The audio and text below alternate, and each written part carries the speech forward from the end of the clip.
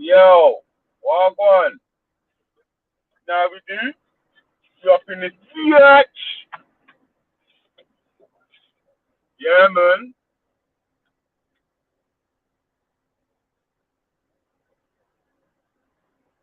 Yeah, man. Big up yourself, mate. Big up, man, like keeping it real with the building. Big up yourself.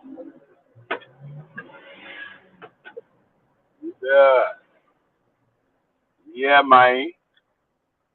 So, big up, man, like a loser. Mighty. Likewise. Jeez. Man, like ultra funky lot. You hear me? You don't remember that tune, Jungle Tree. Ultra funky lot. Yeah. Good. You said House of Pain is open. Outside Rodney K. Yeah, big at yourself, cuz. Yeah, man. So, yeah. In my own personal opinion, yeah, I've noticed that every time or any time, it's not just coming from, well, it's not just coming from people online, yeah. It's like in messages and so on, so blah, blah, blah, whatever, yeah. Anytime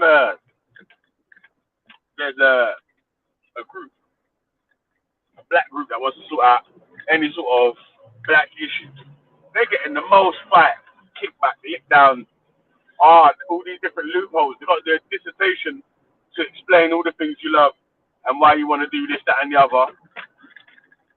And others don't get the same sort of scrutiny. Yeah, it's bullshit, innit, man? So let me give you an example, yeah? Let me give you an example. Yeah. So remember we were talking about, what's it? Paramilitary groups, yeah? Paramilitary groups are banned in the UK, yeah? All right. The last team that had a group like that was banned was Britain first. Britain first. Who's in Blood Club Britain first? It's that Greek girl with the big nose, Jada Franchin, and Paul. Is it Paul Golden or something like that? Yeah. So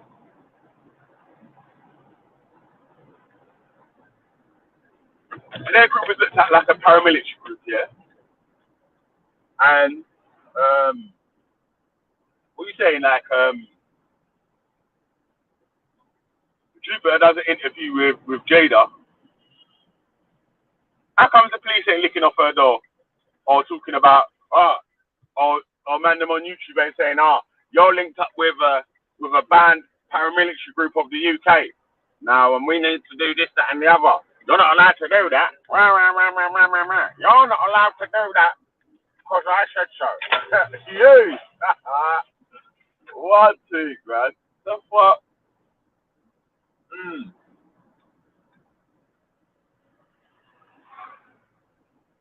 I tell you why that example works, yeah? Because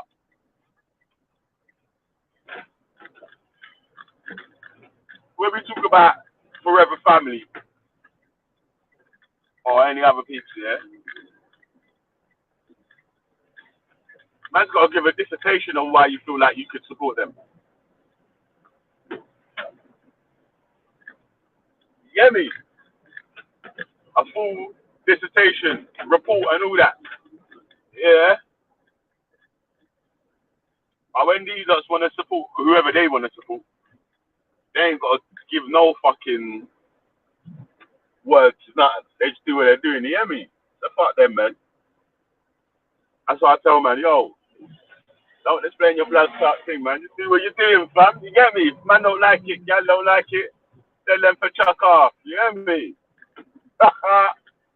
Yo, chuck off and you get me? Me, I don't know bongo, yeah. You hear me? Yeah, man. So it seems like to me, yeah, like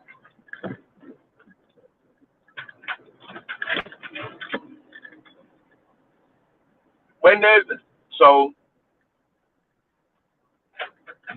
the next thing, yeah, what are you doing, man?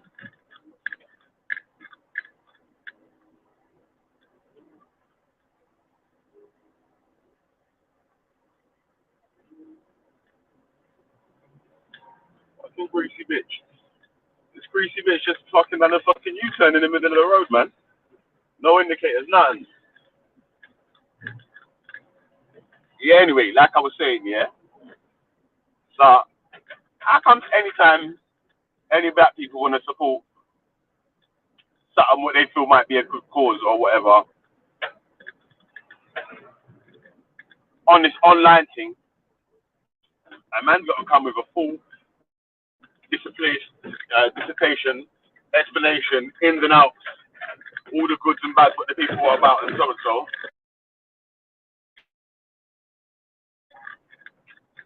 But when these sort of uh, the racist leaning sort of people, when they want to support their Britain first and EDL and blah blah blah and rah rah rah, it's not a racist thing. It's for everyone. We're all together. But we're only going out to find. We're only going out to stop the nonsense against our girls. Eh? Mad thing.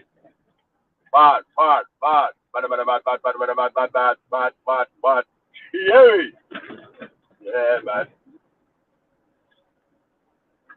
Yeah, man. I'm saying, yeah, people want black people, yeah, to be some cower down, don't talk back, do as I say, not as I do sort of people, right? That's my assessment of how certain other people are looking at the black gang at the moment, fam. The man are but like man are happy, yeah. When beggars are begging for handouts and help or whatever. Nah, I tell you what, yeah, man are not happy when you're begging for help and handouts. Yeah, oh, you're begging, right, right, right, you're begging. Yeah. But then if you try to do something um, where you're working for yourself, you get me? Not a beggy beggy thing, independent or whatever. Oh, that's racist. Oh, blah blah. That's so and so. That's this. What? So why can't white people join it? Why can't it's like, what the fuck are you talking about, B? What the fuck are you talking about?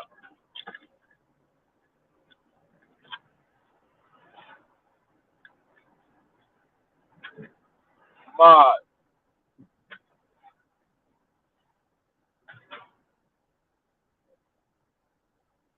yes, you support whatever you want, but I gotta get scrutinized for why. Yeah, man. That's why I keep telling man, yo, tell some boy, tell some guy from over. Oh, yeah, me. Yeah, man.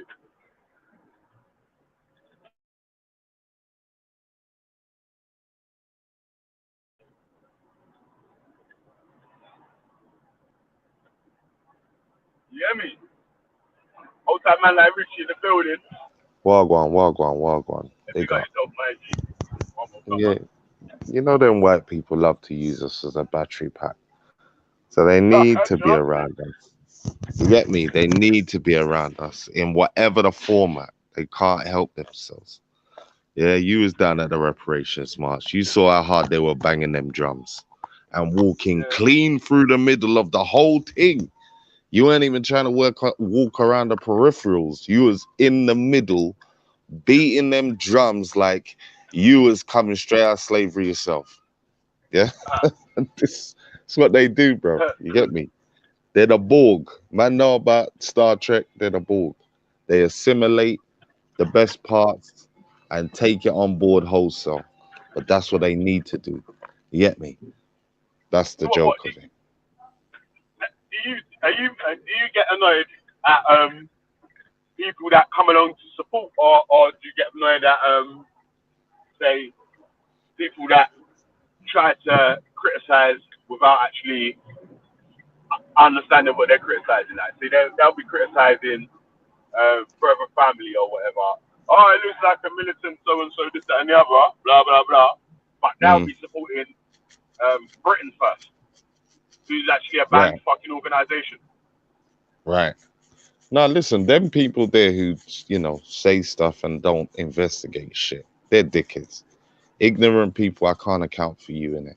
So if you want to sit back and you want to chat shit and you ain't looked into nothing, or as you said, you're supporting people that are on the exact same thing, then bonfire upon you.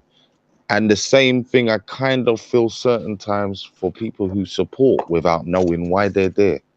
You understand? It's like looking like enough white people come out, and again, it's a spectacle for them. They're watching, they're standing up, they feel some sort of vibe from it. But if you're asking them really why they're there, you understand? It's a whole different thing. It's like looking at all of the white people protesting. But if you say to them, are you really about black legislation? Suddenly their face starts to skin up and they start acting like they don't know what you're talking about. And things like that piss me off, where you think your mere white body presence at the ting is enough to stir something. But again, if I ask you to now go and speak to your fellow whites, or take it to that next level, which you would do naturally for your Labour parties, your whoever else is. Now you're skinning up. That pisses me off. Yeah, me. So, so Richard, what you spoke to some of the people that was there supporting, Mm. and you feel like that they was on a funny thing. Who we talking about? White Like, people? yeah. I did. Some of I the didn't. I because I didn't saw speak. some. I didn't I speak to saw any some. white people. I saw some, and I just looked at their reactions. From the ones that were, as I said, beating drum, and obviously attached to wherever it was, Esther's little bandwagon that went up the road, whatever. To the people who I could just see was just, there to see Wagwan and stand up and stare. You get me? So yeah, but I didn't actually talk to no white people on the What about day. any people that's actually in support them? I really, truly, I weren't really going at man them that's trying to come out to support the team. I'm going at people that sort of doing a more of a hypocritical thing where they're saying you can't support this group here. Yeah, that's doing their own independent thing, but you want to support other groups that may be banned that may not be able to do. You know what I'm saying that? And but Yeah, no, they're on a that's like more of looking at the media story of Nigel Farage and that when they were writing about, the mysterious black militia, who are they, and all the rest. All of that talk there is pussy talk because you don't cover the march in the first place. Yeah, you don't give it any credence when 2,000 people's walking through the middle of London. So for you to try and write a story because now you see some young people dressed in all black and you understand, you want to now create a narrative out of that, as you said, when you're supporting paramilitary groups, and the BNP is part soldiers, police, and all sorts. So again, you're up for it then, but you want to chat shit when you're seeing us. But as I said, none that comes out of white people's mouth don't surprise me. I just know that whatever we're doing, positive or negative, they need to be a part of it. You understand? That's one thing I do know and I'm assured of. don't you think it's a bit of a, you see that why that you generalize and made everyone when now all man has to do is bring one person that disagrees. So like making Well, it generalized like everyone sort of thing. That so when someone says like all black people do so and so, all you have to do is bring one black person that don't do that, and it just well, disproves well. what they're talking about. My thing is this, yeah. Again, it's about. It's all good bringing an anomaly or a minority report, yeah. But again, if that's not the norm, then where are we going with this? If majority of white people are not causing a change, because again, if we're talking about white people supporting the move, yeah, if you man was really supporting it, then there's certain things you need to do to support it. Standing up with us is one thing, but ultimately, if we're already fighting against white people who are suppressing us, then it's for them white people who want to support us to go chat to them other white people, innit? Go chat to them. Like it's you standing with us is nice, great, but as I said, it's there's things that they need to do that they're never doing. And again, we've gone beyond you just standing up with me, or you thinking, you know, or by default, maybe because I've got a white partner, that exempts me from having to do anything or whatever. There's these misnomers that need to be cleaned up. And again, if we're talking about achieving real things, then that requires real effort, a lot more than white people just standing up and cheering and beating a drum. So what sort of, what are you expecting, like a white person that supports, like, what do you expect them to sort of do? Like, I personally, I don't expect white people to do anything. Let's be clear on that. If they're coming out, calling it. If you're coming out, the only thing my expectations are of you is to know what you're at least walking around for. So if I ask any particular white people, what is the issue? How do you understand about institutional racism? Like, forget your individual who's just being abused. Do you understand the wholesale problem of why we're here? If white people cannot explain why they're there and the real reason of the problem, then I don't want to hear you. That's my one basic requirement. Outside of that, I don't expect nothing from them because they're doing exactly what they should be doing, which is operating within their nature. So my expectations are managed of them. And so I don't get too hype on them. I just know their levels of foolishness.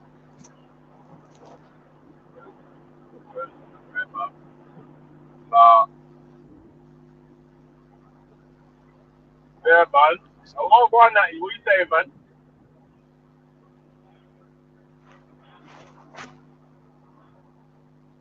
No, you there, yeah?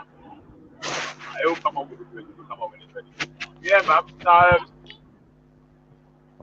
Yes, Yeah, yes. What's happening, man?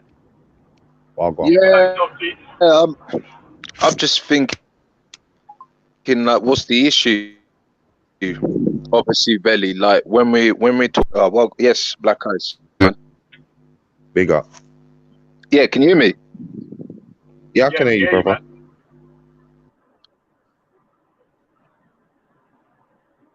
Hard now, though.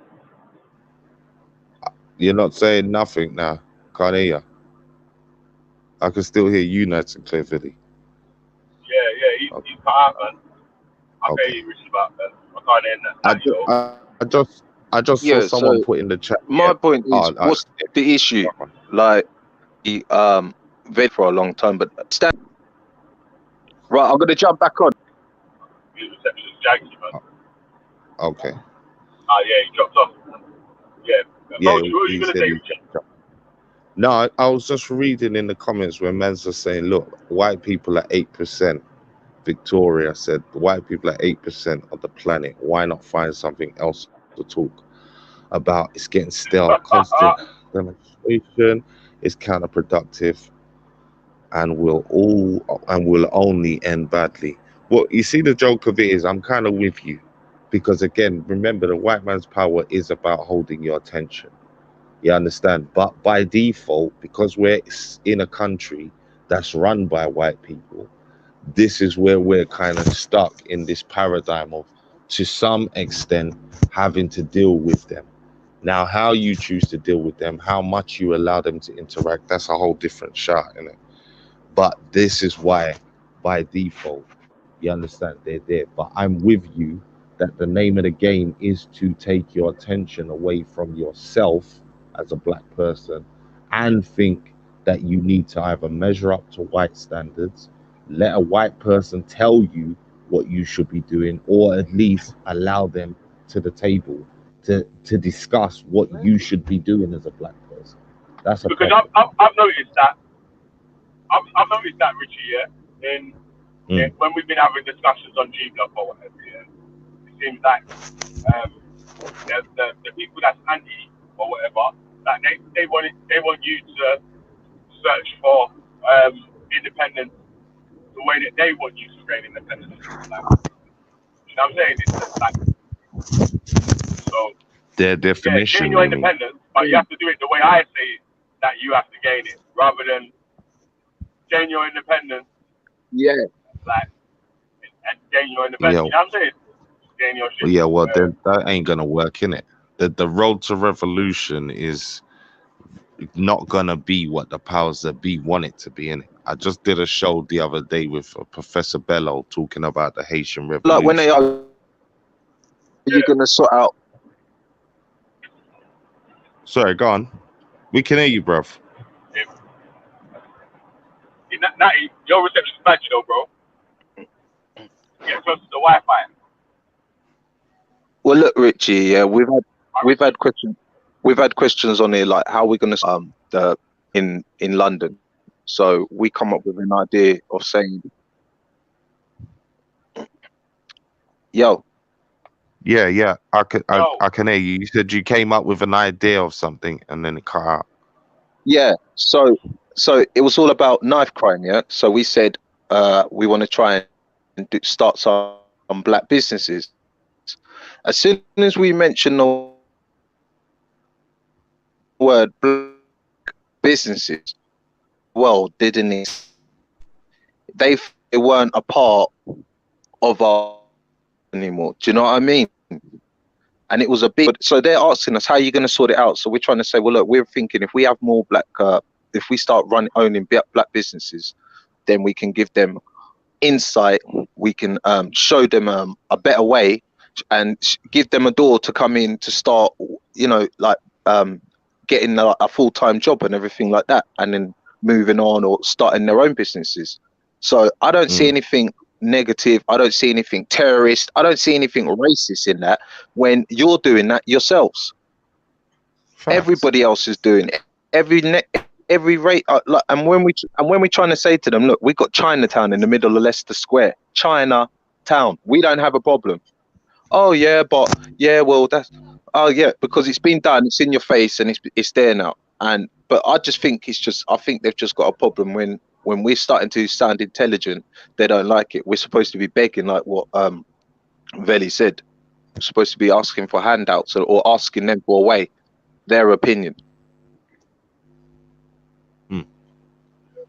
Well, I mean, yeah, listen, I'm with you. I totally agree. You know, most things that they normally will do for themselves and other communities, it's not a problem. But again, when we start talking about it, or we want an all-inclusive, only black circle, it becomes a problem. But that's the hypocrisy, and that's the question everyone needs to ask themselves as black. Why is there this overwhelming effort to suppress our community, even though, as we've already established, we're the lifeblood of everything that's going on? Yeah, all the greatest hey, Richie, achievements, let all me your ask you a greatest question, yeah? institutions. Yeah, gone. One second, my phone. Hold on. Keep talking, yeah, I'll be back in a sec. Cool. Yeah, so the best thing is when you got these opposers and oppressors that wanna, because that's all it is. That's a sign to me again that they're taking the role of these oppressors. And when they pop up, you got to stop talking about what you're wanting to do because it's not for them. They're Let me ask you a clearly question, saying that they don't want yeah? no. Now, Yeah, finish your point now, yeah, and then let me ask you a question. yeah, no, that's it. It's just not for them. There's certain talk, like obviously we're not religious people, so really, when people bring that talk here, it's not for us. And when you say to them that obviously it's not for you, that's how people have just got to take it and just move on. But obviously, I don't know why they're in this fear or in this knowledge mode. It's like they need to get this knowledge, but they're not getting. I don't know. I don't know, man. It's mad. It's a mad thing, bro. It's a mad thing. All right, but uh, Banksy said something to me the other day, yeah? I gave an answer to it, yeah, but I wanted to see what anyone else yeah, other communities try to promote working with each other, but they don't shout about it from the rooftops.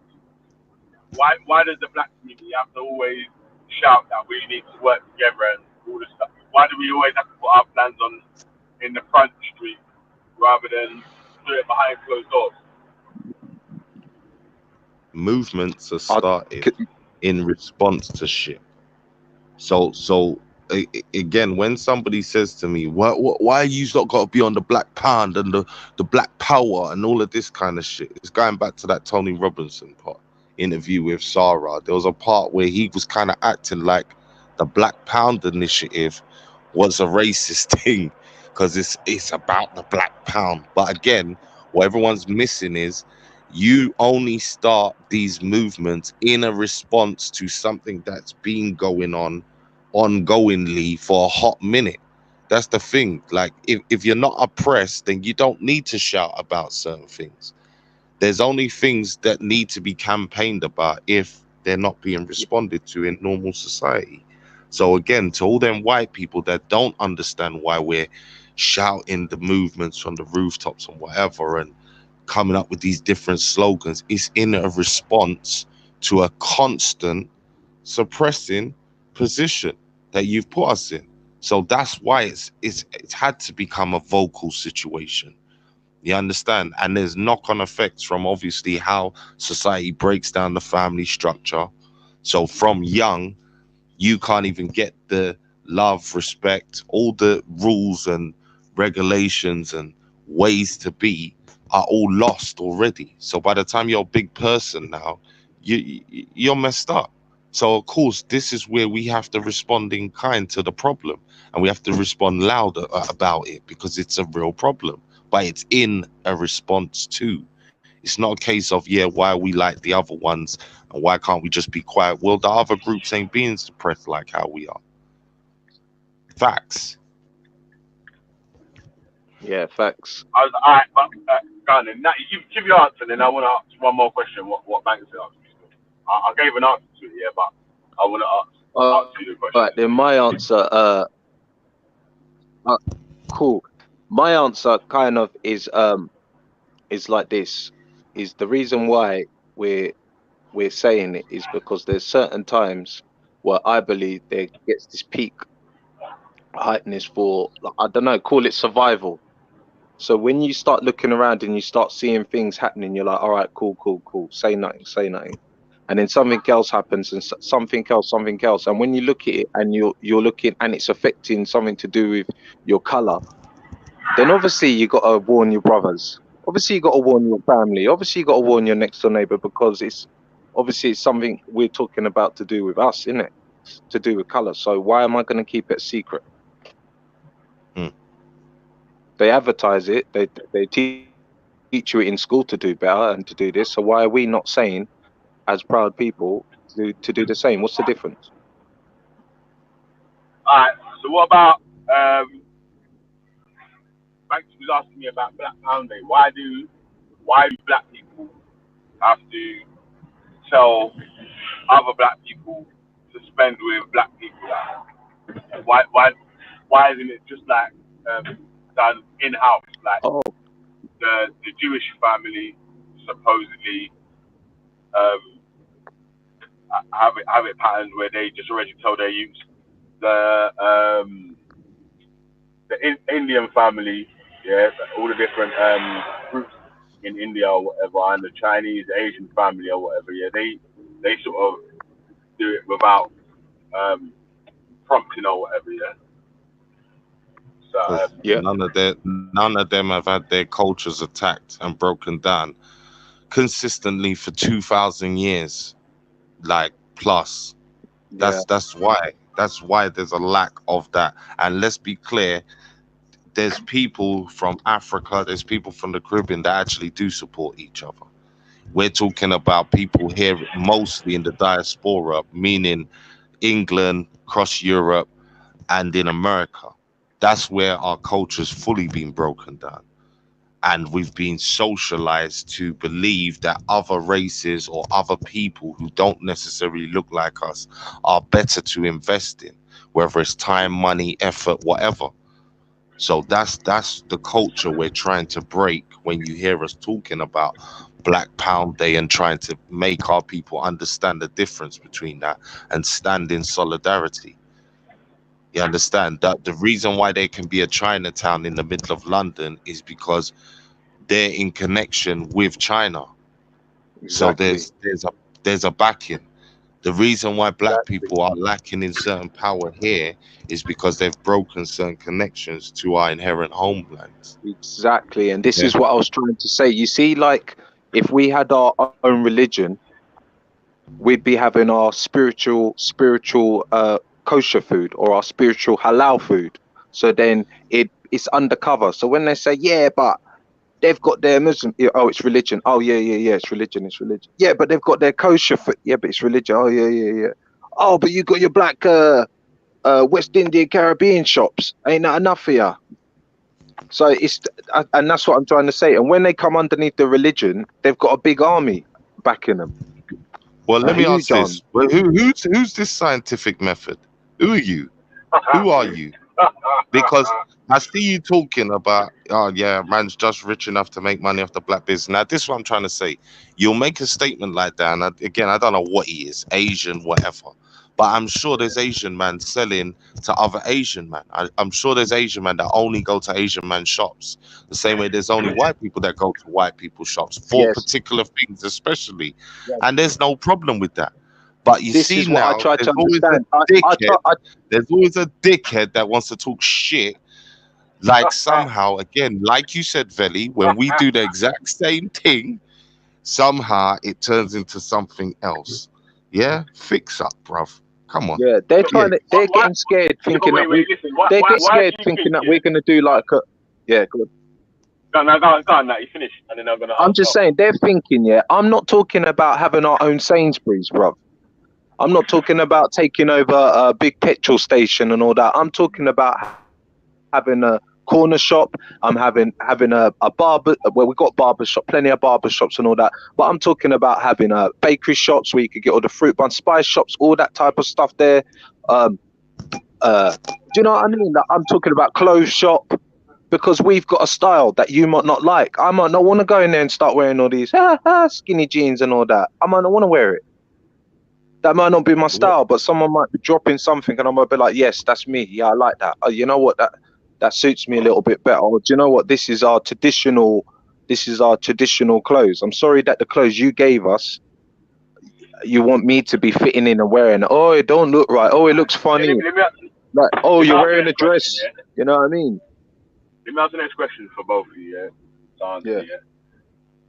Why does it seem like it's okay to tell like how it seems like it's okay to give the black community advice on what they should do, but anytime the black community give any other sort of people advice on things that how they feel like the black community should be treated better or whatever, it's like it's scorned upon.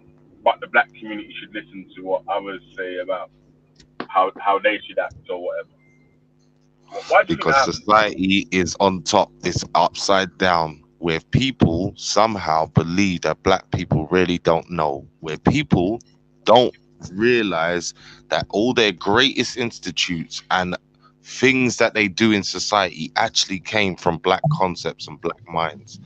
Yeah, now that's not to say Exactly. that every black person knows this, but if you respected and the other races knew this as a general rule of thumb, and now we're not talking about the powers that be because they actually know the origins of most things. I'm talking about the everyday person, like your scientific method or whoever else. Yeah, if they knew the true history and origins of most things, then maybe they might listen to certain people. Not all blacks, but there's certain blacks that will tell you certain things, and again, you would listen because you would understand the origin of certain structures and certain philosophical thoughts, and your religious basis come from black minds and black societies that have achieved things that, again, the modern day society still haven't even got close. But again, we're taught that this is the most advanced time. Most people do not have a respect for any black advancements. So that is why there's a problem with listening to most black things. Yeah, me. And again, there's no example of real black culture here, so why would they listen to it? That's where again I don't get mad about it. It's what's being presented to them. And as I said, most of those people are ignorant to the origin stories and the origins of who constructed, who continues to use these methods, and our worldview and reality view. Man don't know that. So again, that's why they think they can talk. Yeah, and they always, and if you notice, like even with the march that happened the other day, normally they go to like 10 Downing Street or Buckingham Palace. Yeah, so when we're on this, yeah, we're talking about taking it to the government. Yeah, so I'm looking at all these uh normal everyday people saying, "Oh, you know what? It's not your fault for the way you're thinking and for the way you are." Yeah, we know who's running this show. We know who the puppet masters are. We're going after them. But then when we go after them, they're like, "Oh yeah, but you're going against our government." But then we're like, "Yeah, but hold on a minute. You're telling us about how your government's letting us do this, letting us do that, letting us do this. When you want to go against the government, it's only you're allowed to go, and then you want us to follow. You want us to go against the government, to go against, it could be something stupid like Islam or something like that. Oh yeah, come and join us, come and join us. But when we want to go against the government, or the government oppressing us, you want to attack us. And that's how the government do it as well. They love it when they come to the neighborhoods. Blacks never used to go to neighborhoods to go trash people and mash up their businesses and stuff like that. It was obviously the Caucasian man that used to do these sort of things. So it's what I mean, man. They think they're an army. They think they have to. They've got the right to sort things out this way and to challenge us. Like we don't want to go. You ever see? I don't know many black men that go on these channels to go and challenge EDL or BNP, man, because we know it's a waste of time. We know it's a waste of time. Silly people. Scientific method, you're a lesser son of a greater science. That's why it doesn't make sense talking to you, brother. Yeah? For those blacks that really know, we already know you're a lesser son of a greater science. Think about that statement, because that's what you guys are. You understand? That's why I personally don't do the back and forth with Grings that often or other people. Because again, most of the time there's a lack of understanding and knowledge on most of the subjects that we're talking about.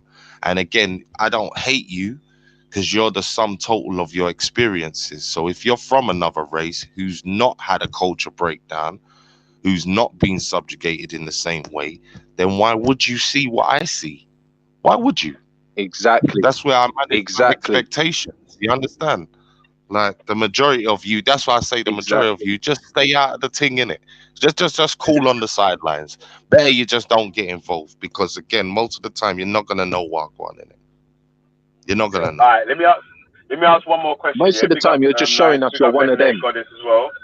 One second. Yeah. Let me big up Menley and Nynaeve as well. Big up yourself, Nynaeve. Big up yourself, Menley Goddess. Yeah, big up yourself. Yeah. Welcome back to the block.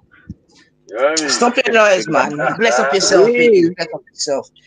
You know I had to be part of this all-star panel right here. What? Jeez. Big up. Hold on. Did anyone hear the cotton picking last night? Did anyone hear the cotton picking come out of that woman's mouth? Did anyone hear it? No, I didn't. I don't be listening that much. Wait. Listen, let me just ask this question in it. Let's stay focused, man. Question.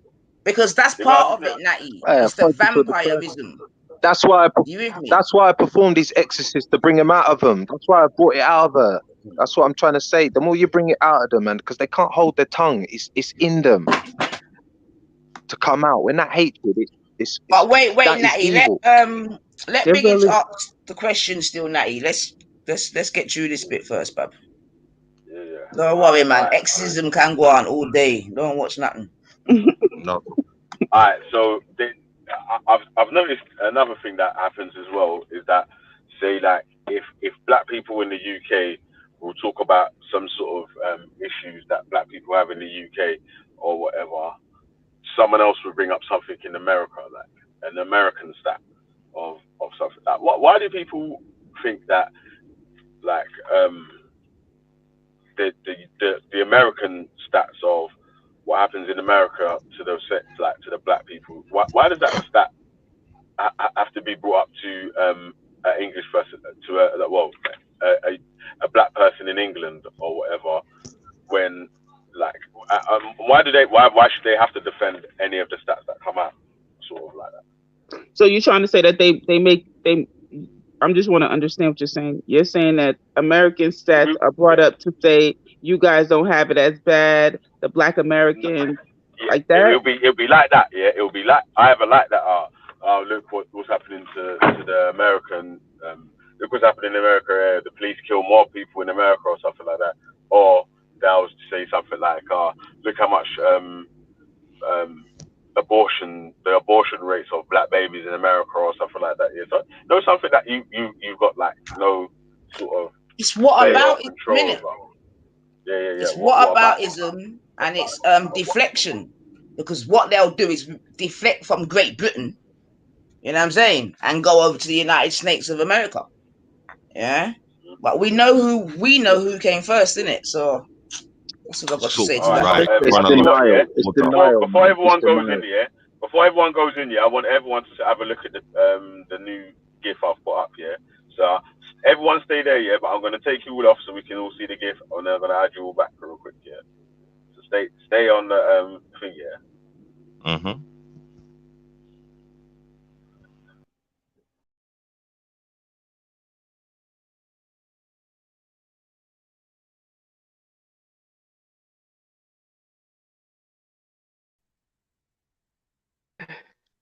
What is that? Benny's got type of jokes, you know. Fuck the Oh dear.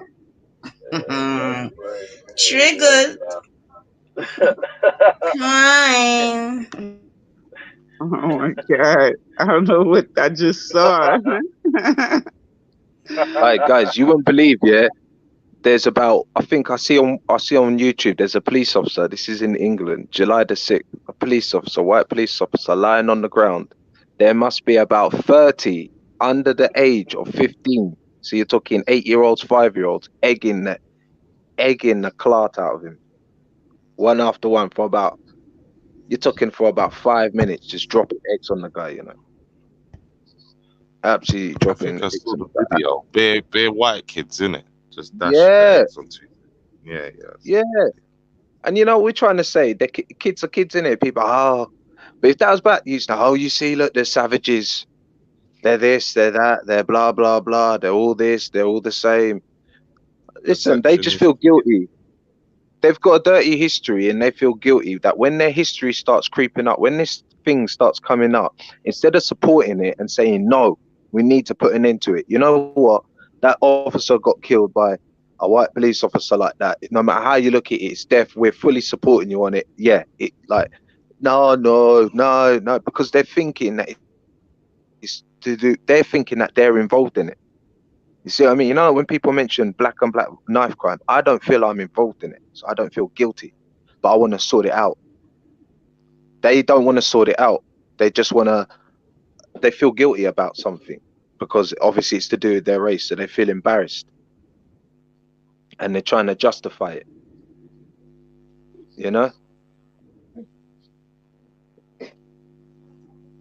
Well, this is all I say is it's about origins. Yeah.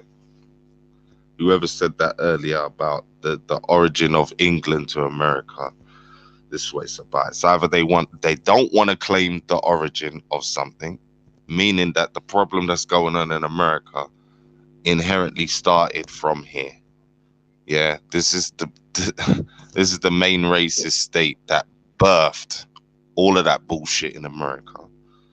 Or they don't want you to claim your origin to certain facts of stuff that's been put together and keeps going on in society. They would rather claim the origins of a lot of thoughts, institutions. This is why, again, when black people talk about stuff that they've achieved at certain times, you'll have people that don't want to hear that. You'll have people that don't want you to naturally return to that position of power, because again, they fear for their own origin stories, because most of them are built on lies, historical lies. And the moment you start to know yourself as a black person, it inherently overshadows what they believe their accomplishments are. You understand? Because remember, the one thing about England, it's a legacy killer. That's what they're always aiming to do. Stop you from having a legacy, stop you from knowing your past legacy, to building a new one. That's always the point. And if everyone's building their legacies off of the black information, black knowledge, black spirituality, all of these aspects, then of course they're not going to want you to reconstruct your own story, because straight away that cuts them out. That makes them feel less. And you're not even saying shit to them. Yeah, that's what I was trying to say. Yeah, exactly. That's my point. But how does that make And that's them? that's the time, I don't really even for me, man. understand. That's the time, man. We have to lock off. Waiting that he let Melanated get through because she's a bit low. Go on, sis. Oh, I'm sorry. I'm sorry, everyone.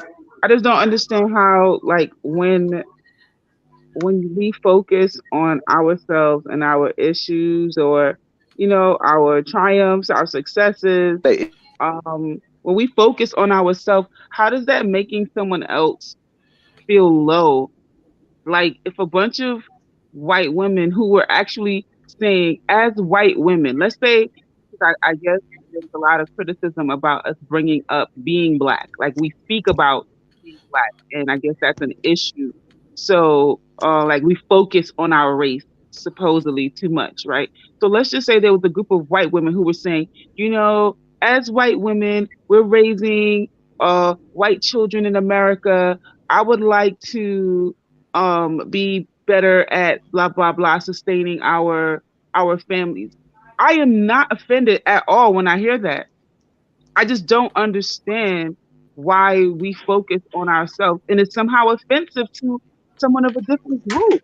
Get over yourself. Look, watch this, Melanated Goddess. You just used an example of something. Wait, hold on. Let me ask a question. Yeah, let me ask a question. Yeah, so, would you class like a white woman that was doing that? Would you class them as like a white supremacist?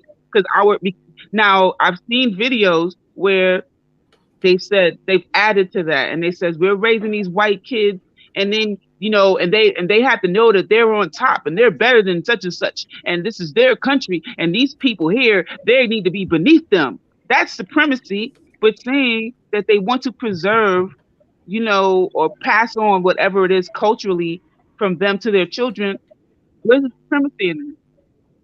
There's no problem for us, because again, we know the origin. Would you say it was, so if we was doing the same sort of thing, saying obviously like black people are better than anyone else, and like other people should be beneath us or whatever, would you say that was like black supremacy? Like, that other people should be beneath them? Yeah, I would say that. Well, that's the definition of supremacy. If somebody's beneath you, then yeah, you think you're supreme to them. But if you say, hey, if you pick up your attributes, right? Like, if you say, oh, my beautiful chocolate skin, that's not insulting somebody else's skin. That's you saying your skin is beautiful and chocolate to you, which it should be. If I was of Asian descent, I would think that slanted eyes is beautiful and sexy. See what I'm saying? Because I got it, but I don't have those eyes. So like, I just don't get it. It's like, it's just every crazy. time we venerate our own aspects of self. See, the parenting one kills me, because remember, in slavery, only the other day, white people couldn't look after their own children. With us being beaten, downtrodden, and everything, you still was giving your kids to us to raise, to breastfeed, to everything up until they were adults. See, this is why whenever there's an aspect that we big up about ourselves, it makes others uncomfortable, because if as soon as you start to just look into the history of it, you understand why someone else will feel uncomfortable. Because straight away now they have to realize, oh, you know what, actually at this point in time, I needed to use you guys as an archetype. as an example of how to be. That's the problem. That's the underlying shame that comes when we talk about things in our own culture. You understand? To me, even down to the melanated skin, they don't have it. They're the minority on the planet. So of course they're going to be upset when you talk about blackness. Yeah, it just stands to reason. You're talking about things that come before them. And again, this supremacy thing, I look at it like this, is, as I said, it's a chronological order of things. If one child is born and then they have a brother who comes after them, yeah, there's going to be resentment and all this kind of thing. But ultimately, what can you hate the other sibling because they came first? Is that a real thing? You understand? It's just how it is. You understand? With no hate involved. It's just how it is. You was not here first. We was. So therefore, our experiences are going to be a lot more in tune and advanced than yours when it comes to society, spirituality, institutions, whatever you want to say in it. But that, by default, is what is making other races feel funny. I'm done. What's the? Big up, Sakura. You saying that? Big up. Yeah, big up, man, like Shakara. Big up, Renegade, old type, man, like Young Black Power, my AG. You know what I mean? Yeah, man. So, oh yeah, big up, Young Black Power. We're just talking about Big up everyone. Big up everyone. Yeah, large up, Young Black Power, man. Large up everyone still. Morning. Yeah, big up so yourself. man was talking about being the first, in the making, or being the earliest civilization or whatever. Yeah. So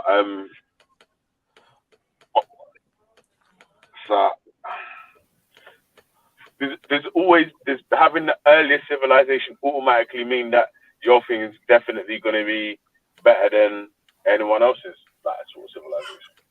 No, it's just first. It was first. It don't have to be better. I mean, it don't necessarily have to be better, but you know, I think that you could be an awesome athlete, but if I came in first, I came in first, right? So that doesn't mean you're a bad athlete. Sorry, that's good.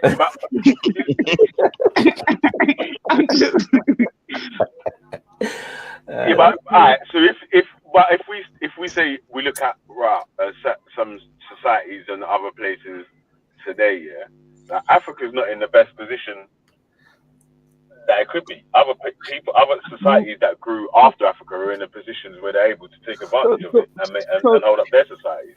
So listen. If we got two houses, right? You got your own house, I got my own house, right?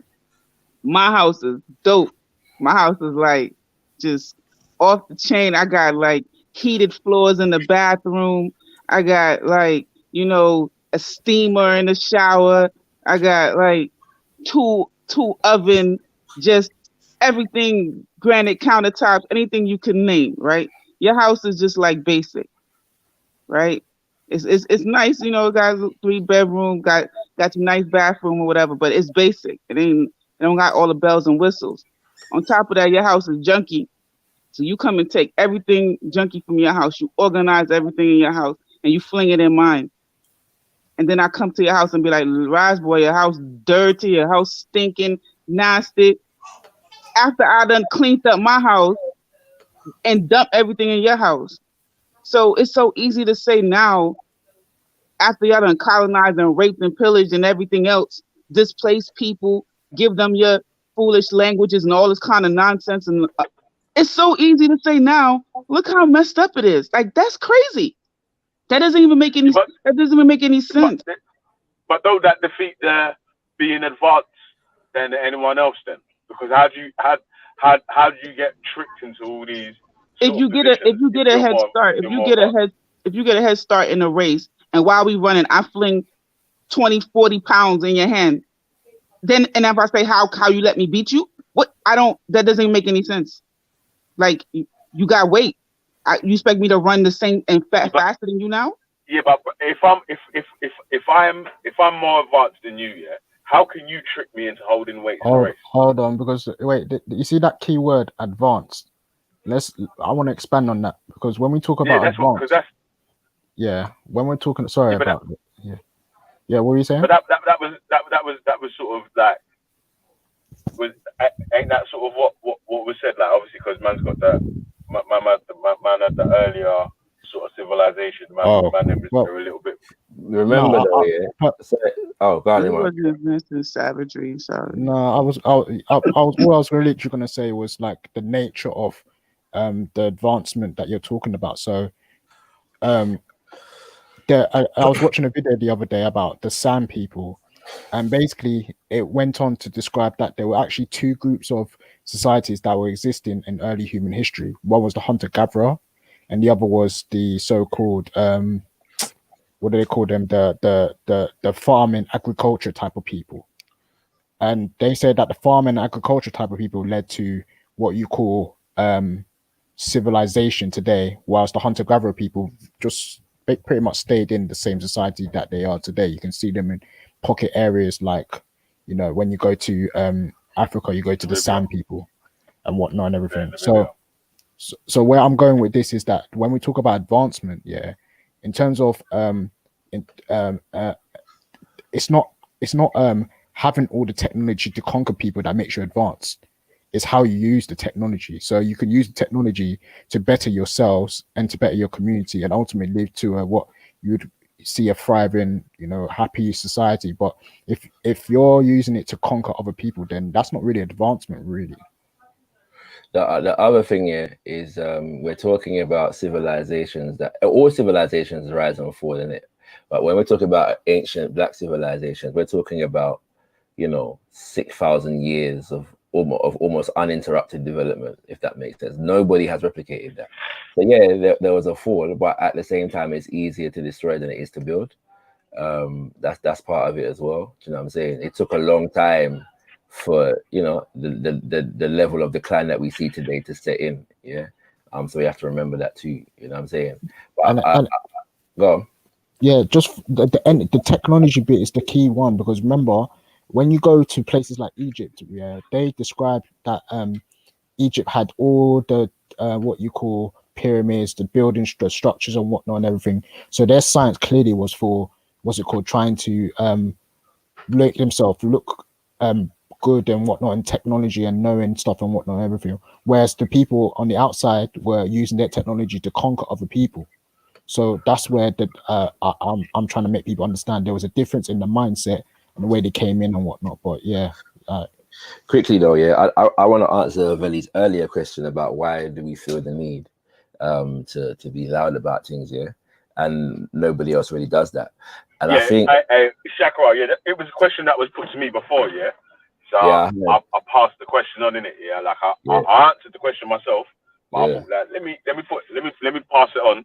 Yeah. No, that's all good. It's all good. But I want to say though that I think the question is flawed. First of all, like if we want to shout about it, let's shout about it, innit? Yeah. But like no guy can't tell man nothing.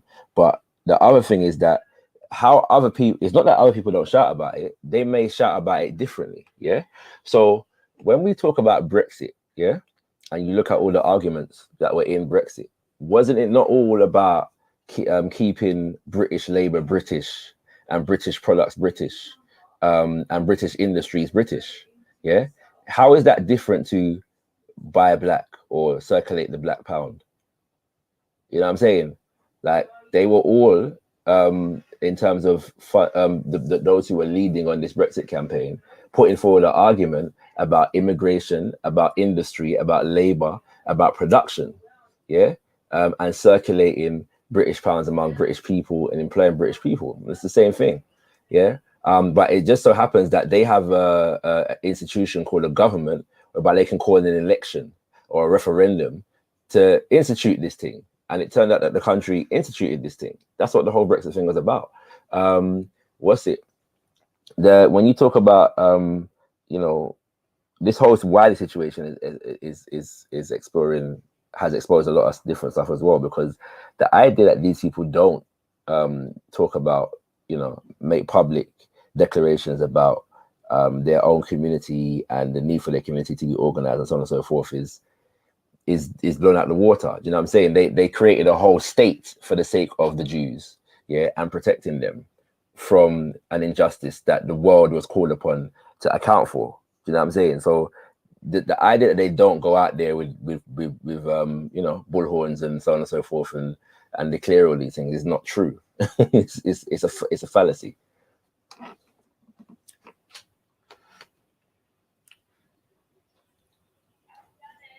All right, yo, man, them, yeah. Big up yourself, Buddha, yeah. Welcome to the panel and all that, yeah. So, I got to jump off, yeah. I need to do a job, man. It's a bit of a long job, man. It's going to take me a couple hours still, so. Yeah, big up yourselves, hold up the conversation and then things there, you get me? Like, but boom, alright, so why I come up with the question of the day, yeah, because it seems like right, other people like I gave an example of Jupiter interviewed Jada Franson of Britain's First, which is actually a banned organization. They got when did that take place? Thing. I said Jupiter interviewed No, I heard you. Jada Franson. When did the interview take place? I don't know, on her channel a little while ago. I think a couple people jumped on. What, in the last few days? Jumped on. Issa the Black Select jumped on. Remember we was joking about No, Issa. this was a few months ago, Shaka. Okay, when Issa yeah. when everyone was taking the mick out of Issa. Yeah. It was that interview. Yeah.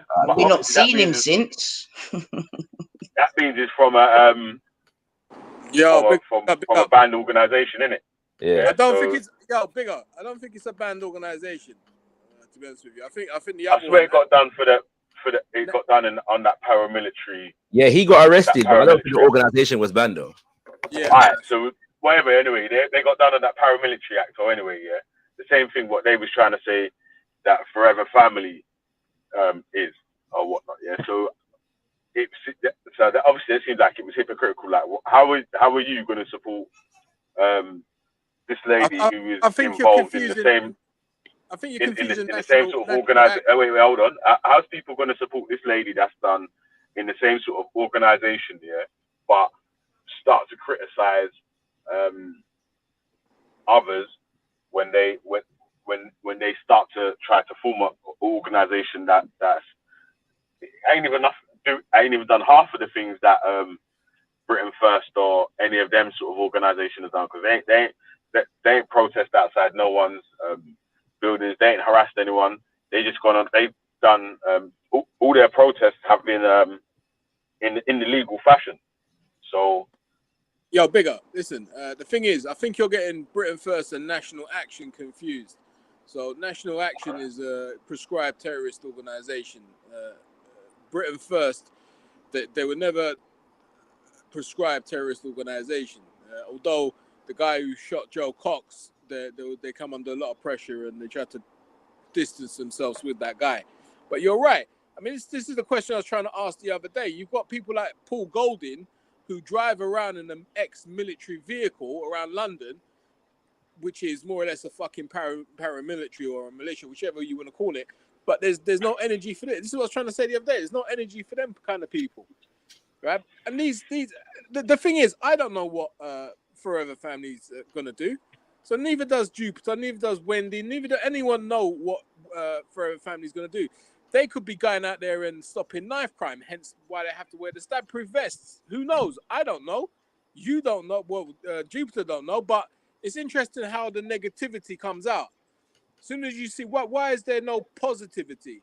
Why is there no assumption that these guys are going to go out and stop knife crime, or these guys are going to go out and give out food or give out... That don't fit the narrative, Buddhage. Sorry, Bab. Sorry, go on, Buddha. Sorry, Bab. By the way, I wanted to ask Shakira something, but I'll wait until a bit later. But no, Buddha, sorry, Bab. My apologies. That just slipped out. Go on, man. Sorry. No, it's cool. It's cool. Well, yo, listen, yeah. Let me jump off quickly, yeah. So big up everyone in the place, yeah. Just keep going. Shut me from YouTube if someone needs to jump on, though, yeah. Yeah. All right, well, sorry for cutting in, Buddha, but just to add to that, yeah, because like I was saying, it doesn't suit the narrative for one, yeah. Two, like we've tried to reiterate, there was 3 arrests for that whole thing. 3 arrests. You know what I'm saying to you? It could be argued that Forever Family then done their job, innit, if there's only 3 arrests. There was no... This is what I'm saying, man. It's just vampirism, man. And there's just people out here that don't want us to do well. You know what I'm saying to you? They definitely don't want us to do well, man. And that's all it is. And we just got to acknowledge it and know it, innit? You know what I'm saying to you? It's just that, man. Sorry, bub.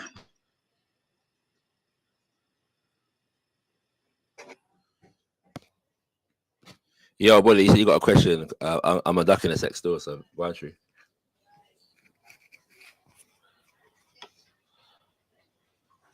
Yeah, Shakira. Sorry if I scared you the other day, bro. You might.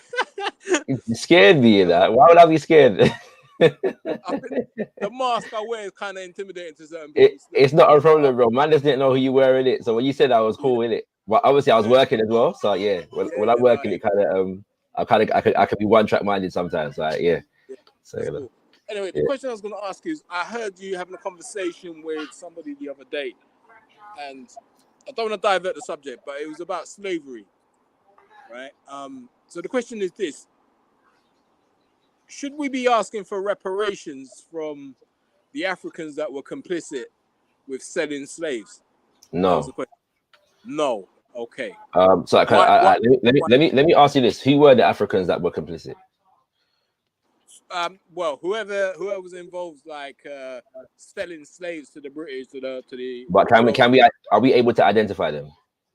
Good question. So I would say any remnants from that era. So if there's a banking or a company that still exists today that was founded on slavery and the sales of slaves to colonize, those people I would suggest would definitely be asked for reparations, not in the same amount that the colonialists were, but they still would have to pay. Do you know of any such company? I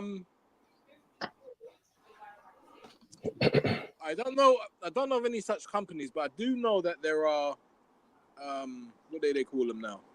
So there's some organizations similar to the Masons in Europe. That there's organizations like them in Africa who have their foundation within the slavery trade.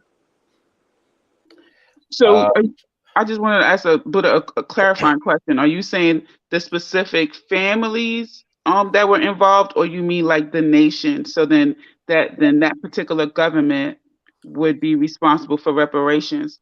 And the only reason why I'm asking that is because so far what I've seen is that many of the nations that did participate and they were like involved in the trade, they too were victims. So their people were also sold as slaves as well. So if you had the Fulani selling people who they had conflict with, they were selling them. The Fulani were also enslaved. So if you basically sought reparations from the Fulani government, or like they're not the Fulani government, but like them as a people, they would be due reparations. You see what I'm saying? Like that just isn't really. I don't know. So that's why I was asking for clarity. Well, yeah, that was going to be one of my points still. But I feel like I feel like that element of the thing is not that people act as though there are definitive nations of people on the continent who were sellers of enslaved Africans. Yeah, and I don't agree with the case. This what I'm saying. It's a far more complex situation. Now, if it was the case, yeah, like what if it was the case that that enslavement was just a thing, yeah, that took place with all nations and them kind of things there, but there were clearly defined groups of people who were selling and buying, yeah, then it would make sense. But that's just not the case. Just what I'm saying, like no Africans were buying and selling Europeans, 100, for example, or anything like that. So I would need to know, like, where is all this wealth, yeah, that Africa has benefited from engaging in the so-called slave trade, and How can we locate it? Which companies there are? You know what I'm saying? We can do that where Europe is concerned. Yeah, we can easily do that where Europe is concerned. Exactly that. So for me, the reason the question was such a perplexing one for me is there's a flip side. So let's imagine there's a company that a group of people back in the day that was selling slaves or involved in the selling of slaves, and they went on to form a company that is a shipping company.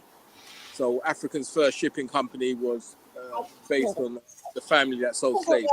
That's one thing. But if there's So go on, bro. I'm just telling you my son's nephew. Go on. All right. So if there's another company or another family that were involved with slavery, but they went on to build churches or they went on to build universities, hospitals, and stuff like that, which benefits the African society or the country society. But so for me, there's a kind of like a balance there, as in that's why the question for me is very perplexing. Yeah, my thing is this though. Can we say that that's the case? Like, are there institutions, built by Africans, off of the back of profits from the sale of human beings to Europeans? Right. So I believe there's a university that was founded by a guy who was involved in slavery, or his family, not even him, his family accumulated a load of wealth, and he was educated in Europe somewhere.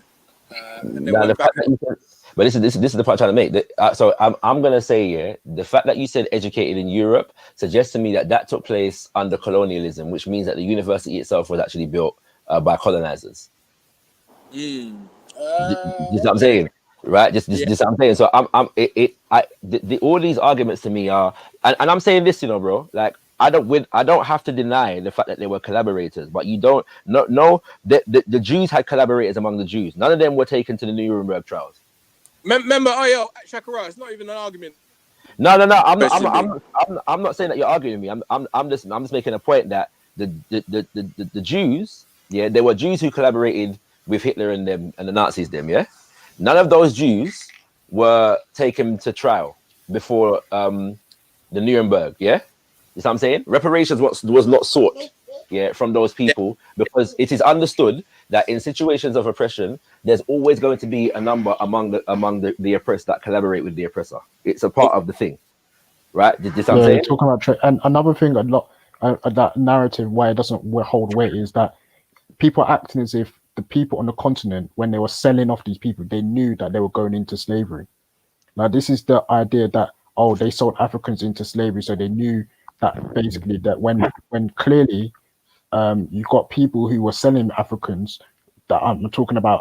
Who's that famous African lady? I think it's forget her name there, but she when she found out what exactly was going on, she went through Madame Tinubu. Yes, she fought tooth and nail to stop it. So when people are acting as if, what's it called? They know that Africans just sold Africans into slavery. One, Africans didn't see themselves as a united people.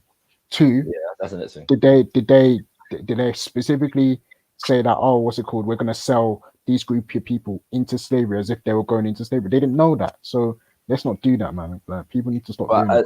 As well, though, Buddha, I challenge this narrative because for the most part, first of all, the overall majority of enslaved Africans were taken from West and Central Africa. Yes. That's not to say that there were none taken from other parts, because there were, but I'm talking about the majority. The people that push the people that push this narrative, tend to have an anti-African agenda in general.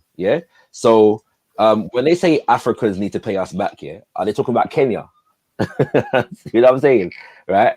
And South Africa. That, you know what I'm saying? Like, because their narrative is anti-African in general. They're binding up the whole thing, but they want to claim that Africans, quote unquote, need to pay us back. And the only time that they use the term African is when they want to refer to people that supposedly sold us into slavery. And so I challenge that narrative because I know where it's coming from. It's coming from a place of anti-Africanness. For the most part. But for me personally, I look at it like this. Look, the whole of Africa, the whole continent of Africa in some way, shape, or form suffered under colonialism. Definitely. So there may be elements that were collaborators and people were sellouts or whatever you want to call them. All right, fair enough. But those people don't exist in this day to day. Exactly. If they did exist, I'm sure they would have been held accountable a long time ago. But that's it. It's an interesting question for me, because it is, but it's very simply answered. Like when people say, yeah, Ghana need to pay us back, there was no Ghana during the so-called slave trade. Yeah, and Ghana, what formulated Ghana, was not built upon the agency of Africans who were collaborators with Europeans in enslavement. Ghana was created by Europeans for European interests. The same for Nigeria, the same for Benin, as Benin is currently constituted. There's no African agency that is built upon profit from enslavement that exists today in that kind of way. It doesn't happen. My connections, guy, I'm gonna have to jump off. But let me just say this. Moreover, I feel like there are countries in Africa that have donated land for anyone who wants to return to Africa and all the rest of it. So that to me speaks more than reparations. Do you understand? That's you can't buy. So when a country that weren't even involved in selling slaves and all the rest of it turn around and say, listen, here's a piece of land. If you guys want to return, you're welcome. To me, that speaks volumes. And I'd love to see the whole of Africa, every country in Africa, do something similar. But anyway, listen, my collection's back. I'm gonna have to jump off. Big up, everyone. Take it easy. Yeah, big up. Yeah, I mean. So can I just make a point there? Sorry, because in the conversation that Buddha is talking about, an interesting point was made in it, and because the whole thing was predicated on the idea that we, the Africans who were enslaved in the diaspora, have a different, totally different experience to those on the continent, but it was also said that those on the continent need to pay us back, like so they need to give reparations too, because it's not fair just to ask the white man, Now the interesting thing about that is that whilst one is trying to make a sharp distinction, between the experience in the diaspora and the experience on the continent, one is also suggesting that the only role that those on the continent played was as the role of quote unquote sellers, so it legitimizes looking at our brothers and sisters on the continent as the descendants of criminals, but not the descendants of people that were sold or victims of this thing also. You see what I'm saying? So at one point we're trying to create disconnection, and at one point we're trying to create connection between criminals and victims of criminality. Like it doesn't make any sense, and it doesn't speak to the reality of what took place with our ancestors. Yeah, that's what I was talking about before. In that a lot of people, like as I said, from where my family are from, if you go there, you understand there was a cave, and they call it Oluma Rock. And this is where majority of people, when they were enslaving people, where people hid because they knew that people would come to get enslaved. And as I said, I can go even further in as I said, to the war between the Northerners and the Yorubas. Definite. The people that put forward this argument as well, they can never demonstrate, they can never show their maths. If you talk to the reparations movement, they'll say to you, this institution, that institution, Britain, America, France, Belgium, so on and so forth, benefited in this way, from these atrocities, and we can see the wealth still today, Those who put forward this Africans need to pay us back, they can't demonstrate that. They never know who did what. That's what I'm saying. They can never tell you, well, it was these groups of people, who were, exclusively perpetrators of this criminality. They can never do that, because it's not about that. It's about anti-Africanism, and it's about severing the tie between Africans in the diaspora and the Africans in the continent. And that comes under the certain influences of certain places, of certain people. But the funniest thing is, those same people have got land in Ghana, and that's the funniest thing. Well, Sorry. Yeah, Terry, your mic is a bit. It's not me. It's black. It's black. Oh, Black. Black Philosophy. Yeah, Black Philosophy. Your mic. Yeah, try and pause it and pause it. Yeah, go on. Yeah, so I was just saying is that there's a massive community there that I've engaged with over there in Ghana, where they've got land and they're comfortable and they're happy. You know what I mean? But those are Beninese people. They're not the same people as these next man still. Yeah, I know. Yeah. But that's what I'm trying to say. It's not like Africa's not opening hands. They're opening hands to say, you know what? If you want to come home, you come home and you can. True. I get your point. I get your point. Yeah.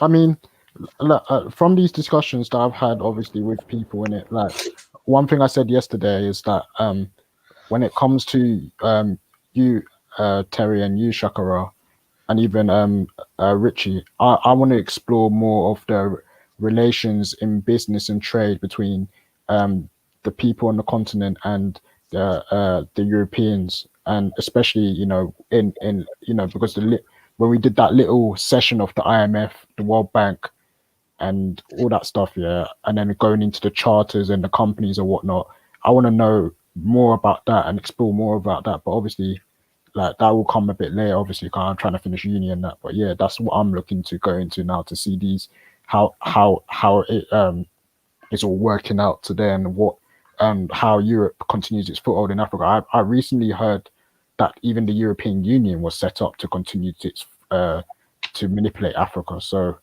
yeah, that's what I'm interested in. As I said, it comes from a mindset, innit? Once you can include a mindset and a system, because if you look at any form of African system, it's not their own. No, of course. So they have to comply to the system that owns it, the people that own that system. I'm gonna say this here: if anybody's like serious about having a proper understanding of what went on the continent, yeah, in relation to enslavement, I've said it before, but those who are actually genuinely interested and sincerely want to know will check it out. Those who just want to be anti-African will not. But there's a book called Fighting the Slave Trade: The West African Strategies by Sylviane A. Diouf. Yeah. And it goes into some uncharted history in terms of how Africans on the continent fought against, protected, and defended themselves from the so-called slave trade. Now, the complexity of this here is that, as Iram Moshele was talking about, because there were fragmentations and disagreements and so on and so forth between different groups. Not everybody saw themselves as one people, yeah. And so sometimes defensive strategies, and I mean defensive strategies, by one group of people may have had a negative impact upon another group of people and put them in harm's way. You know what I'm saying? But also at the same time, there were communities that were developed whereby different groups of people coalesced into the same areas because they were running from kidnapping, yeah, and formed different groups, yeah. So there was also a unity among different groups, as well as there was fragmentation among different groups, if that makes sense. That's why I say the whole thing is very complicated, and it's necessary to do proper research and study before making outlandish statements and calling for reparations from Africans on the continent. And I wouldn't mind if the people that are saying this were more studied and had some weight behind their argument, but they just don't. It's unfortunate. And with that, maybe we can get back to the question of the day as well.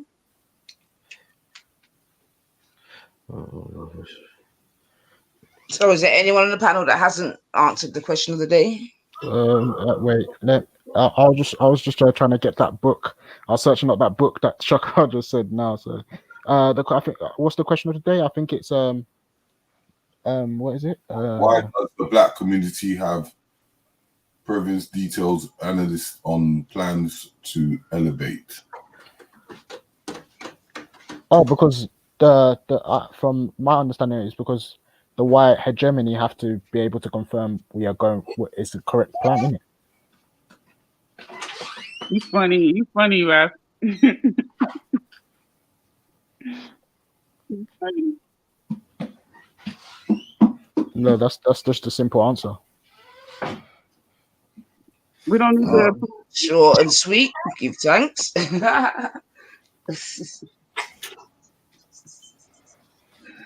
Oh dear. Have you answered melanated? 'Cause I think maybe we've all. I kind of said. I mean, I honestly feel like we should not say anything. You say, "Oh, you guys have all of these bad problems, and what are you doing to fix them?" You say absolutely nothing. It's like that. Like I mean, for me, you know, my thing is don't engage. But maybe that's somewhere where we've become a little bit more disciplined. I don't know. Like, just tell them we're not doing anything. Just tell them we love the problem just the way it is. We don't see anything wrong with it. Like, who cares what they think? Like, who cares? Like, why do we need to have a 4-hour conversation to get them to understand that there's systemic racism? Why do we need to have a 4-hour conversation to get them to understand why we need to circulate the black dollar in our community? No, you don't know. We don't. Yeah, I get. We're so bad. We're so bad. Mm-hmm. Listen, you can't explain it to those who are involved in it themselves. It's as simple as that. They come up here, they're showing their true colors. And that's the thing. I only talk to them. We're talking to them. That's who we're talking to on the panel. When they show up, that's who they are. That's who we're talking to. Direct. Like, I would only discuss with them white criminality. Talk to them about Winston Churchill and Cecil Rhodes. You know what I'm saying? Like, is anything else is nonsense. And like, there's ways here. Because, like, you know, we know what the G block is, isn't it? It's the open panel, yeah. But, like, there's certain times when man comes in, yeah. Like, there's ways, yeah. Like, if we're here and they're there, you know, like, we talk to each other and they're just not in the conversation, even though they're on the panel. Like, there's ways to do that too, isn't it? Like, Listen, when I say don't engage, I mean, like, you know, when Nine Ether gets called a crackhead, right? She just starts laughing. She don't say, "Oh, I look like this." I know when I saw Shaka Rathok, I ain't see no crackhead. I saw a beautiful goddess. I said, "Look at my sister, boy, she look good." What do you mean? See what I'm saying? Like, you don't have to be like proving to them, "I'm not a crackhead. I look like this. I'm gonna turn my camera on." No. Who are you? We don't gotta prove nothing to you. We don't gotta explain nothing. That's when the intellectual conversation turns down a notch. You know what I mean? That's when they got to try like little shots, childish little words. You know what I mean? So, yeah, man. But I think also it's important to remember that, like I said in it, they're vampires. You understand what I'm saying to you? In so many different ways, they're vampires. Yeah. But at the same time, we have to also remember that you know, at least in this instance on this platform, it's only but 2 or 3 people, do you know what I mean? Or 4. So we should also not make it be more than it is. You know what I'm saying to you, Carl? We know they don't speak for, well, I would say they speak for the majority, you know what I'm saying to you, although they're going on like more and more persons are thinking like that. That's not yet been my experience, you know what I'm saying to you? Yeah. No, that's good. You know what I'm saying to you? So we just park them to the side. Just know that they're vampires and keep it moving, and just know for ourselves that we are winning. Because what I notice is, look, you see, we've gone from BLM triggering them to Forever Family triggering them. And what are those? Those are things with black people involved, or the word black. So we just got to accept right now, black is triggering. You know what I mean? And it doesn't matter what we do, it's just gonna be like that, innit? You get me? when Terry puts in the chat, black family first. Oh my God, they get so mad when he does that. I was like, oh. So we know who, because remember now, even in the struggle back in the day, yeah, there were those that were for us and those that were against us, innit? So that's what I'm saying. Historically, nothing really don't change, innit? It's just that now we're getting like they can't hold their form now with it. Like the mouth is just like, it's just bare, you know. I was gonna say something quite disgusting there, but do you know what I'm saying to you though? But mainly, so it's not a large amount. That's what I'm saying. Even when that little idiot boy, William Farage, tried his thing, yeah, I mean, he got fucked up, man. You get me? He got fucked up. The other thing is that they're licking out, yeah, against like organized forces, isn't it? That's what you have to realize, isn't it? Like, this is all organized, like, exactly. You know what I'm saying? So like when they see when they see Black Lives Matter, it doesn't matter what Black Lives Matter are saying. It just looks like organization in it, and people are galvanizing around whatever that is. So they got to try and discredit what that is, right? And we may have whatever we got to say about Black Lives Matter, but it's different. They're coming from a different angle than we is in it. So now they've seen Forever Family, and what it is that it looks organized, right? That's what I'm saying. It looks like these people are developing some kind of collective power to do something. They got to attack that too. We just have to know that, and it's slave master mentality. The enslaver reserved the right to invade the space and call to account the enslaved for whatever reason. Yeah. So now today they continue that psychology. It's just that they feel they have the right, that they have the right to call us to account, and we have to answer to them at every point. That's why I don't engage with these people like that. Just what I'm saying, I never get no explanation. Like they are, Banksy, that question that he asked. If I'm on the panel, I'm saying to him, fam, if we want to shout about buying black, we're gonna shout about buying black. It's that simple. You know what I'm saying? Why we do it is not your business. Get me? It's simple. You know what I'm saying? Like if black people want to support Black Lives Matter, we support Black Lives Matter. If we don't, we don't. Yeah, that's not your business. They're our biggest promoters. It's not for them business. Man, they got to explain to you why man support or don't support Black Lives Matter. That's your contention to figure out. Another thing I've noticed is people misconstrue it a lot. So when I was talking to Jupiter about the whole institutionalized racism, I was explaining to her that it's not some type of, you're not going to find a law or some type of statute or whatever that says you should openly discriminate against this particular group of people. It's more subtle than that. It's like if you, I don't know, if you live here in Britain, obviously people here in Britain know, innit? Like when you go to talk to someone about something, and British people are very, very sly with this. They will say yeah. They'll do one thing to your face and then do another behind you, type of thing. It's very slick. So it's not going to be openly, like they'll just give another excuse to And you make a very good point there, because that's one of the main differences between America and Jamaica, America and England. Yeah, America kind of punches you in your face with its racism. You with me? Yeah. It's very you get. Whilst in America, like you said, in England, it's far more slick, and that's the thing, and that's what we have to remember. You know, America's only 200 and odd years old. You know what I'm saying to you? They're a baby in this compared to. All right, excuse me, family, but obviously compared to Britain, isn't it? Yeah, that's the main thing. They're very, very, very slick. If you know the language, this is what IC3. Everyone was attacking IC3, saying that it's slow, but when it does hold weight, when you talk about the language and the way you have to use words to get to understand them, because that's what they do ultimately. That's the rhetoric. I don't get what was funny about that. You won't find any law that says out here that what's it called? You should discriminate against this group of people. You're not gonna find it out here in UK. But what you will find is subtle discrimination. So, for example, I know someone who, when they were applying for a role, they were the only ones that applied for the role, yeah. And what's it called? They didn't even submit anything, or they didn't even submit like a CV. They just knew that no one else was going to apply for this role, so they applied for this role to just see what will happen in it. When the deadline came for that day, they got told that basically that they've extended the deadline, and that what's it called? They've seen the application and they will get back to you when the deadline is over, innit? What was happening was that behind that, because the person was black, they were going up to other people, other groups, and asking them if they could apply for this role, because they didn't want him to get this role. In the end, what happened?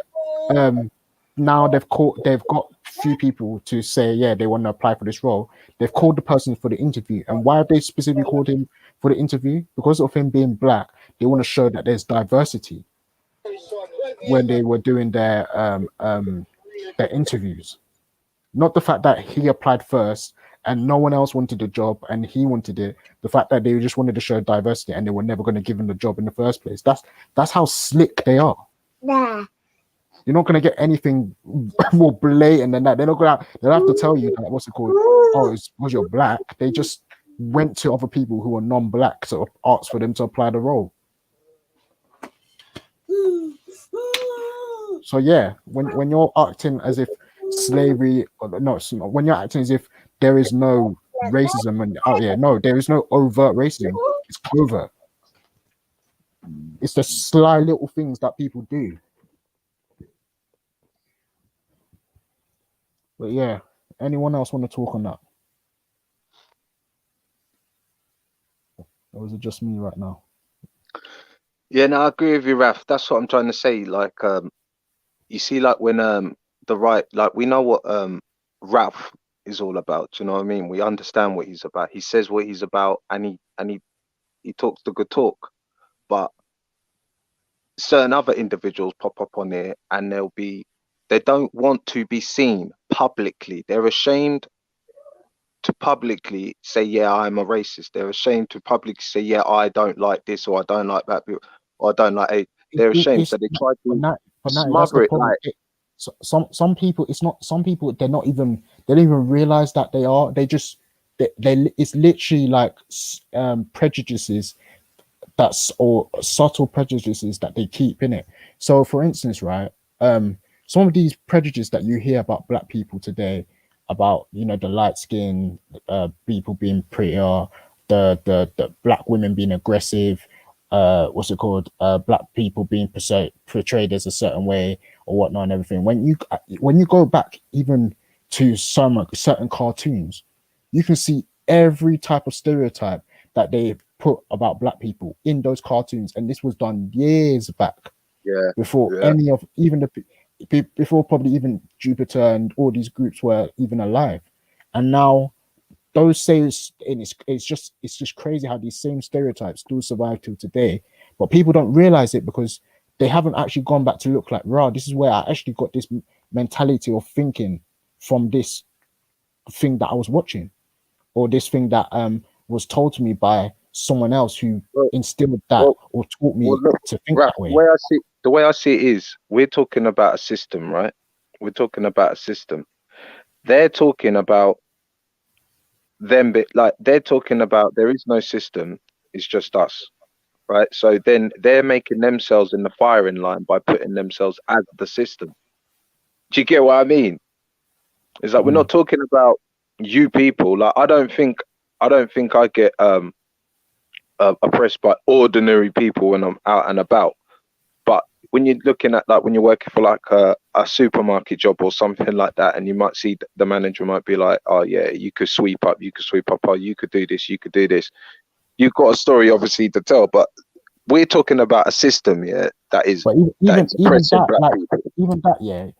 quickly now, who usually groups of people do you usually see doing cleaning ups, or who do you think of when you talk about cleaning up? To be stereotype, definitely. I would say West Indians, Africans. Of course. Where has that come from mostly? That's from the media on all these groups. Like, if you go back far enough, you will see that in the media, this is what black people are supposed to be, cleaning and whatnot and everything. Even go back further, it goes back to the slave trade, where to the plantation. Do you know what? It even goes to that black MP. There was that black security force. There was a black MP who tried to get into the House of Commons, and the matey boy said, "Nah, you're not allowed to be in here." And he thought she was a cleaner. Yeah, that's even better. Yeah, the same thing happened to my dad when he came to work in a hospital. Yeah, it was his first day where I went to work in the hospital. I think my dad was going to do something, and one of it was just an office lady. She instantly just went to my dad. Yeah, the cleaning room is just over there. My dad laughed. Yeah, so he went to where. Eventually, my dad found out where he was supposed to be, and then he met up with the woman later on, and she went, "Oh." When he saw him in his theatre clothes for getting ready for operation, he went, "Oh, I'm so sorry, doctor. I didn't mean that. For bear apologizing, but that's the stereotype that That's the people. stereotype. Yeah, That's what I mean. that itself here is what we're talking about when we're talking about institutionalized racism, because you're thinking of someone having this type of way of thinking. Oh my days, it's crazy, man. Yeah, and that's because of your history. And Yeah, that's because of your history. It won't ever go away. it can go away through education, but obviously Yeah, the re-education has to be but like when the way your country, but like what Shakara said, when your country's built on that type of thing, it won't go away. But it does. But it can. What I'm trying to say is the history won't go away, but the people's attitudes can sway. We can yeah. sway. Do you know what I mean? It's simple for people to change their attitude. Of course, like all you need to do is just brainwash masses again, the way you brainwashed them in the first time to think the way they think. You just brainwash them again to think a different way. That's it. Oh yeah, big up AL. Yeah, Dawn Butler. Yeah, that was the MP. Yeah, so that's it, man. Like, we're talking about the system here, and they're talking about us wanting to challenge the system. But we're saying, why are you challenging us for challenge? Every man's got the right to challenge the system. That's the government. We're not troubling you people. I'm not trying to sell you anything. I was just replying. I'm analyzing. I'm not trying to sell you anything. You understand?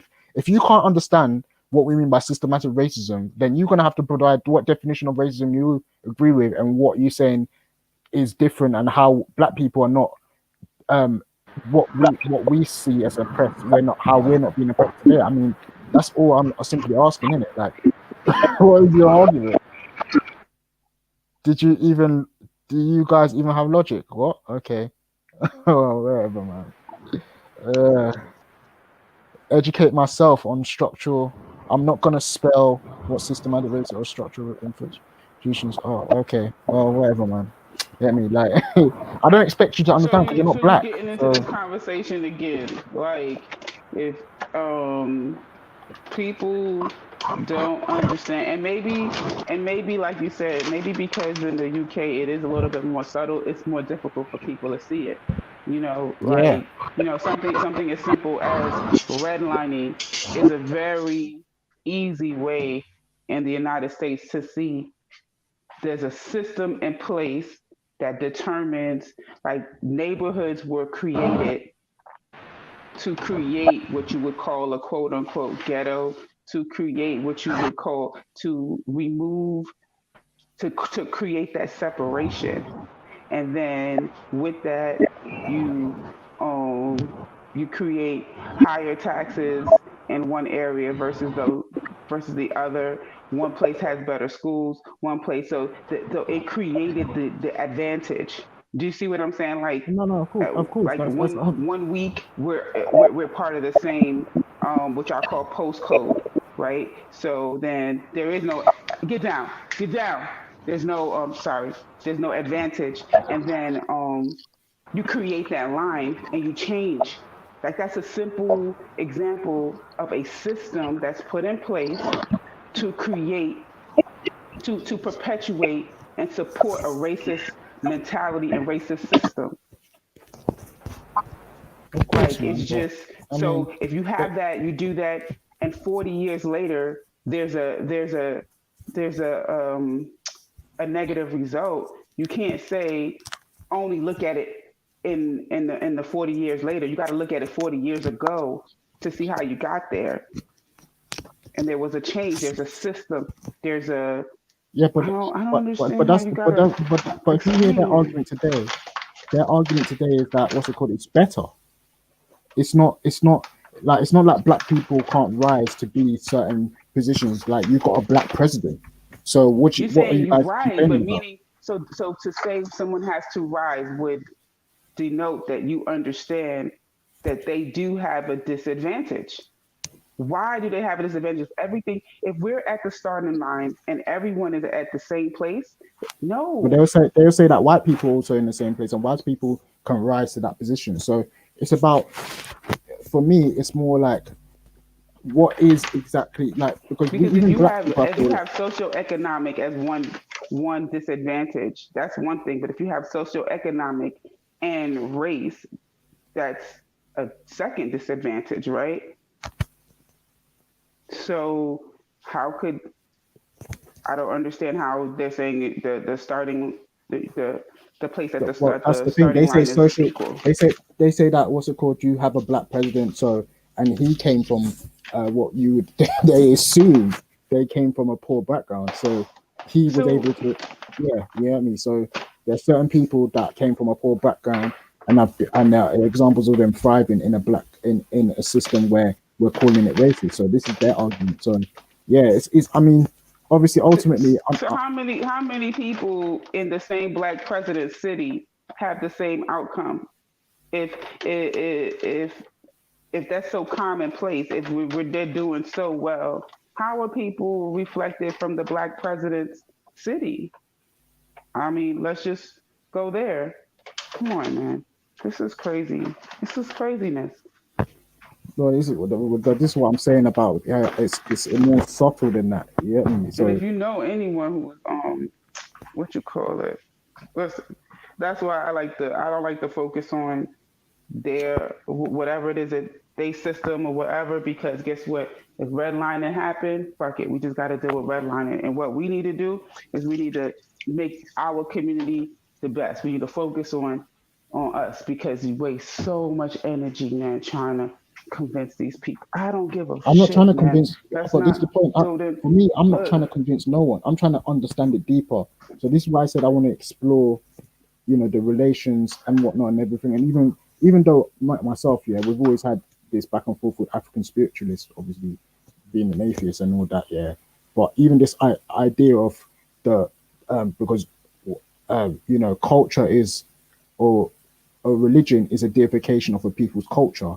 So even this idea of culture now, what was the Africans practicing before, and can any of it be used in them to bring them to, or at least uplift them today in their in today's society, in it.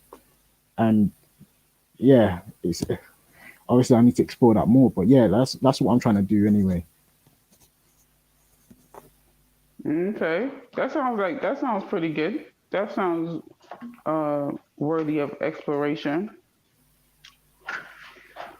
I like that Yeah, direction.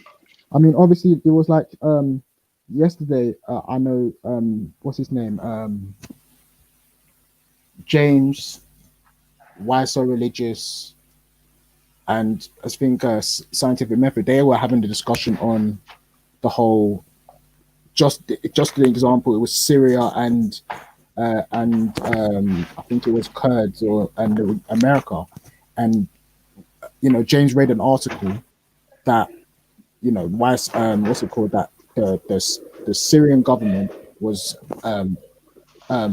blaming the American government for controlling their oil fields or whatnot and everything.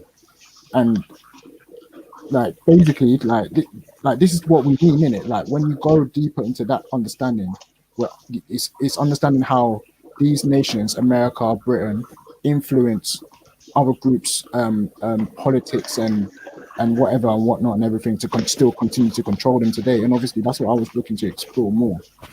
But yeah, I mean, it's in, and then that's another thing, like people don't go deeper to see how it's mad.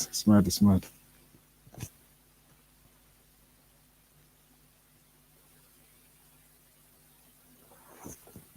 Yeah. Anyway. No, I'm sorry, I'm listening, but my little doggy, she wants to be on the live stream. I don't know why.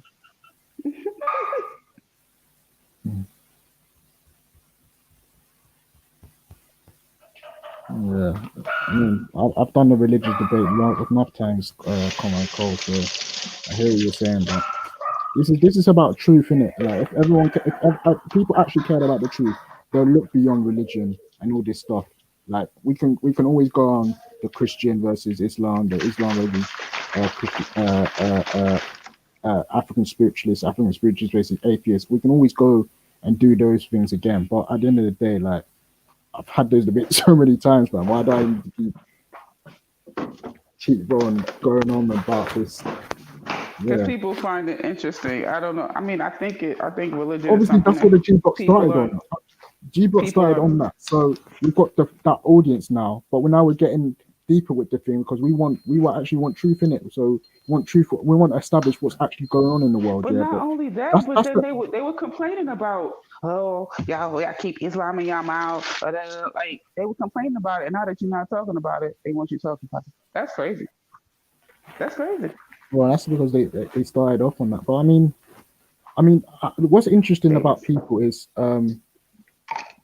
when it comes to now trying to go down what's it called, the route of understanding what's going on in the world, there's this resistance and like, oh, it's boring, it's tedious, Raf, why don't we just go through, like, it's like these people espouse scientific views, right? And we know that when you're espousing science, you have to always comb through everything, every nook and cranny of evidence and research and everything to get to the truth before you can come to draw to, like I said, to truth in it. But when it comes to That's this how it topic should be. now, That's how it should be. now it comes to this topic on what's going on in the world, and we're coming to everything. Let's not talk about it. Let's stop. Let's talk about Islam. Let's talk about Christianity. Let's talk about why science is greater than it. Come on, man. When are we actually going to? It's interesting, man. It's very interesting.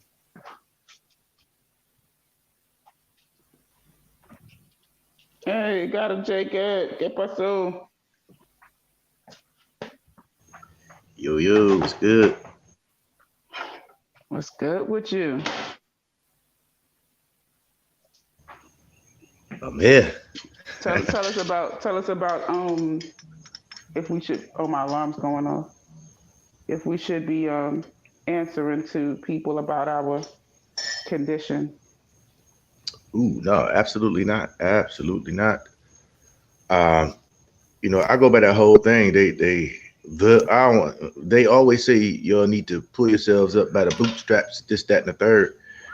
And when you take that initiative and we do it, it's then, explain your process of pulling yourself up by the bootstraps. You're not going to have it both ways, in my opinion. You get what I'm saying? So we don't need hall monitors to do what we need to do per se. And that's our spirit naturally, man. We always we're welcoming people to, and sometimes that's not good. Sometimes that's not good, in my opinion. It's like I always say, it's about time we start being selfish. And I'm talking about the Black global community. I ain't talking about my thing. You get what I'm saying? But as Black people, it's time to be selfish. It's time to, you are allowed to be mean. You are allowed to say fuck off. Get the fuck out of here. You get what I'm saying? So, let them crunch their data and let the data, I agree, spill out what they deem. But we have our own data. We have our life experience. And sometimes data can't capture our day-to-day. So I wouldn't tell them shit if I'm trying to organize and be beneficial with the objectives we're trying to put out there. So no, I would never show my itinerary. I would never show anything that is aimed at bettering Black people, because they're going to counter everything. Remember, they don't want you to roam free. They always have to have an overseer over you to manage their sustainability. Knowing what you're doing keeps them alive or keeps them relevant. So no, I would never show my hand. I would never explain myself. I would do things according to the law, because they over that shit right now. But covert is covert. I will put out 2 itineraries, a real one and a fake one. This is what we're doing. But, in our shadow organization, we putting shit out there. You can mislead the media, just like, you know what I'm saying? It's done all the time. We could put a narrative out there, but in the back shadow organization setup, we doing our thing. Go chase this carrot, but we doing this over here. So, you want to keep things under wrap, in my opinion. Well said. Well said. Couldn't agree with you more. They don't gotta tell them everything, can you? No, you're right. You ain't gotta tell everything, but yeah, I was just pointing out the ironies of certain people's arguments. We can talk about uh looking into religion, especially Islam, and I wanted to say another thing. When I've spoken to Wasa Religious when he talks about Islam, he's a very disingenuous guy, a very disingenuous guy. I even broke it down to him when he was talking about, I go to these hadiths to argue this point, and I said, hang on a minute, you don't need to go to hadiths to argue why Islam is wrong. Like, you guys can go through the Bible, the Quran itself, point out certain verses or whatnot and everything, what it means, and let's say if they try to reform it and whatnot and everything, you can come on, like, you guys can't do that. Why do you have to go to hadiths that some people don't even might not agree, they might agree on it or whatnot, or some people might not even know, some people don't even know, to argue the point of Islam being wrong? And that's what I called being disingenuous. And when I spoke to him about it, he said, yeah, you're right, I just do it because Muslims do it. And I said, well, what's your point then? Like, you're wasting your time, innit? Like, of course some of them are not gonna know that because they don't care, because they don't read the hadiths like you guys. So yeah, like, he's a very disingenuous guy when it comes to talking on that topic. Let's not do that, man. Like, when it comes to real science and real people who are about trying to get to the truth here, you're supposed to be the type of person that when you're looking at something, you don't always look at it, with a subjective lens. You have to be objective about it. So why is it true, and give your reason for it being true. That's it. So when that comes to now, I'm talking about the politics of the world. That's what I'm doing. I'm going through all the sciences, what's going on, everything, going through the history, that because science involves going through history. That's what we're doing, and getting to the truth. But people don't want to come through that. You want to remain in the mindset of delusions when it comes to the politics. But when it comes to religion, no. Let's go through even the ones that that doesn't make any sense to them. So I don't know why people do that, man. It's weird. Very weird, you know.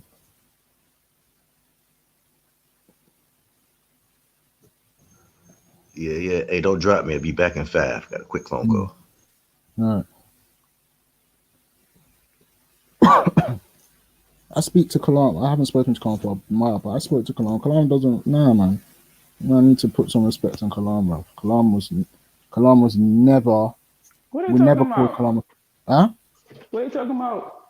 No, Kalam? people in the chat. Some of the people in the chat in it, but I went off on a little rant about this whole idea of we can focus on understanding, going deeper into religion to understand it, but when it comes to going into other things like politics and what's going on in the world, let's not touch that.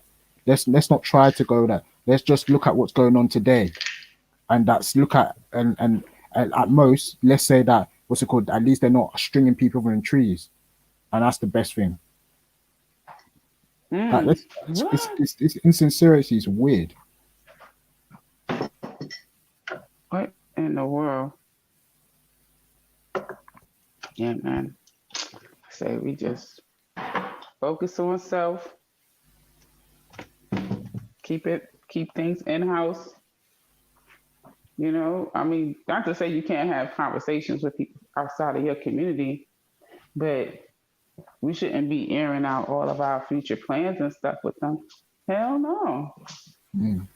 I mean, like, how many of us just open up our checkbook or whatever and start talking about all of our personal finances with random strangers? We don't do that. We don't talk about all the stuff going on within our families, our family issues. So No, why do we need to be sitting around there? Oh, abortion is a really bad problem in my community, and what I plan on doing about why am I reporting that to somebody outside the community? We don't need to say, we've had four community meetings this month, and yes, and we've raised this amount of money, and we plan on doing this, and we plan on that. Like, why do we gotta tell them? It just doesn't even make any sense. We just need to do the work. That's it. But even philosophy goes into history of politics and whatnot, scientific methods. So Like that would all tie into, if you're interested in philosophy, because philosophy goes into how civilizations gave rise to other civilizations, how they came to what we have today. The politics that we have today comes from the Greek and the Romans, and the Greeks and the Romans got their politics from somewhere else.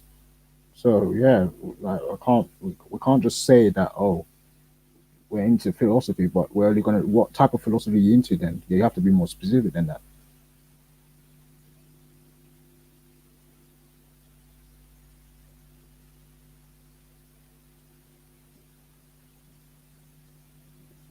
Are you debating with No, I'm just answering scientific? people in the comment section. Yeah. I mean, everyone's got their opinion in it, but I just think obviously it was built on talking about religion in the beginning. See, look, But somebody put, is melanated goddess into this racial segregation thing. Melanated goddess is into this advancing her community thing, and you can infer from that whatever it is you want to infer. My focus is my community. I have a black child, right? I want the best future for him, his friends, my cousins, my uncles, my aunts, my parents, my man, and those people hold on. happen to be black. I just don't know what Oh, those people happen to be black. Yeah. yeah, So the same that, way that if I was from the Philippines, I would be focused on Filipino people and like Filipino issues, right? And that would make me a segregation thing person. That would mean that I have common sense. do you know why that question that you Thank were you, asked? Conrad. My Do, bad. do, I'm not explaining myself to the racist anymore. Thank you, Conrad. but this is why your question this is why your question is really deep here, because in the first place, you guys are denying institutionalized racism. So if you're denying institutionalized racism, then why would we why wouldn't people want to be separatist or segregationists, in the sense of they want to go with their community and focus on their community, since no one wants to acknowledge the fact that what is actually going on. And when we want to talk about it, it's, oh, but at least it's not, at least they're not lynching people in like the way they are today now, or if they are, it's really low, and if they do get caught now, they'll go to prison for a long time. That's what you want to make the argument about.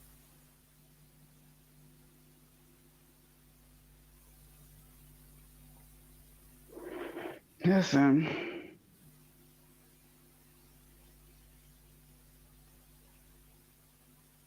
these people.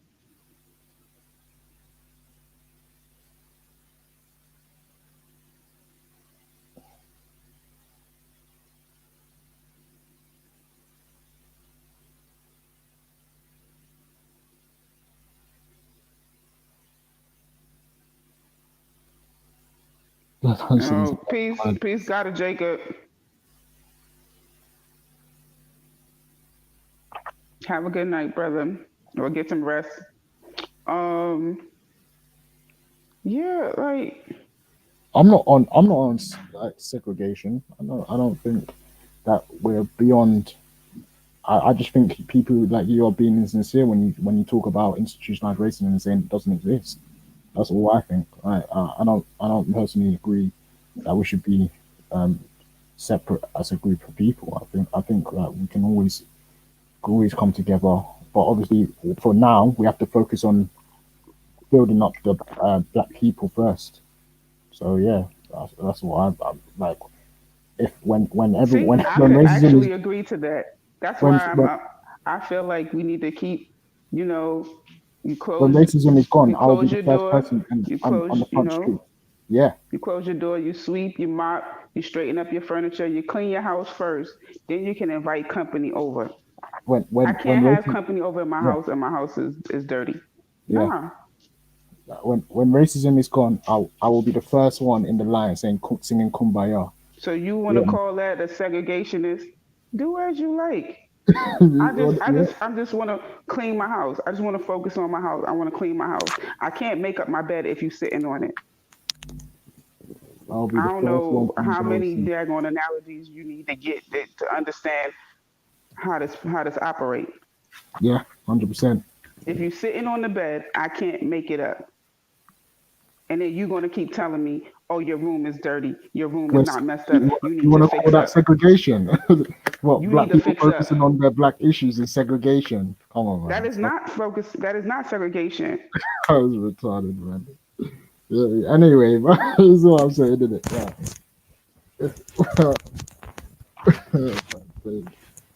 I said black people focusing on black issues is segregation. Fuck's sake. Cleaning your house. Call it house cleaning. A little bit of house cleaning. Ain't nothing wrong with that. My surname's Akiyami, yeah. If me focusing on the Akiyami family is that surname grationist or surnegationist or oh my days or surname separatist. That's funny, man. That is so funny. As soon as racism is over, I'll be on that front line. Kumbaya. Here we go. Right now. No way. No ahead, way. Ralph. No way am I going to be I don't trust you. I don't trust you. I'm gonna be doing the Millie Rock. I don't know about no kumbaya. If whoever want to Millie Rock with me, we can Millie That's Rock a really rock. together. That's a really rock. I've got a question, yeah. I just came back. I was reading the chat. And Scientific Method says, I personally don't see much point in segregation type ideas. The mixing of communities and the blurring of racial lines is the natural way to overcome the problem in the long term, yeah. So like I'd like evidence of that, yeah, like taking place. Like, as it works in America. You know, we've got places like Argentina, Brazil, you know, Cuba, you know, we're mixing a lot. Ralph, doesn't he say like, that's what Say that again? I said, doesn't he segregate himself from Islam? Yeah, that's interesting, dude. Are you Islamic separatist? Daggone Terry be on mute religious for like segregationist. forever, and then he come back with them kind of lines. Islam separatist. What were you saying, Shakara? Yeah. You were saying Well, that. I just want evidence, because I'm saying, like, if you look at places like Argentina, Brazil, Cuba, where enslavers had deliberate programs for mixing out people, yeah, and them kind of things. That's like effectively the levels of the mixing could have solved, you know, or eradicated the racial issue.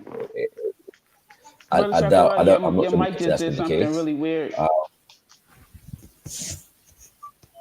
Oh, sorry. Is that glitch in the Matrix? You've got your favorite Indian boy coming on. Uh-oh. Here we go. I'm calling Belly now. Yeah, it's all good. So you know, South Africa, a whole social class was created based upon mixing. So yeah, I just want evidence of that, of or any signs of that ever being the case. Maybe he doesn't see anything wrong with the social class being.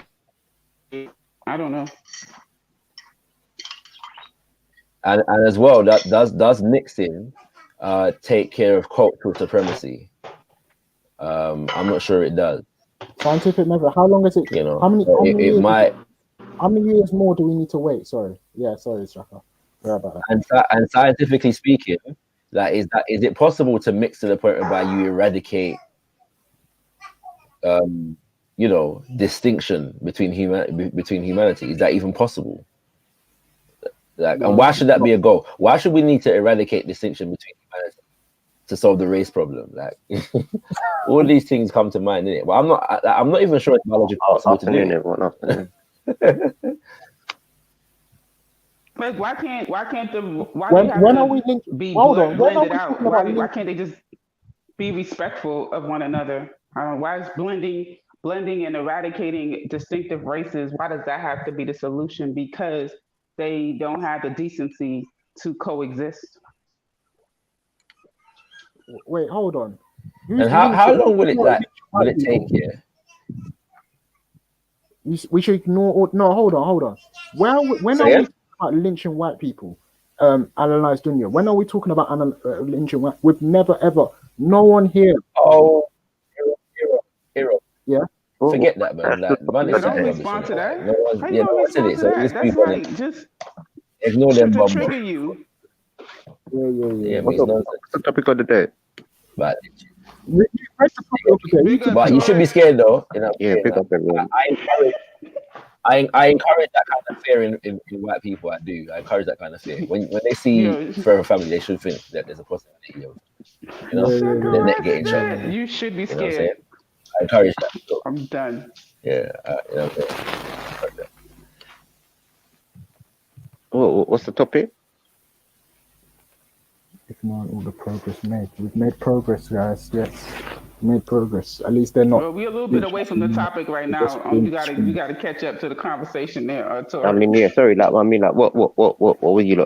What was the topic you was talking on? We were speaking about the Africanness. Yeah, man. Big up Beza, big up Waleed. I know what you mean, Shaka.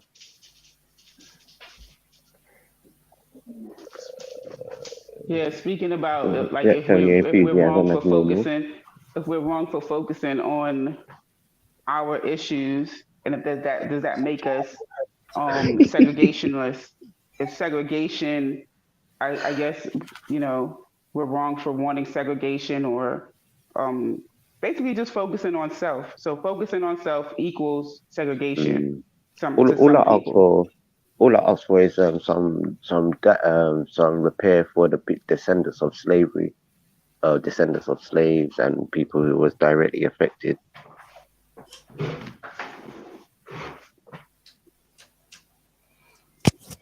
Does that include the Fulani on the continent, sir?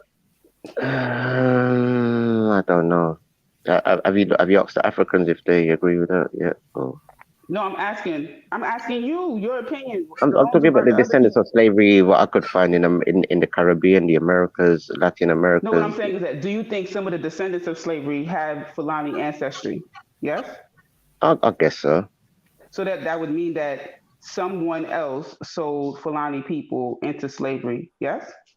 And vice versa, I could imagine. Exactly. So do you think that there are some Fulani people who are like, man, our brethren, our family, our kinfolk, somebody's mother done sold them into slavery?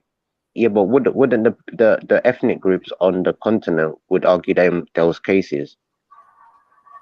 I'm not trying to say yes. Obviously they would, but that wasn't my point. So you're like shifting. All I'm saying is that are the Fulani people the descendants of slavery? That was my question. Not like who should fight for their reparations.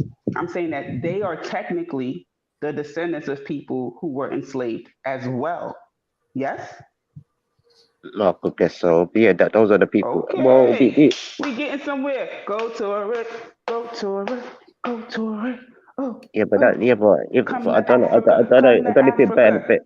Yeah, but I understand that there's certain things that could benefit me, but there's other people on a wider mass scale what I'm talking about. But I'm talking about the descendants of slavery.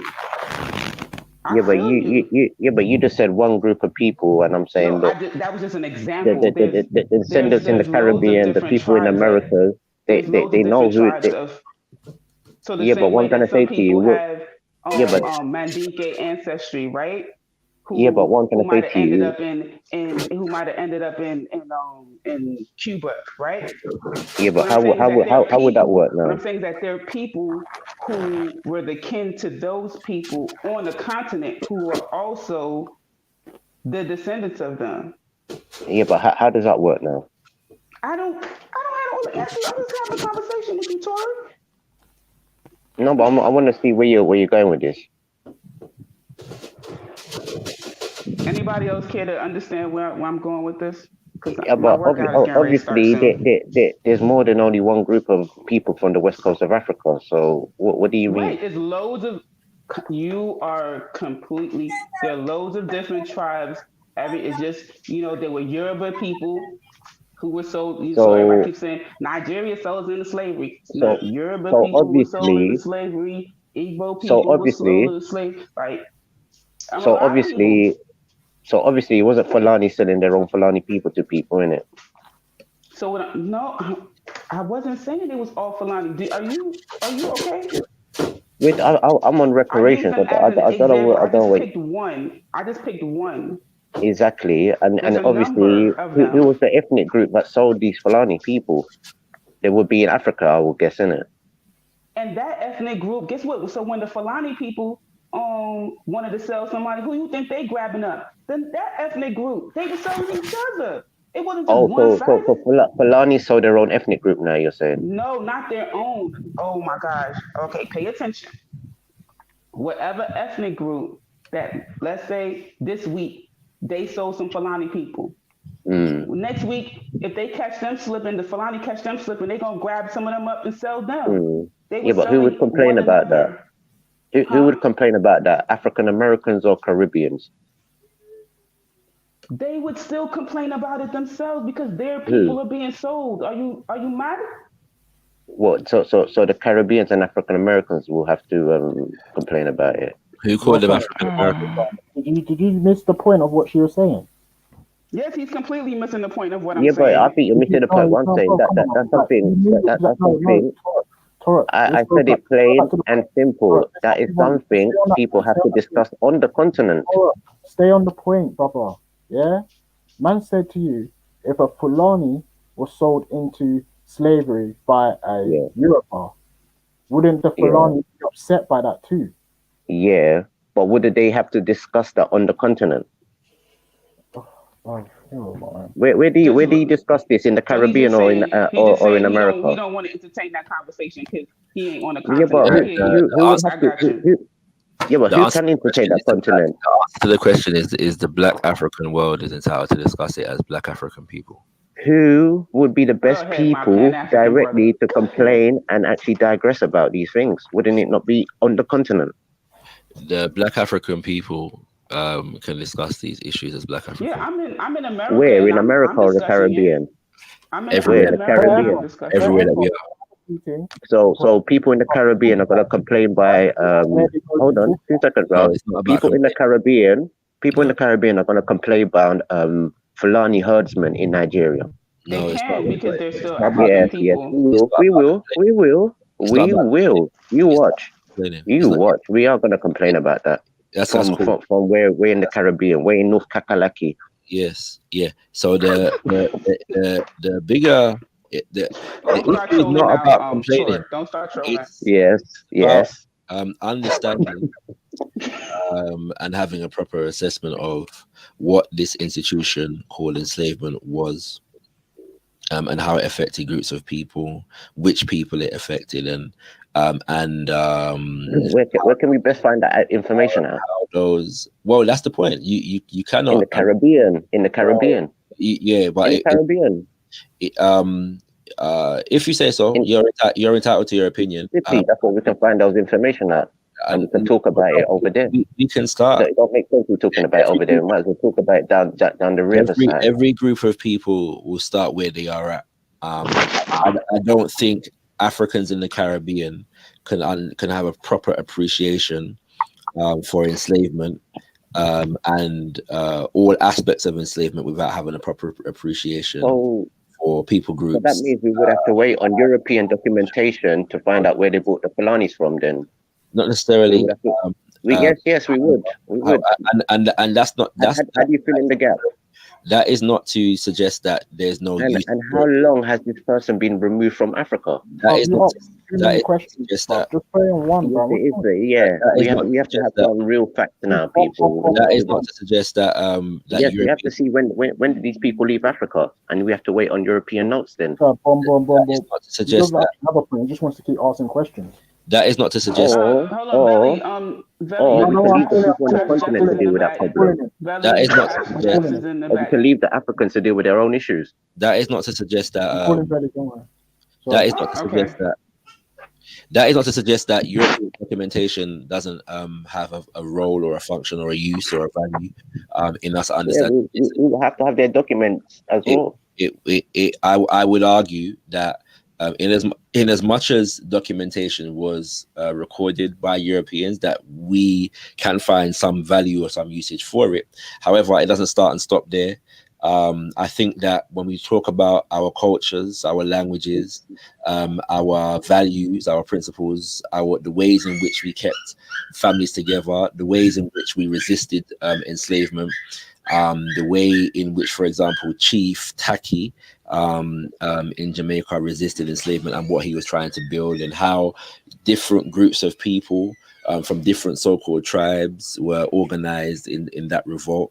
I think that to have a comprehensive understanding of this process, that we in the Caribbean would need to know or have a working understanding of African history in general, and understanding that African history is not just what takes place on the continent. By the same token, those of us who are on the continent, if we are to truly understand enslavement and colonization and the ways in which African people resisted and reformulated during enslavement, Africans on the continent would have to have an understanding of what went on in the Americas.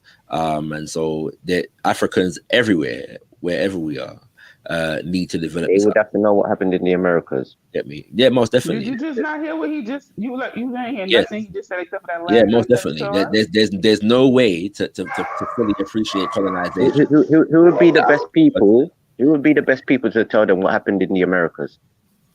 Well, as I've said, all people will start where they are. So in terms of colonization, and Can you tell me this easy? Can you just please answer my question, please, Tucker? Please. Can you just be patient? Yeah, thank you. Yeah, so all people start where they are, and one's location. Now one could argue that the Africans in the Caribbean have a place to say certain things about enslavement in the Caribbean. At the same time, we live in a world of scholarship, and so there are. You would be the best people to tell the people on the continent, Shaka. You, of course. I've just said, bro. I've just said. Well, one could make the argument. It's a legitimate argument that, in terms of educating about enslavement in the Americas, the descendants of those who were enslaved in the Americas could. So who's gonna pass on the message? Who's gonna be the best people to tell the people on the continent what happened in the Americas and the Caribbean? I've just said, bro. Do you not think that people have established relationships? Do you not think that people share? Why don't you like African American Caribbean people, Shaka? No, hold on. Do you know what? Let me tell you why. You do everything to ignore the facts of these people. Yeah, Torah, let me tell you why. I've actually just said Africans in the Caribbean, of which I am one, would do best, to develop an understanding, a comprehensive understanding of our history and culture and the way we resisted. So who would be the best to tell us about the Fulani enslavement?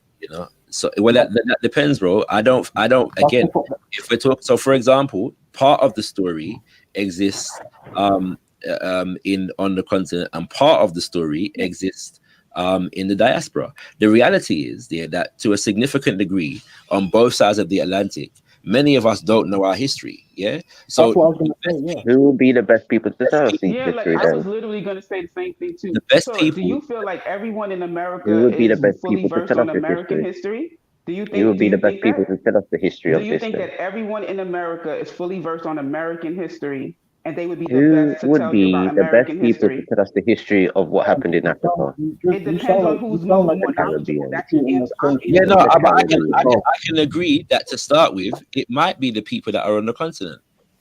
Where? Africa itself. It depends on where you're talking. Exactly. It's a whole continent. But It might be. I, It might be. So yeah, but then at the same time, We live in a world of scholarship and study, and there are people on both sides, Africans on both sides of the Atlantic, who have dedicated themselves to studying certain aspects of our history and bringing it back together, pulling it back together, so we can develop a comprehensive understanding. And so those people who have done that work, I would say, wherever they are, I would say are best placed to teach. So do you know? Have you studied the routes Europeans used to take to the west coast of Africa? Have I? Some degree. I wouldn't say I'm a master of that particular aspect of the history. But why are you asking you that question? What's your point with that question, Tom? Can you tell us, Ralph, then? No, you go and tell us. Can you tell us, Ralph? How did the Europeans do transportation in West Africa? What's the relevance? What's the relevance? I know how it was done in the Americas and the Caribbean. So what's your point? Marcus Shakara, a simple question now. So what's your point? Or you could answer it. Any of you lot can answer it. Anyway, it's an open question. It's an open question. It's an open question. Go ahead, Terry. Go ahead. Answer the question, Terry. I said, how was it done in the Caribbean?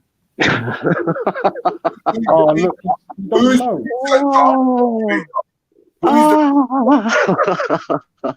Terry, you going in and out. You gotta move closer to the mic. Allow me, man. I'll answer the question, man. Come on, man. It's not a competition. I'm trying to. Torak, I'm just asking. Why you ask me the question that I posed? Why would you? Why do you not pose the question first? No, but I'm asking you though. Why? I don't understand these things. What you do, bruv? I pose the question. Terry's question first, and then we'll see what his It's an answer open is. question to anybody, man. Jesus.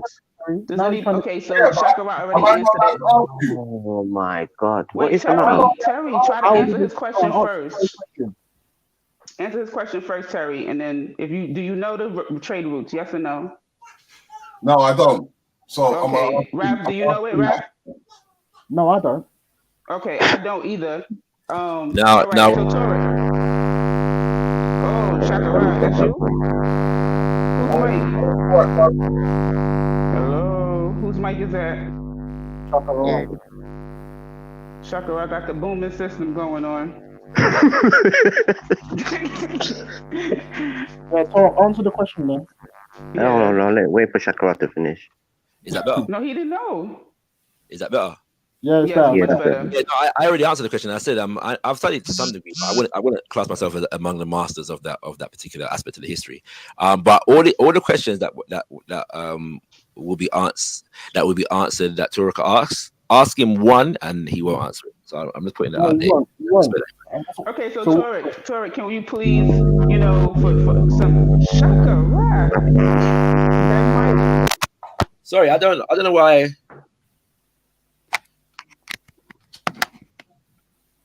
So Torek, for the audience who may not be aware, can you tell us the trade routes that were from the Caribbean and the Americas, please?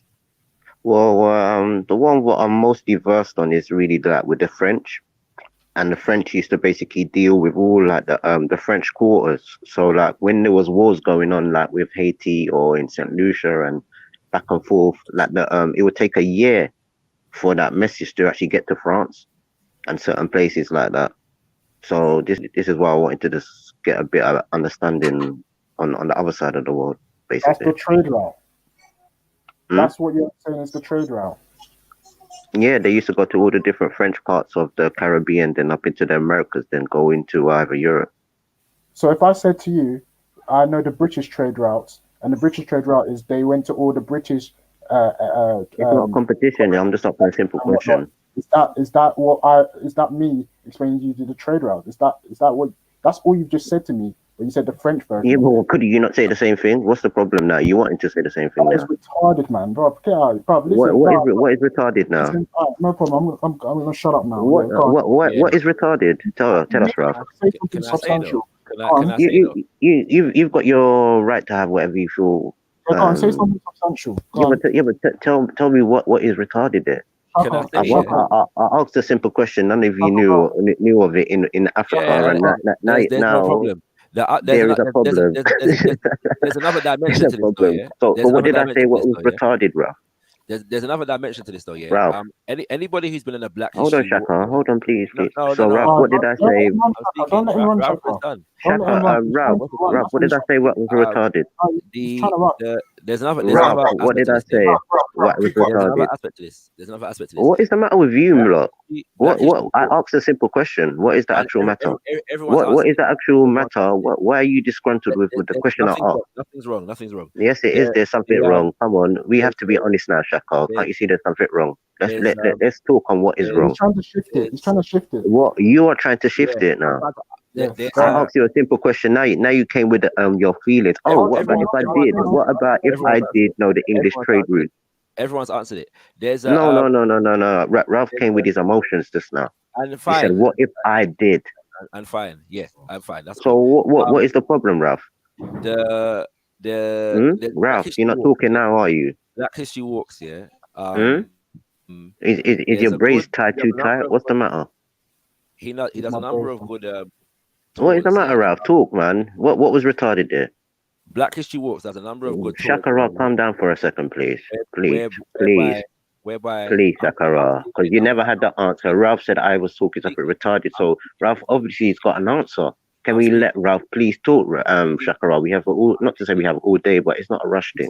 If Ralph wants to talk, You still haven't answered my question. if everyone wants to say they wants to talk, he will talk. Yeah, I'm speaking. It was a plain simple question. I've asked you lot the question. You lot didn't know. Everyone's What did you find fault with what I said? So we don't know. There's nothing. What have you found fault with what I said? Nothing whatsoever.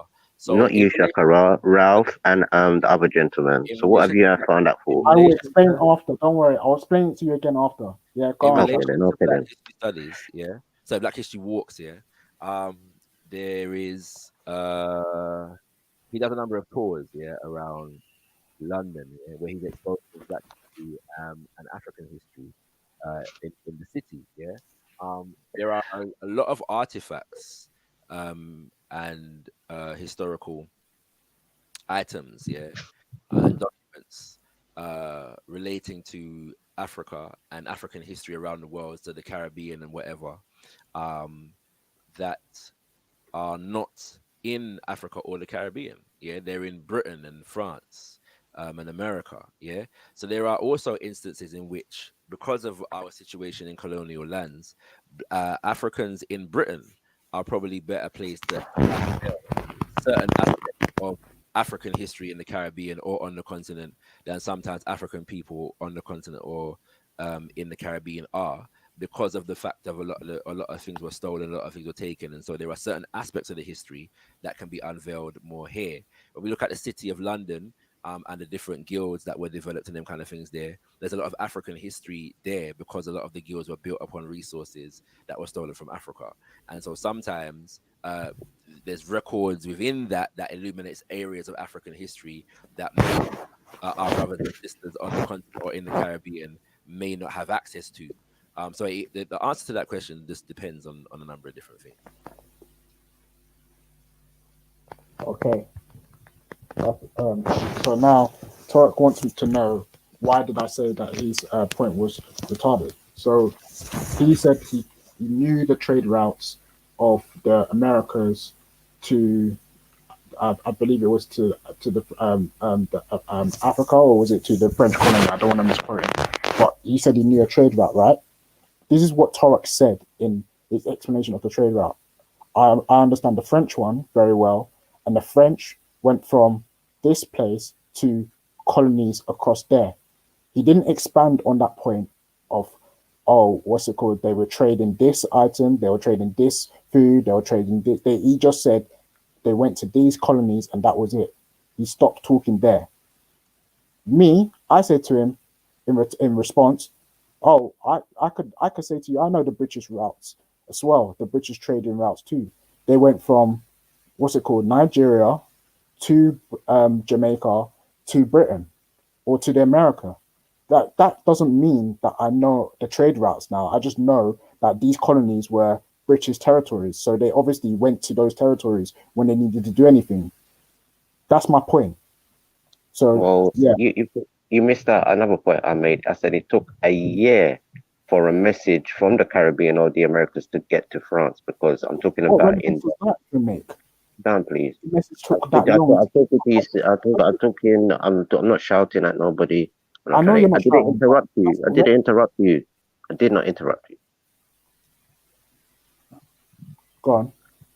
So basically, the only thing, it's not even like a trick question. We're talking about people getting thingy bob. So we have to look at also how these people were getting transported. That's all of the point I'm trying to get to and certain things like that. So I'm saying there's one instance where I know of with the French, especially in the early 18, late 1700s, where there was a lot of wars going on, and certain messages, especially like with Haiti. I mentioned Haiti. I mentioned also Saint Lucia and French colonies, where even in South America, going all the way up into like North America. So I was saying it took like over a year for them to travel with certain messages along the islands to get up to a certain place for the whole message and all the stuff what they have collected as well. They reached France. But how's that explaining the trade route? Ralph, so Torak, can you give me a reference scholar, please?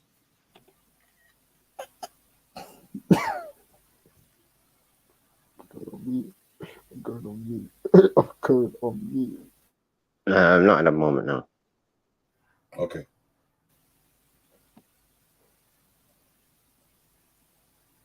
Okay, so yeah.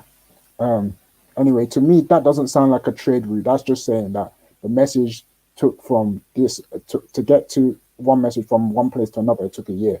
That of course it would have taken that long because they were traveling by boat or by a ship. But that's not a trade route to me. No, but what I'm trying to say to you, I'm showing you certain destinations what they would have hit. So, i.e., you mentioned the English earlier. So the English used to mostly be in places like Guyana, later on Trinidad. But there wasn't really much English in the Lesser Antilles. They were fighting over it. It's only really up into the 19 or late 1800s. There's a lot of English establishments in the Lesser Antilles. So, like as you said earlier, maybe from Nigeria or the West Coast to maybe Barbados or maybe South America, because the English didn't really have much holds there. It's only Guyana they really had like that, in a sense like that. So places like Barbados, then you would get to places like Antigua and Jamaica, Bermuda, then maybe up to Virginia. Because those are just British territories. Majority, yeah, but this is what it is. It's quite simple. That's what I was trying to get to, basically. So I'm saying for the continent now, I just want to see, do it. Has anybody really researched or even looked into? Because of course they had forts or Wilhelmina Castle and all these types of things. So I'm just trying to understand the movement, or if anybody have looked into it. Sorry, let me ask you this. This is not a trick question. What's the definition of trade? I'm just saying the movement of certain people, how they're trading, whether it's people or stock or this, that, the other. Yeah, but what I'm trying to show you, in those days, people used to stop off at these forts and all these types of things because travel was long. That's not hard to. You can see that with what's going on today, where the relations, where the colonial powers or whatnot. You can see that That clearly they would have had some type of relationship, based on the fact that they have they speak a certain language of the colonial powers. That's got nothing to do with. Like, you haven't really explained anything there. You just said, yeah, they went to French colonies. Just the routes. I said the routes, how they operated on the west coast of Africa. What do you mean? How did they operate? Go into I'm asking, no. But you said you know that. I said in the Caribbean and in the Americas. So give us again what. I repeat, you said it was retarded, and this is what I'm trying to say, Ralph. You're not listening. You're looking at it as an argument. I'm trying to solve the problem of reparation. We're talking about Falanis and these different things. So another part of the history is going to be the people who transported these people. Part of the history, Ralph. Part of the other part of the history we have to look at is how these people were transported and who took them. And this is what I'm trying to get to. But we already know that because of the fact that they. No, you don't, because I'm asking you, do you know the trade routes of how these people were maneuvering on the west coast of Africa? And you're just telling me that I'm stupid. No, that's what you're doing. You said you know the trade routes in the Americas and the Caribbean, right? You said you know the truth. This is what I'm gonna say. This is where you can see there's a whole different type of thing is what's going on here, because I'm trying to be nice. I'm trying to be respectful to the people from Africa and understand how operations work on the west coast of Africa. But no, you want to know everything that happens in the Caribbean. You want to know everything that happens in America. Then you want to repeat what we say. The Americas and the Caribbean, right? Say that again. Yeah, go on, Okay, Shaka. okay. Shaka, you need to get closer to your mic because it's quite low. But yeah, Can you hear me now? Can you hear me now? Can you hear me now? yeah, I can hear you now. I can hear you. All right, cool. So yeah, so from my again, I haven't locked down, the information on this in my head for quite some time. So forgive me if anything that I'm going to say now is a bit flawed. Yeah, but from my understanding, like when we begin with the Portuguese, yeah, in the 1400s, they began. Basically, there was different trade stop-offs, yeah, along the coast, and you can, but those stop-offs would have changed over time, yeah. So, Yeah. But we can generally say that a lot of the stop-offs started in what is now today called that Senegal and Ghana. Gambia. Yeah, no, that it would have, because Senegal and Gambia is further west and further north. Yeah, and so they would have come from Europe across down the coastline, stop off in Senegal, Gambia area. Yeah, but bearing in mind that it was not called Senegal and Gambia at them time there. Called the Gauls. What's it called? It was Guinea. Yeah. Or So the Gauls. The Gauls. I don't know about that one, but they called the whole thing. Gaul. Gaul.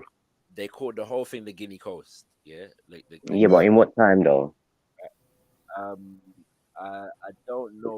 That's after the 1500s and things like that. I'm talking about in the 1400s when the Portuguese arrived in Ghana and they tried to start building forts and things like that.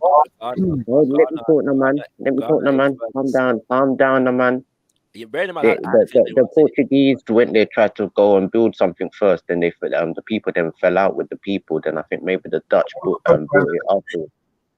Yeah, you're talking about the king, but that was a bit later on. You're talking about the king who refused. Later on. No, that's in the late 1400s. I'm talking. Let them build Like a little fort or something, or a little castle or something. Yeah, what became Elmina Castle, and I'm forgetting the king's name. Yeah, it might come back to I think it was the Ashanti king, maybe, or the. I believe he was in fact everywhere, but I from forget Anti. that. But before they get to Ghana though, because you asked about a trade route, yes. Because we have to look when the English went. Well, not really. We have to look when the English went there. That's what when you mentioned the Portuguese, it was the Portuguese that done a lot of the more the English don't outreach, if you know what I mean. The English don't really get into it until the 1500s. Yeah, very lately. But you're right with the Portuguese. But I think the first thing what they tried to do is something. You're right, the Senegambia area, but I think it's maybe what we know of as Ghana today. They tried to build something and they fell out with the people. They actually met up with a Muslim kind of sultan in Guinea. Let me finish now. So from my, it's a route. Yeah, we're not talking about one stop off. We're talking about a route. Yeah, that's what was asked about. Yeah. No, we just talked. You said Portuguese, innit? You asked about a route. What was the route on the West Coast? Yeah. So that route, it's journey, and there's different stop offs on the journey. So before, if you're sailing from Europe, yes, before you get to the area that we now know as Ghana, which was not called Ghana then. Yeah, what's it called? Gold Coast. You would get. No, it wasn't even called the Gold Coast then. Yeah, you would get to in the 1500s. What was it called? It wasn't called the Gold Coast. Gold Coast. Well, Guinea is just like meaning gold, basically. Can I finish? Thank you. Yeah. So before you get to the area that is now known as Ghana, yeah. If you're coming from Portugal, like remember, like you gotta go past. If you're going down the west coast of Africa, you're going past Morocco, yeah. And then, so the first point you'll get to, which we know was a stop off in terms of enslavement, was the Senegal Gambia era. We know this because there are castles and dungeons and them kind of things that are there. Yes. Then you will go further south and east to get to Ghana, to get to what is now Ghana, what is now Benin, and Nigeria. Yeah, then they would go further south to the equatorial regions, yeah, which is now like Angola, Democratic Republic of Congo, that kind of thing, yeah.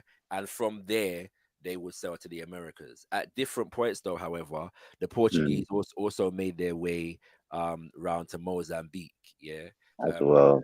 and True. them areas during the enslavement period. This is before colonization now, which is little known, but we know that some of our people in the Americas are descendants of people that were kidnapped from those regions. Swahili words in different kinds of patois and them kind of things there. So, so yeah, what the brother, I forget who said it earlier. I think it might have been Buddha that said that basically this thing called called the slave trade, which we prefer to call the transatlantic trafficking of enslaved Africans, destabilized the entire continent. And then the Portuguese were also able to at one point convert the so-called royal family in Congo to Christianity, and so that became a base for them for a significant period of time beyond all other bases because of that relationship. That's overview of what I know. King of Congo. Yeah, because they were they was quite bigly settled in places like Nigeria, like Lagos and Angola, Congo. I think they lost a lot of territory due to the British when they started as well, and the Dutch lost a lot of territory as well. I think the Dutch went all the way down to South Africa afterwards. They didn't really. I think they lost a lot of places on the west coast of Africa due to England. And I think Spain had what we know as Equatorial Guinea. I'm not too sure with the French. Do you know anything on the French in Africa, Shaka? Most of what I know with regards to the French has more to do with colonialism and slavery. That transatlantic slave trade of that French side. Well, what we know about the French is that obviously Haiti was their primary or main colony, and they had to wrestle that from the Spanish. You know what I'm saying? I think I think the Portuguese, the Spanish, and the British basically beat France in relation to the number and the quality of their so-called colonies. Which is why France spent a lot of time trying to get Haiti and fight off the Spanish, because Haiti is arguably the most fertile island. That was the jewel for them, the Haiti. Yeah, you know what I'm saying. So that the headquarters. You know, yeah, and these kinds of things. You know what I mean? Yeah, because I was seeing some people talking about the rebellion with the Garifuna and Haiti, and they was talking about how message spread, how people were like liberating themselves, and they were saying it took like weeks, in it basically, or certain times like the message would get passed on, and it's only like later on when a lot of things are going on, France will find out about it, and certain things like that.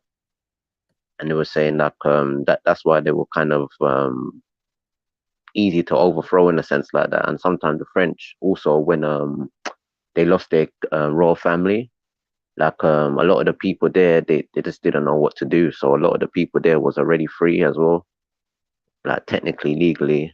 Then after when Napoleon came back, now he come to try and reclaim all of these types of territories. And there was a lot of the Garifuna people and Black Caribs where the English were fighting in the Lesser Antilles. They took them up to a place called Portchester Castle in England, and where a lot of them was dying out in the cold, they shipped them off to an island, I think it's off of Portugal or France. It's called the Azores.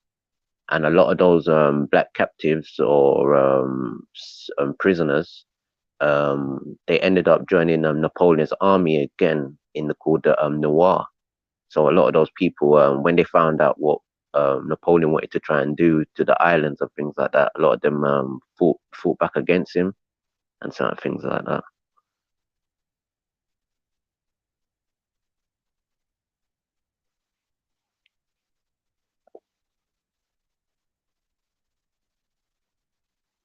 but it's history that needs to be taught and told. You know what I mean? Like I thought you brothers would have known about, like, I don't know, like the certain how the operations were going on a bit more.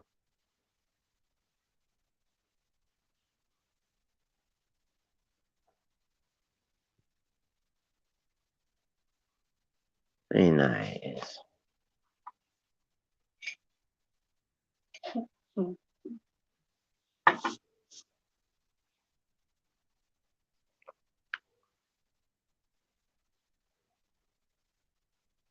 Yeah, I don't have to sing. I can talk, and you know what I mean, and people, you know what I mean, will still get upset.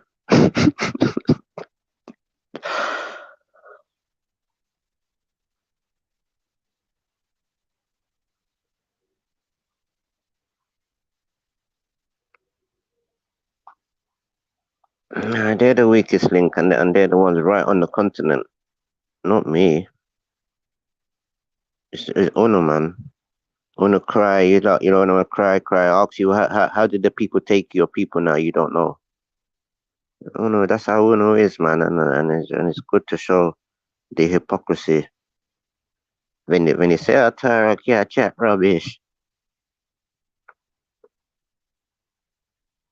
You know what I mean? And look at the whole. You know, this is why I repeat, and I don't care, and I repeat this and repeat this. We need real people from the continent to have a say now, man.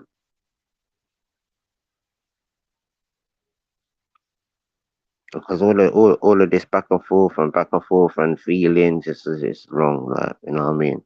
These are serious issues. What's going on? And it's like, if you're from that area and you don't know what's going on, it makes me wonder, man. It makes me wonder. And it's quite disheartening, you know what I mean? It's like you're like happy to say that I'm African, but tell me how your people went. How were these people maneuvering? You get mad, you get angry, you get vexed. Like it's trick or no. It's not no trick, bro. Well, Iram Marshall, you got the answer to your question about why the question was relevant in the first place. It's not a trick.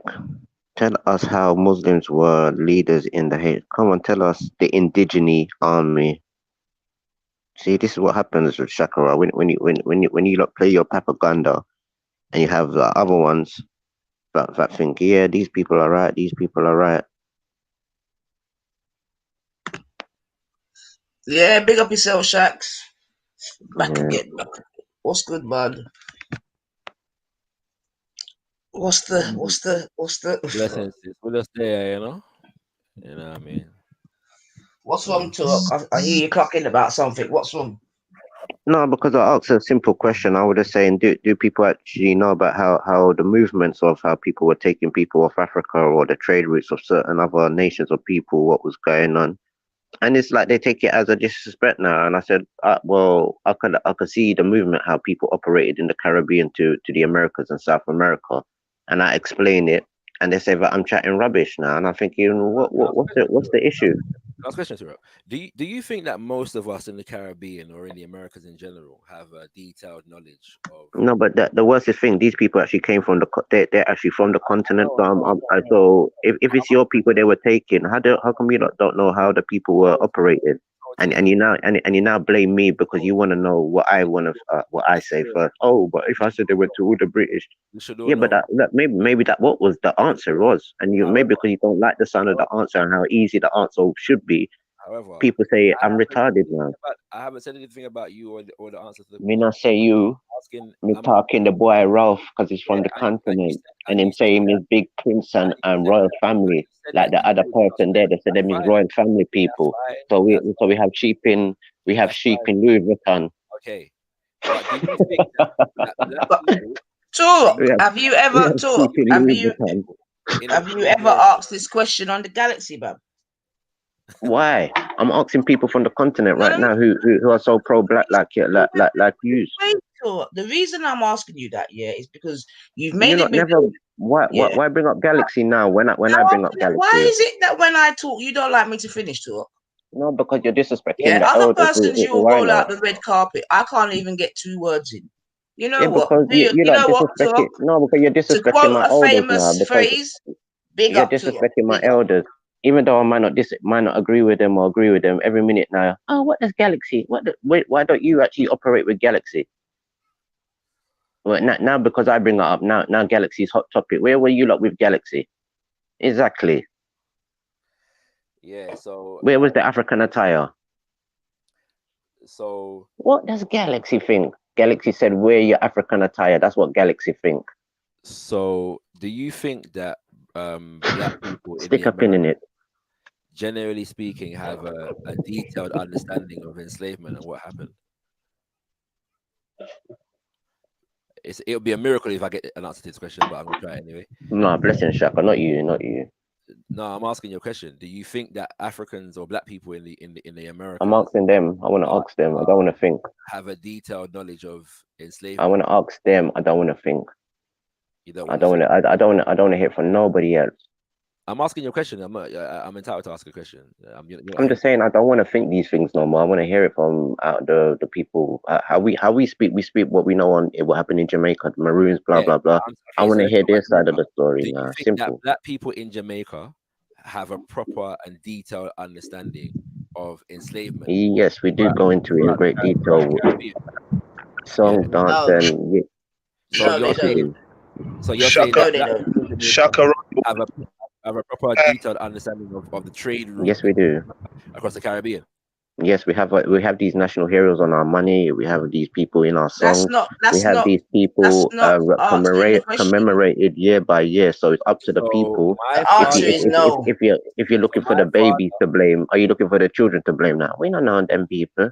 You No, see, we're this not is what blaming I'm anybody. saying. You can't hold One a second. reasonable So when Even the my conversation baby know who just Marcus when my Garvey is rambling and it. Nanny of the when Maroon. my father, my grandmother, my grandfather, and them Even the thing, nursery pitney know who they Nanny of the tell me Maroon is. when they tell me when we so knew what the name time? Paul Bogle and Sam Sharp and Taki. We never really learned anything about them in school. We never really learned nothing about Marcus Garvey or them something there. But they were on the money or they were in the on the front of the school book or whatever. We knew that they were national heroes, but we weren't taught anything about them. Yeah, I don't know. Were they delusional? And where Yes, did their parents know. where did the Caribbean history come from? What syllabus? Where was it coming from? Turok. You lot were happy with it. So what Turok. you Turok. saying now? Answer the question, Bab. You lot are Yeah. happy. These In people are Jamaica. Ghanaian Turok. from the Turok. Turok. Ghanaian Turok. Wait. Maroons. You see what I'm From the saying? You Ghanaian don't. Maroons. Yeah, that's what I'm saying. It's from the So Ghanaian Maroons. let's try again, Turok. Yeah, because you just said Trying that to the have a Jamaica. conversation. I'm telling you, it's the Ghanaian Maroons. What's the problem? You're So I'm gonna gonna keep try cutting again. you Yeah. off while you're speaking. It's the Ghana ones. Miss Lou. Who told Miss Lou? I can answer that. Miss Lou actually began to travel to the various different country areas of Jamaica, gathering stories and oral histories, poems and saying songs and writing them down, and presenting them, in her performances in her live shows, her show, her radio show, and so on and so forth. And so with that, with Mm-hmm. the songs and the stories and the dance and the poems and them kind of things, some of which then she used to write her own poetry as well.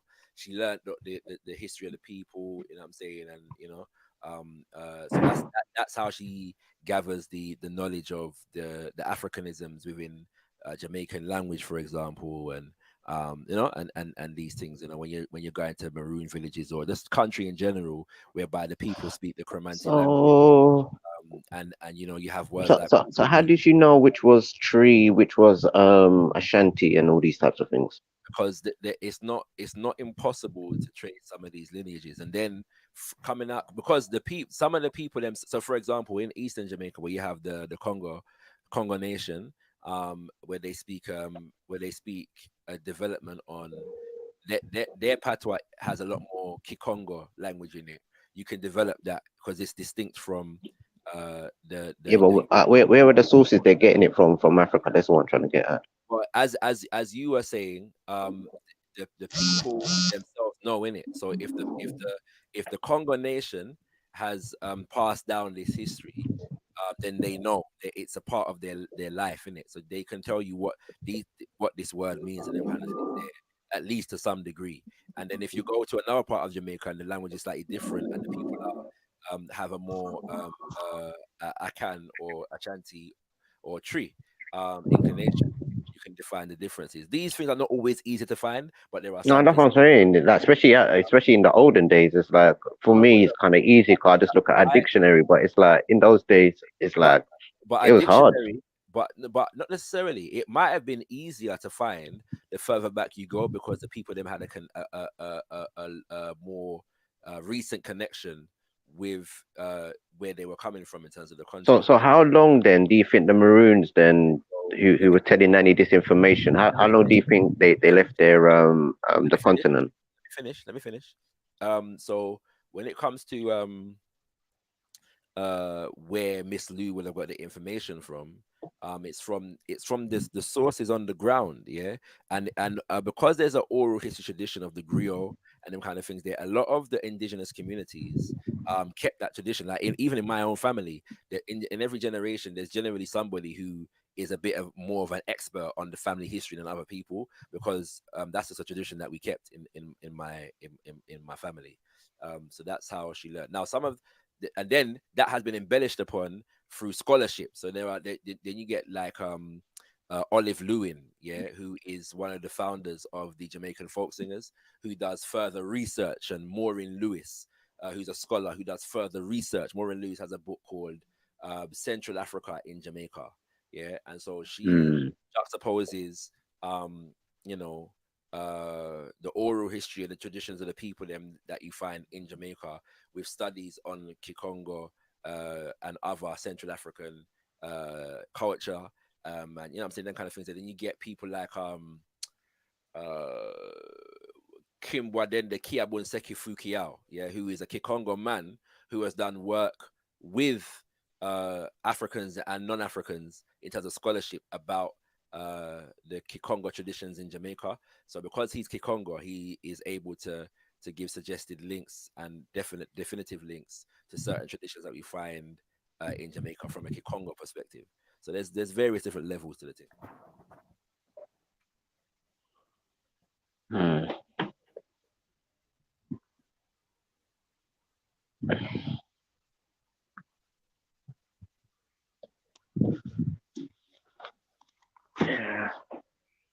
Oh, by the way, to answer your last question, Which one? the one about how far back or how far removed from the continent were they? So we have to remember that the Europeans are bringing people across the Atlantic well up into the 1800s, yeah. And so people tend to act like all of these Africans were brought, in the 15 or maybe 1400s, and then nobody else never came for at that time. So we've been in the Americas for 400-500 years, not in Augusta. If you look at the Black Jacobins by C.L.R. James, yeah, he puts forward that most of the Africans in Haiti, when the revolution kicked off, were born on the continent. Yeah, in France. No, were born on the continent. Yeah, so but they kicked out a lot of Black Europeans as well, though. Cecile Fatima, who was the Mambo, the Vodun priestess who called the war generals together in August of 1791. What was she called? Mambo. Mambo is a title for a Vodun priestess. Yeah. In where? Mambo is a title for a Vodun priestess in Haiti. Oh, I don't know about that. Okay, well, you're entitled to your opinion. What in French or what language? Mambo has a Fon origin. So it's not. But Cecile Fatima is a Francization of because we have the word in the Taino and the Arawak, Moboya. I'd like to finish. So Cecile is obviously a Europeanized name, and Fatima is a Francophonization of Arabic name. Yeah. Mm. Yeah, we understand that these things has gone. But Cecile Fatima was born on the continent. Bookman Dutty, who was the first prominent war general, was born on the continent. And many of the other war generals in that first wave were Africans who were born on the continent. Some say somewhere to the tune of 80% of the Africans on the island at that time were in fact people that were born on the continent. But wouldn't they be people that they took them from South America also? What do you mean? Sorry. So the nearest part that like a lot of people tell you where they traveled with Africans would be like Brazil or South America. Then from there you have markets that's open to the Dutch, Spanish, French, English. Well, yeah, So like so hold on 2 seconds. So take for instance like the story of Tituba, the Salem witch, where they said that she was born in Guyana, then moved to Barbados, then end up in Salem. Yeah. Yeah, that happens too. So Africans, when they got to the Americas, had children, and some of those children were transported to other parts of the Americas. Even Bookman was born on the continent, but he didn't. They didn't take him to Haiti first. He was in Jamaica first, and was transported from Jamaica to. But Mambo or Maboya. Many of the Maroons, so-called, is said to be born on the continent also. You know what I'm saying? So, but yeah. all right then. Have you heard the stories of Nanny sisters? To some degree, but what specifically are you referring to? But if you look at the names of Nanny sisters and that's another part I've looked at. Okay. And I'm just saying, like if you have time, try and look into the other side of that story, Nanny sisters. And to me, I think Kwaku and them lot were separate from Nanny. Well, Nanny is a variation on the word on the name Nana, but Nanny and Kodjo, there's a Kodjo that she's said to be related to. Kodjo was also born on the continent. And among the so-called Maroon people, the Akan names, like you said, Kwaku, Kodjo, Nani or Nana, and them something days are abundant. All right then. So is Michibu a Ghanaian name? Now, I'm not going to speak on it because when I've come across it before. Oh, Poochie. Poochie Michibu. Michibu, yeah. Sometimes, so there are various different stories in regards to some of these names in it. And but some of these names are Arawak words and Arawak names as well. We have to also take in hand as well. I wouldn't deny that there are indigenous Taino and Nana or Nani or Nana, because you also have people in Brazil called Nani and Nana, Kaka and all them man there. It also means girl, which wouldn't be woman. Strange, if you understand for either way, that wouldn't be strange. Whether one takes it from because you brought up Mambo and in the Taino and the Garifuna language for like shaman is Mabuaya. Whether one takes it from the indigenous languages of the Americas or the African languages that came to the Americas, Brazil, like it wouldn't be either origin wouldn't be far-fetched. Brazil was the place where the majority of us were taken. Yeah. And so you have and in Brazil, you have what you call quilombos, where I'm glad you said that. Ganga Zumba and Zumba. So where do you connect those people into Africa, the quilombos? They themselves were you look at the development of the quilombos, the Palmares in particular, which lasted for somewhere to the tune of 100 years as an independent black state. The people organized themselves and preserve their culture. So that's where you get a lot of capoeira, and what I'm saying, these are Kikongo traditions, that were in and then there's a strong Yoruba tradition in Brazil as there is in Cuba.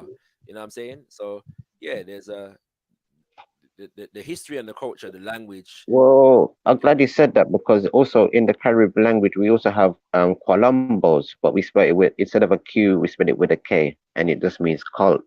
And I think some of those people are some of them are mixed with African, but I also think some of these people are some of the relatives of what they call the Mochi people.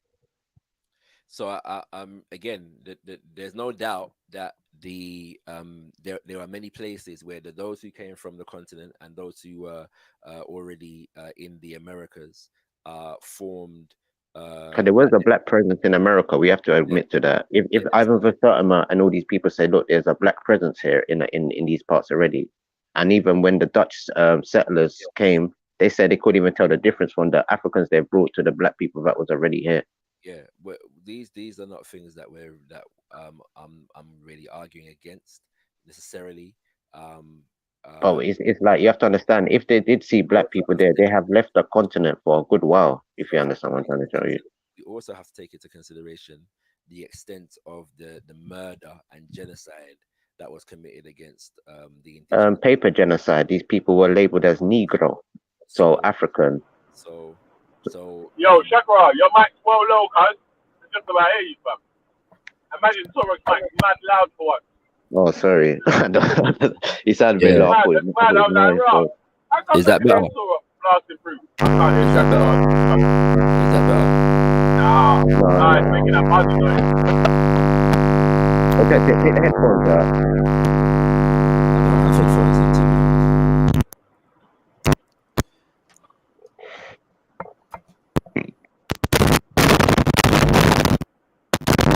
Yeah, I'm not shouting, everyone. It's by accident. Mic check, is that better? Yeah, that's nice. Is this better still? Yeah. Yeah, so I'm just saying that when you look at the abundance of Yoruba tradition, of Akan tradition, of Kikongo tradition that you find all over the Americas, it gives you an inclination as to the extent to which those people are present in the Americas, and more we can trace the lineages in terms of culture, language, etc. To Western Central Africa for the most part, and even a couple other places on the continent to a lesser degree. We were sort of touching on that the other day, where I was saying, look, we have similar things where other people might classify them as voodoo dolls. They're called Inkies, and even in places like the Mayans, they have something what they call the 7 Mayan dolls. Then we have even like some call them voodoo statues. They're called the 7 Indios spirits. Then you go up into North America, Lakota, Canada, and Midwest. They've got something called the 7 Great Grandfather Teachings, and all these type of things. Okay. So you can see where there's a correlation of the number 7, the certain cultures, what they're all practicing from top to bottom, and also what's in the Caribbean as well. But we also can see that there's some of the African things what has been fused with that type of science and certain things like that. But along the way, it has been misinterpreted. Mm-hmm.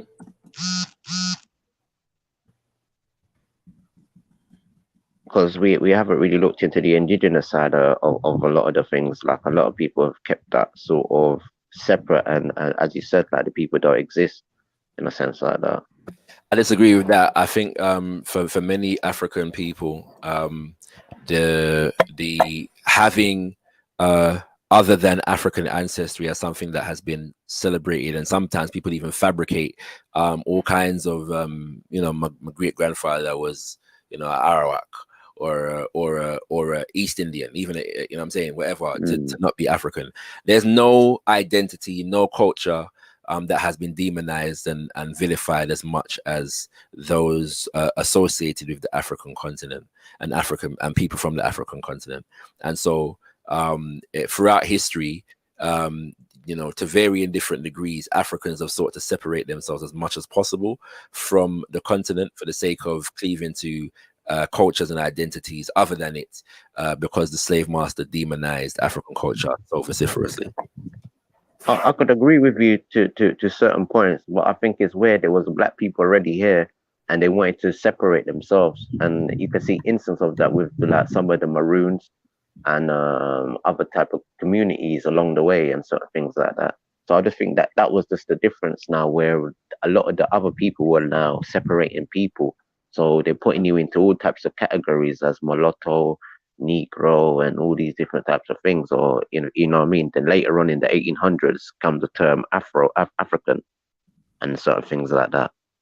But the point what I wanted to make mostly with is just the culture, because a lot of people would say jerk and all these types of things comes from Africa, not knowing that some of it is just indigenous culture to the Americas, or native culture to the West Indies and certain things like that, due to the things we're using, the names we're calling it. But it's where these people are mostly practicing the culture are darker melanated people. It just gets straight put towards Africa, because jerking is a technique that was done by our folks in the Caribbean. We used to smoke our food and meat.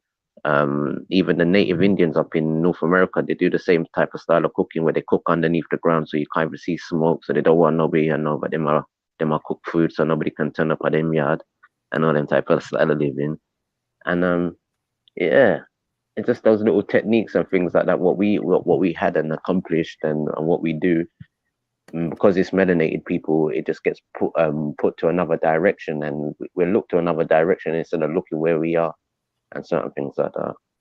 Because there's even certain things where there's So are you saying that what Jamaican culture has been hijacked by Africa? Or what are you saying here, I'm just saying, because a lot of the blacker people or the melanated people in the Caribbean knows or mostly more in touch with the native style of American culture, it gets deemed as African, not knowing that it's actually just American culture. So even how people build board houses in the Caribbean, there's a certain type of wood you use to build build your house, and it's only a certain time you can actually cut down that wood, because you cut it down any other time, termite will just eat out the thing and it won't work and them type of things. So it's only certain people will tell you, all right, it's at this type of time and this night you have to go and cut out the wood and things like that for you to build your house and certain things. So it's like these are like proper like organic natural things where people have studied and obviously have a great history on, i.e. like the plants for the medicine and all these types of things, because some of these plants are only indigenous to that island, like Jamaica or certain parts of the islands. But I don't. What? Okay. With that being said, though, what is your point, though? Because I think what you're saying is fairly well documented in certain places where it needs to be or where it can be, right? No, I'm just saying with a lot of things, it's just like because of the history what we have got, we've and the native people of the land was classified as dead, not knowing that we were the actual descendants of these people as well. And because of our appearance, people don't want to accept us, and they say, no, it's African, you're African. Who doesn't want to accept us? Well, society. So take for instance when I think it was a lady who's running for an MP. She was explaining that even in Jamaica they didn't even want black people as a black manager or as a bank manager. So all little social little obscurities we did have and prejudice against a lot of darker melanated people in the Caribbean and certain things like that. Well, yeah, but hold on a minute. But we know where that comes from. We know that comes from pitting dark against light skin, this and that. Like, not really, because the point what I'm trying to make, even Pan-African books and scholars say that there was a black presence already in the Americas. But that's inconsequential. Talk, I'm not understanding what you're saying, but you've lived in Jamaica, I'm saying if there's black people that was already here when Columbus and these people arrived, and there's other people arrive later on and say, oh, these people must be African and this, that, and the other, and this, that, and the other. And then they start bringing Africans over and they can't tell the difference now. It's just right. Now where people think a lot of the Caribbean people were being prejudiced. It's no, but it's just like people are changing the status of people as we go along in the years, isn't it, basically? And people are known for certain people. They say, yeah, that person come from Africa and in Jamaica. Nobody don't cuss at the person or nothing bad, but they just know that yeah, they've got also a different type of lineage. Yeah, Talk, I don't understand what you're saying, but because the thing is, yeah, you see, if I go to Jamaica and hear people talking like you, then I would come back and be like, but this is not like I don't know where you're going, bro. I can't like I try to appreciate where you're coming from, but I struggle, man. But what was put on us is saying that we don't want to be African, but you have to understand the term African was used upon the people in the Americas and the Caribbean only from the start of the 18th century. Before they used to just call you Negro. So in my experience in Jamaica, for example, they're getting a better handle on the real history of Jamaica. Do you know what I'm saying to you? Not just the more colonized version that was even given to themselves as Jamaicans. That's why I asked you. You said you went to school in Jamaica. You get me? Yeah. And that's why I asked, what were you taught? Where was the syllabus coming from? Because we know up until today, probably, you know what I'm saying, but I don't know with certainty. But I'm saying them days there, the syllabus or whatever is still coming from England. As well, I will take this linguistic argument about where the term Africa comes from more serious when people start questioning where terms like American come from, West Indian and Caribbean, which we seem to be able to use without any contention, but African must be contested. So when we start contesting the term American, then maybe I take the other arguments more serious. Yeah, no, because realistically, a lot of these places never existed when they did take those people. That what a lot of people know of the West Coast of Africa was either called Gold Coast, Slave Coast, and all these different types of things. Later on, now you get Nigeria, you get Togo, you get Benin, you get all these different islands.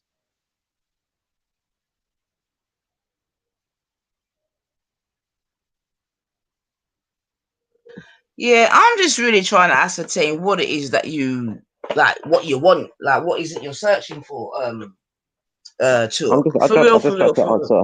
just trying to answer Shaka. He's trying to say that just Africa is more serious than that. I'm just trying to show you where, if we look at any documentation when they did take people before the 1800s, they put down Negro.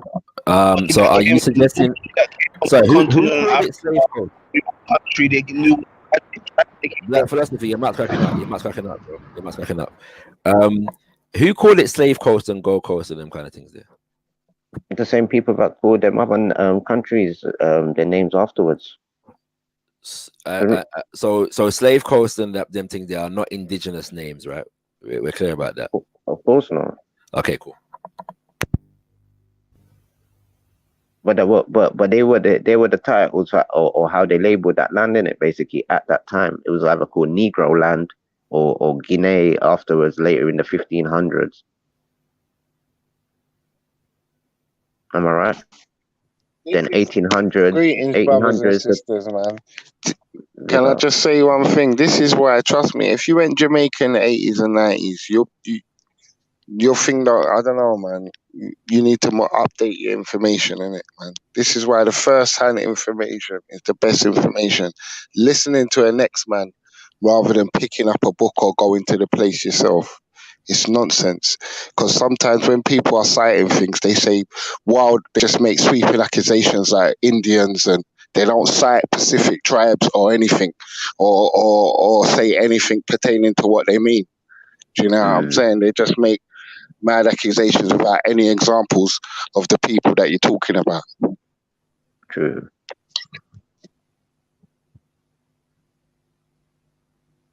And it is understanding how words and people's statuses get changed along the time, and how people identify people and certain things like that. Don't get me wrong, that's why I say, like, I deal with the indigenous people, because the indigenous people's names probably haven't changed.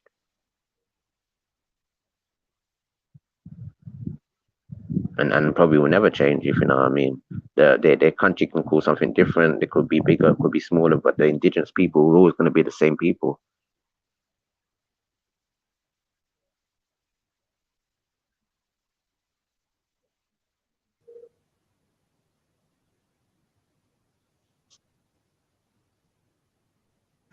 Are there any Arawaks or Carib festivals or whatever that you go to in England? Talk. Not really. Well, I haven't really researched them like that in England, to be honest. But I've seen it, seen certain things. Do they happen in Jamaica? Yeah. Where? What parish? St. Mary's, different other areas as well, maybe. And all I know of is one in St. Mary's still. All I can say, all your information's vague, my friend. We need more pinpoint. We need more precise information. When you're making a point, it's good to be a bit more The Taino precise. Heritage, the Taino Heritage Sorry? Foundation, the Hummingbird Tribe people. Yeah, be a bit more The specific, Pocopicani. please, if you can. Because when The you're just saying red Pocopicani in Indians and Portland. Indians and this and that, that's like a Or just sweeping type in the statement, Hummingbird innit? Tribe. Nyanifa knows, because how many times do I have to show her the Taino chief that was crowned last year or the year before that? Why would you ask me that same question again, Nyanifa? I tell you, every year it's the same thing. The big Gleaner, Jamaican newspaper. Oh, we get a crowning of a Taino chief. No, I just asked you if there were festivals, but that's all. Yeah, but they must keep party as well. I showed Chakra the other time when the man called Caribe. That was very recent when I brought it up the other day, and the man Do you spoke in think there's a competition? Do you think there's a Yes, there competition? is a competition. 1 second, 1 second. I'm saying, does anyone on the panel think there's a competition between indigenous Indian people and African people? No, sir. Yeah, but they haven't been genocide, have they? They're not 10 million of their people have they been What's genocide? genocide got to do with what I just said? So who? Hold on a minute. What? Like now you're who genocided the people? Them talk. Are they being genocide? No, you mentioned a genocide. So if one did take place, who did it? I'm saying, but are they getting genocide? Maybe that's why they're not screaming out and bothering and they say, yes, we is this, we is that, because they're Are not who getting killed being off. genocided? Yeah, I'm asking paper you the genocide. question. So what? Cause black people are being genocided. What you're saying is we're not allowed to scream out who is this and who is that. I'm Is that what saying, you're of saying? course you should. If you're being genocided, why should you not speak up? Okay, I'm just getting clear what you're saying because sometimes you're vague. No, very clear, man. Very clear.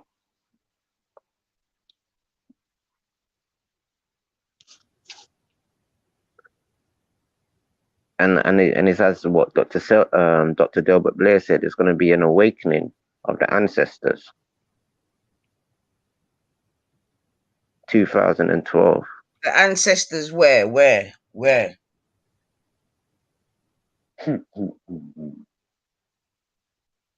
talk? Clarendon. What do you expect? Clarendon. Now you're making jokes, isn't it? This is what I'm Because saying. where's the This is documentation pointless, to say man. that? You stay there waiting at the bus stop. Where is it if you're not your ancestors yourself? Well, you love making up a good story still. That's one thing I can see. You need to If work it's in going a to be an private awakening school. in Like, the ancestors, the kids it's would obviously the love you, peoples man. of the I'm not people, gonna lie. innit? Who are the ancestors, the people of those people, innit? So I'm saying it's going to be an awakening. When they said it's going to go into a whole new,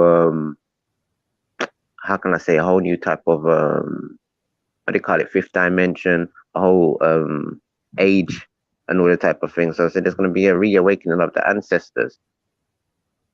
Both, all different colors, creeds of all across the world. We share the same sun and moon.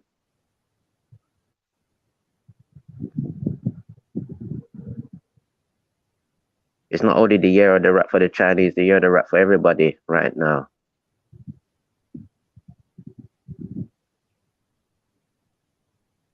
We share the same sun and stars.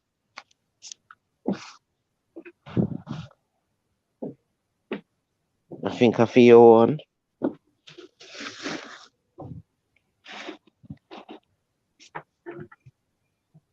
Nine Ifa.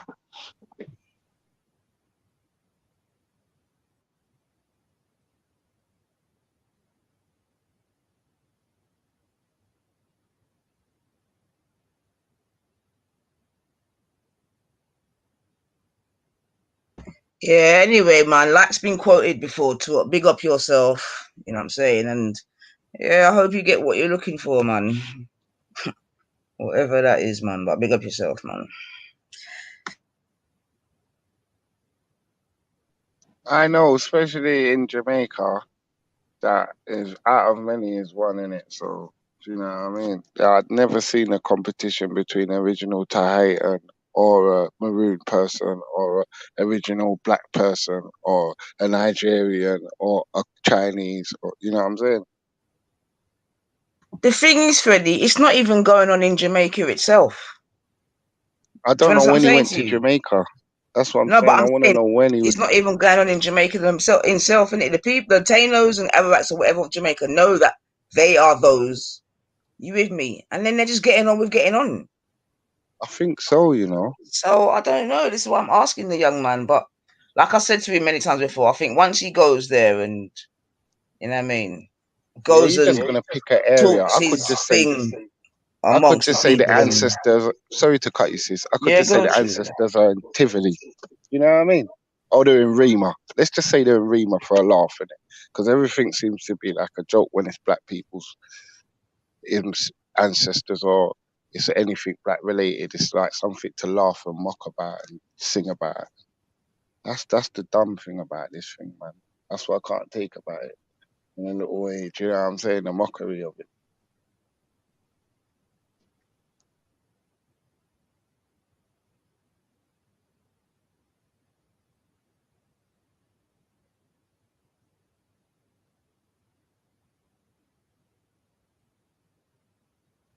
The thing is, I don't even know to what end that you get me. That's what I'm trying to find out from Talk all the time. What is it that he wants to achieve? But yeah, I man. think But it's just. I think in that's a good question, you Jamaica know, sis. itself, hmm? No, that's a beautiful question, you know. I wouldn't mind what Wendy wants to achieve or what her goal is by mocking and disrespecting. I wouldn't mind what to find out what T's goal is, what he thinks he's gonna achieve by mocking and disrespecting us. You know what I'm saying? I don't really, or just basically putting out false narratives because it seems like you've never read a book because you can't quote any authors or point us in real directions of any information.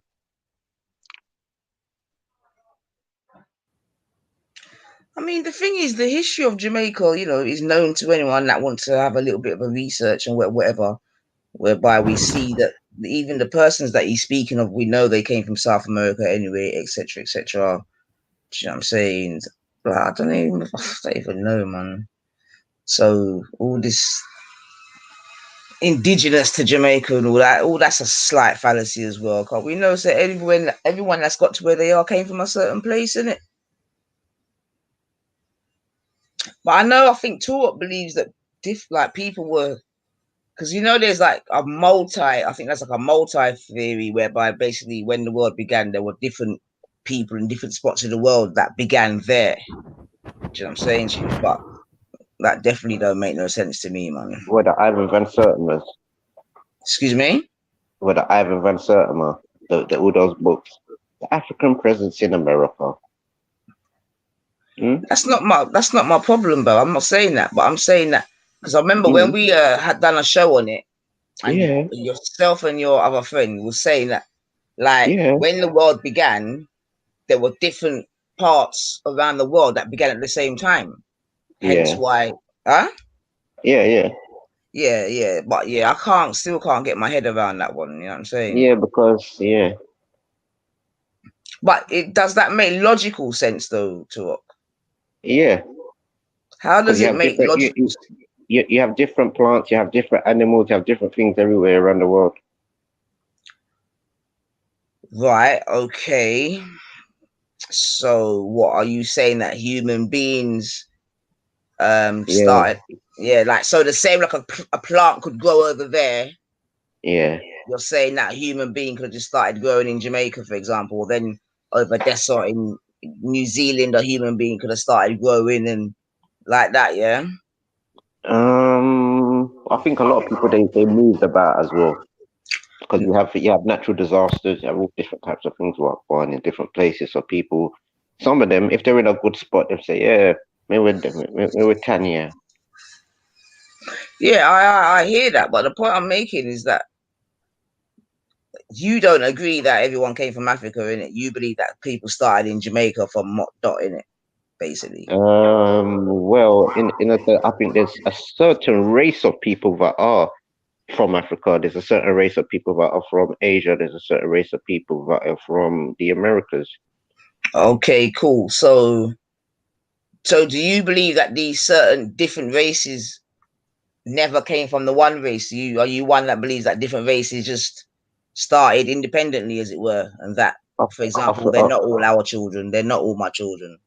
Well, some say the oldest DNA is the Aboriginal Australian, who's the first person to leave out of Africa. Mm-hmm. So we all come from Aboriginal Australians. Okay, but did you heard what he just said? Aboriginal Australians that came from where, Bub? Well, that's a theory. They say that the first people to leave out of Africa. So where do you get this information from, bro? Well, look, but that's what they said. Well, that's what the white scientists say. Where are you getting the information for? Everybody comes out of Africa. Where am I getting my information from that everyone comes out? That's what the white scientist, bro. You're crazy, man. So where do you get your information from? Like, what do you mean by the white scientist? Everything leads back to Africa. There is no human religion without Africa, Ethiopia. Where do you get that theory from? I'm saying every religious book's got the name of Ethiopia in it.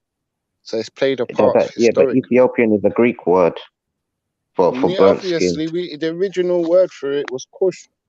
We know everything about the words and the that's a certain person's language and description of another person. Don't mean that particular. Yeah, but we're not going into semantics. We're just showing you how Africa plays a part. It is because you said so basically, Ethiopia, what I'm saying to you, listen, one second. If you're saying the Earth originated in Australia, which is rubbish, you haven't got no proof of it. It's just backside. They're the oldest people. Where's the proof? Where's the proof? Because I'm where telling are you getting your theory from? Africa predates Australia. I'm saying I'm getting the There's same proof to show you that Africa predates Australia. That's Can you all show I'm us that saying. proof? That's what I'm saying. Show us proof, because I'm saying the same proof where you're saying everybody comes out of Africa. All right, I'll get the proof. And if we go by that theory, if we go by that theory, that means those people were the Aboriginal Australians, because they say those are the first people to leave out of that area. That's their theory. And they said the Aboriginal Australians have got the oldest DNA and also got some DNA that is unknown. If you want to go by that theory, but I want to try and get to it. Where are you getting your theory from? Because this is the mainstream theory. I would love to hear what indigenous African people have to say.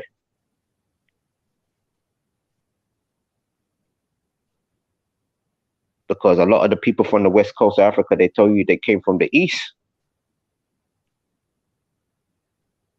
So maybe they might call east something different. I'm not saying it's right or wrong direction. It might be whatever one of people want to label it, but I respect the indigenous people. And to be honest, it's mostly European indigenous people say those things.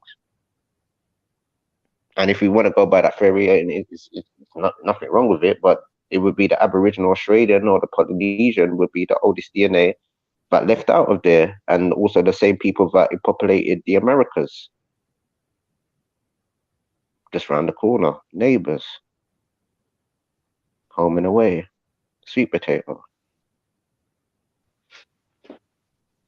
hot potato, 1 potato, 3 potato, 4, 1 potato, 3 potato, 3 potato, more.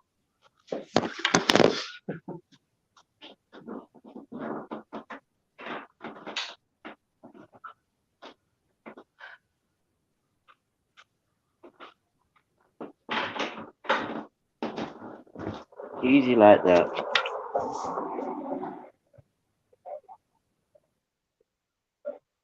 And also in Europe or places like the Mediterranean, they tell you about the oldest bones they have found there are Negroid and Dravidian. So there must be two set of people that was maybe in Africa, or maybe there must be another one.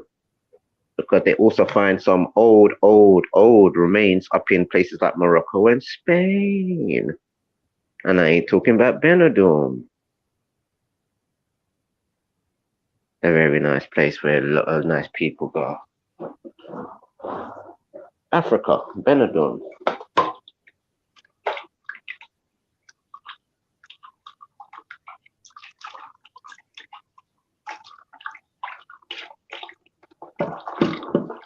All inclusive. Ryanair. Yo, Wagwan. Big up, Reddy. Big up. Wagwan, man. Where we at, mate? Yeah, where was we at? Oh, we just talking about That's not what we talk about. We just talk about different people, how they identify themselves, and history, what we know of it, and you know what I mean. Because greetings. It's a different age. Big up to that is. Where's God or Jacob? Hey, my phone's ringing, yeah? I'm right here. I'm back for a few minutes. Oh, big up. So have you been listening in, God or Jacob? Yeah, off and on. More off though. You know what I'm saying? Yeah. So I asked Ralph and Mr. Biggs, do they know of how ships used to operate off the west coast of Africa, and they got offended? You know, everybody got a story. I'm not too learned in that, so that's why I listen to you guys, kind of go back and forth. You know, that ain't my strong suit, so I don't even pretend like I know all these trade routes and whatever. So I pretty much just listen, and if I can take something away from it, I will. If I think it's bullshit, I'll be like, stop it, you know. And I don't know enough. No, but you know the Spanish, how they worked in America, isn't it? Probably in a little extent. Mm-hmm. I know baseline one-on-one stuff, but when you guys start going into that detail, you know, I'm like, you know what? Yeah, let me. so what we're trying to get at to, like, how did Europeans operate in West Africa, and they get angry now? And before I was talking about the reparations.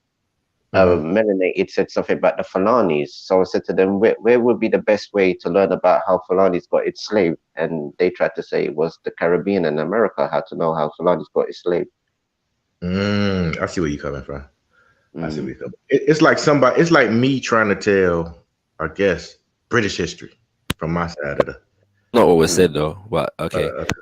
You know, hemisphere. It was at the same time, the difference really is the fact that when you're talking about you cannot understand American history unless you understand British history. Like you know what I'm saying? There's not really, you know, it's not really possible. So yeah, like how America became America is intricately tied to the British and what British was, and the relationship between the British that went to America and the British that stayed in Britain. Yeah, you know, you couldn't understand really American history without understanding that context. Born Rich, do you know when was the time or the term that was deemed for black people in the Americas as African American? It became mainstream in the 80s, because if you look at my people's birth certificate, it never says, you know, African American. It's going to say black, colored, Negro, X, Y, and Z. You know, so I always tease people. I always tell them I was never African American in this country. Nobody was. Were your parents and your ancestors Negroes and colored? Exactly. My grandmother's birth certificate said Negro. My mother's and father's said colored. I know. Is that what they were? Is that what they were though? Were they Negro and colored? If we're talking about America, according to America, yes. But if you're trying to take it outside the realms of what we called ourselves, then you know we can call ourselves anything. But we're talking about America, right? So according to who black people are in America, yeah. Hold on. Let me just get this off right quick. According to America, that's what I'm focused on. According to the structure of America, they were what their birth certificate said. Now, if you want to go outside of that, I'm willing to listen. No. I'm just asking is that what they were though? So because America said that they were Negro and colored, does that mean that they were Negro and colored? No. But my argument is what America, we're talking about America, so I'm keeping it in America. Outside of that, I don't know what they call themselves, but I know they wasn't calling themselves African either. But you'd be wrong. Was there people? what were there people that could be deemed as Negro but was also classified as Indian? Was there people that were deemed as? You can tell me that. I mean, God of Jacob. Sorry. Yeah. Always want to tell me. I would say so, and it's just me going out on a limb. Again, I'm not real versed in all of that, but I will go out on a limb and say, yeah, if you was dark enough in that time, you would be considered a Negro. I could be wrong, could be right. Or there were dark people also classified as Indian as well. Exactly. We have black people. We know that they were Africans who were and Europeans. Or mulatto. Exactly. Well, that's obvious. so just like how I see free, we can actually go into the codes to actually understand what they mean by these things. Because it's just a term people can throw out, but they actually will give you the definition what they're actually trying to elaborate on. By the same token, when you have so-called Native American tribes, some of them used to adopt people and initiate them into the tribe. So that was done with Africans and Europeans, in the Americas. The question of name, however, and how African began to be used among black people in America dates back to at least the 1700s. Whereby black people, in developing their own organizations, for the purpose of trying to be free and self-determining, began to popularize the use of the term African, not just in the United States of America, but in the 1700s. I just said so. It dates back to at least the 1700s. No. Yeah. So when we look at records of black organizations starting in the Americas, you will find an abundance of the use of the term African to describe those people. In the 1800s, in the 1800s in the UK, two black men by the name of Olaudah Equiano and Ottabo Kugwano started an organization called the Sons of Africa, which was about abolition of slavery and them kind of things there. Yeah, but that's the 1800s, Shakira. Why you try to push it to the 1700s? That don't work. I was trying to complete what I was saying without interruption. You know what I'm saying? Would you show us some proof of in the 1700s people identify themselves as African? Yeah. So you have the origin of the free church movement, what is called the African church movement, Ethiopianism and them kind of things there. So if you look at the origins, when was that established of black lodges, and them kind of things there, Prince Hall and all them kind of something, you'll find the term African being used. The African 1800s. Boy. That 1800s were when was slaves or freed slaves were allowed to join lodges. Let's just where's the evidence for what you're saying then? You're telling me that it's not 1700s, it's 1800s. So where's it? Yes. What you're saying? Go on. Drop it. Just go to the etymology dictionary and it's there. We go by we're going by law definition terms because these are all law documentations we're talking about now. It's not feeling.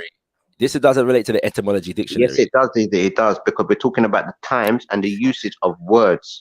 So only in the 1700s only in the 1700s white people identified themselves as Afrikaans or Africans. The people on the west coast of Africa, that was titled as Negro land. When they took slaves, they said they had Negro for slaves, Negroes for sale, not Africans for sale. Plain and simple, Shaka. I don't know why you do this. You know better than that, man.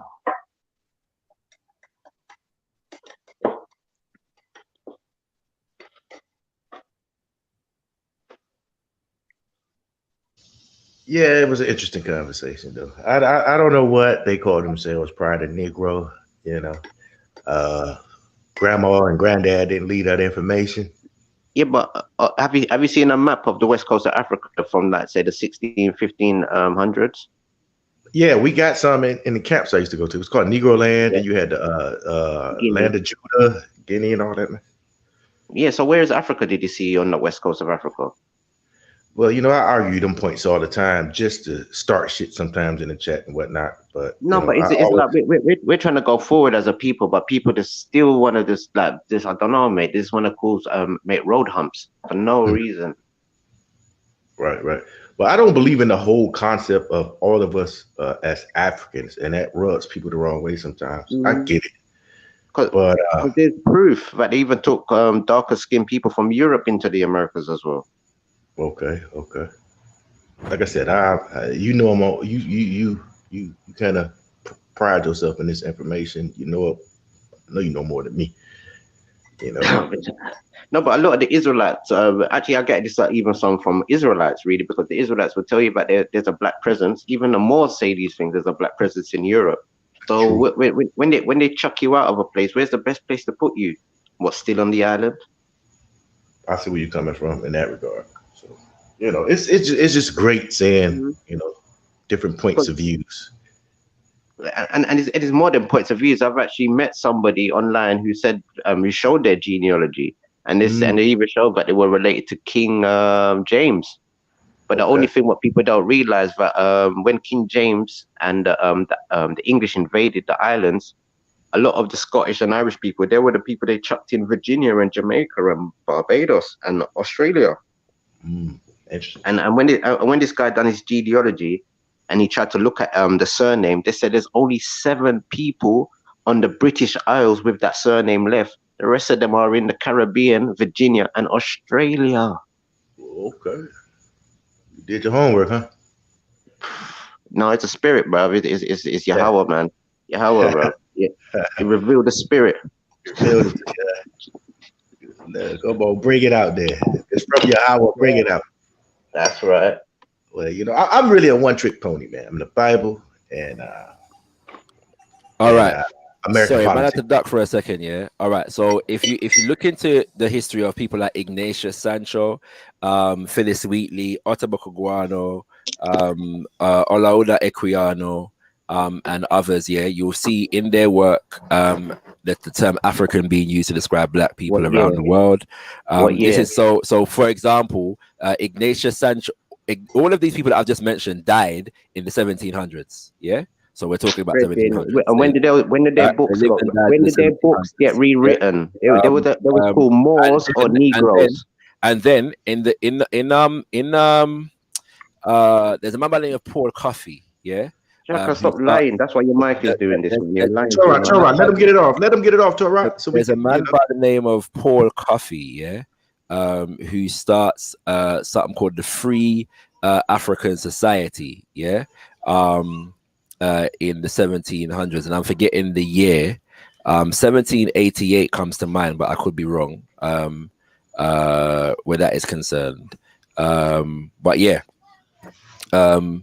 you know, so it's evident that the term African was being used as early as the 1700s, and then you have Prince Hall, yeah, who in 1780 something sent a petition to the governor of Massachusetts, yeah, on behalf of, quote, a number of African blacks, yeah.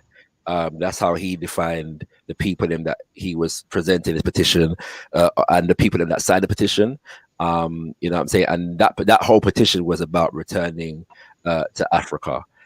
So all of that I've just mentioned is 1700s. Then you go up into the 1800s with people like Martin Delaney, with people like David Walker, with people like Bishop Henry McNeil Turner, you know what I'm saying, and these kinds of things. And so it's evident that black people as early as 1700s were using the term African to define themselves, and the reason for it is obvious.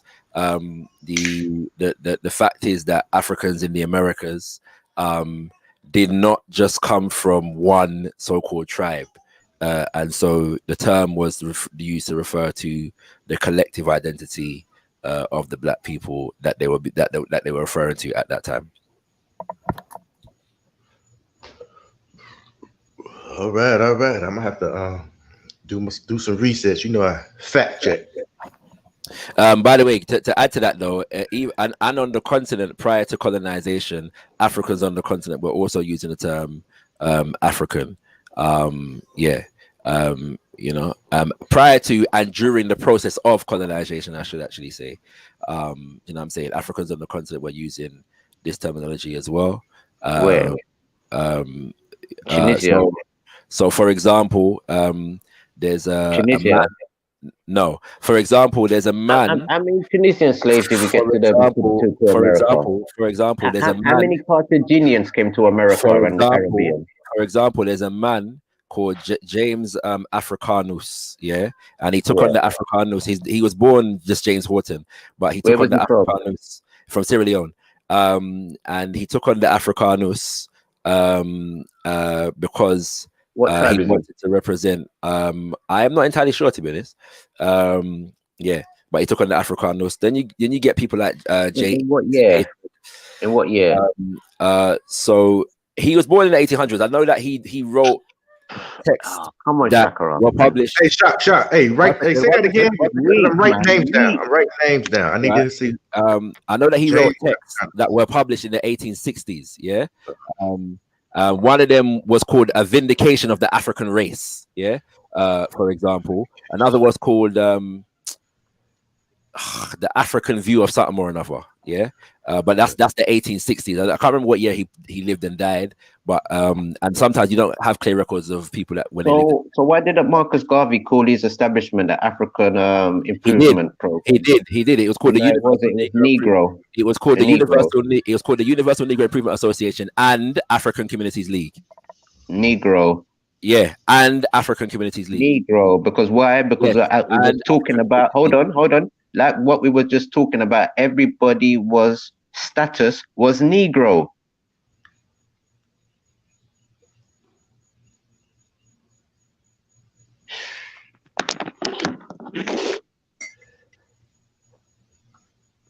Right, you be fucking it up. I be trying to write down some of these names. Sorry.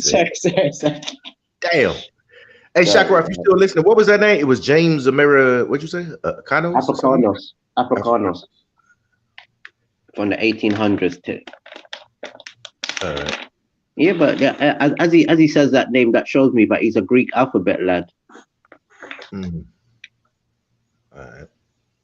And from he says Sierra Leone, he's talking about the people from Nova Scotia, the people from the Caribbean that's moved there, African Americans again, because it's happening, and where it's happening.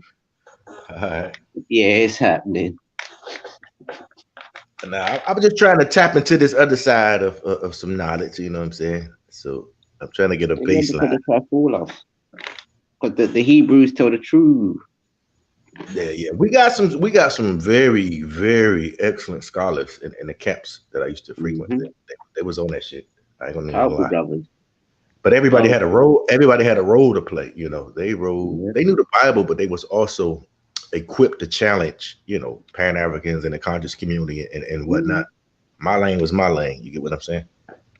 Because realistically, what were the Egyptian Kemet brother schools saying about the West Africans and their enslavement?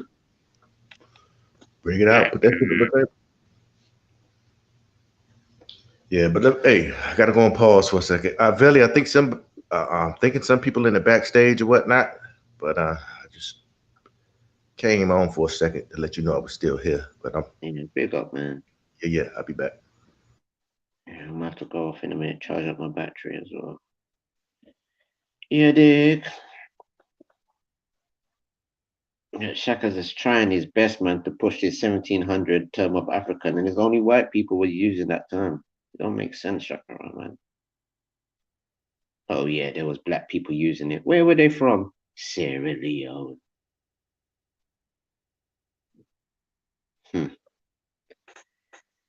Cilla Black. Yeah, I'm gonna make a rap song. Cilla Black. Cilla Black.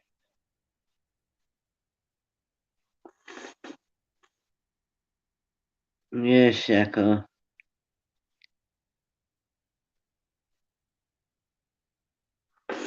Let Shaka run off. Charge up his Pan-African batteries.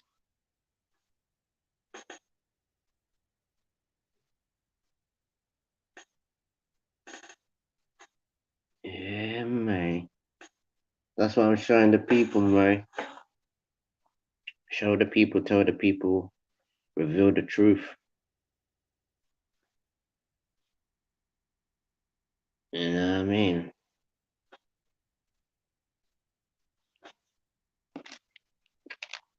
You see Land of Judah, you see this, you see that, you see this, you see that.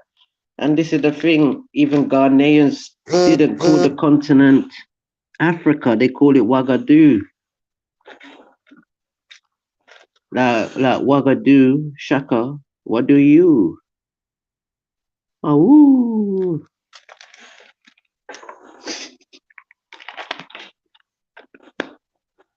yeah, mate. You got your Wagadu with a twist, mate. Calling it Africa. It's a Latin people language. Left them alone with them language.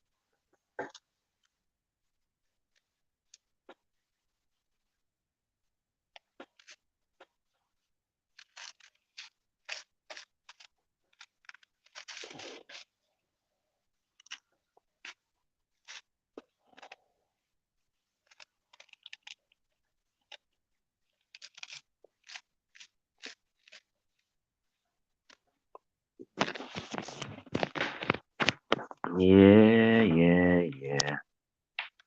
As per normal, Mr. Big is quiet. This what I'm glad. I'm glad he put himself on mute. I'm glad. Yeah, Mr. Biggs, I'm glad you put yourself on mute. I'm glad.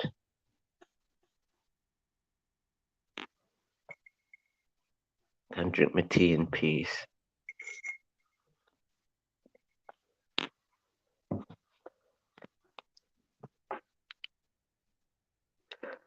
Yeah. What Africa? What library in Africa?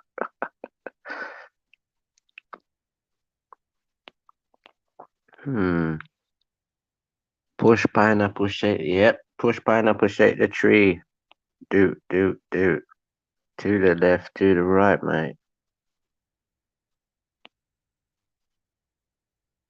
When twerking and dropping babe. Oh, my Lord Jesus.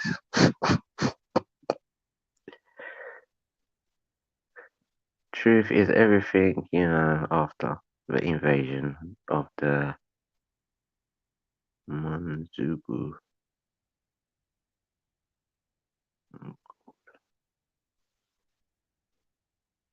Yeah, big up Chartel. Yeah, sorry, I had to deal with something. So yeah, as I was saying, that the organization was called the Universal Negro Improvement Association and African Communities League. And if you look throughout Marcus Garvey's writing, you'll find the term African used quite significantly, but he does use the term Negro as well, significantly as well. But the difference between the two is as far as it was being used, is minimal. To welcome the people like Farage. Let me finish, please. When Marcus Garvey used the term Negro with a capital N, he was referring to the same thing as African. So the point is not necessarily the phonetics of the word or the word itself. It's about what's being referred to and the meaning behind it. And so there are those who affirm an African identity that believe that we should, use a different terminology and so on and so forth. But the meaning behind it is not really questioned in that kind of sense. And so, obviously we understand that the white man has, taught us many lies and distortions and, the vilifications and degradations of African people, and many of us intended. So why did the Spanish? We found all kinds of creative ways to continue and justify and explain, our own degraded view and understanding of Africa. So why did the Spanish call South America and the Caribbean and some of the deep south Negra de Terra, meaning land of black? Why would they say that? And they're the first people of European descent to be really moving around, looking It's around the possible for places. there to be black people in the Americas and black people from Africa. So You know, when Marcus Garvey just thought Negro meant African, that would have been wrong then, isn't it? He didn't say that Negro meant African. I'm saying we can rewind it. You just said. I'm saying that the Negro etymologically does not mean African. What I'm saying is that when you look at the meaning behind how it was being used, yes. So when he referred to Negroes and when he referred to African, he was referring to the same people, the same thing, the same concept. Yeah. And it was and as Mama Mariam Samad said. As a born and raised member of the UNIA-ACO, she said, you know, in public, the term Negro was used because it had political usage during the time. But within the organization itself, they did not use the term Negro. They used the term Black and they used the term African. But you know why they use the term Negro and Black? Because the Spanish left their imprint there through their language. Well, yeah. So the justification. So if the Spanish are telling you that we have arrived there and we see Black people there, but it's only a little down into the late 1800s now. People like Pan-Africans think that only Black people only came from Africa. Pan-Africans have not said that Black people could only. You just said that a minute ago. You said when Marcus Garvey was talking about Negroes, obviously he's talking about the Africans. Yes, and so. But I'm saying, but obviously the Spanish have come here before they brought Africans over here. They said, look, there's Black people already here. Yeah, but this is not a debate among Pan-Africanists. Like, there's no. I'm not saying he's wrong or right, but you can at least acknowledge that there were Black people already here because these are your Pan-African scholars saying these things. There's but this has never been in denial. The only question is the denial of whether we are African or not, and that's what's being challenged. Yeah. So the existence of that part of the world is but really your Pan-African scholars are well-known Pan-African scholars of Black history. They will tell you there's an African presence in the Americas. So obviously, when the Spanish were here, 300 to 200 years before these gentlemen were born, they already said, "Look, there's Black people here." It's not being denied that there were Black people in the Americas. Exactly. So what's my point is when people are only saying Black people is only in Africa now, this is a later on term that has been indoctrinated into the people because obviously the Spanish got there as explorers and they tell you, yeah, this is the land of the Black. Negro de terra, terra meaning land, like how they say Inglaterra, like England. Did any indigenous people in Africa or the Americas refer to themselves as Negro or Negra? I'm telling you, the people that got there and explored the land, they're saying that they see Black people. This is like a Black land. I'm telling you, and that's fine. But obviously, so why if they never call themselves Negro, right? I'm saying is the whole word is a Spanish word. The word is a Spanish word. Okay. Yeah, so but later on you get the same word. If you could accept, you still get the same words used in status. You still get these terms used in status in America. They could either classify you as white, Negro, or mulatto. These are all Spanish terms used by other Europeans now. Yes, and so the Pan-African sensibility was, let us not confine ourselves to the definitions imposed upon us by European people. The African revolutionary trajectory is about self-definition, is about creating self-definition and identity that is able to unify for the sake of gaining power and developing power and relinquishing ourselves and the power of other people, in particular our oppressors. And so as the development of history goes, Africans began to discard the use of terms like Negro and colored and nigger and the like, because these were titles, names imposed upon us by Europeans for the sake of oppressing us. So when Africans were seeking to liberate themselves, they developed an identity, a shared identity, a unified identity. So who called them African? That could so who called them African, just like how they called them Negro? Who called them African? That could serve as a foundation for unity and power acquisition. And so within that context, yeah, because identity and independence is based around land, it's based around history, and it's based around culture, they use a terminology relating to a land, relating to the origin of a shared history and culture that could form as a Who labeled the black people in Africa Africans? Who labeled them as Africans? So we understand that during the time of the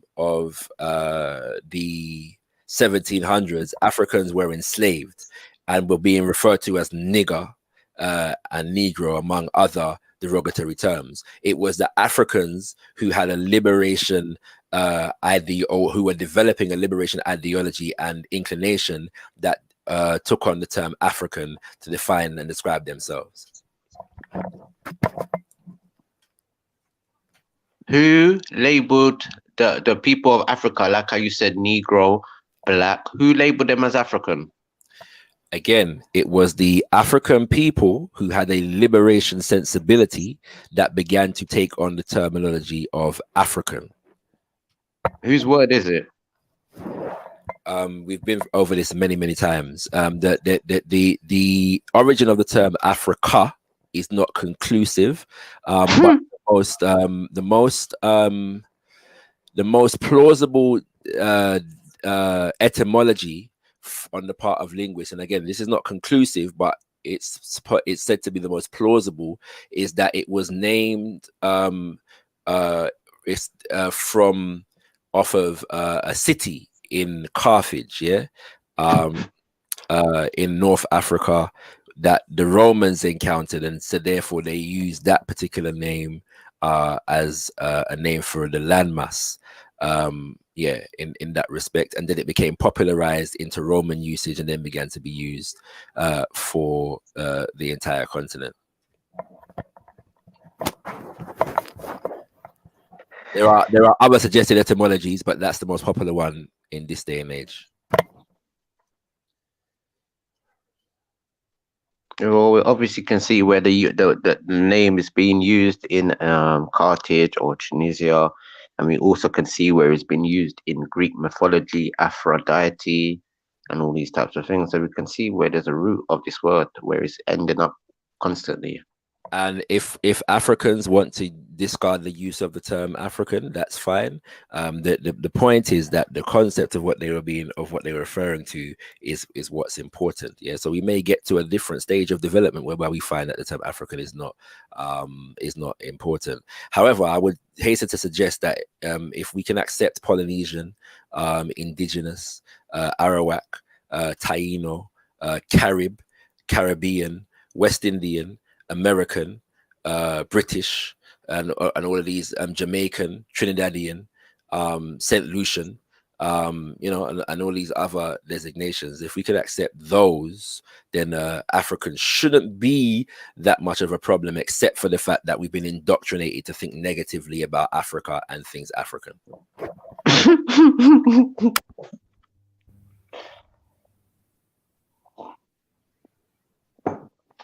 Big up Aphrodite.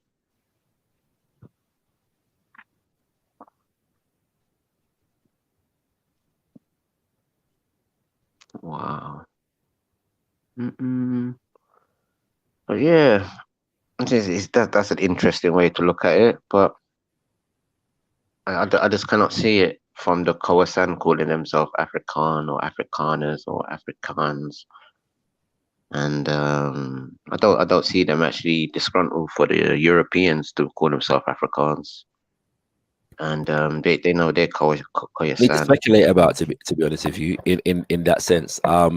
There's many black the Khoisan have organizations, but there are organizations of different groups of African people in Southern Africa,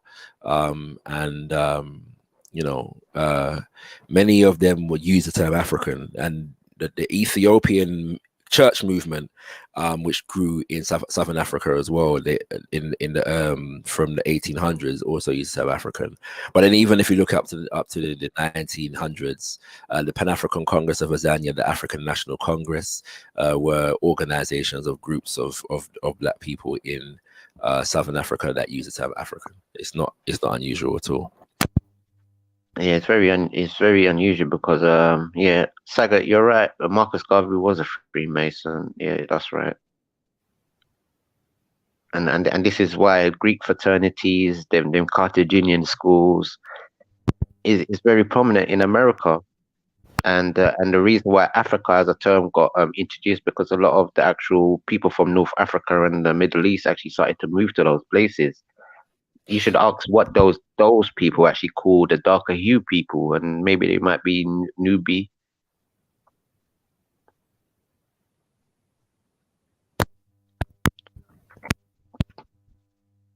American and West Indian and Caribbean, and you know, this Well, argument. I proved to you the other day. Yeah, for your information, however, in I proved to you Caribe is one of our indigenous words. However, and if I tell you that some people believe that a suggested origin for the term Africa is a term Afruica in the Mejaneta, you're gonna laugh it off. So I can't really. Well, if you can show it, I don't mind. I'm not biased. But the reality but is the thing is now the thing is hold on 2 seconds. 2 seconds. I was actually speaking. Just 2 seconds. I'm gonna finish. You have to look at what they're actually referring to. Are they referring to themselves as Africans, or are they referring to other people? I was actually speaking.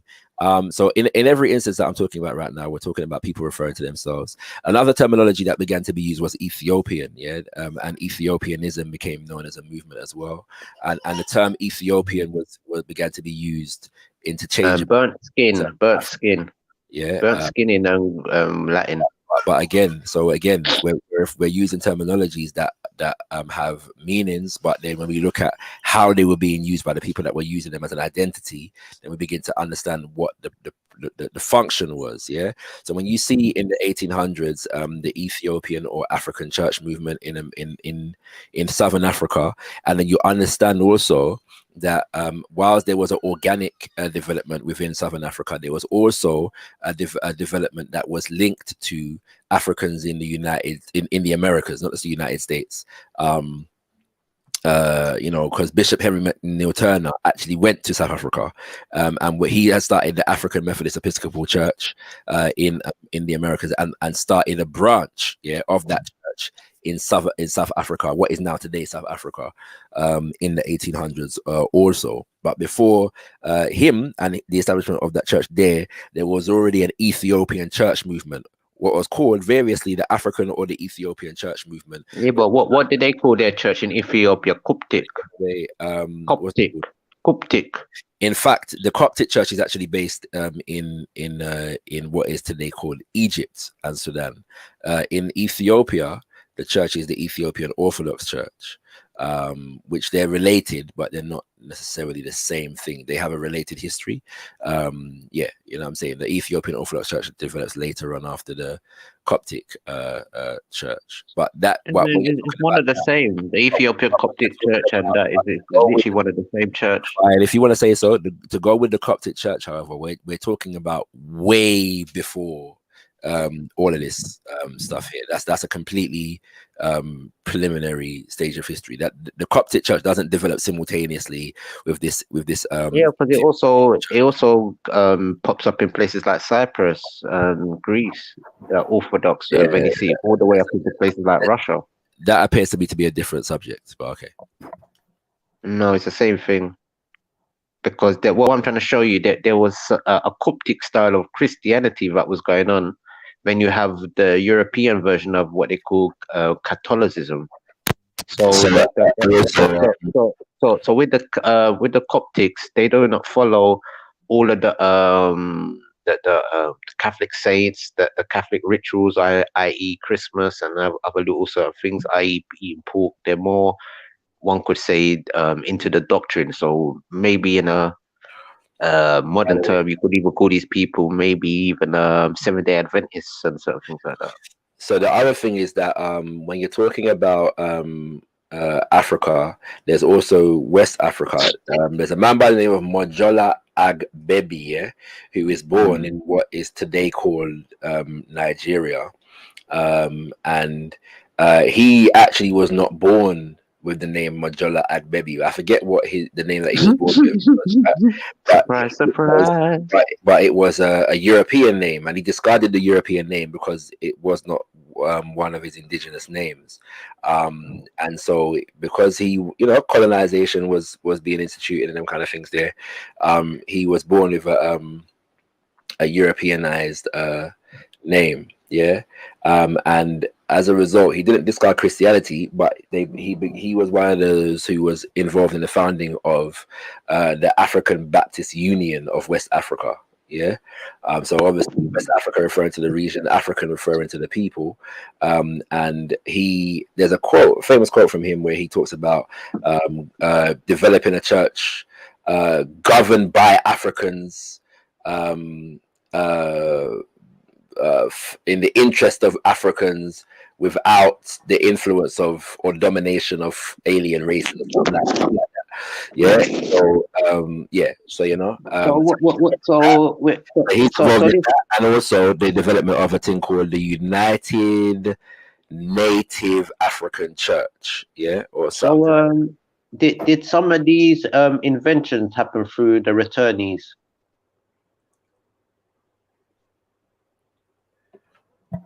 I've just said, so as with the example of Bishop Henry McNeil Turner, you have an organic movement developing that is there already, but then there's also linkages and with Africans from the diaspora who are doing similar things, which is not unusual. So it's both. Yeah, so you have Africans on the continent doing their thing, and then Africans from the diaspora linking up with Africans on the continent, and both ways, to be honest, because Africans, a number of Africans from the continent had traveled to the Americas as well.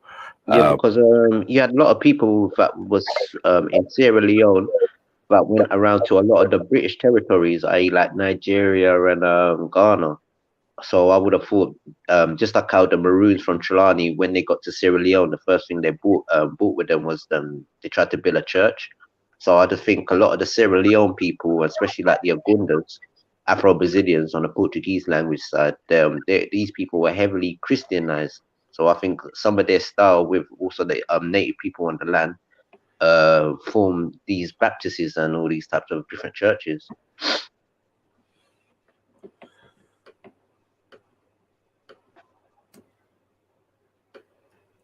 Because that brother might be even a descendant of somebody who left from Sierra Leone but was living in maybe a British region part of Nigeria. That's why they probably have that name and all them different types of things. I.e., look at George. I think it's George Ware. George Ware is a proud person that says, yeah, he was a returnee, also a boxer in Ghana, I think. And I think he's went into the church as well.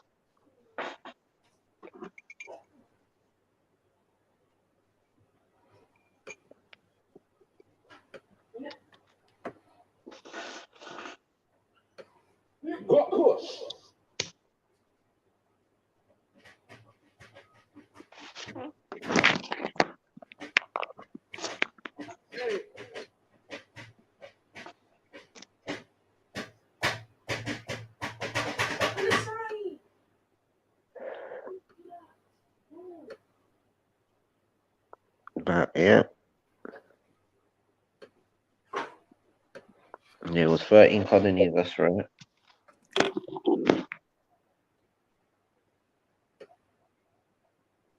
We had our own sports, basketball, baseball leagues.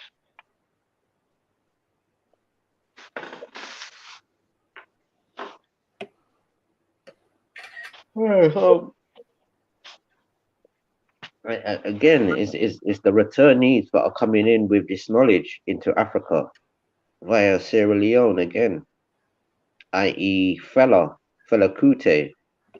A lot of his relatives were from places like Nova Scotia, i.e. again the Trelawney Maroons that was exiled to Nova Scotia and also went to Sierra Leone. So do we have to talk about the people also that made their way back into Africa? Then than what we are trying to portray, and the struggles they went through. Even the Israelite brother from Chicago, Benjamin, walked his people all through the west coast of Africa into Ethiopia, then into Israel. Now they're resting in Damona.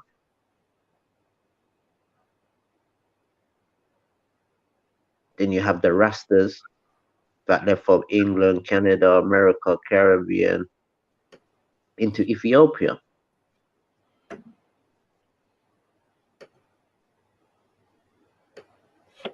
Shashamani land, the first ever land that was given by an African king or royal family or royal lineage of African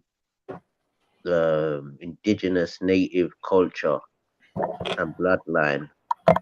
That's actually incorrect. The first one I know of on record, well, that's a complicated one, but the first one I know of on record that happens organically and exclusively between one group of Africans from the diaspora and group of Africans from the continent is Martin Delaney in the 1800s. His Majesty was after that. So where was he sending his people? So what happened was the land was granted by the Yoruba, a group of Yoruba chiefs in Abeokuta in Nigeria, but this was in the 1800s, and it was just before the Berlin Conference. So what happened was, because the British were basically starting at wars on the coast, on the continent, for the sake of colonization, it became unfeasible, for Martin Delaney to transport anybody to the continent, as well as the fact that the outbreak of the Civil War and the aftermath of the Civil War had put Africans in America in danger in terms of being enslaved and stuff like that. So wasn't the British still in rule of Nigeria at that time, especially Abeokuta, that place? Wasn't that actually not British Nigeria? No, not yet. That's the point I'm trying to make to you. At the time, the British were in the process of instituting colonization. It's a process.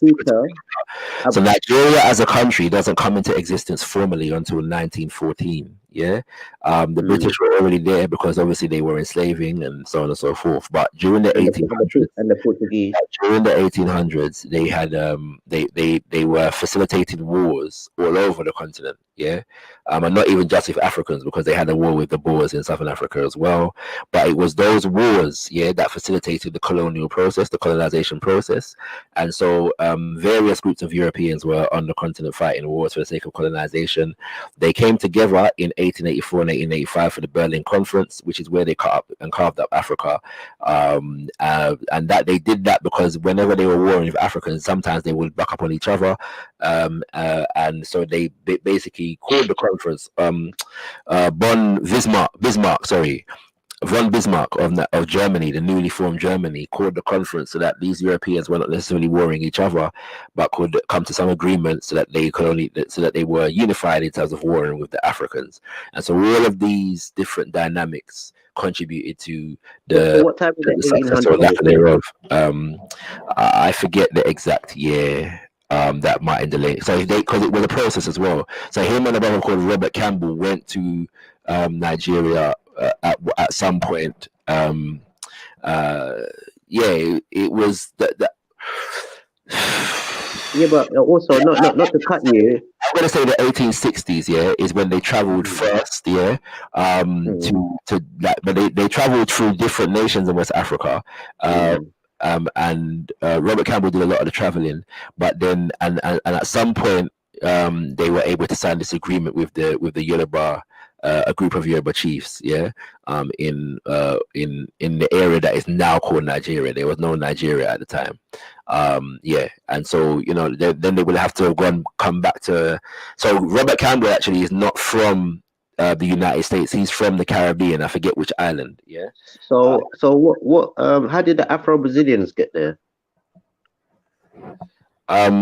Is that I don't know. You're changing the subject right now. So Peace, No, because everyone. there seems to be a lot of Afro-Brazilians in those regions, and a lot of those regions were, before the British took them over, they were run by the Portuguese. Well, not say run by the Portuguese. The Portuguese was like in those type of areas like Abacuta, Lagos, and all them different types of areas. It's only after when the English takes over those areas, you see a less sort of Portuguese presence.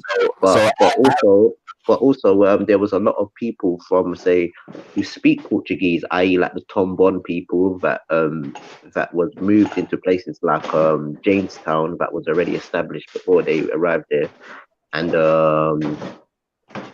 also in places like Nigeria called Saus or Sausa.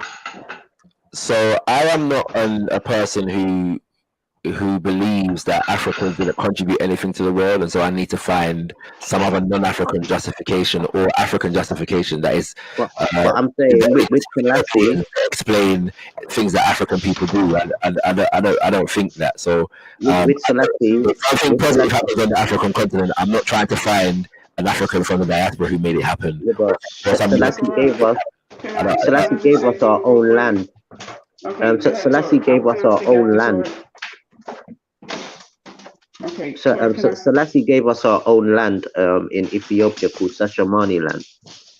Okay. So Torek, and Brother Shakara, I had posted a video, just like a 7-minute video from because I will admit I'm not as versed as I could be in African American history, and I'm very thankful to people who do a lot of research, and then they give you not only just verbally speak the information, but they give you their sources. So I knew that I had watched a video or multiple videos from a channel called New Black Knowledge, NBK, and I recommend anyone who's interested in on truly having evidence of the link from West Africa to and the Black Americans here. They do extensive research, and they cite all of their information. They deal with primaries. They go to different museums in Philadelphia, in New York, in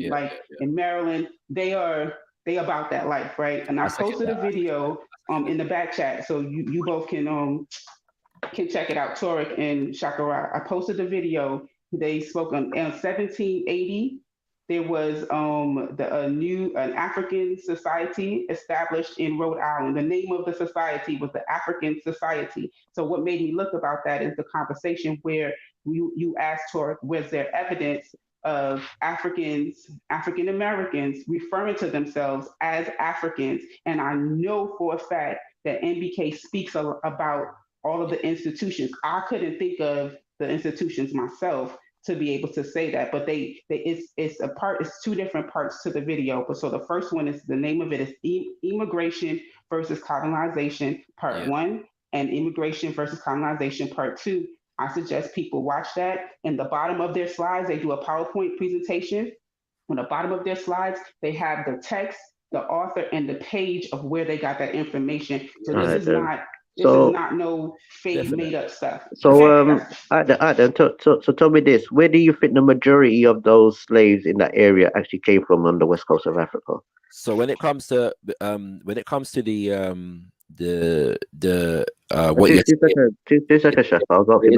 you're saying, you're not going to dictate everybody who can speak at every time. Let me speak. Melanated made a point. I want to respond to it. Thank you very much. So Melanated, I did mention the Free African Society to Turok earlier. So I'm not sure if you heard that, but I did mention it. Paul Coffey and the Free African Society. I mentioned Prince Hall and the African Masonry movement, and I also mentioned the African Protestant Episcopal Church, the African Methodist Episcopal Church, the African lodges, of Prince Hall, the African Methodist Episcopal Zion Church is another one which I didn't mention earlier. So in the video, he posts a letter where the person was where they were basically saying, we want to return back to Africa. I'm just saying, read it. I'm telling you, go watch the video. They're saying return to Africa. Like, That's Prince Yeah, Hall. yeah, but can I just ask a direct question? Yeah, I mentioned that to him as well. I mentioned that the letter begins. The letter what begins. ethnic group? And What ethnic group was to that me as a person? person here, that doesn't take away from the rich. That doesn't Hold take away on. from the The rich letter culture begins. and No, heritage hold that on, the hold people on. have here. If they So did hold on, sis. originate from the continent, listen. No, So, I mean, so, like I just joined the Let the woman panel. finish. so what Torre, ethnic group? What right? ethnic group? Torre, What Let the ethnic woman group? finish. Let the woman What finish. ethnic group? My point is that even if they originated right from Africa, that does not take away from the rich culture and heritage that What? once coming here, the unique heritage that Ashe. the African Americans have made and created for themselves. Ashe. They Ashe. have Okay. built and they have So overcome. They are survivors and they are continuing on. They are inventors. They like it doesn't take away. It doesn't matter like if you come from here, it doesn't make okay. you a lesser person. So I don't Okay. understand the reason or the So need so tell me this then. to cause this So what division. ethnic I'm gonna group overtalk do you you just like think you is? just overtalk me too. Go ahead. So what ethnic group do you think is I mean, mostly so what are you populated in saying, that huh? area? What? Like that? Huh?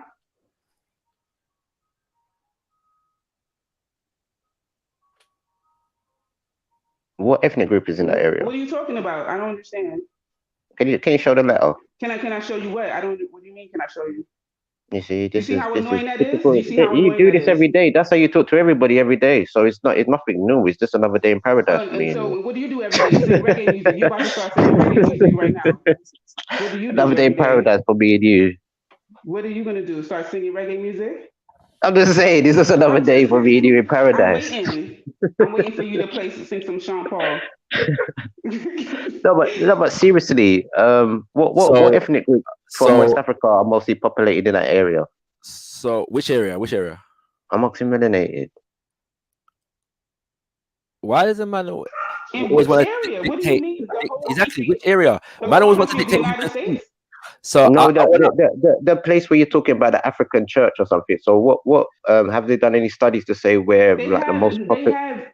what do you the African church? They have them all yeah, over. that's a red herring No, conversation. the one in the 1780. I'm talking about the one in the 1780. Is there like how can I say a very is there a lot of a certain ethnic group in that particular area? No, because Okay, see, if you because when it comes to you asking a crazy question because if you know crazy, that we were already mixed up and Crazy. combined, you're asking a question that you know the answer to. So all right. So as far as what did the letter say? Can I finish, That please? was asked as well. That what did the letter say? Yeah, well, that question was asked as well. It's presented by quote a number of Black Africans. Yeah, it's the government of Massachusetts. Yeah, it says we or our ancestors have been taken from our dear connections and brought from Africa and put into a state of slavery in this country, from which unhappy situation we have been lately in some measure delivered by the new constitution, which has been adopted by this state. Yeah, that's America, United States of America, or by a free act of our former masters. But we yet do find ourselves in many respects in very disagreeable and disadvantageous circumstances. Most of us which must attend us so long as we and our children live in America. This and other considerations we need not here particularly mention, induce us earnestly to desire to return to Africa, our native country, which warm climate is much more natural and agreeable to us, and for which the God of nature has informed us, and where we shall live among our equals and be more comfortable and happy that we can be in our present situation, and at the same time we have the prospect of usefulness to our brethren there. Yeah, That don't make sense. boy, them people Be honest to yourself. That don't make no sense. That make no I sense. can continue. This leads us humbly to propose the following I plan. think that letter's fake. of this. Well, you're entitled to your opinion. That's the fakest letter ever, bruv. That's a white man. That's a Ku Klux Klan wrote that letter, bruv. Come on, man. Be honest to yourself. If you was a real African, you would say, think about it. Think about it now. Think about it. Look at Kunta Kinte. That was Prince Hall, by the way. That's Prince Hall. Yeah? See, that's Prince Hall for you. That's Prince Hall. Did you not hear? That's Prince Hall. Freemasons. Who's taught these people Freemasonry to know they're even African? Where did Freemasonry come from? Everybody knows it comes from Africa. All of a sudden, where in we just Africa? hand it over. Where in Africa does Prince Hall come Where from? in America? Where in Europe did it come from? I'm asking. It's Greek fraternities you lot are practices. Egypt. So he said we or our ancestors. So yeah. Come on, man. That's a dodgy letter, bro. Come on, man. Be honest to yourself. That's a dodgy letter. It hurts. That letter's bodged. That letter is a bodged letter, Bridget. It hurts. When one is that letter is bodged. It hurts sometimes. I know. That letter is bodged. You said it comes from Prince Hall, bruv. Who taught those people that? Who taught the people that? Also, in relation to what Melanated has said, yeah. Kunta Kinte said he's a Mandingo person. When did Kunta Kinte ever say that he said Gambia? Also, in relation to that's a false letter, Bridget. Come on. In relation to Prince what Hall, Freemason man. Also, in relation to what Melanated was saying about sources, yeah. This So is a Freemason calls himself an African. A Freemason. Yeah, this is a Freemason. It's a book called, and I'm sure New Black Knowledge used this book as well. But it's a book called Africanisms in America. Yeah, Africanism. What year is that? 1780. That letter. And it's edited by a writer called Joseph E. Holloway. Yeah, and it goes through various different African retentions in America, and not even just Black America. He goes these are all Freemason beliefs, in it. Thank you, Saga. These are all Freemason thoughts among white America. Only you know, small and people Freemason thought people are going to hear the term Freemason. Suddenly, you just expose yourself, fam. Suddenly, because a real African would say, "I want to go back to Gambia." A real African would tell you, "I want to go back to my Yoruba people." A real Ghanaian would say, "I want to go back to Ouagadougou." What is that letter, Bridget? What is that? Oh, I want to go back to my brethren. How do they know? How do they know the weather is good in Africa? Who told them about the weather in Africa? I'm gonna finish. Who told them about the weather in Africa? Can't you not see through that letter? I'm gonna finish. Yeah. So you never where they come from. A few chapters in this book here are the origins of African American culture. Another is the African elements in African American culture. Yeah, let's hear it. Africanisms in the African American names in the United States. Let's hear it. The case of voodoo in New Orleans.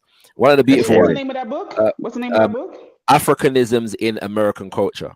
Yeah. Let's hear it. Edited by Joseph E. Holloway, currently on its second edition. And then you've got the 2 chapters here on the Gullah people of the Carolinas, so we have the Gullah and the Geechee. Congo influences on African American artistic culture, and so on and so forth. So, there's a lot of good chapters in here. For Congo people say they would want to go back to the Congo. This is what I'm trying to tell people. Africans know where they want to go back to. It's the only other people that's thought about Africa will tell you Africa. That is not true. Not okay, so let me explain. There's a very simple explanation.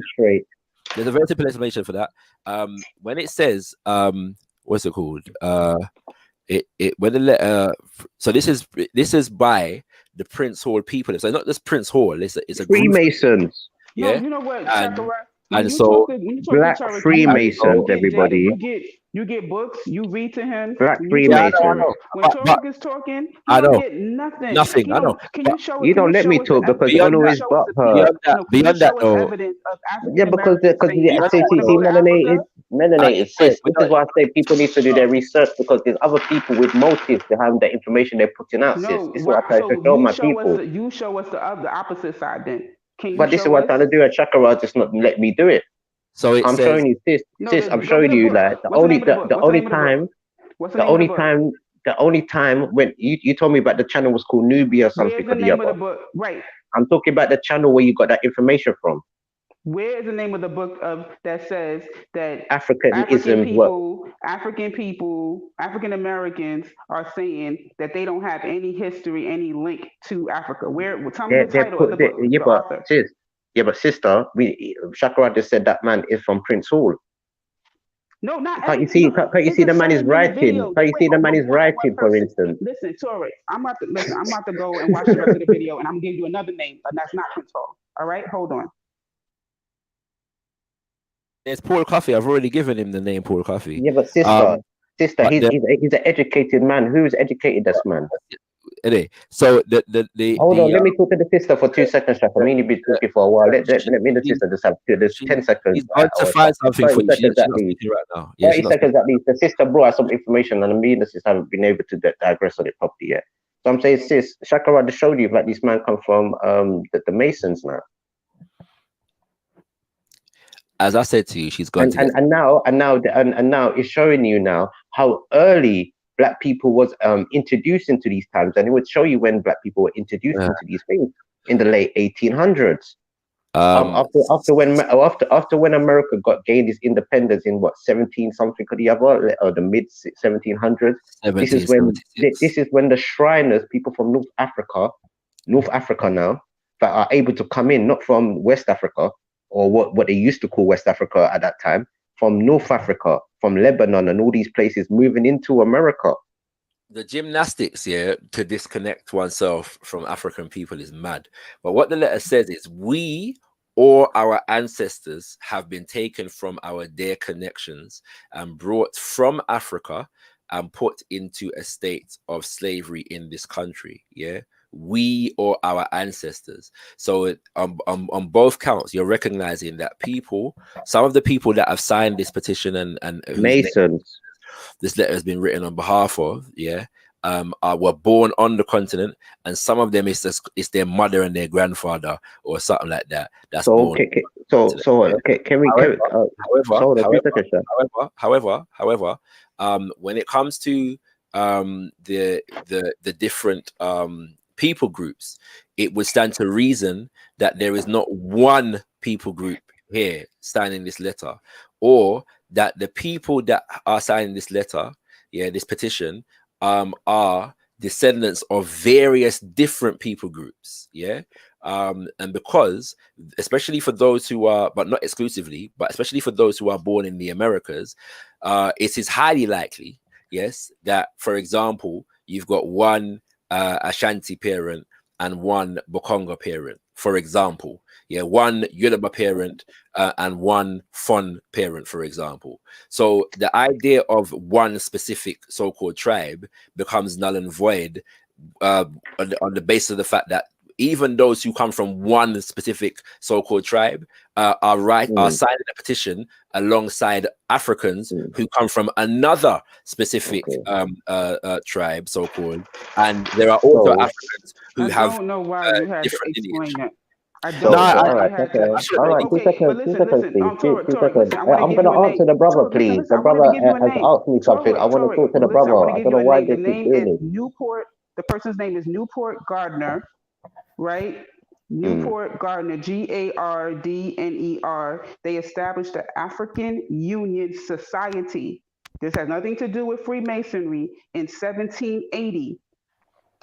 You got that? The African Union Society in 1780. No, wait, the African Union Society of Rhode Island is specific of Rhode Island. So I'm not sure if they were different African Union societies, maybe different states had them, but this one is of Rhode Island in 1780.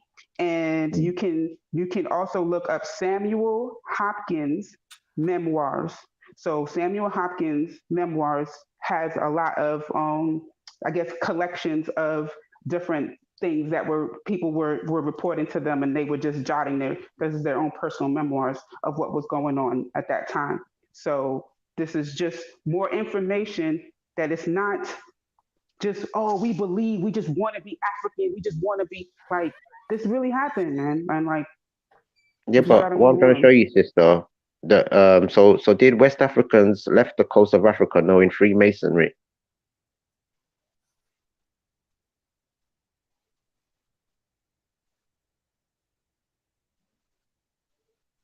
Hmm? I'm sorry. I said that was not in the part of the video that I saw, and I haven't actually researched Freemasonry. So I don't know. Is that what we're talking about now? Freemasonry and not Africanisms in America. How did this Prince Hall and all these things develop? So Newport Gardner has nothing to do with Prince Hall. I just wanted you to understand that because you keep going back to the Prince Hall stuff, and you might want to talk to Shakara about Shakara said the man that wrote that letter was from Prince Hall. But he didn't know what letter I was referring to. So that's why I went back, because many people were writing letters, right? Like it wasn't just one person who ever wrote a letter. They were writing letters. So, yeah. Yeah, but this is when after America's gained independence, I would say, innit? He established it in 1780. Do you hear that? Mm. Okay. And also, what year are black people allowed to be entered into lodges? Again, with the Prince Hall, you mixing, you making a rum punch right now. You just like rum, just mixing it all up. Yeah, but what I'm trying to say to you, I could understand, like, all right, then if that man's got a tailoring company, I should have a tailoring company. But what I'm trying to show you, there's a next type of science going on. So I'm saying, is that science anyhow influenced by other entities or other people? Do you know that there's aspects of things that go on in the, let's say, the Masonic system, that, let's say, the fraternities, the Greek fraternities in these universities that they have, does that make them Masonic? Does it? Are they Masonic? Yeah, they call them fraternities or... Every dang on black person is watching this video. If you were Alpha, you were Kappa, you were Delta, you were Q, all of y'all are Masons. I know, like almost everybody I know. And I feel you. I'm telling you, they're not going to be like, hey, we're worshiping the devil. We're drinking blood. They doing a couple of steps, little step thing. They doing fundraisers for the community. You know what I'm saying? So and they got a little little signs that they do, little sounds they make with their mouth, and they go to college and get degrees and be successful. Right. Okay. You're literally reaching mad hard. No. But what the point I'm trying to make now, basically, obviously, there's an influence now that is teaching black people masonry or Freemasonry. We could all agree. So my point is that even if it originated on the continent and people perverted it and everything else, if black people want to take it back and say this was ours, you can't just lump them in with the perversion. That don't make any sense. All right then. So who is the head of the black lodges? Do you know Kansu Sheshnu? Yeah, but I understand. But if you understand, Brother Kansu from I think he's from Chicago, and he be on these panels sometimes. Brother Kansu has his own Masonic lodge. He's like the head of his own Masonic lodge. Yeah, but who showed us these? He's not affiliated with white people at all. So who showed who? Or is it people from the west coast of Africa showed us this, or one could say people from Europe? So, because he definitely incorporates West African spirituality. Like he definitely does. Freemasonry. I'm just telling you my experience with Brother Kansu. You don't know who Brother Kansu is? Listen, what me I said though, sis. I'm saying that does Freemasonry come from West Africa or does it come from European? What difference does it make? Does that make Black Americans have a connection to Africa? Yes or no? I'm trying to understand. Are you only talking about Freemasonry? These people, well, what I'm trying to show you, you have European people doing this type of science, and it's not everybody they let in, because even the white people. What about what Shakira was saying? The Africanism in Africa Americans. Can I finish what I'm saying?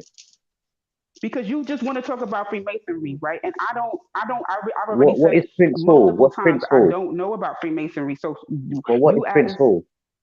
Ask me about. Tell me a word in Portuguese, because right now you're speaking a whole nother language. What is Prince Hall? Yo Not no sé. masonry. Yo no sé. I don't What is know. boule? What's I don't boule? know. I don't know. What is the boule?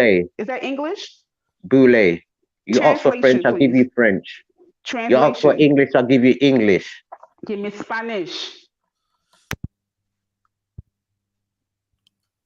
And My, give So, you two, my I'll people's give my you people's two was Goya beans. so to give you some more, yes. yeah. I like Goya. Don't be trying to The, diss. Don't be trying to the, diss me. I'm saying I like Goya. What you saying? That's not an insult to me. another letter to add to what Melanated is saying. Another letter. Well, I say letter. Look, It's part of the contract. Yeah. Look. Mira. You see, Torres? Yeah, and it goes back into what? Latin. Okay, Goya pigeon peas. You know, It gongo goes back peas? into Latin. This is Uno gongo vectos. peas. In us who we Okay. trust. Uno vectos. So yeah. See, this one So trying to another letter. show other people. See, look at that people. It's not me trolling, is it? Is it me trolling? No, you the one that was trying Is it me to trolling? mock. You was trying to mock my I'm family trying to having a mock. Spanish ancestry. So I'm telling you, by saying Goya is not an insult to me because Yeah, but I'm that's saying what I was raised on. it's beans, innit? It's Goya bean. Mr. We should throw two Goya bean at you. No, we call it gongo peas. Since you're asking for that Spanish Freemasonry, I might as well just throw two I Goya bean at your club. But yeah, It's gongo. It's the same thing. Gongo peas and pigeon peas is the same thing. If you didn't know. So then, no, the Spanish them love them Goya beans, the Goya. By the way, that's them style Goya bean and all them type of things. Earlier, when I was referring to Martin Delaney and the contract that was signed with the Chiefs among the Yoruba and Abeokuta, the first part of it reads. The first article reads that the kings and chiefs on their part agreed to grant and assign unto the said commissioners on behalf of the quote African race in America the right and privilege to settling in common with the Egba people on any part of the territory belonging to Abeokuta not otherwise occupied. Yeah, and it goes on from there. So yeah, let's brought that for the sake of reading it. Well, Haile Selassie was the first man to get some land for us in the Americas. Shashamane land. We could have made it our own country. This is Holy land, Shashamane. This for the record. This is 1860. But Melanated is correct. This goes well beyond Prince Hall. He wasn't even the first. No, it's Prince Hall, mate. Prince Hall, Latin, Uno Vectos, these kinds of in things. God we trust. So yeah, you know what I mean. But yeah, it's just unfortunate. It goes back to the black and yellows, that being confronted. The Greek fraternity, Eastern Stars. I'm not talking about Matthew Kelly, Eastern Stars in your eyes. That being I'm talking about Eastern Stars, Ishtar. Tonight, Matthew, I'm Ishtar. Inspires this kind of vexation and enmity in people. It's mad. Like the white supremacy is real. I could read more from my but I'm gonna leave it there. But I hope tap dancer run. I'm gonna drop another name for you, Anthony Taylor. Quickly, Anthony Taylor. Wait, hold on 1 second, James Jones. Just research a name. I hope you're taking note of this, Torek. His name is Anthony Taylor, and he instituted another free society. What does it say? The Hey Shaka, don't go anywhere. Free African American Society in 1787. So you were just really firm on Shaka Ra about not presenting anything in the 1800s. So I made sure to pay attention to anything before the 1800s. So thank you. That's what I was asking Taylor. For. Okay, you could look him up too. All right, Anthony Taylor. Peace. Everything that I presented so far, apart from Martin Delaney, is 1700s. By the way, that's what I meant. Hey, sorry guys, really quickly. Yeah, hey Shaka, someone said, huh? Yes, you're right. Can you hear me? Yeah, I can hear you. Yeah, there's a claim being made that you said that your plan for Africa is to enslave Africans. Yeah, I mean, come on now. Do you need to ask if I said that? Thank you. No, I just, you know what it is, yeah? Because the person made the claim and then apparently let me get to the person was, and I haven't even been looking at the chat. But Yeah. is it a disgruntled American? Yeah, a Republican. Yes. Right. Okay. Yeah. So enough said in it. Enough said Yeah. in it. Thank you. But just to be clear, because it gets really childish here. That is an outright denial. That never said that. So anybody that was saying that Shaka said that, or that he holds that view, which is more important, you may have said something jocularly, which they've interpreted as like your official opinion or something. Would be slandering. Bring the evidence in it. Bring the evidence. Would be lying, and then they would be slandering someone. Definitely. And they have absolutely no fucking Okay then. And I would encourage people not to lie, because the devil is a liar. Okay then. Can you show anywhere else in, like, I don't know, Central America, Caribbean, where black people identify themselves as African before the 1800s? Okay, hold on. Sorry. Lady D, he just said he didn't say that. Why so religious? Yeah, Lady D Spade. Just a reminder: Shakara speaks, supports enslaving Africans to this day. That was where I came in and said, no, he doesn't. What's wrong with you? You're an idiot, bro. You're a big idiot. And I'm gonna find the other clip as well and embarrass you another day. But I big up everyone on the panel. Shaka obviously doesn't believe that. What's wrong with you? I think he's talking about. I think they're talking about North Africans. What Shakara want to do that to? Anybody who has proof or evidence of it, and the South Africans. Yeah, you know. Are you talking about the white people? Yeah, and the real Afrique, the Carthaginians. You talking about the Afrikaans?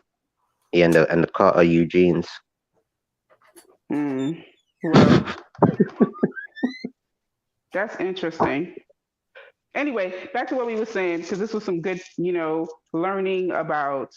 I'm going to look into getting that book. I wrote it down, The Africanism in American Culture, because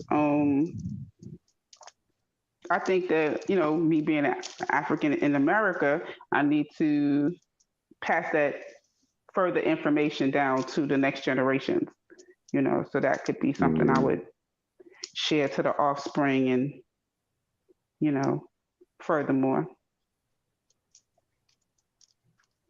That's what's up. So how do you say Africa in Spanish? Yo no sé. I don't know. I'm not fluent in Spanish. Yeah, I'm not fluent in Spanish. I'm trying to get fluent in some tree or, Yoruba or something. In French, it's like Afuche. Even though learning French would, since so many Africans speak the colonizers' language, at this point, me learning French would be beneficial too, to communicate with Africans on the continent. Certainly, and as a justification, as I was explaining about the reason why African was used, it's very well explained in a paper written by Martin Delaney called "Political Destiny of the Colored Race on the American Continent." Yeah. And it says, let it be understood as a great principle of political economy that no people can free themselves who do not constitute an essential part of the ruling element of the country in which they live, whether this element be founded upon true or false or just or unjust basis. This position in community is necessary for the personal safety. The liberty of no man is secure who controls not his political destiny. Sorry, the liberty of no man is not secure who controls not his political destiny. What is true of the individual is true of a family, and what is true of a family is also true concerning a whole people.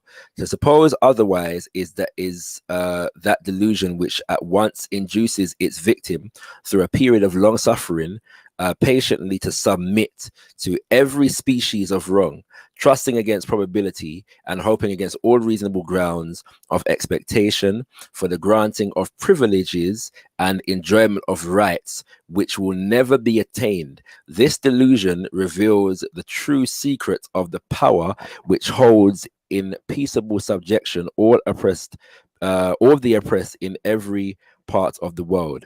A people to be free must necessarily be their own rulers. That is, each individual must in himself embody the essential ingredient, so to speak, of the sovereign people, which composes the true basis of his liberty. This principle, when not exercised by himself, may at his pleasure be delegated to another, his true representative. To be successful, our attention must be turned in a direction towards those places where the black and colored man comprise by population and constitute by necessity of members the ruling element of the body politic, and where, when the occasion shall require it, the issue can be made and maintained on that basis, where our political enclosure and national edifice can be reared, established, allied, and proudly defended on this great elementary principle of original identity. Yeah. So the reason why we're talking about Africanness is because we're talking about original identity, and that's what the people then were trying to develop in that time. Yeah, but they're also suggesting here, as he says, that trying to piggyback off of all kinds of other identities is just about the supposed idea that we're going to get some privileges. You know what I'm saying? So some people actually believe this, that if we recognize ourselves as Americans, that we would gain the benefits of Americans. And so you find that with other kinds of identity as well.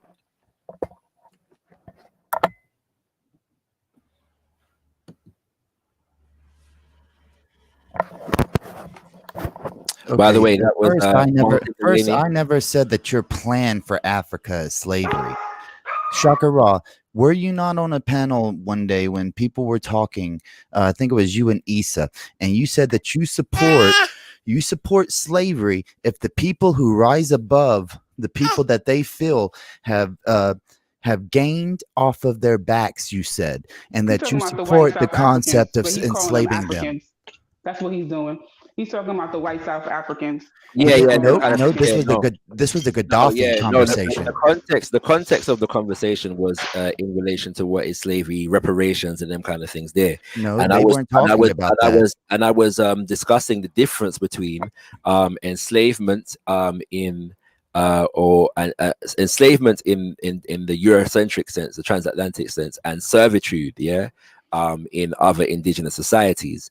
And so when we're talking about what some historians use the word slave or slavery to define, you're sometimes talking about situations whereby there are no prisons in a society, and one form of punishment for a wrong is when you are indebted to a person, you work labor on behalf of that person. So for example, if you have 10 goats and I kill 5 of them, the labor that would have been performed with those 5 goats, I am responsible for performing at least a part of that labor as I'm indebted to you for wronging you. I don't believe that is an unjust system.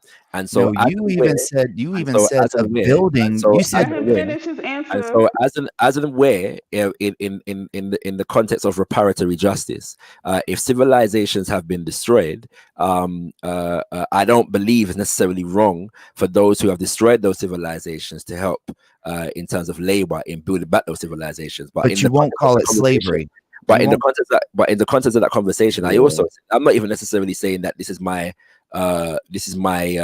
my suggestion or my preference in terms of reparations or that kind of thing. I'm not even sure. I mean, I'm interested in it, but I don't necessarily consider it unjust. He's interested in being able to make people work involuntary servitude.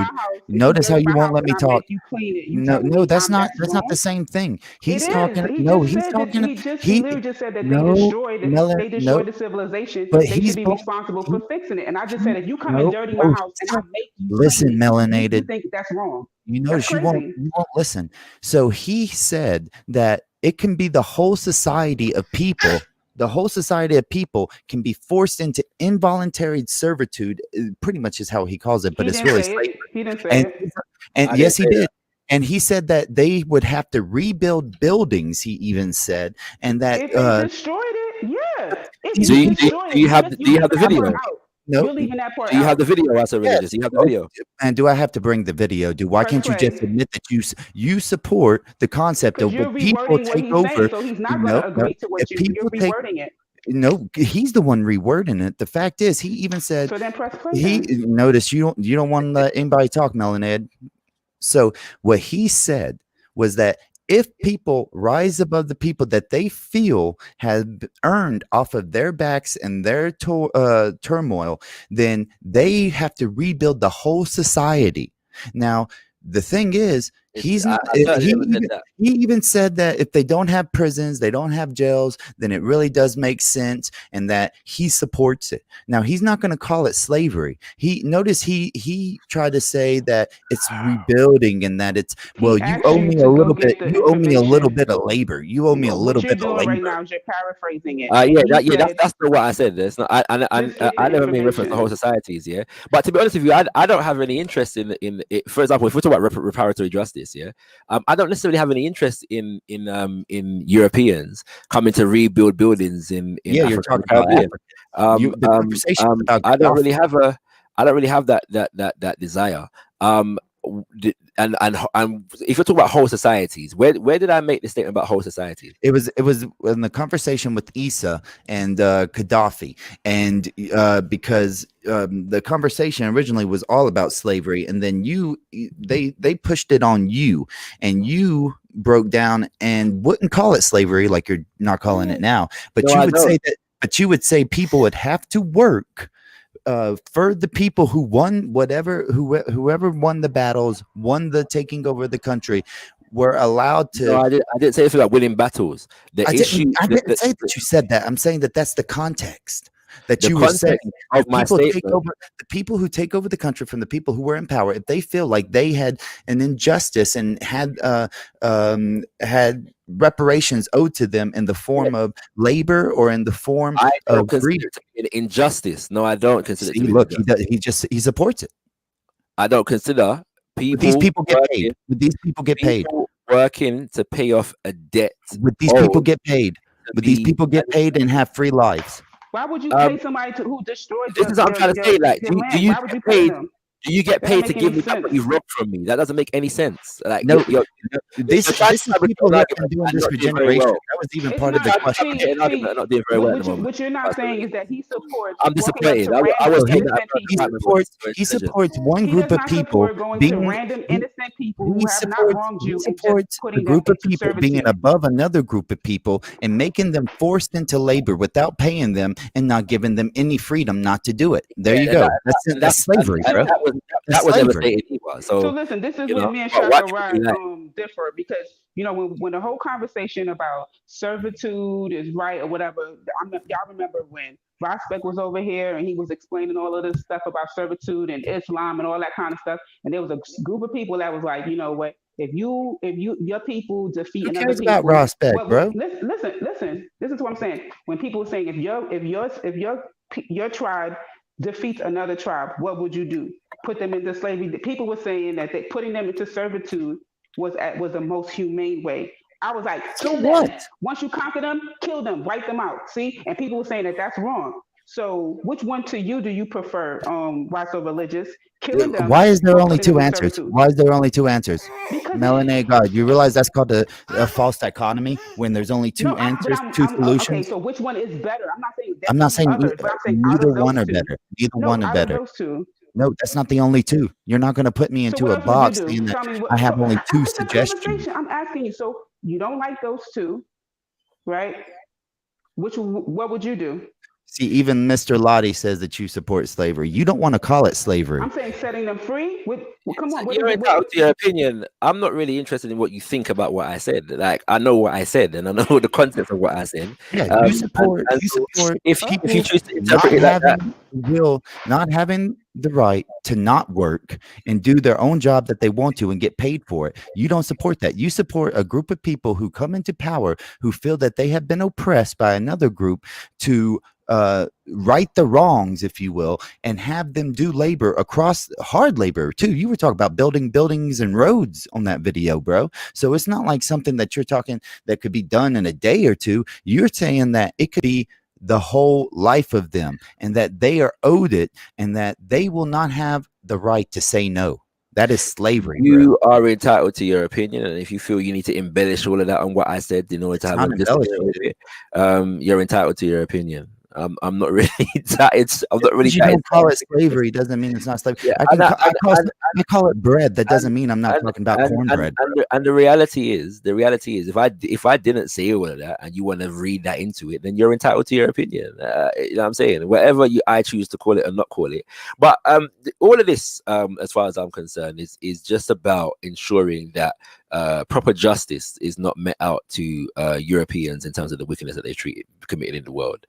And so the idea that Europeans are responsible for repairing and restoring and compensating people for damages done to them is an idea that must be fought against. And I totally sympathize with your need to protect Europeans in that regard. So I don't really feel offended. I'm talking about you were talking about Africans. You know, no, I'm listening to you. I'm listening to you very very closely.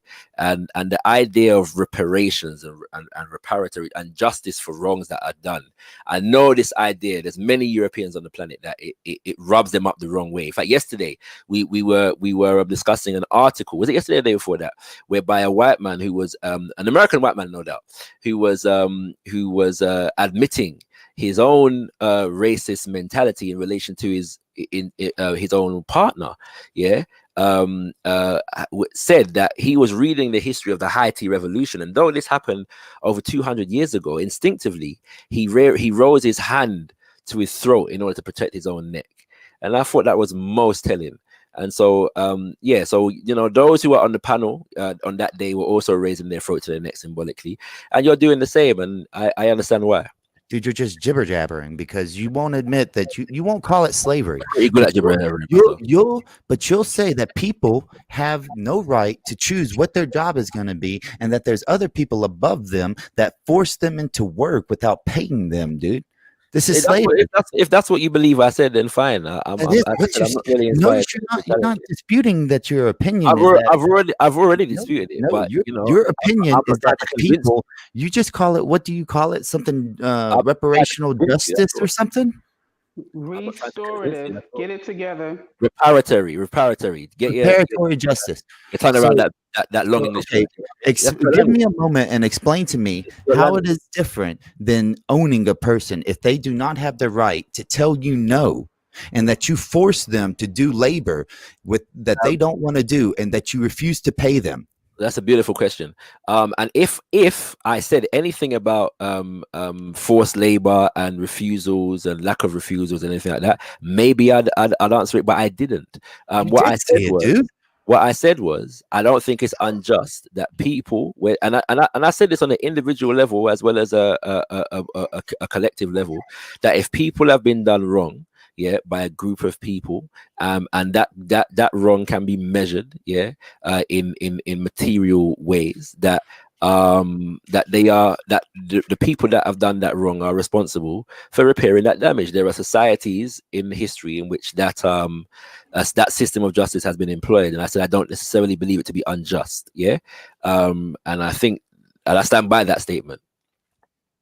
So does that mean that he's going to go to Africa and do I that? never Is that what you personally. heard? James Jones came on here and said that I said Shaka Ra's plan for Africa is slavery. I never said that. Go back and read the chats. I never said that. was You can read asking a my question. I chats. didn't No, I accuse agree, you of it. and that's what Yeah. makes me mad is that he got on here and he didn't ask my question the way I said it, which is, I said Shaka Ra supports slavery. I call it slavery. He's calling it something else. But the only difference is he doesn't. He I just noticed you're not engaging the context, of wrongdoing and destruction.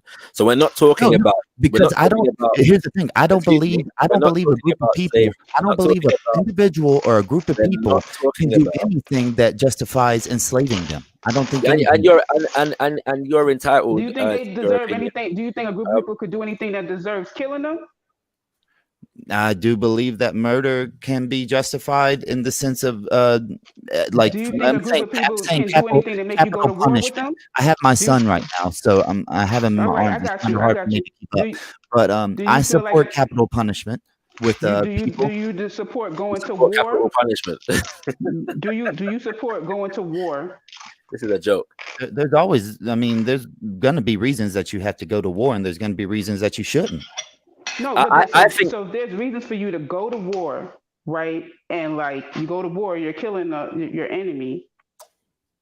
So what was presented to me during this conversation a few months ago was that killing everyone or capital punishment, you know, because your child's listening, capital punishment on a whole bunch of people is worse than having them work for a particular time. You're only giving two solutions. You Though. know what the I'm funny just thing is, telling you though? the arguments that were given to me. Do you know what the funny thing is, though, Melanated? Yeah, he Mhm. just said that he supports capital punishment. Yeah, so capital punishment is a mode of punishment within the American criminal justice system. The American criminal justice system, one of the key components of the American criminal justice system, is the private prison industry, which is often referred to as a prison industrial complex, yeah, whereby prisoners within those institutions are working labor on behalf of private corporations, yeah. And there's an act, and I'm forgetting the name of the act, but there's a similar one in UK law called the Human Rights Act of 1998, which 13th states Amendment. that the 13th Amendment, thank you very much, yeah, You're which welcome. basically states that slavery is abolished except for under punishment for the committal of a crime. Yeah. So in fact, the same fucking thing, dude. In fact, yeah. In fact, in America, in fact, in America, yes, slavery is a punishment for crime. Yes. No, it is not. You're Shakara. You're a liar, It bro. literally says No, slavery no, it is doesn't. abolished In the except 30th Amendment. except in the 13th Have Amendment. you, who here has heard of the 30th Amendment? Let me finish, please. The prisoners in prison in America are working forced labor. They don't have a choice. Yeah, They get paid. They're going to work. Yeah. They get paid. Oh, come on. Are you being serious? Yeah, they do. They get paid. Right. It may not be much, but they get paid. But the fact of the matter is, So he's going to forced give them 25 labor. cents, 25 cents a day. Is that what I'm saying? Better? But the fact of the Better? matter is, Is that better? forced labor, right? Fuck outta Forced here, labor man. is allowed. They yeah, get paid. Is a part All of the right. criminal justice. Is a part of the criminal justice system in America. As much as They get paid, Shakara. Why are you? 25 cents a day. So as he much supports as- giving them 25 cents a day. Is the Hey, argument? they get paid. They I can never spend their brought- money, they can and if spend I their made- money on food that and they if I want. made- Why so and if I made an Why so argument, religious? Is the argument done? He's going to give them 25 cents a day. That's Now, it. is the argument done? I agree with that. It's not the There you same go. thing, Shakara. Yes, Dude, it is. Yes, it it's is. not. I have made an Dude, argument. you can't be about- that stupid, melanated if I about had it. made You actually an believe argument- that. If I had Do you made an know how much argument they about make in payment jail? or You lack think of they payment, make or lack of minimum wage? No, What the is he point dumb? here. The point here is it is Are not you the dumb? same. You think No, they paying inmates? melanated. They getting $100 Melanated is not checks? the same. It is not the same to be guilty of a felony by your peers. He just And said then wrongdoing. now let me finish. Wrongdoing. Let me If you finish, destroy- melanated. no, All this. no. So it's not. There's a difference of, let's say, being found guilty by a trial of your peers and then getting 10 years of Everybody servitude, don't have a as you trial would of their say, peers. in a prison. But then you can get out, right, Shaka Ra? You can get out of prison early sometimes. You don't have to always go there for life. Okay, it's your own It's personal still action. servitude. It doesn't matter if you can get out or not. It's still forced labor. That's the part that you're trying to Not dance all around prisoners right now. have to do labor. What are you And guess talking what? about? It's part of our Not all- Constitution, boo boo. not It's all- part of our the 30th Constitution, boo Amendment. boo. Read the 30th Amendment to me if it exists, because I'm not sure that what you're talking about is actually there. 13th, 1 Oh, 3. okay, now you're okay. So which one is it? You know I what said you're talking 13th. about or don't? I said the 13th a minute ago. You can't hear. Oh, I thought you said 30th. So No, 13th, 1 3. There's a whole This is not- documentary this on is it if you want to. this is you not want to go the on Netflix? If you want to go on Netflix, it's a whole documentary on the 13th Amendment. Check The it thing out. is, this is not the same equivalence. You were It's called the 13th. Check out the documentary. what I'm saying is it's not the equivalence because people did something that could get them 10 years in prison. Not all prisoners are out doing hard labor. You realize that, right? You realize that not all prisoners, Did you not hear what he said? not all prisoners, The people correct? the people who were doing forced labor in prison, the concept is that it is reparative justice. So what he's saying is that in the United States government, in the Constitution, reparative justice is in our Constitution, and you're saying that it's wrong. You need to holler at the American No, that I government. never said that. This is Holler not. at the American This is government. not enslavement. This is not Holler at enslavement. the American. They just changed the name. So he called it servitude. They call it 13th Melanated, Amendment. got it. Same You fucking cannot be thing. that ignorant and stupid. Same fucking thing. 13th Amendment, servitude. Holler at them. That's ridiculous. Hold up. You are comparing people who do crimes against other people who could possibly get out of prison if they are in good behavior, who don't always have to work, who have free health care, who can get the 25 cents a day for their let me finish. Who can get their commissary, who can get 25 cents a day or whatever, but then spend that towards their commissary so that they can get whatever food they want if they save Can they it go up. home to their wives? Can they go home to? Can they see their That's called kids? imprisonment. That is ridiculous. Exactly. Now, can I just say, You the sound interesting crazy. thing about this argument right now, is that the societies that I mentioned, which were some indigenous African societies and other societies, were societies in which the people them that we're talking about that were under such circumstances were still considered human. They had families, and them kind of things there. These are the societies that I actually referenced, in relation to systems Even that people in prison have families. they had social mobility, yes, and so that's why I did not refer to. I said it when we're talking about slavery, to use the same word confuses the issue. That's what I said in the conversation. So if we're talking about what I actually said and the examples that I actually used, these were systems in which these people had social mobility. How many people are going to get onto Shakarot about this baby in the background? They always talk shit when my baby whines. I'll do that to him. Anyway, I'm done. Bless. How about we treat people equally? All right, I got to feed my son.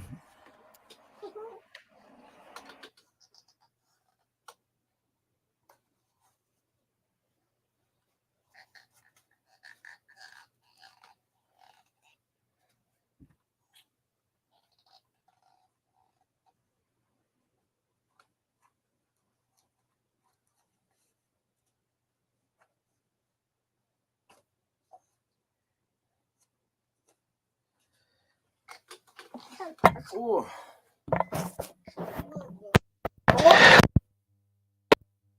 Say protect your neck still, so I can't blame him for that. You know what I'm saying? You best protect your neck, and all these things. You know what I'm saying? So that was a nice try still, you know what I mean? But yeah. Listen, I was busy saying I didn't know my phone was on mute because the dog started barking. But when we was having those conversations 2 months ago, I was saying, look, kill them. I don't support slavery of any kind. Yo, you just remixing the thing. You want to call it servitude. But if you're going to have that stance, you got to say right is right and wrong is wrong. And you need to acknowledge that we have a legal servitude in America. Cut it out. You can't just say, oh, that's different because they did something. Because you literally said, if the people did something, you didn't say you just walk up to somebody and say, hey, you ain't doing nothing. You're going to be my servant. No, these people have done something that can be measurable. If you want to say you put them on trial, whatever the case may be. Oh, Lord.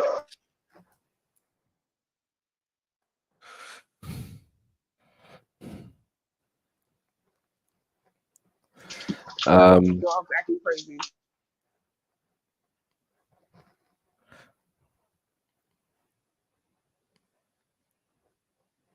So yeah, the wording is in fact, there shall be neither slavery nor involuntary servitude in the said territory, otherwise than in the punishment of crimes whereof the party shall be duly convicted. Yeah.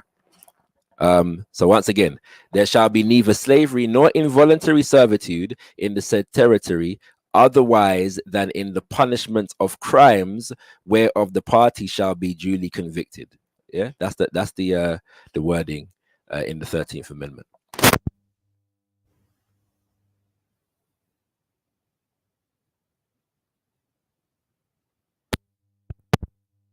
Okay, I'm out for a bit. Bless. I think Shakarot, do you have a show coming up? Oh, he's gone. Love. I think everybody, if you can, subscribe to Black Pitch, subscribe to Black Ice TV. You know what I'm saying? Keep the love flowing. Keep the love flowing. Peace. Reggie, man like Reggie. Lady Spade says the criminals in law enforcement and the government.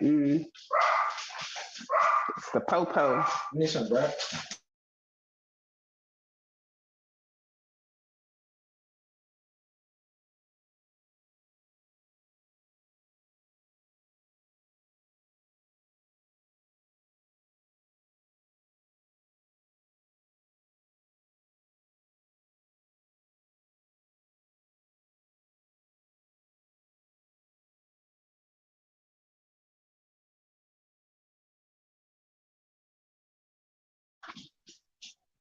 Microphone check. So everybody's on mute.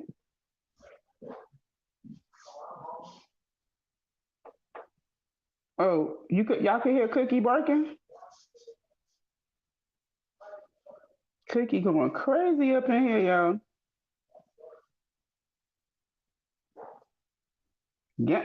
Yeah, let's Gandalf talking about this is why Sharia works. You go ahead with your Sharia. You go over there with your Sharia if you want to.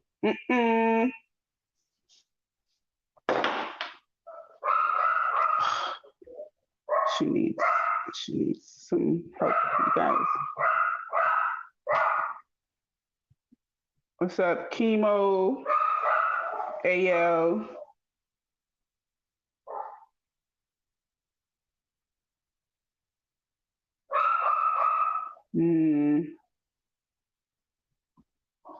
Lady Spade, Jen Wallace, Wagwan, Gandalf, big up yourself, even though you're down with that Sharia stuff. Nin Kalas, big up yourself.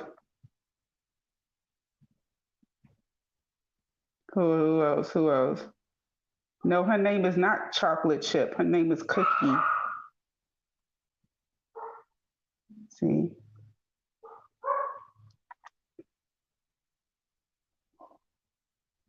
Chemo said, how you hating on a baby? I mean, I think one time when he was roasting what's his name? Khan started making reference to, oh yeah, you got a baby, your baby's sitting, your baby's on your lap. But who was telling him to quiet his baby? Nobody that's on this panel, so I just didn't understand. But he just wanted a reason to run, devil man, run, devil man, run. He just wanted a reason to be out. I feel you.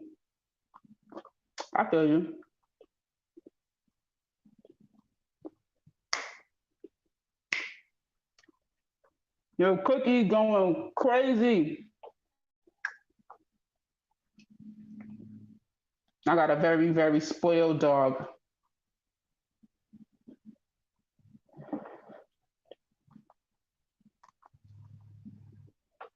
He said, yeah, they need Sharia.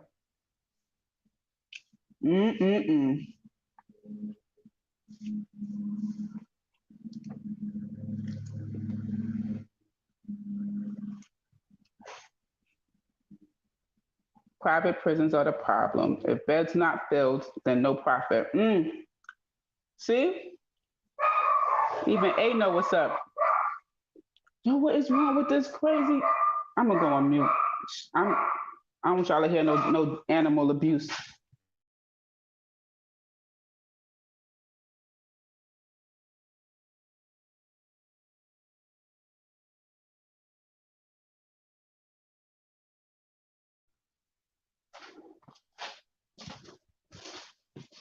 Okay, I didn't really abuse her. What you mean have some consideration for the neighbors? I pay mortgage. What do you mean?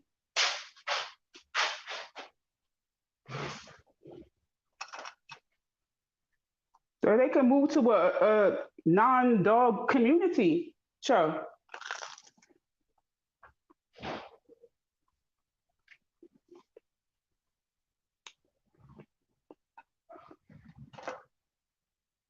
What do you mean, Reggie? Oh my goodness. She had some consideration for me. I'm gonna let her out. She barking because she can hear me down here. And I got her in a little, doggy fenced into the room.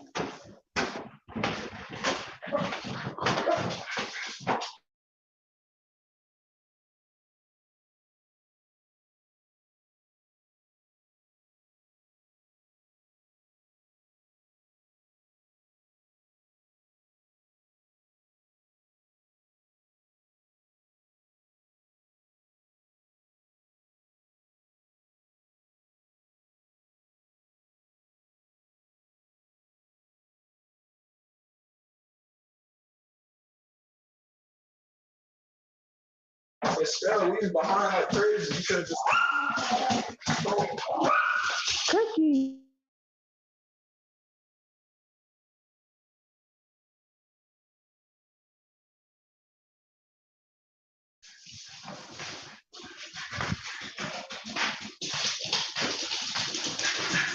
Okay, what's going on? What's going on?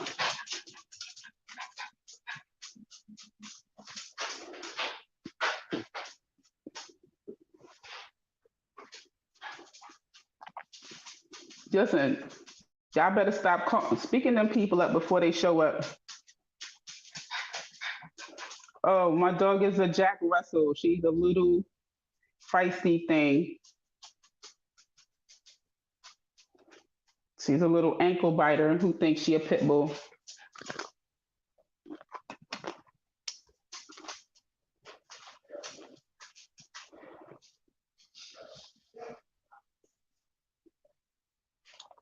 Mm-mm-mm.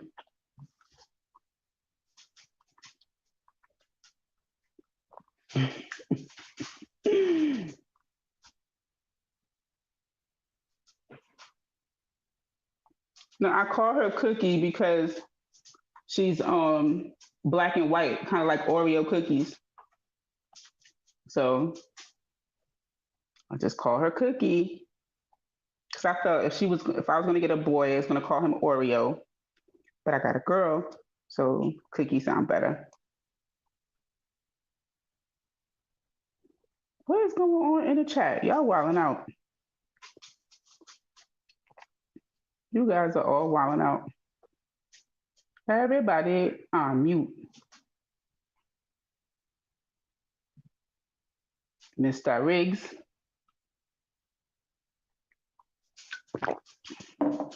Mr. Riggs, you should tell everybody about your upcoming event on Black Ice TV while it's quiet. Because I don't really know the details, or else I would be saying them. But he's not paying me any mind because he probably's not even by his computer. So Black Ice TV got some event coming on. Do not start talking about how I heard from Shahid.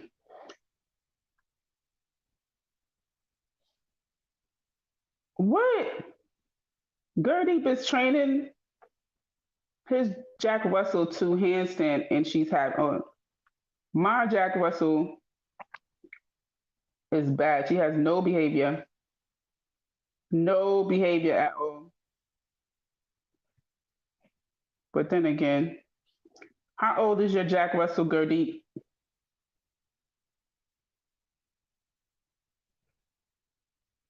Mine is 10 years old, and she act like a little granny.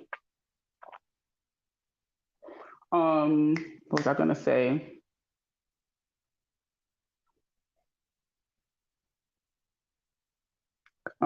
Yes, on Black Ice TV, if you guys check out, it's Black Ice TV 7 is the name of the channel, and they are having like I think it's like a continental marathon where they're gonna have people from America, Europe, the continent, and I'm not sure if they're gonna have anyone from Brazil, but they're gonna have it's like all day for 2 days, different speakers about different things, and everything kind of like community focused and so forth.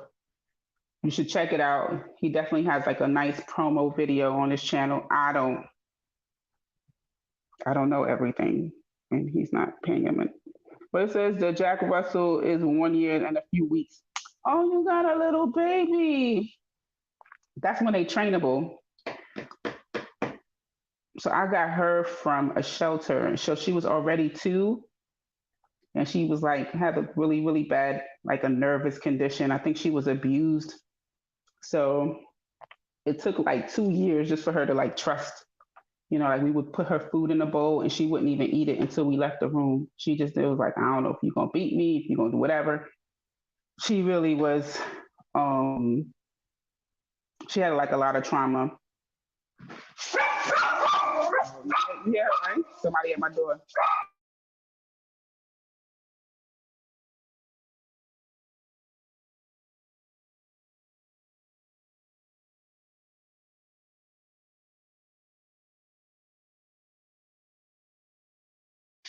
Oh, it's delivery guy. She was like, what? Don't be ringing my door. Cookie, shut it up, mama. Come on. Thank you. See, I can't even yell at her because then she'd be like, oh, nervous.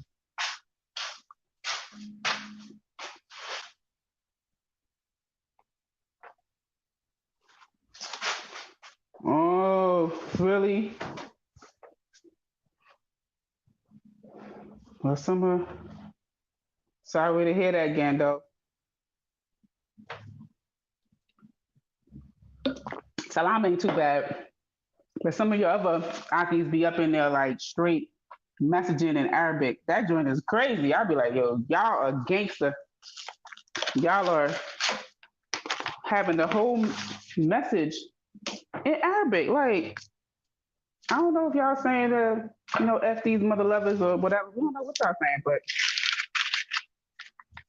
just let the brothers build. Try not to have too much things be of division. And you just call it a day, right? Can somebody else? Oh, I'm gonna be her. I'm not gonna be her. I'm just joking. I just say that. Mommy, you gonna behave yourself? Mama, you gonna behave? Okay, that's a good girl. Yes, behave yourself. Okay? The people are gonna say that you a misbehaved dog. You gotta show them melanated change you good. Melanated change you good. Yes.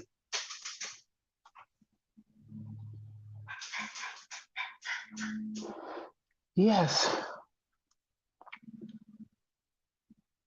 Oh, you don't know Arabic?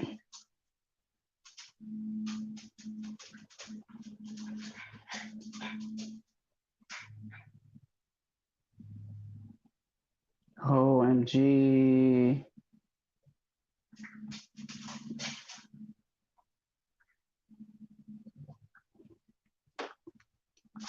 Listen, it's one thing I could say. Shout out to all the people dedicated to living in a realm of low vibrations. Like, shout out to you, because that must take a lot of effort. Like, you are definitely committed to being trolls, man.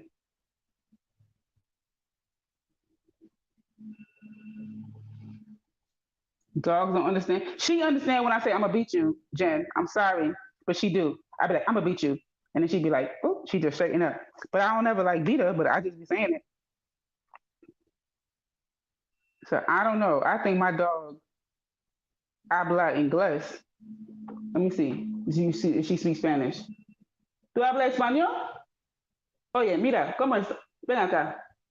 She ain't even answering. She ain't even moving. She's not even moving. Yo, what, Mel? I'm trying to see if Cookie understands Spanish, but she don't.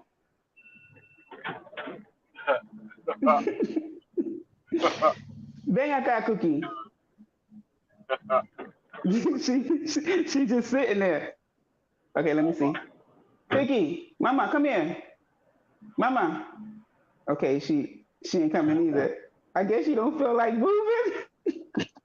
That's what I'm saying. Gurdeep said he got a Jack Russell, and his Jack Russell he's training the dog learning. My dog, she just set in her ways. She old, she's 70 years old, and she like, look, I don't feel like moving right now. Yeah, man. I'm just doing it when I'm doing it.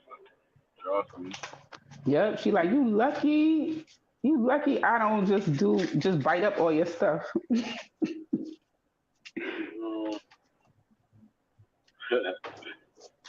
So, yeah, man. So, how do you think the conversation's gone today, man?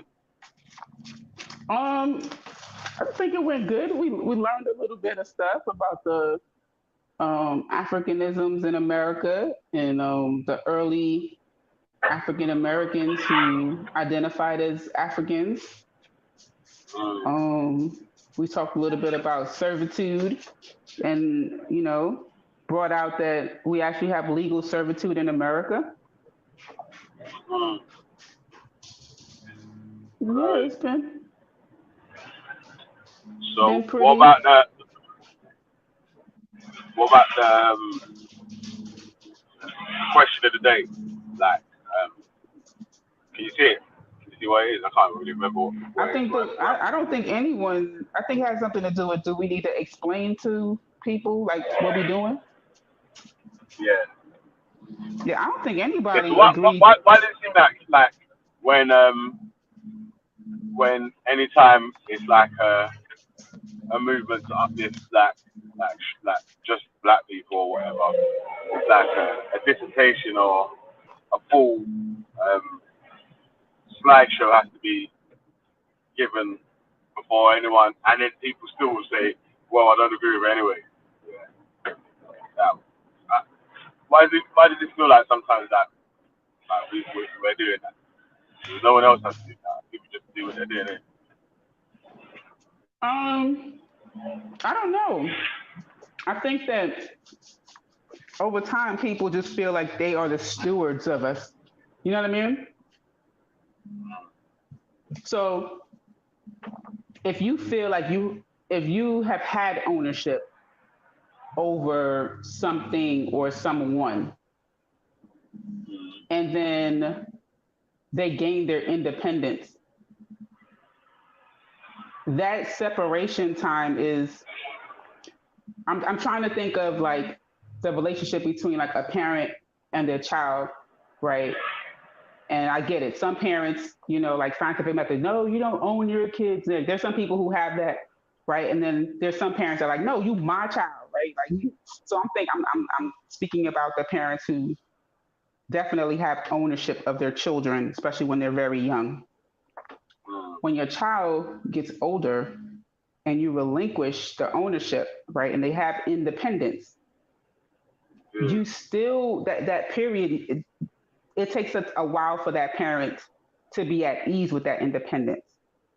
And there are times where that parent would interfere with things that child is going through.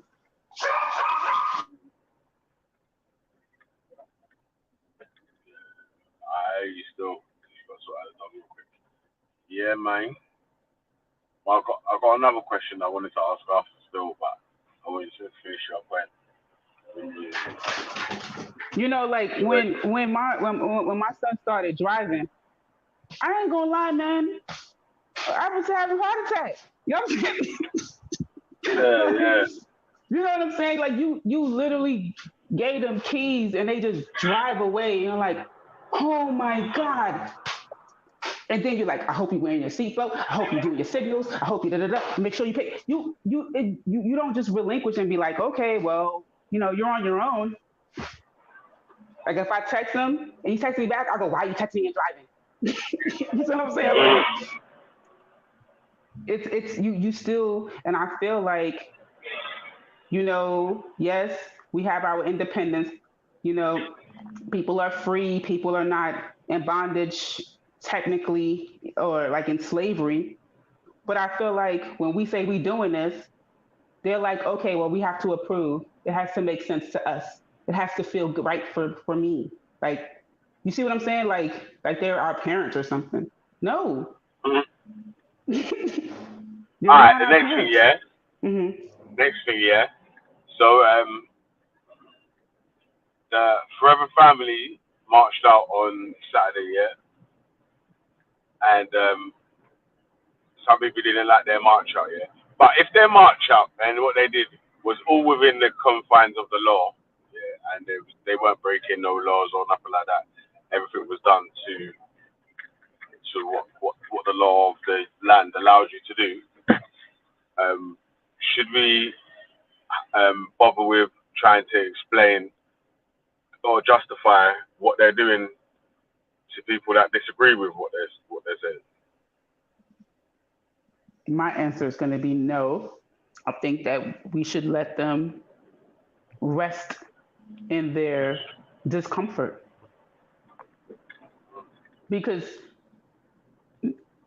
I would say for the few people who are open-minded enough that an explanation will give insight as opposed to provide a platform for ridicule, criticism, still a back and forth so that they can approve and validate the movement as opposed to gaining an explanation and an understanding of the movement. All right, but what if the person or the people that's making the inquiries, they're not angry? They was like neutral. They weren't one way or the other. They just like they didn't have a side where they're sticking. But then they saw that and they was like a bit worried or whatever. Yeah. Which is that? So I feel like if those people ask the question, hey, why were they dressed in that way, right? Have they expressed any sort of violent intentions or anything like that? That's curiosity. Once they're provided with an answer, at that point it is what it is. It's an answer. Like it's not an answer to say, so you approve of it, right? You agree with it, right? Like it's good. No, we don't need them to approve.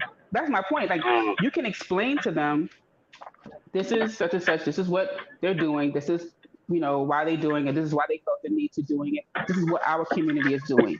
It's a period there. It's not a comma, it's not, up for your approval.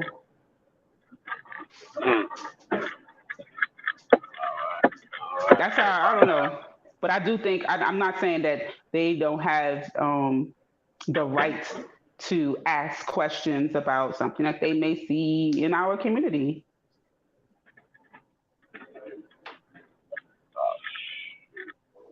James? How about James? You're telling me, man. You missed it, man. Why so religious was on the panel, man? Saying that you're lying on him and all that, man. Yeah, James, I heard you did a remix, James. You're lying on man and all them things, man. Oh my days, hold on a second. He did the ultimate DoorDash. When we start talking about the 13th Amendment. How you don't know about the 13th Amendment?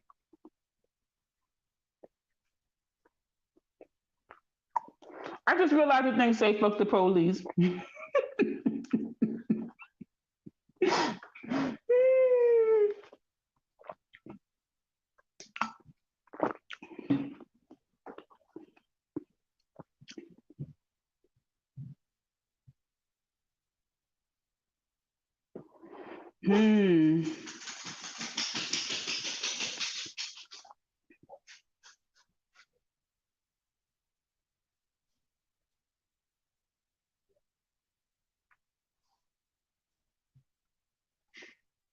I didn't say somebody don't. I literally said you have the right to ask a question.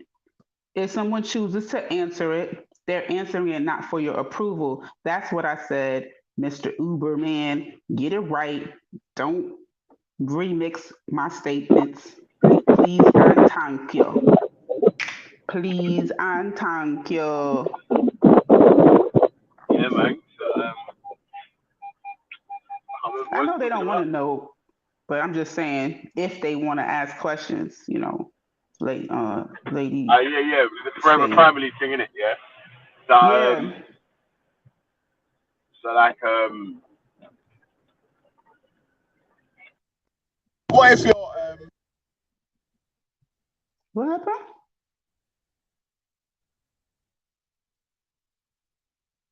Oh, Veli having issues. Yeah, man, that was a dope visual, man. To me, Forever Family. People get a little intimidated when black men seem to be strong. You know, they don't mind if it's Will Smith kissing up a next man on the camera.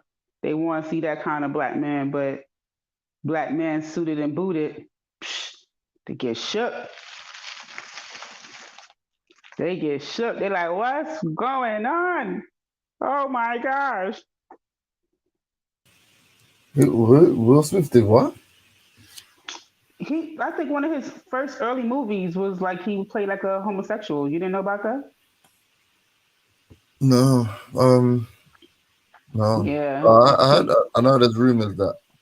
No, there's rumors that he's a homosexual in real life, but I'm saying one of his first roles, he was literally like gay in a movie and kissed a man and was like, you know, lying in the bed and all that kind of stuff. Okay. Is that before the Fresh Prince? I think it was before the Fresh Prince. Okay. Okay. Yeah, I think it was before the Fresh Prince. Or I've learned two things today then. The first thing was that Lebanon is in Africa. oh God, No, did you know Lebanon was in Africa, Veli? North Africa. Yeah, no, it's in Africa, isn't it? Lebanon. Yeah, North Africa, like. No, I don't know where in Africa. Turok said it's in. I thought it was in the Middle East, didn't it? But Turok said it's in Africa. Yeah, man. They're like, there's bare Lebanese food shops all over the place, man. Yeah. I ain't gonna lie to you. I don't like Lebanese food. But maybe some of the things that it's like I had this one thing and it looked like it was supposed to be hot, but it was cold and it just threw my whole taste buds off. Cookie. Oh my gosh. I'm sorry. Hold on with a mute. Yeah. So what are you saying? So who got splashed? Right. So only just jumped on that. Can I get a recap? Yeah, he was just talking to Shakarov for a bit. What can you drive me that? This is fucking he's back. So he drive through there, but bro, fuck North London, man. North London shit, you know. It's got bare fucking roads that you can't even drive down. You get me? North London Well, shit. it's better than having.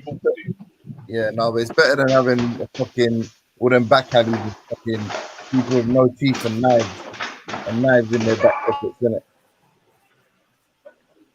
You know what I mean? All the houses are posh, but the people are broke. The fuck?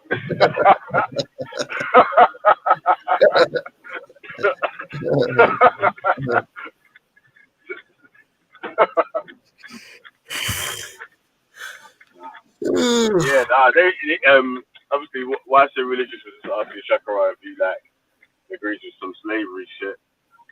Obviously he was saying basically saying, but he don't care what you think what you think in it, but he never said what you're saying, he said. Or what he's saying. Yeah, my man's a big obviously whatever anyway. He's funny though, like the way his debate style is funny, like, it's comical because he's like he'll make an outlandish claim, you'll be like, well that's nonsense, but prove it. and he'd be like, the burden of proof's on you, bruh. It's on you, bruh. Fuck that, man. He's stupid, bro. Hey, listen, he could go on a bitch the other day, yeah. It sounded like fucking too short. Hey, you're a Bro. biatch. I was like, oh, Is that what he said, yeah? shit. No, that was kind of funny though when he did that. Oh, shit. That was kind of funny. I was like, yo, he just said it so gangster, like, yo, you sound like a bitch. I was like, oh. Damn, Tom, you gonna go out like that? Where's he from? Where is he from? Is he from like? It sounds like he's from like Louisiana or somewhere. Or like. He's from Bourne Richardson, isn't it? Him and Bourne Richardson used to go to the same school. That's why Bourne Richardson so upset with him. What Kentucky? Where's, Oh yeah, where's Bourne Richardson? Richardson was Kentucky or telling him something? something about talking about fatherhood or something. They would get into some kind of debate. Where Bourne Bourne? Richardson, he used to bully Bourne Richardson in his school and that, yeah.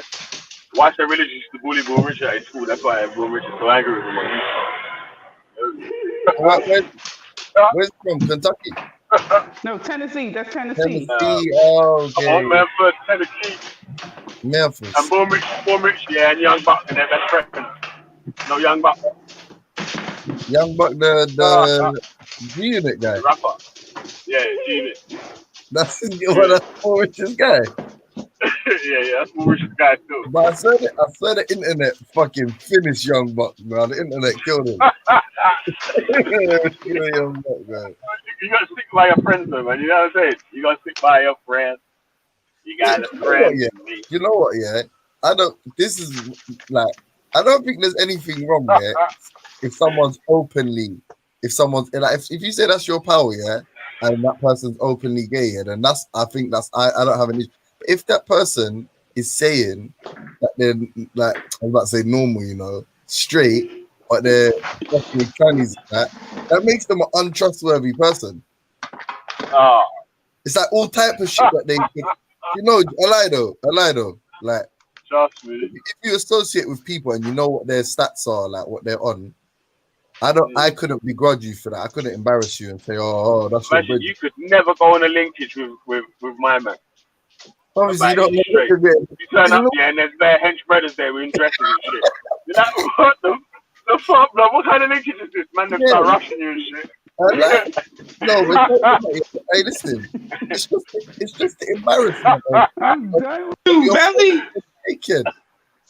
Your friend is an absolute dickhead, like he's an absolute dickhead. Nah, it's peak, man. It's peak. Them rappers in America be all on some mad shit though. They all be getting hotted up left, right, and center, bro.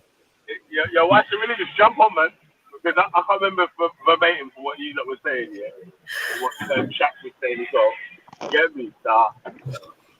You know, I don't want to butcher what man was saying and that. Oh, that Get me. hey, that shows up, you know. Hold on. Oh, I can't be bothered to pull it up. Let me see.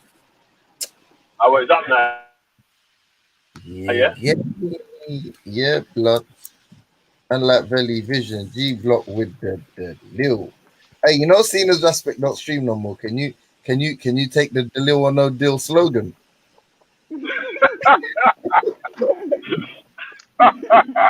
Mashallah, Kijib. Is it copyrighted? I'm trying to say, is it copyrighted? Huh? Imagine if he caught you slipping one day and you did like a deal no deal segment on your show and caught you. Is that a problem? What you done, bro? Oh, shit. Nah, man. Now, that's to be like, nah, this man is fully trying to bite me, cuz. Are you mad? Trust me. Man's fully trying to bite my style. You hear me? You know about my style. Okay. People, how many black people? Listen, can you not hear this? Yeah, listen to this. With the black. Hold on, let's just be clear, yeah. So Why So Religious made a claim the other day, and he said he jumped on and he didn't speak about race. Belly, correct me if I'm wrong if he said this or didn't say this. The other night he said, I didn't speak about race, and I said I'll offer him a conditional apology if he only jumped on and spoke about total murders and didn't speak about race. Yeah, that's what I offered him, because my claim was that I only responded to him saying that it wasn't a disproportionate number of black people killed. So let's hear what he says. Black community in England in police custody. if it really is about deaths in police custody, I would ask, especially with the black community in England, okay, how many black people have died the past 10 years in police custody inside of England? Do y'all even know this? No, it was already broken down. They broke it down before on the show. Well, so I have a consent. I have a. 13 Jupiter? Did you say I'm trying to make a point here. So, what we have here is we actually have an article. Okay, I could screen share it if y'all want. But what it's saying here is the people who have died inside of police custody in the past 10 years inside of England has been about 100. Okay, has been about 163 people in 10 years. Only 3% of those people have been black. Only 3% of the population. 85% plus. Really, is the True Turk is in the back chat? Is that Khan?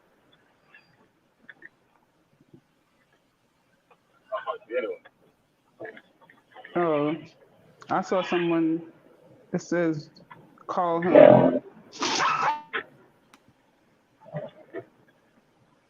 Dum, dum, dum, dum, dum, dum,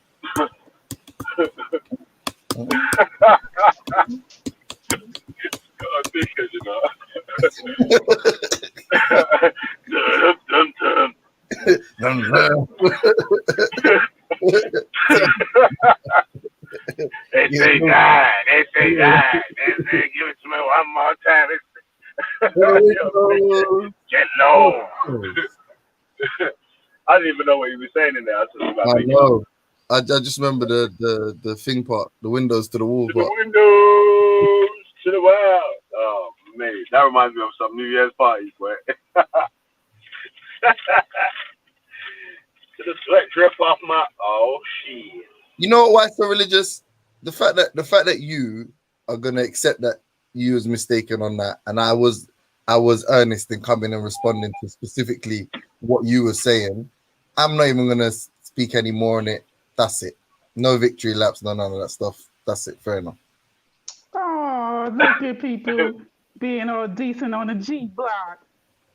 Big Yeah, up. listen, I'll be honest. I love my white brothers and sisters. Do you know what I'm trying to say? Like, I don't know if they share the same. If they share the same feeling for me, I don't know.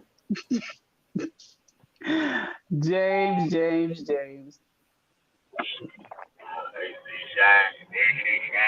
I'm done. Now all we need is an apology. Now all we need is an apology for Shakira. Oh, shit. I Oh, feel like, girl. I'm not gonna lie, yeah. I feel like 50% of the love I have for Shaka is based on that hate, racist people have for him. How come so much people hate Shakira? I don't get it. They can't stand him, yo. Bro, people are gonna hate for Shakira, bro. I'm like, bye. Him all of that black arm rat.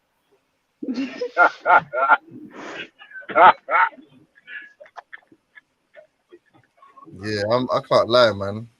You know he be doing. I don't know. Man, he be doing. Hey, really? You know what I wanted? Do you know what I wanted you to do yesterday? Yeah, I wanted you to put me in a back chat with Scientific Method. Oh yeah, my bad, man. No. I didn't even in there still. Yeah, he weren't even in them ones there, innit? But I just catch him slipping on a panel still. Yeah, man. Hold on. Yeah, man. Shit. So what you saying, though, man? Nothing, man. Just about to go gym in a piece. You get me? Man's all You man. go to gym twice a day, yeah? No, I ain't been to there already. Oh, shit. I woke up late, fam. I was up, bro. Man was on a mad thing last night, yeah. Fucking imagine I went to lunch, yeah. Because obviously you know about this government. You know this government scheme, 50% off all restaurants and shit. Yeah. Bro, I couldn't fucking eat anywhere, bro. trust everyone. Like everyone wants to go fucking get takeaway now. You know them ones like man's been fucking. I've been eating out, yeah. So this is like obviously the 50% is a nice offer, yeah. Yeah, it's a nice fucking hell. I'm forgetting every word in the thing. But yeah, but fucking yes, I couldn't. Man, I had to fucking go some mad place to eat last night, and then fucking yeah. But anyway, I was up for stupid time last night still, so I woke up late today. I got a gym And the gully got to go and eat, yeah. yeah, but not listen, not that gully. You know the ones that we never go that gully. But yeah, man, I'm going thing. Sorry, not man going anyway. I'm going watch the match in it as well.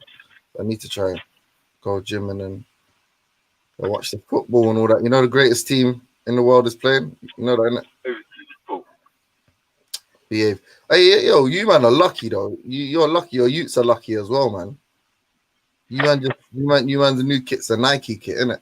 I just seen it on the side. Your man definitely is gonna get the name on the back and the Premier badge on the side and them things there. You get me? That's what I hate. Man's all signed with Adidas, yeah. Man's all signed with Adidas, yeah. Like man made me buy Yeezys. I wasn't ever gonna buy Yeezys, but they're smart because my team wears Adidas and all the kits are Adidas, and I don't do the wearing off brands, yeah. Man had to buy a pair of Adidas shoes, and you know the only Adidas shoes that are decent nowadays are Yeezys. It's a jip, fam. And we're probably gonna re-sign with Adidas as well, bro. Some pussy or thing. Some pussy or thing. I know, bro. It's stressful, man. Who's that on Rafi's screen? Who? Hey, Rafi, who's that, fam? Hey, Belly. I didn't put in the video yet. Wait, I didn't put in the sound, so I have to take off again, innit? Wait, hold on. Bro, stop pretending that you got love for the sisters, Belly, man. Yeah, fam. Yo, wanker. Yo, nah, man, how you done? Belly Ethan me the other day, bro, and I got no chance to reply as well, bro. You mad? Man did me respect thing like violated, bro. Yeah. Can you guys hear? I'm gonna play the video, yeah? Go on. Wait. Do you know why man's a pagan as well, yeah? Man was bad man in James Jones inside the place, bro. What in the vendors? In the actual event. I was like, see how much more pagan James is, cunt. He wouldn't even turn up to something like this. Yeah, on that got Kush thing, yeah, I felt like there was very little shots from you and Freddie, like, yeah, you see certain man, yeah.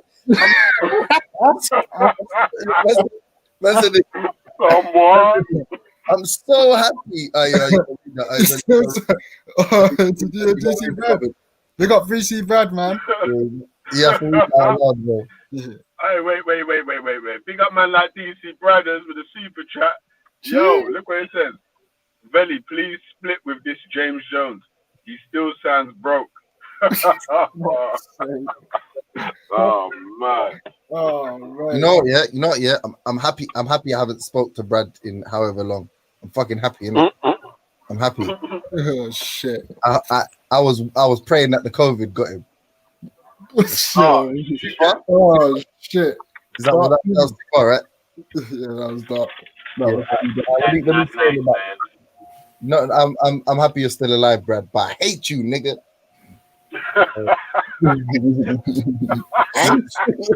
I hate you. Big up, Brad. Yeah, bro.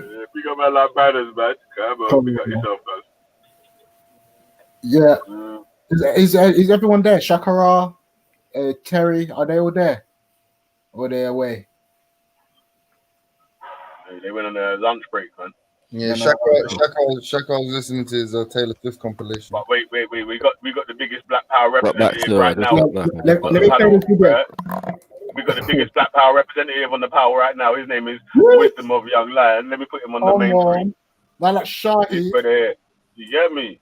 Man, like Shahid, you know. Goodbye to the black community. Oh, yo, allow that, man. Nah, man, bruv, you be trolling right now, man. Bruv, that's a violation, fam. Walk on, fam. Nah, man. Don't put me, don't be putting man on those levels, man. Nah, man. Hey, shit, Alright, man. alright, alright. You're a servant to the black community. Alright, alright. Big up yourself, man. Yo. How you mean, bro? He's black, rude boy, though. You talking to my mans like that? Don't talk to my man. Talk to my mans like that, yo. Come on, son. Come. Hey, Born Rich, come get your mans, yo. Hey, is there any African countries with like the name cat in them, or like African regions in African countries? Like, you know how you got Kathmandu? Yeah, no, that's in Nepal. Is there any African? Mandu cat. I know.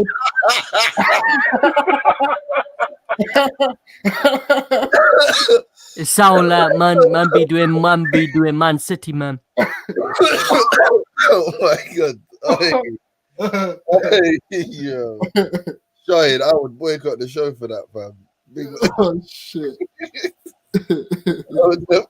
I would never come on for that after Man. Oh shit. Mandu cat, you know. Fucking hell, bro. Fuck's sake. Yeah. Yeah. Everyone's there, yeah? Shakara's there, innit? Yeah, good. Say let me up. Yeah, let me I'm playing It a video. sound like Shaka Robbie having his good food right now, man. Yeah. Let me mute yourself up, Shia. Let me play this video quick, yeah. Today's topic is Jamaican independence. Did Jamaica really become independent? No. And what did we get in independence apart from a flag and an anthem? Not a fucking thing. So in 1692, when colonial government was set up, just remember this, they took over in 1665 and named the island Jamaica in 1691. Anyways, the government consisted of a governor, executive council, magistrates court, and the court of admiralty. These courts are what we call today as maritime courts, meaning they have nothing to do with law or common law. The governor was also known as the Lord of the Land, and he was also the commander for the Jamaican militia. The Jamaican militia today is what we know as JDF, the army. The army was and still being used as their personal bodyguards. Now you might say I'm wrong, but ask yourself this. When has a Jamaican soldier ever been deployed to fight a war against another country? Never. All they do is fight Jamaican people by keeping us in order. That's why I call it a personal army. Go to part 2. Welcome back. By 1962, the black population became the superior majority, meaning that there was more black Africans more than any other racial group within the Caribbean at that time. So they know they couldn't continue with the same systems they had oppressing black people. So to appease black citizens and white colonists, the Crown decided to hand over some responsibility to the desegregated local parliament, basically letting some Negroes in. And that's all we got. Don't believe me? This is what the Independence Act of 1962 did not do for us, because I read the act. It did not relinquish the Queen's claim and dominion over the island. She still owns it. It did not return ownership and resources of the land back to the people. We don't own them. It did not restore indigenous rights or birthrights, inheritance. It did not recompensate the wealth that was stolen from the natives during slavery for over 400 years. It did not remove the Queen as head of state. She is still very much there. Remember the time when the government said that they want to remove the Queen and make Jamaica a republic? Find out in part 3. Hello. Like I was saying, the government does not have the authority to remove the Queen as head of state because they work for her. The Queen owns the island, so the governments are her employees. How can you take something legally from someone who already owns it? So don't believe all that shit. They only do it to get elected. Anyways, it did not rescind the Governor General as Lord of the Land. He still is. Also, he is still the commanding chief of the military. Like, you remember that time when Bruce Golding wanted to send army into Tivoli? He had to ask for permission, and the governor has to issue a state of emergency in order for the army to go in. Bottom line, the government doesn't own the army. The army is still the Jamaican militia and is there for the chief governor to control. Anyways, it did not revoke the birth certificate bonds under citizenry. We still bonded. I'll make a separate video about that. And it did not resolve the debts that was accrued upon the people. This so-called independent nation started off flat, broke. No money, debt, broke. Go to part 3. So like I said, Jamaica started out flat broke. And because of this, The government of Jamaica and the Bank of Jamaica, which is owned by the Queen as well, this is in the Bank of Jamaica Act 1960, soon started to borrow large sums of money from predatory multinational lenders like the International Monetary Fund, you lot know as the IMF, the World Bank, and the Inter-American Development Bank, the IDB. Those banks carry high interest rates and harsh penalty fees, one of them being known as the Structural Adjustment Policy. Keep that in mind. Here is an example of a structural adjustment policy. Jamaica has 3 million people currently living on the island, but only 6 post-service general hospitals. Portmore is the most popular parish on the island and they still don't have a hospital. You know why they don't have a hospital? Because of the structural adjustment policies. Because of this policy, when the IMF lends you money, they can tell you what they want you to spend it on. And they told us explicitly that we can't build no new schools or hospitals. Part 5.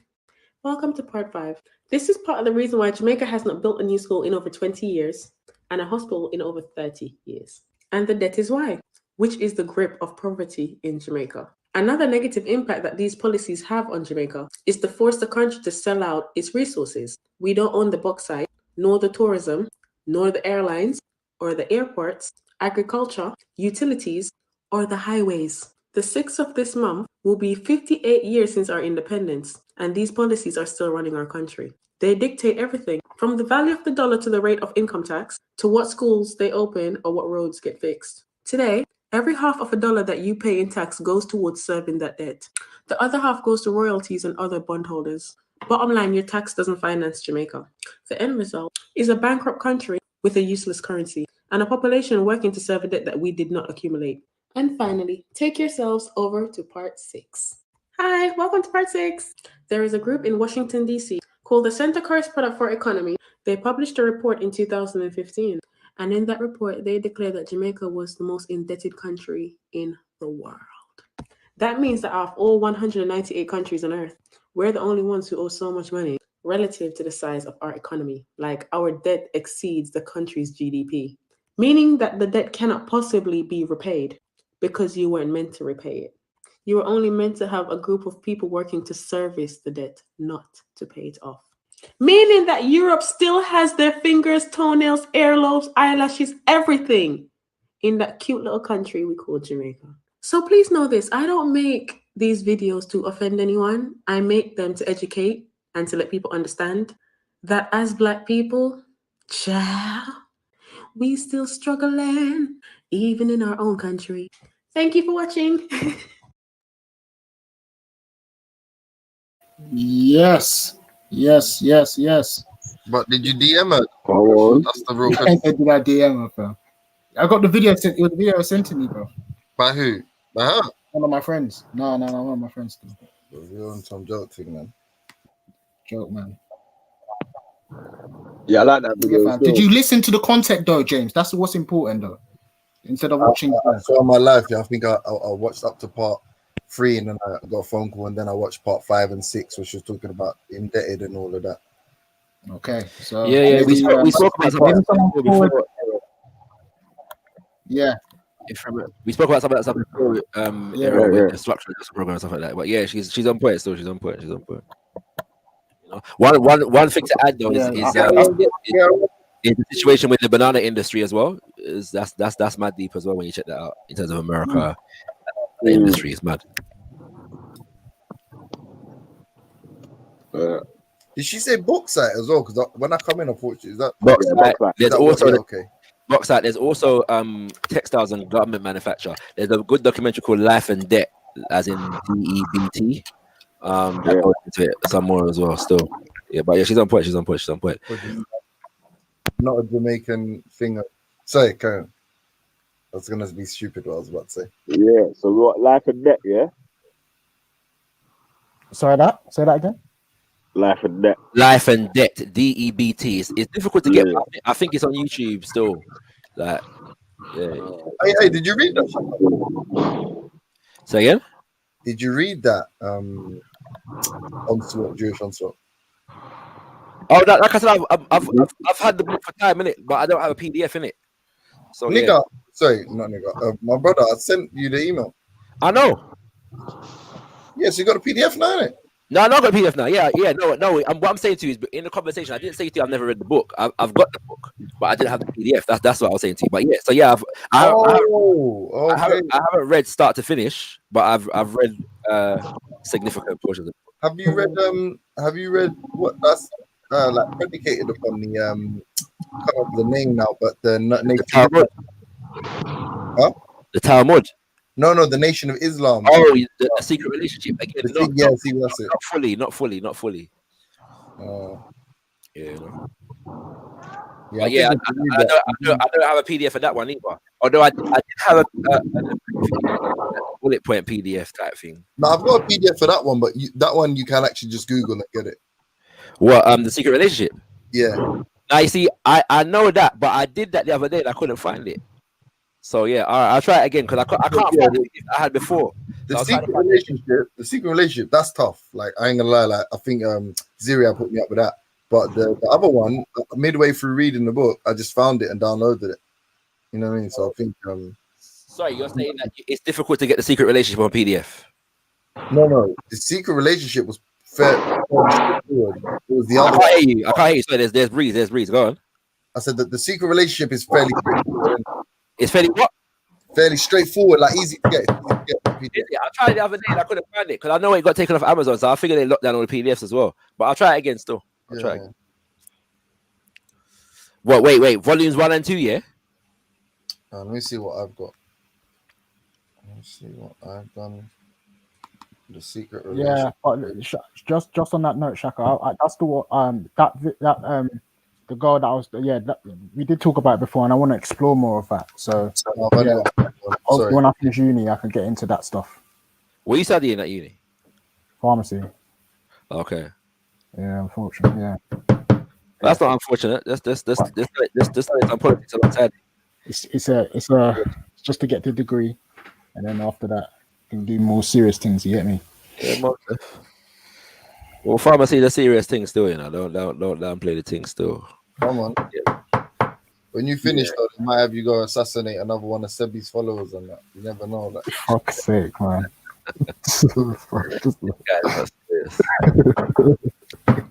Yeah, see, I can't find it. What's coming up for me, yeah, is a thing called collaboration and conflict, which is the rebuttal to the secret relationship. Hold on. So yeah, they things, yeah. I don't know, like obviously you don't remember precisely remember what link I used, but okay, no. You see when it goes collaboration and conflict, yeah. The CS. Oh wait, hold on. I think I might have it. Wait there. What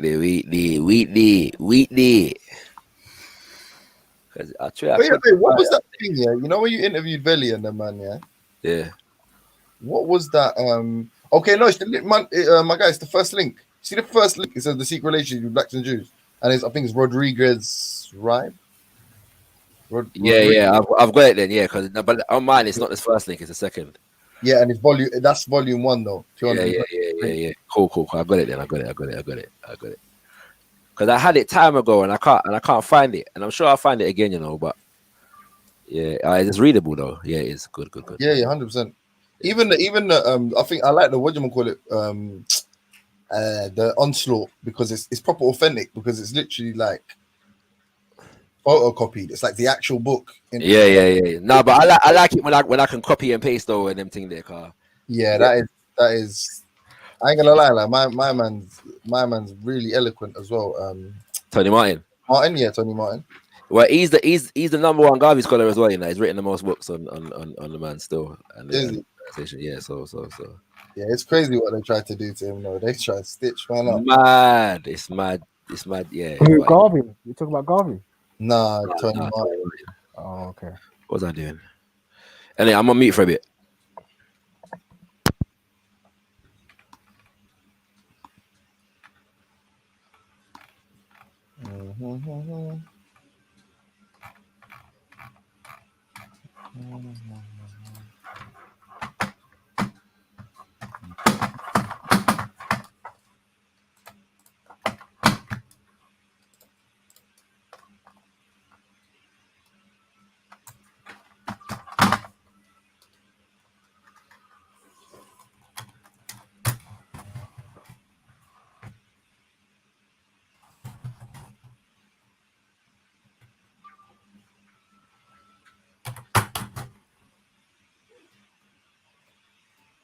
Yes. What's everyone saying, man? James, you still there? Yeah, my bro. I'm just reading something. What are you saying? Nothing, fam. Still. I know I said I wouldn't do this, but I'm just there and it fresh off my victory over what? Why so religious? Oh my days, fam. I said he's won. He won that year with why so religious, yeah. Hey, I'm gonna let you in on a little secret, Raf. What? I'll win them all, dog. I'll win them all. What? I'll win them all. You ain't Win come out. Win them all. Win them all, man. That's it, win them all. That's the secret. Trust me. So garbage. Fucking hell, bro.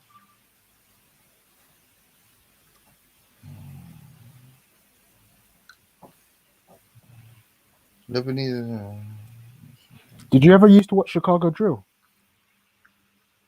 Like the music, Yeah. like Chief Keef. Yeah. I don't know about watch, but like I know I can't remember what his songs were, but yeah, I know Chief Keef. Do you know the other side that used to beef, innit? 100 Block or something. No. There was a guy called FBG Duck. Nah, that sounds like the most complicated name. What about him? No, he isn't. Yeah, he died today, innit?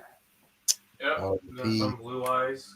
Yeah, man. If you can. Wait, Yep. where's Fuck this. you see TikTok, yeah? How does it work? Do you have like a page? Sorry? Do you have like a TikTok page? No, I don't have a TikTok page. No, my friend sent me that through WhatsApp. Or what? Yeah, what is it? How does the TikTok app work? Was it like you have a page? I Or don't know, fam. I don't know how it works, fam. I honestly don't know. I stopped. After Instagram, I was like, nah, you know what? I'm not gonna get all of them. It's too much. You create one TikTok and then you get about 50 flipping views in one day.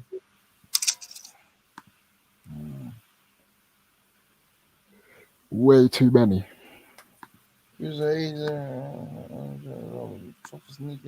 what's a bird mother?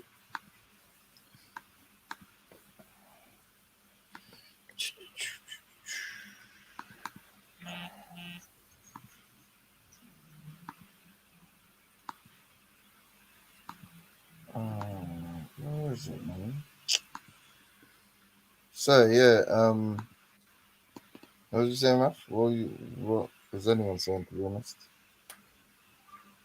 I don't know, it's just silence. No, you know, I was actually supposed to. I was really gonna show the video and go, but everyone's not there, so I might as well just stay hang around and to create a conversation, and everyone could get involved. Yeah, big up, man, because I need to jump off and quickly run into a job, man. You know what I mean? I was just fucking one finger typing in this blood clot. You know what I mean? Yeah, someone needs to. But yeah, I'm back in the well, video, man. Them need to. You're shy, Jim, man, you get me? No, you can't have me So, host your panel, man. No. What? Raf, Shahid, Shakara, Terry when he's back, and Jimbo in it, like while you're here in it, like so. I'm gonna be back in a second still. So rough. Yo, you say? Not, and I was going. Oh yeah, are you in any hangouts with Scientific Method? In hangouts with who? Scientific Method. I have him on Facebook. I don't have Facebook. But you're not in any hangouts with him, like Google Hangouts? No, I don't. I usually talk to him off Facebook Messenger. Oh, yeah. Do any of you guys have a PS4 by any chance? Yeah, I do. I'm never gonna add you, you fucking psychopath. No. I was just saying, if you wanna play, do you have a Street Fighter 5? Like I told you, I have whatever I have. I'm never gonna add you because you're insane. It's not even my account, bro. It's my cousin's. That is literally the reason, like because of the insanity. I don't wanna even add you. Fair enough. James straight attacking her. I'm not attacking it. I'm just saying it's insane, bro. Why is he insane? No, I'm saying you. Hold on. 2 seconds. That's Torok. Hold on. No, what's this is hilarious, bro. That's Torok. 2 seconds. Torok, man. Don't do that. That's my boy, man. Witness gonna light him up like that, bro. Oh my god. Yeah. Oh, 2 seconds. 2 seconds. Nah, man. 2 seconds, man. 2 seconds. Nah, but check out. Nah, but 2 seconds, man. 2 seconds. You're a sick guy. Actually sick guy, man. And Torok will troll you even when he's trying to be serious too. So that's the fucked up bit. Like you can't even tell when he's being serious or when he's not, when he's busting joke. It's mad. He's always busting joke, but there's no such thing as a serious Torok, man. No, when he wants to talk about these topics though, he's trying to sound serious as hell. He'll be like, "Where's the real Africans though? Shaka, you're not a real African. The reason why I'm hard on you is because you're from the Caribbean and you're talking on African issues." Shaka, you're not a real African though. Why does he literally? Why does he sound like a 13-year-old Filipino girl? Like that's. Yeah, but Shaka, man, 2 seconds, man. 2 seconds, man. He sounds like he's a back of house at a fucking an Oriental restaurant. Well, he is Asian. That is a very good point. Yeah. Very good point. That is a very good point. I need Witness. Witness the only one who's seen that shit. There's some funny movies Witness showed me about like Aboriginal Australians, isn't it? The man have the funniest accents, G. Their thing's hilarious. Oh my days. Witness needs to come back, man. Everyone just left. I'm not gonna lie, man. People should never like. I even agree with people like Shani and that. Like, it's peak, man. If you have spiritual beliefs, man, you should keep them the absolute fuck off of here. Well, you should keep them away from me. Yeah, you would engage and debate people into it. Just we can't. You know what it is though, yeah. You can't rationally speak about magic. That's my only thing. Like, don't get me wrong. Everyone should be able to think about what believe what they want.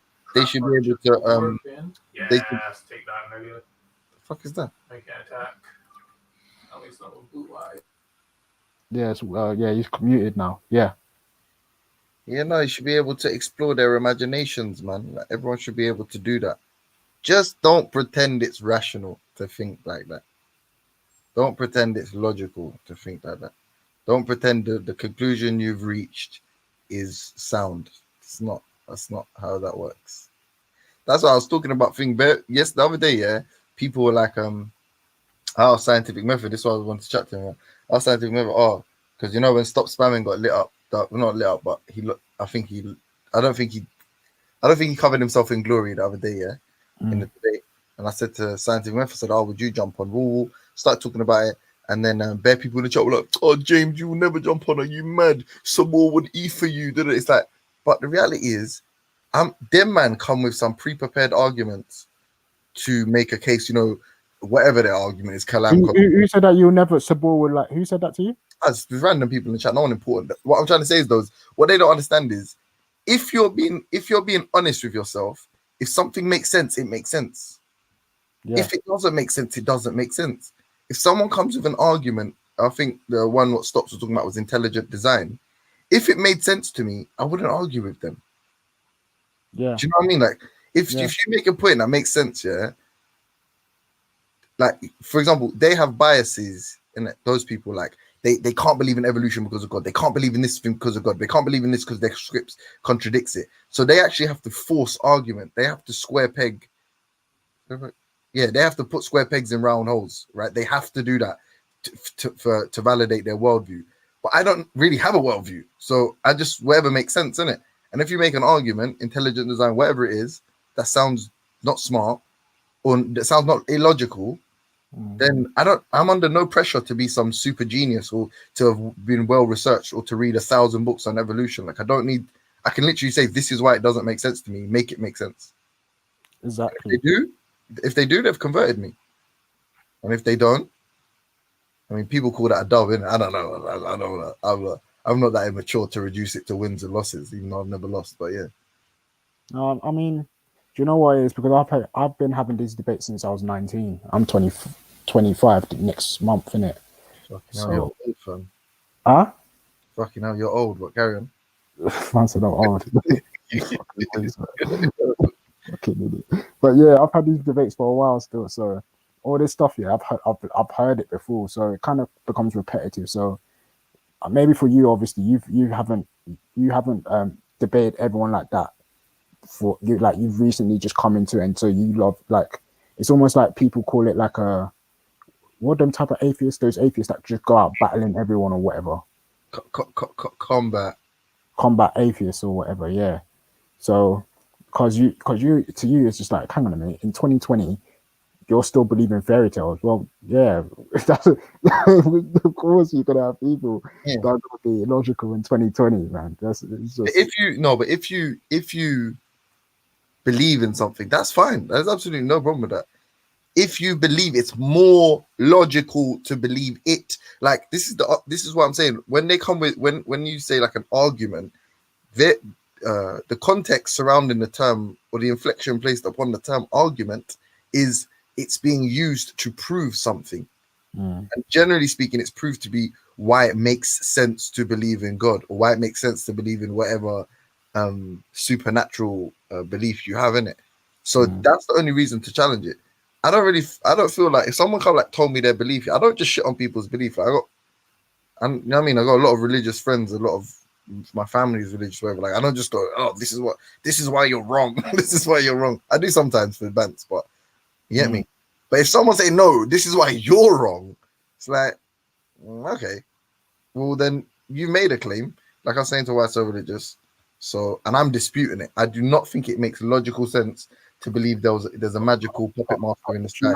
On Why So Religious, right? Yeah, I've said this before anyway, but I'll say it again. Maybe you haven't heard it. I personally engaged Why So Religious on this argument of Islam and why Islam is wrong, and we were breaking it down to the point where I said to Why So Religious, you see this hadith thing, yeah. You and I both know that the hadiths say all kinds of insane shit in it.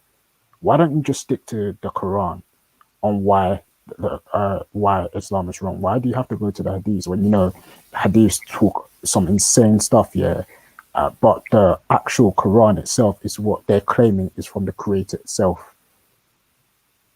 He agreed, yeah, and basically said to me this: the reason why he goes and talks to people about the hadiths and mentions insane stuff there is because some Muslims they might not know it, but he's going to use it to say that this is what they should accept and believe, even though most Muslims don't accept and believe it. It was the same argument I had with when I went to James Speaker's Corner. He was trying to tell me that the Sunni idea of what's her name, Aisha being 6 years old is the accepted one worldwide, and I said to him, no, it's not. Like everyone, like a lot of people will tell you that particular hadith is weak. Even Shamsi himself will tell you it's weak. Yeah, I'm not trying to cut you off. Literally carry on. I just because Veli bigged him up, and I think it's only right we read it out. So DC Brad, big up for the super chat, you piece of shit. And DC Brad says James Jones practices his G-block speeches in the mirror to keep him from killing himself. I can't see what emojis he's used. Can't see the emojis, but yeah. Fuck you, Brad. And yeah, he used the face palm emoji first. Use the face palm emoji.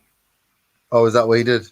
I hope you get 6 more divorces and the alimony and the child support payments force you into fucking bankruptcy, and you burn down your house for an insurance claim but end up killing yourself in it. I hope you lock yourself in the cinema room and that's where it happens. And I hope your ventilation system doesn't allow you to suffocate, and you actually die from the flames excoriating your skin. Allows you to suffocate. Fucking bitch. Big up, man. Yeah. Fuck's sake. Okay. But yeah, like fucking hell. I don't even know how to come after that, man. Fuck's sake. Well, I think I was saying that, yeah, James Speaker's Corner, like, when these men debate Islam, yeah, like, they do it with a car. For me personally, when I debate the topic here, I'm trying to, if you're going to be coming at me with what you think is true, yeah, I'm trying to get the best argument you can possible out of it and destroy that rather than focus on the weak arguments and destroy that. Do you understand what I'm saying? Yeah. Yeah, I think he's a shit debater. I said it last night. I think he's a shit debater. Yeah, but that's the same thing with James Speaker's Corner as well. Even no, I wouldn't say that about James Speaker's Corner. Mm-hmm. Well, yeah. I mean, yeah. Obviously, no. I agree. I do agree. Like, he's not like some fucking immaculate, perfect debater or anything, and he definitely probably falls into that category at times. But also, I've seen times where he will concede if someone's like, "I don't agree with that." I'd be like, "All right, fair enough. What do you believe in then?" Do you know what I mean? Like, I don't necessarily think. But that's when I spoke to James Speaker's Corner on the particular one with the Aisha one. He tried to claim, make it sound like it was the accepted one. Now like I said, but that is the general, like. No, it's not. But the majority of Muslims are Sunni. Yeah. Yeah. The majority of Sunni Muslims, affirm this view that some Sunni Muslims, yeah, obviously when you hear it from because someone says they're Sunni, okay, do they deny it? Okay, better question. Do they deny it? No, they don't. Some do. I'm telling you. Some do. Okay, so now we're talking about majority or minority. Do the majority of Sunni Muslims deny that Aisha was 6 years old when they got married? Majority of Sunni Muslims. Majority of the Sunnis agree with that, but there is a group of Sunnis that don't agree with it. Okay, hold on, one second. DC Brand, yeah, big up again for the donation, you fat bitch. And he said James Jones had a train ride by a bunch of Sunnis in his Shallah. Yeah. Okay. DC Brad, you're taking a piss, bro. One second. That was hilarious. Let's have it right, yeah. I feel like you should get your money back for that one because that was so funny. Yeah. Also, I hate you. And I hope you lose everything.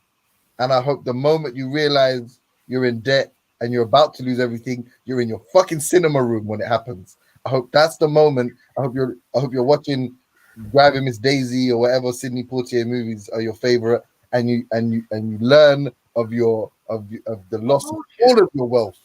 This loctation, I need to change my loctation from my head just a fool knows. We got bread. Okay, carry on. Yeah. Okay. Hey, How did Mr. Jones? Huh? Mr. Jones, you best hope you don't get headhunted sooner or later. just think of Sarah. What do you mean? Oh, you mean from well, Muslims are my friends. I'm a Muslim defender. I control the Arsenal. I'm like Arsene Wenger.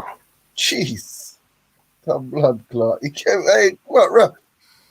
That's Giggs bars. That's Giggs bars. That's the worst. He's the worst in the world. Listen, yeah. Hey, quickly, Rafi, just answer that question now. Do the majority of Sunni Muslims disagree that Aisha was 6? Yeah, I would say that majority of Sunnis agree that Aisha was 6. Okay, so then you can't get onto James for that. Then he's allowed. That's my, hear what I'm saying. No. That's generalizing all of them. Yeah, because and even then, yeah, like Because even Raf, you know that even like people like Sufis, Ash'aris, they don't agree with that. And not only that, yeah, even those Sunni Muslims, they haven't read it. They just accept whatever someone else tells them. And if someone said that, yeah, that Aisha was 6 years old, and it says it in the hadith, and this is a Sahih hadith, that's how James will come and sell it. They'll say, yeah, we agree with her. But that's not actually true. When I remember I was at Speaker's Corner. Hold on. But he's saying, James SC, that this is what is wrong with your religion. James. So it makes more sense for him to say, James. No, but it's more sense for him to say this is the majority view is X. No, it's not. Irrespective of whether. Bob, I don't know what point you're trying to make. I was trying to go in on what's it called, when I was speaking to Shamsi about it, yeah, at Speaker's Corner. Shamsi. Quickly, Veli, Buddha's in the back chat. Go on ahead, Raf. Come on, Buddha, come and save this fucking shit. But go on. I said this fucking shit, man. But yeah, I was talking to not Shamsi, but Anwar. Anwar hangs around Shamsi, innit? And we asked him. Kalam was there. Kalam said that when he was arguing with a guy who said that Aisha was 6, and the guy and what's his name? Anwar. What's it? Kalam was like, nah, like some Sunnis but accept that, but that's because most Sunnis are ignorant. They just accept what anyone else says. A lot of Sunnis don't agree with that. But can you make this your whole point though, rather than because I don't. What's your whole point about James? He went to ask Anwar. Anwar said, no, yeah, there's different explanations, and some of them are. What's the point for James to see what you're saying that he does what white religion? He's making it sound like the Sunnis that accept it know exactly that they've read into it and they accept it like that when they don't actually accept it like that. But brother, that's extraneous. Like the fact is we're criticizing why so religious for a specific pattern of behavior, and my contention is I don't think James SC does the same thing. But what James SC says, if James SC argues with someone and they do not deny, yeah, or they do not provide some kind of like a counterclaim or provide evidence contrary to what he's asserting, then I don't see how it can be his fault for assuming then that this is a stain on their religion. It's like me saying, I don't know. It's like me saying, if you, I don't know what it is like. Do you? Let's say you supported Black Lives Matter, and let's say I found some like I looked in their manifesto, and in their manifesto it said they agree with murder. Yeah, and then I say, do you agree with that part of Black Lives Manifesto? And you say, I don't know about that. I don't know if that's true. I don't know if that's true or not. And then I say to you, all right, so it's not true then. It's not true. And then you say, I don't know about it. I can neither confirm or deny. And I say, well, then this makes Black Lives Matter a dangerous organization. How can you deny at that point that it's a dangerous organization if you can't even prove or disprove whether it condones murder? All right, cool. I mean, that's his argument. That's more generally his argument is this is what's wrong with Islam, and then he'll list it off, innit? Wait, hold on, yeah. Yo, big up. When it comes, big up Buddha in the place. Buddha, yeah. All right, James. If I come up to, remember Somali Maverick, yeah, when Sarah came up to him and asked him about the Satan in the nose thing. Yeah. Now, if I come up to you and I say to you, "Oh, you believe in hadiths? You believe in that this particular hadith, which is Sahih Bukhari, is authentic, and it says in Sahih Bukhari that what's it called? There is what's it called? The devil is your nose. That's why you have to wash your nose. Yeah. Are you not going to think, yeah, I have to accept it because it's Sunni hadith and whatnot and everything, and probably because everyone says Sunni hadith and whatnot, it's authentic. Therefore, it's authentic. Are you not going to be the one to say, yeah? Yeah. But that's like, even then, one point I'm saying that basically that even in a lot of people don't know that even in the Sahih Bukhari hadiths, not everyone accepts everything in Sahih Bukhari to be true. Yeah. So when you go into it deeper, that's the problem with a lot of the Muslims. They're not very, they don't go into these hadiths deeply. So where I'm saying the man are disingenuous, yeah, all I'm saying is that if you want to make a better argument for why the creator doesn't exist, Just focus on the Quran and point out issues in the Quran, rather than just point out weird hadiths. Because that if they go into just hadith, it's just gonna go back to who Yeah, you are. no, it does matter. Like, I'm not gonna have the whole debate with you now. Like, but it does matter. You All can right. use that. You okay? You can say it may be a secondary source, and you can refer to the Quran as primary source. Yeah. Maybe you could explain it like that and say that it makes more sense to hammer the point home, if you like, or to make sure it's a conclusive sort of argument. Yeah. Or watertight, comprehensive. Sorry, not conclusive, comprehensive. You can use the Quran. I'd agree with you, but I don't think it means you cannot use hadith in a way to criticize someone's religion, because ultimately, if you're a Sunni, it means you follow the Sunnah, and the Sunnah is the hadith. But even in that hadith, that's what I'm saying. Amongst It different doesn't Sunnis, really they don't all agree with it.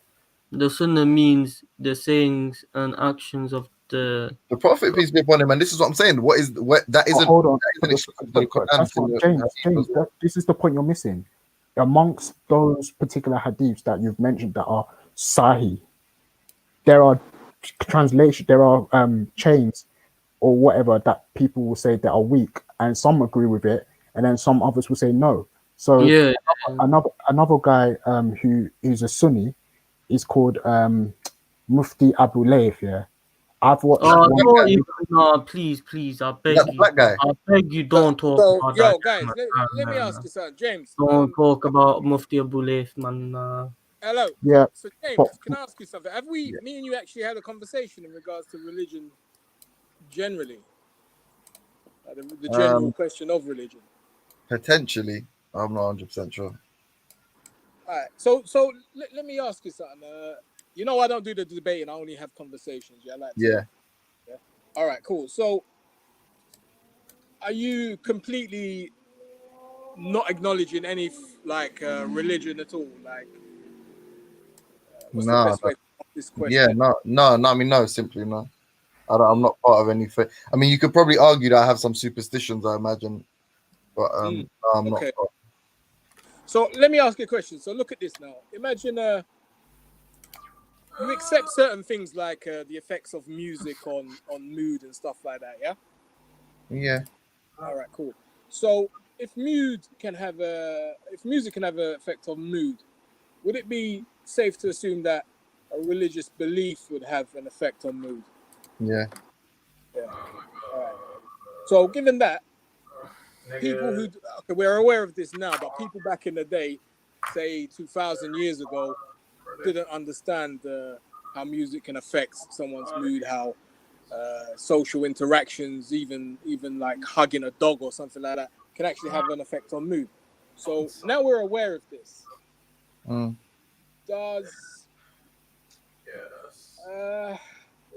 Is it acceptable for you to understand why somebody would have a religion?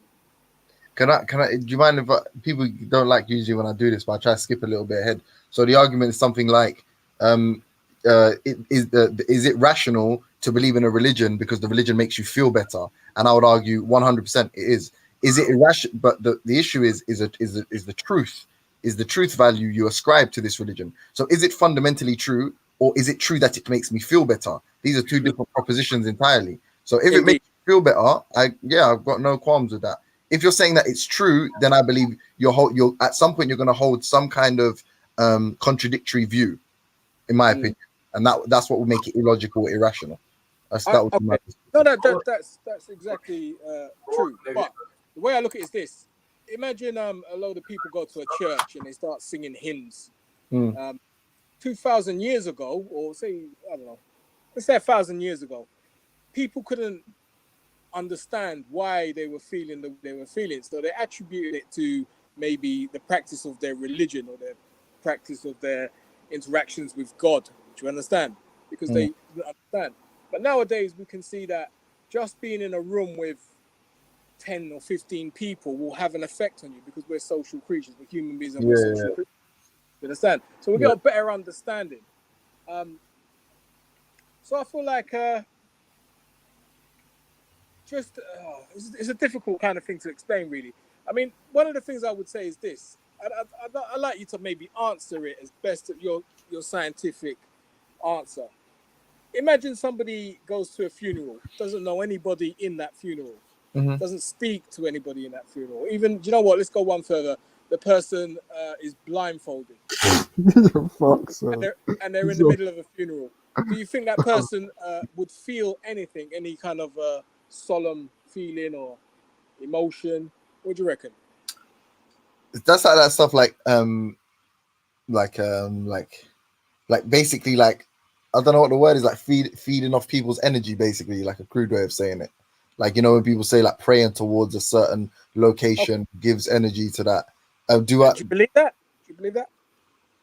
If I'm honest, bro, I don't mean to try to put a full stop in the comment. I just don't know, innit? I mean, I would assume that if it were to be true, that there would be a scientific explanation eventually. I don't believe it's anything supernatural, and whether or not that is the case, or it's but to a degree, yeah, I believe it. Like there's evidences of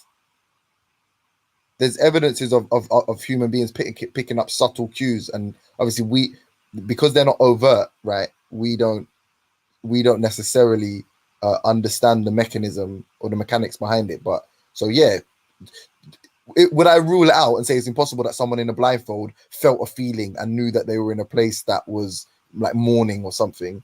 Yeah, that's possible. I wouldn't rule it out. I don't know enough to say it's wrong. Yeah, and I do believe there must be a scientific explanation for that.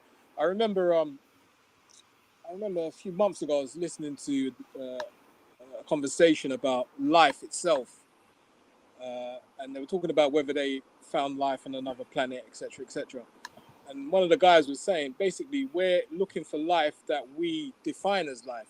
There could be other forms of life that we don't acknowledge as life. Do you get what I'm saying? Yeah. So there might be a silicon-based entity that is a life, but not our definition of life. Do you get what I'm saying? Yeah. So I feel like, although people will say that may be supernatural, I do believe there's a scientific explanation for it in regards to the whole feeling something that you can't see. Do you get what I'm saying? 100. 100. Like that. Yeah. But then, I'm saying that. So you're not going. All right. So then, that being the case, if there is an explanation of it,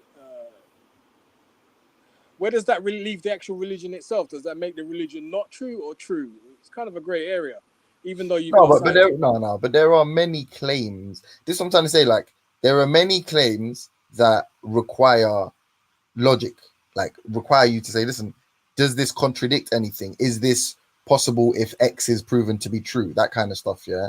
And then there are other claims that you are unfortunately you're just gonna have to be agnostic over, like the concept of God. Like if God is a sort of deistic, right, and God just exists somewhere else and will never have interaction with the universe, therefore we will never know him or her or them or it, then you can never really know, innit? You can never, like, the truth, it's hard to ascribe a truth value to that.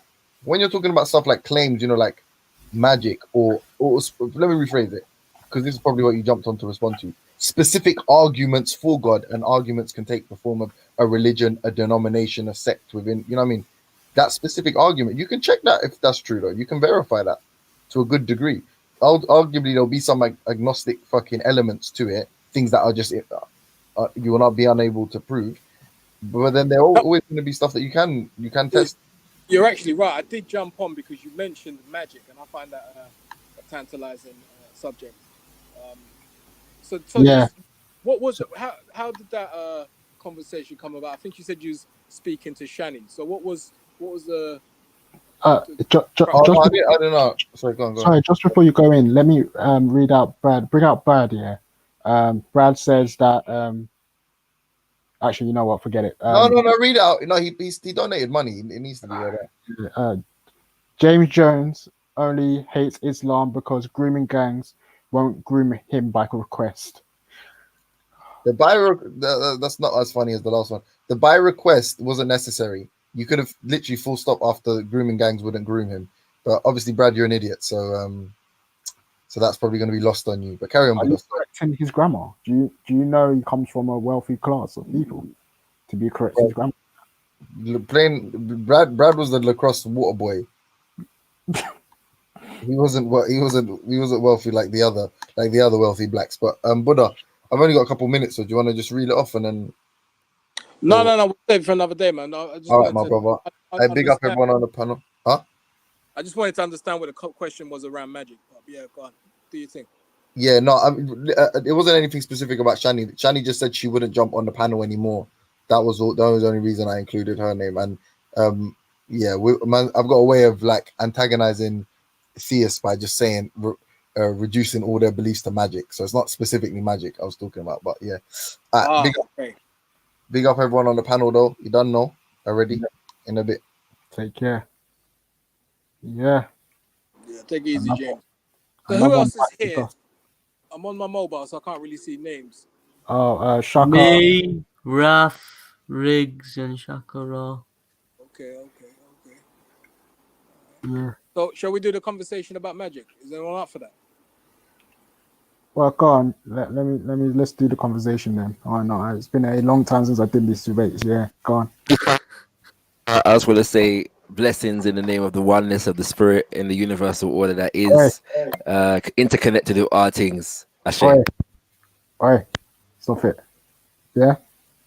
Enough of that juju and that. I don't want to be hearing that voodoo and that. Well, if you don't want to do that, that's where I'm going to start, my friend, to be honest with you. Magic's an interesting one. The voodoo helps, man.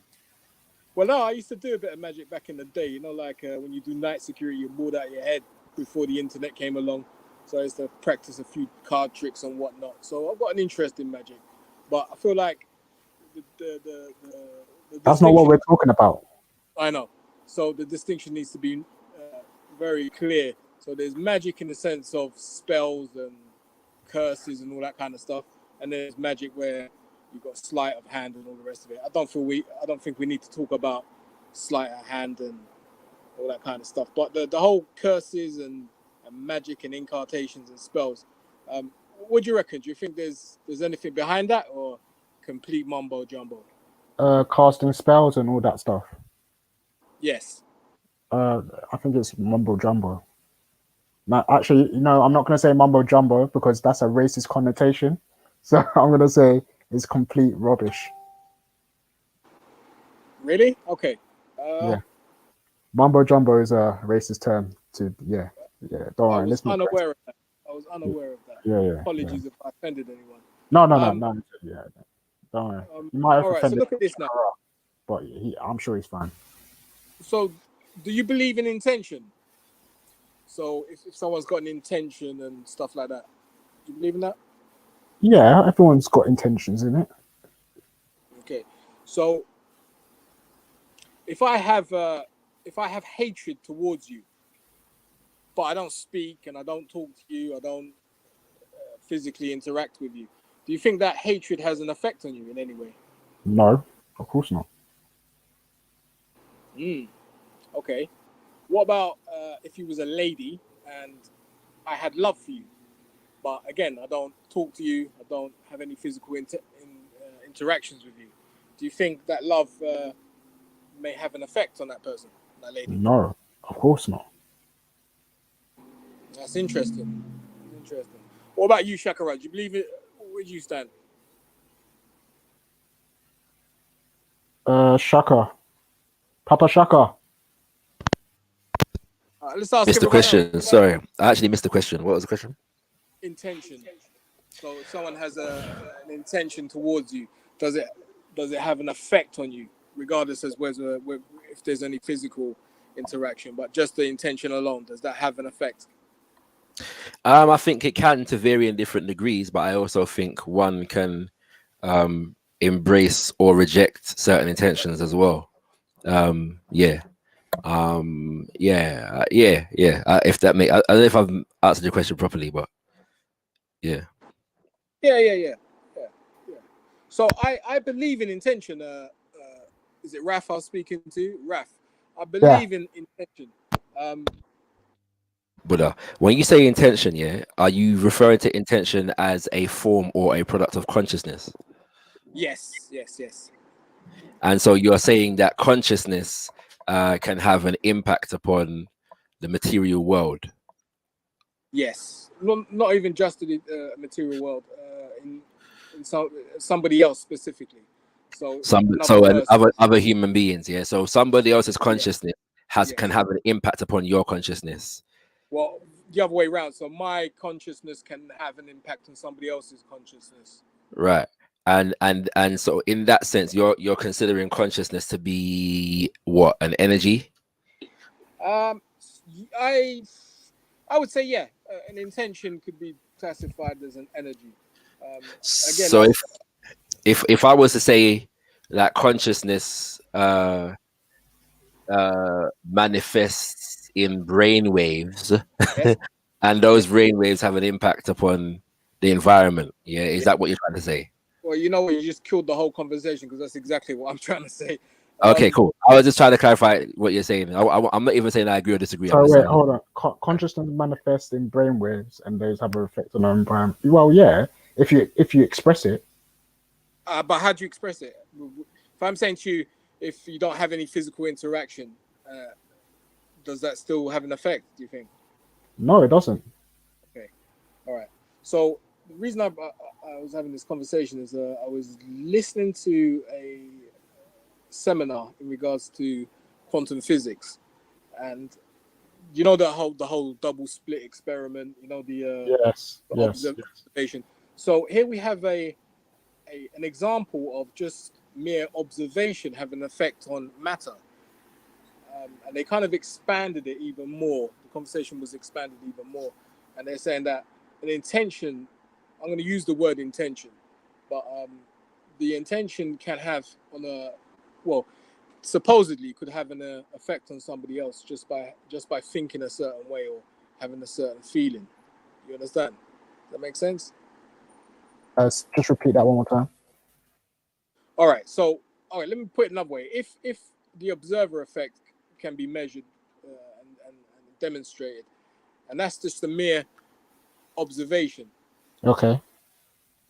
Can there not be another form of that same interaction with other human beings? No, because the double split experiment, right? When you go into it deeper, it said that it doesn't matter whether or not it's it's a human being. It could be any object. It could even be an atom put there, and that experiment would still give the same weird conclusion that they got. Okay, I haven't heard that. Yeah. So you're saying to me, if I put a inanimate object, say a book, Yeah. the same conclusions would come from the double split. I watched a video the other day, and basically that was what they were saying. What I understood from it, that you could even put something like an atom, something like a little piece of paper, and the same result would come. So can I ask you both to post those videos in the back chat? Let me see if I can, oh my gosh, you're making me scroll through all these videos. Let me see if I can find it. Yeah, the double slit experiment. You're aware of that, Shaka, aren't you? I first heard about it. Is it in that documentary? Some documentary came out years ago, like about 15 years ago, called "What the Bleep Do You Know?" And I think that's the first place that I heard about this thing. Maybe I'm mistaken though. I'm not even confident it was in there, but I think it was. But yeah, you know. I'm gonna have to look through. It was just this one particular video that I watched, and it went in on it, and it was basically come up what I said in it. But let me see if I can find it. Yeah, wait. Let me quickly go through these videos and go on mute quick. But yeah, you guys can continue talking. So the whole magic thing. So in the same way that I was speaking to James earlier on, and we were saying that when you're in a church and you sing a hymn, you have a certain type of feeling. It affects your mood. It affects you physically, right? The same sort of thing, I believe, comes from magic. So when you're a Hindu or a Buddhist and you chant, the mere action of chanting has a physical effect on you.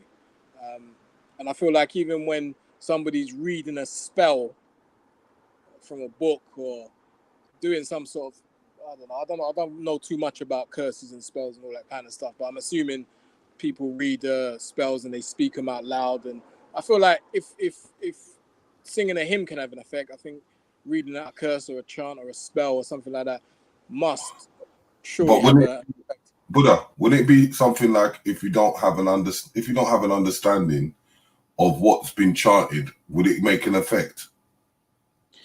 Yes. Yes. Good point. Good point. I like that. If you put everyone together, so for example, so I don't chant, but on occasion when I used to go to the temple and meditate, I don't meditate in the temple, I meditate outside, but I do on occasion go into the temple, and people will be chanting in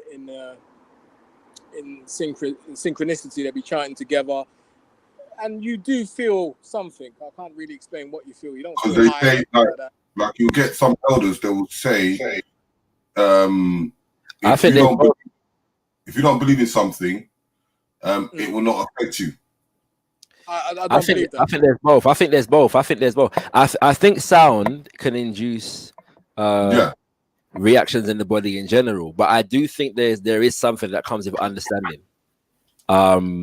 Yeah, I like for as a basic example, yeah. Chuck D one time from Public Enemy was talking, and he was saying that when people say, people say, we don't care what they're saying, we're more interested in the beats, yeah. So Chuck D said, well, would you still listen to the song if it was in French? Yeah. And I think 9 times out of 10, we probably wouldn't, like with the same beats. If we couldn't understand what they were saying, we wouldn't listen. And so we're responding to on some level or understanding of what is being said, if that makes sense. And I think when you're sorry, I was going to give an example. Did anyone hear about Gasolina back in the day? Who? Yeah, Daddy Yankee. Yeah. Daddy Yankee, Gasolina. All right, yeah, go on. Did you ever listen to that, Shaka? Yeah, but I've never listened to it like in my headphones.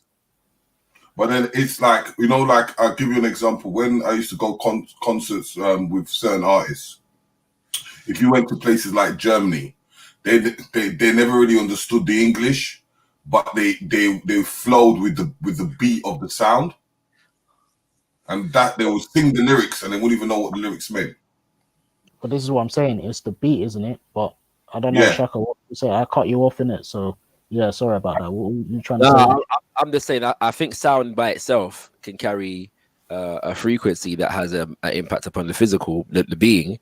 But I think that there is something within consciousness that comes with understanding, having a conscious understanding of what's being said. It's like, for example, if I'm in a Nyabingi session, yeah, whole night, yeah, you know what I'm saying? There's definitely something that comes with an understanding of the words that man is saying that contributes to man's engagement in the ritual. If I'm chanting all night, this chant, and one chant can go on for half an hour, and we're going until 6 a.m. Certain chants can kind of generate an energy within the space, but that's because everybody in the space understands what the words are, as well as the drumming, as well as the tones, as well as the melody. You know what I'm saying? As you know what I mean? There's a. So I wouldn't negate understanding from the equation, but I don't think it's the only way that it can have impact, if that makes sense. But so look, this is where I stand on the thing, yeah. So I firmly believe, just over the years of research that I've been doing, yeah, I know that sound has an effect. If we look at things like resonance, I don't know if you know about the sign, the Om sign. Every time I come onto a panel, I always say hello and I always put the Om sign there, yeah. The sound of Om resonates with the same frequency as the sun. Yeah, the actual sun. I don't know if you guys know, but the sun makes a sound. So resonation, all of these different types of resonation have physical, measurable effects. Do you understand? So even when we look at acoustic, is it called acoustic? There's a thing called acoustic levitation. Just by using sound, you can levitate something. And this is not me bringing out conspiracy. This is fact, scientific fact. You understand? So if something like I would encourage everyone to look at something called binaural beats. I don't know if you guys have heard of binaural beats. They say the same about heating as well. Sorry, say that again, bro. Yeah, you were cutting out. Sorry, can you hear me now? Yeah, I can hear you. Yeah, go ahead. I would say like something some years ago about using sound to heat water and them kind of things there.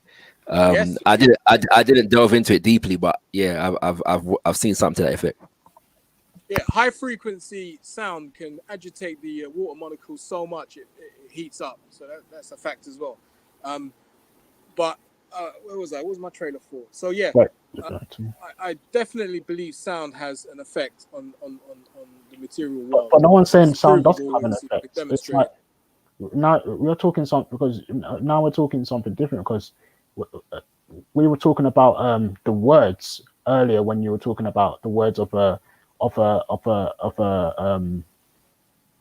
song in it, and if the song doesn't if you don't understand it, you probably wouldn't listen to it. But even then, isn't there a difference between the words that come out and the beat that's being played or whatnot and everything? So a beat, I would more or less say that's more like a I don't know, man. It's making me think whilst I'm talking, so it's weird, man. But Yeah.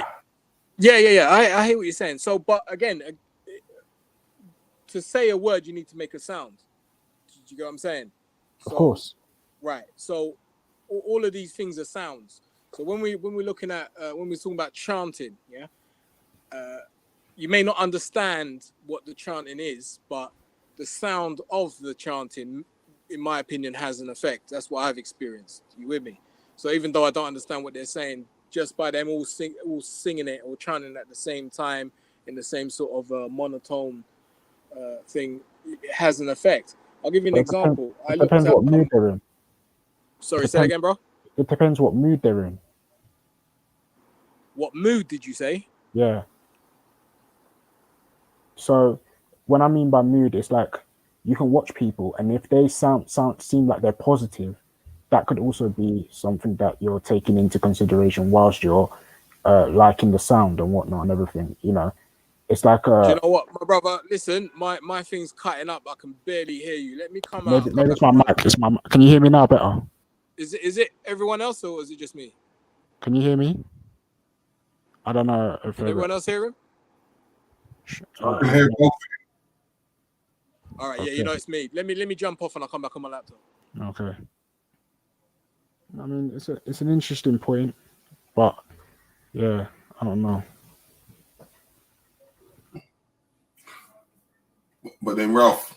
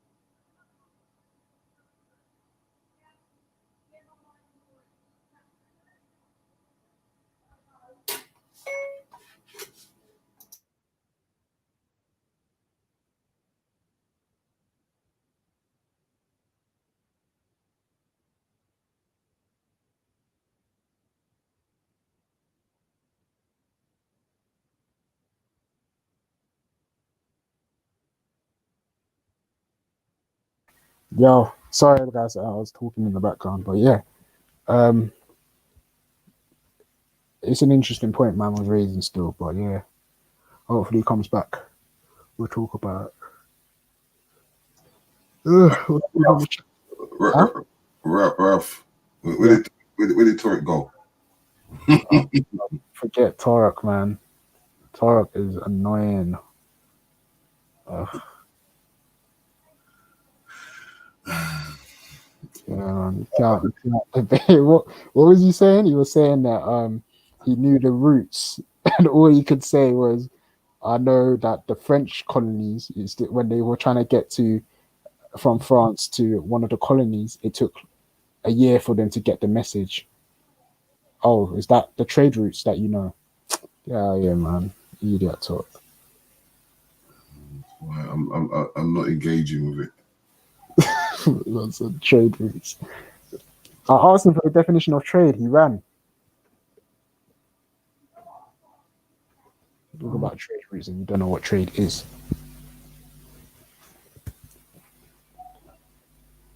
He's got his own initiative. That's why.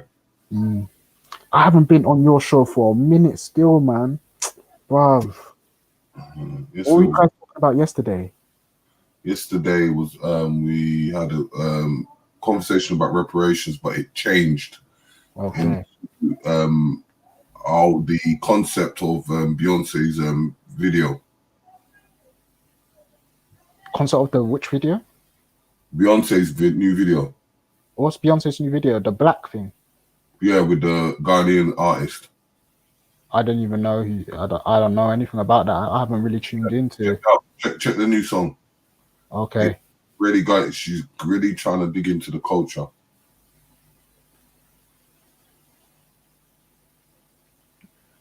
Okay. I'll go into that still. I'll definitely go into that still. Is the name? Do you know the name of the Ghanaian woman? The guy. Do you know the name of the Ghanaian woman? The woman. I Yeah. forgot. It's two artists. It's kind of. I'll get it in a minute. But I know the names of the artists. But hold on. Because I've got a show tomorrow. I'm just trying to do two things at once. Hold on. Multitasking.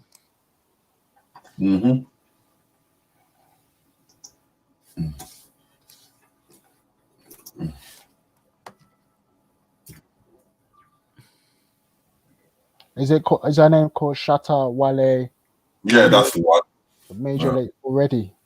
Yeah, that's the tune. You see the video, you see it's like a Wakanda again. Did you hear Akon was trying to do a Wakanda, but he said that years ago. I don't know if he's trying to actually do the Wakanda thing, but yeah. What, the village?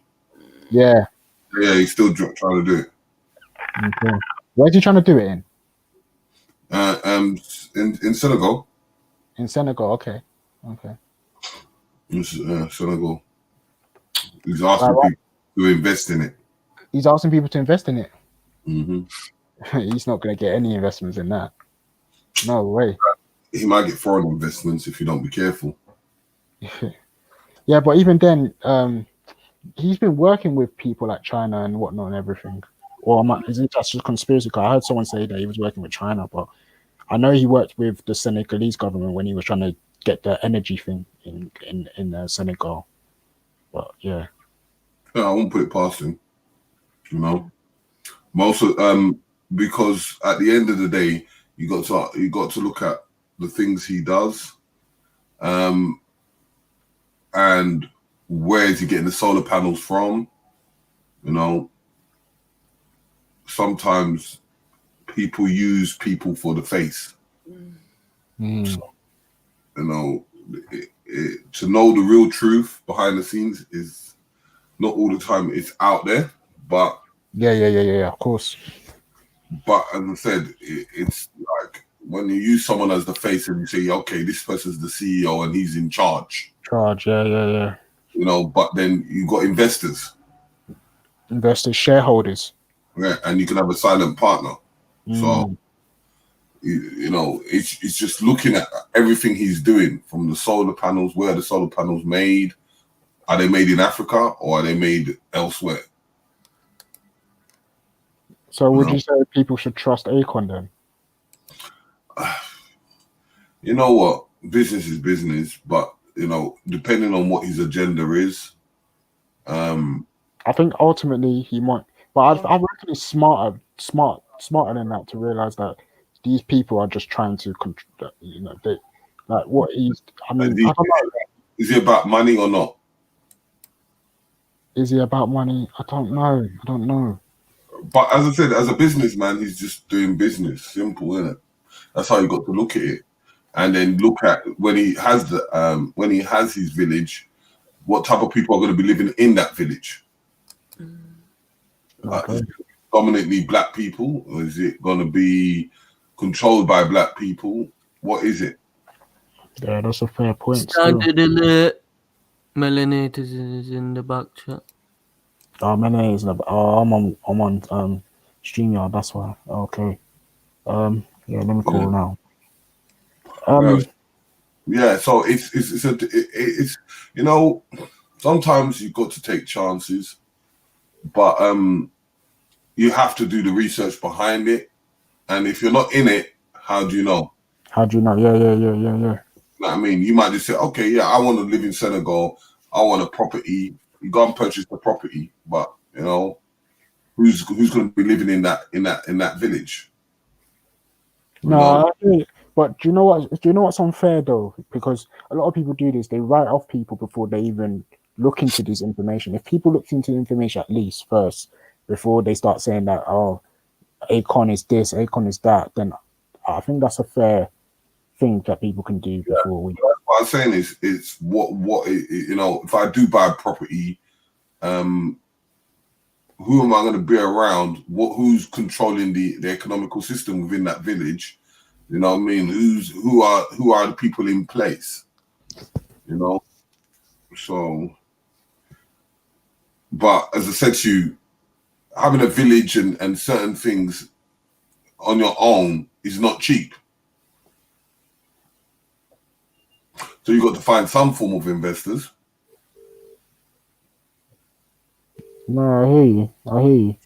But So- even then, that's this is one of the because even Because you guys, I'll give you an example. As rich as Dangote is, certain banks still loan him money for projects. of course, but then, oh, come on, man. So No, but did you see the video that I played earlier? Mm-mm. I sent it to you on WhatsApp. Yeah. Oh yeah. That video, the one that you sent to me on the WhatsApp. Yeah. I know all about that. Remember, I that's why this is why I laugh at times with I'm not going to mention the name, but I laugh at times because if he had gone to my channel, then he would see certain people that talk about this. Can you send it for the Nigerian one to me because I want to. I'm interested in that, so I want to know the Nigerian side of it. Obviously, the Jamaican side of it, people can focus on Jamaica, but I want to know the one for Nigeria. So, do you know the name of the video so I can get it? Side of what? Side of what? Don't be having secrets. Don't be talking in code, Raph. What you talking about? No, we ain't talking code, man. We ain't talking codes. It's 800. Oh god, it's I gave a little bit of in depth from the from when it got sold. And that's because the reason being is when it changed hands from the Niger company to the Unilever company. But you see, this is the funniest thing is when it comes to selling people and things like that, you'll find that they're like one king that has done the atrocities, and they will want to blame all kings. Yeah. Where there was a struggle within the situation. So people that were more closer up to the north, they had a massive struggle because they had slave captures coming from the south, and then you had slave captures coming from the north because of circumstances of war. This is why in even in Abeokuta, they had to hide. They had to hide some of them had to hide in the what they call the Olumo Rock. That's why it's so famous. Why is it famous? What happened there? Because people hid in the cave For when they were what? capturing slaves. Okay. In the time. So people knew they were taking people and kidnapping people. So that when they so what they running from them and they hid in there, or was it because that? remember losing the war? Because remember the Yorubas were almost losing the war at that time, and they were very close to the borderline. Oh, I don't know any of that. I'm not aware of the Exactly. Yeah. Go into the history of the Olumo Rock. Olumo Rock. Okay. But the video that you have on your channel. Yeah. I'll take it and I'll send it on your WhatsApp.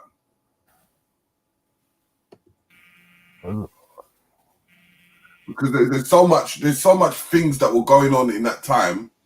And then you see the guy that owned the general that I've forgotten, the English guy that was controlling the Niger company.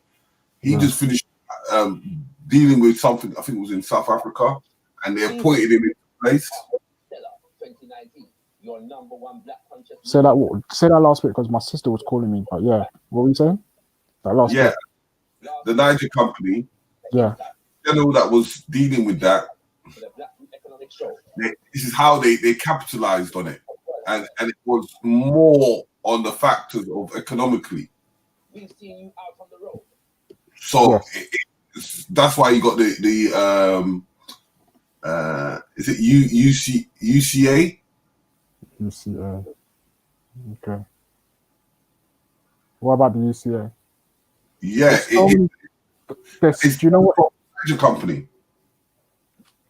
Do you know one thing I realized why people don't like to go down these routes of understanding what's gone down to be in this position today? Yeah, like at every corner that you turn, there is like something that you need to learn, and you have to take a dictionary to look it up to see what that is to get the full context of what's going on. You can't just read through it. It's like if you get into a book, you're reading a book here, and on that book here, every single letter has a different meaning that you have to look into separately to understand what it means. You know, not for nothing, but I think that I'm finding the same thing even when you are trying to study spirituality. I guess prior to the Abrahamic faith, or let me just say outside of the Abrahamic faith. Because when you are researching things, you're constantly wondering, like, who's the source of this information? Where did you get this? Where did they get their information from? And then some people give what you would call like a surface interpretation of something. So someone may say, "Oh, Ra is the sun." Right? So then you go with, Ra is the sun, Hotep, big up Kemet, blah, blah, blah, Ra is the sun, and realizing that, Ra may symbolize something deeper, something different, something like the source of all things. So then when you hear other people refer to the source, they're referring to Ra, but they're not calling it Ra. Do you see what I'm saying? So like, I feel like it's like constantly building upon itself. It's constantly like, when you're at one level, you learn this level. This means that. Shu is the air. Boom. But shu is like things are transcending, things are flowing, things are moving. So if your emotions are kind of moving, and you can recognize that you're kind of like shu is in movement within you. Do you see what I'm saying? But when I first learned about it, I was like, shu is air. You know what I mean? Like, hey, that's it. Like, that's all I knew was shu was air. It would be more like the what we call the riverbed. So like your bloodstream is Oshun. It's the flow of things. Right. See? And then when you go from East Africa, which is Kemet, and you come from the West Africa, which would be like, Ifa or Oshun, the Orisha. You see, that's where you can kind of see the similarities. You're like, okay, Shu, Oshun, Shu is air. Oshun talks about things flowing. It's like, it's different, definitely different, but you can draw the similarities. And I think that's where that whole week that Shaka Rah was on trial when he was saying African spirituality, he was using that term, is because there are these commonalities, there are these similarities, and I'm kind of in the same boat where I don't feel like I want to choose one. I feel like at this point I want to appreciate all of the African spirituality systems. Yeah, but that's why if you have to understand it in its perspective of the African philosophy way. You see, that's why the difference between the Orisha and the Ifa, where everything is a whole and you have many aspects. They will the Orisha will now make every individual aspect a different entity of Oshun. Wait, what you mean? You got to rewind that joint. You see that? You see Yo, what I you gotta mean? rewind that joint right there. Like Yeah. that just went over my head right now. What I'm trying to explain is, you know, as you said, Oshun is the river. She's the shiny gold, the attraction, love, Mm-hmm. and things like that. Where the Orisha, which is Cuban, it will make it like Oshun, the attraction. Oshun, another entity. Oshun is the flow, and Oshun. So that can become very confusing when you make it into one entity. Mm-hmm. Okay. The Ifa system makes it into one entity. So when you understand, you understand Oshun, you understand Oya. As I said, if I transfer it into forms of the like even fictionally, I would say like if I used Tahuti and I used or Tahuti or Thoth, or how you want to say it, and Mahat in forms of marriage, I would say, you know, like Mahat is balance, justice, Tahuti's wisdom and knowledge. So you will have no justice without no knowledge.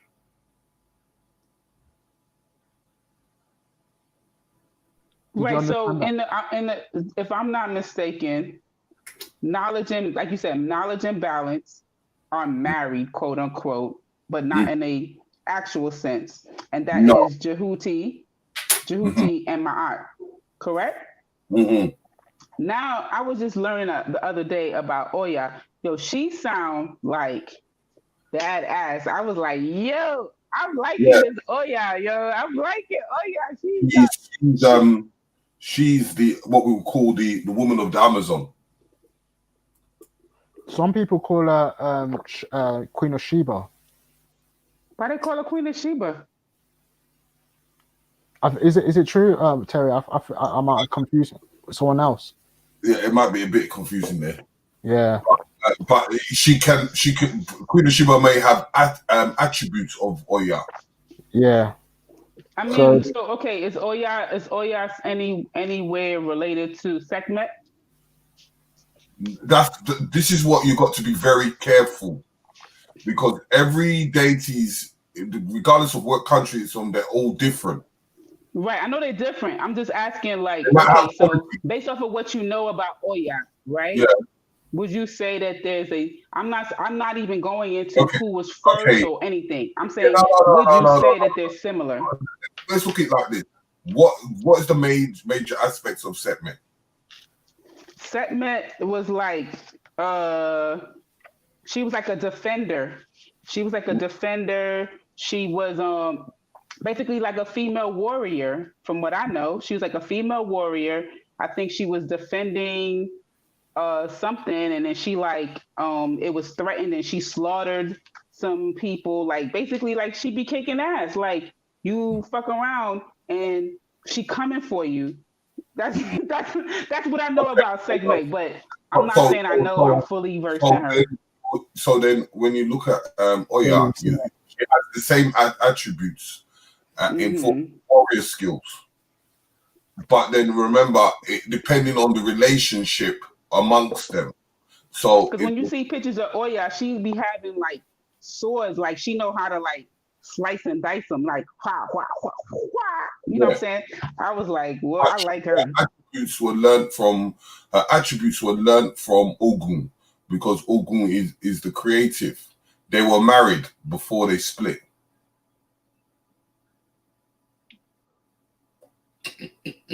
What they talking about in the chat? Don't worry about the chat. Every now and then, I be checking the chat, even though they be calling me racist and all kind of thing in the chat, Yeah, I love the chat. He loves these conversations. He wants to talk about the gods and what their culture has. Let's talk to some real Africans. Wait, yeah. who you talking about? Yeah, Belly, I've already seen the video before. Do you actually want me to share it? Yeah, man. Share that shit. But remember, actually, hold on. Why I'm saying to share it, yeah? Because who was I talking to earlier? I was saying that Jada Franson got arrested with her group for that that paramilitary thing, and someone was going, no, she never got arrested.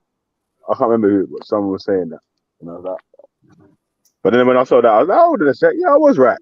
So yeah, play that, man. Yeah. Are you sharing my screen yet? Yeah. All right, let me play it. Everyone on mute. That's a lady that that Issa, the black Telek, said got pretty green eyes? Yep. Oh, okay. Can Just someone checking. please explain to me why this is illegal, but this is okay? Back in 2016, I walked through Bury Park holding a cross and wearing a beanie hat. I was convicted of wearing a political uniform under the Public Order Act 1936. Now, despite this being my first offence, I was handed the maximum sentence. Now scroll forward to 2020, and we have Black Lives Matter paramilitary groups marching through our capital, wearing ballistic vests, using comms equipment, screaming abuse at the police, and nothing is done. During my trial, the prosecution said that my hat and green coat constituted a political uniform and were intimidating. So if this is intimidating, then what on earth is this? No one in their right mind would believe that this is in the name of equality. Now, this is about power. I am one of only 4 people to have ever been convicted of this offence. All 4 of us were white. When the laws of our country are only being applied to the indigenous race, something has gone horribly wrong. Oh, Karen.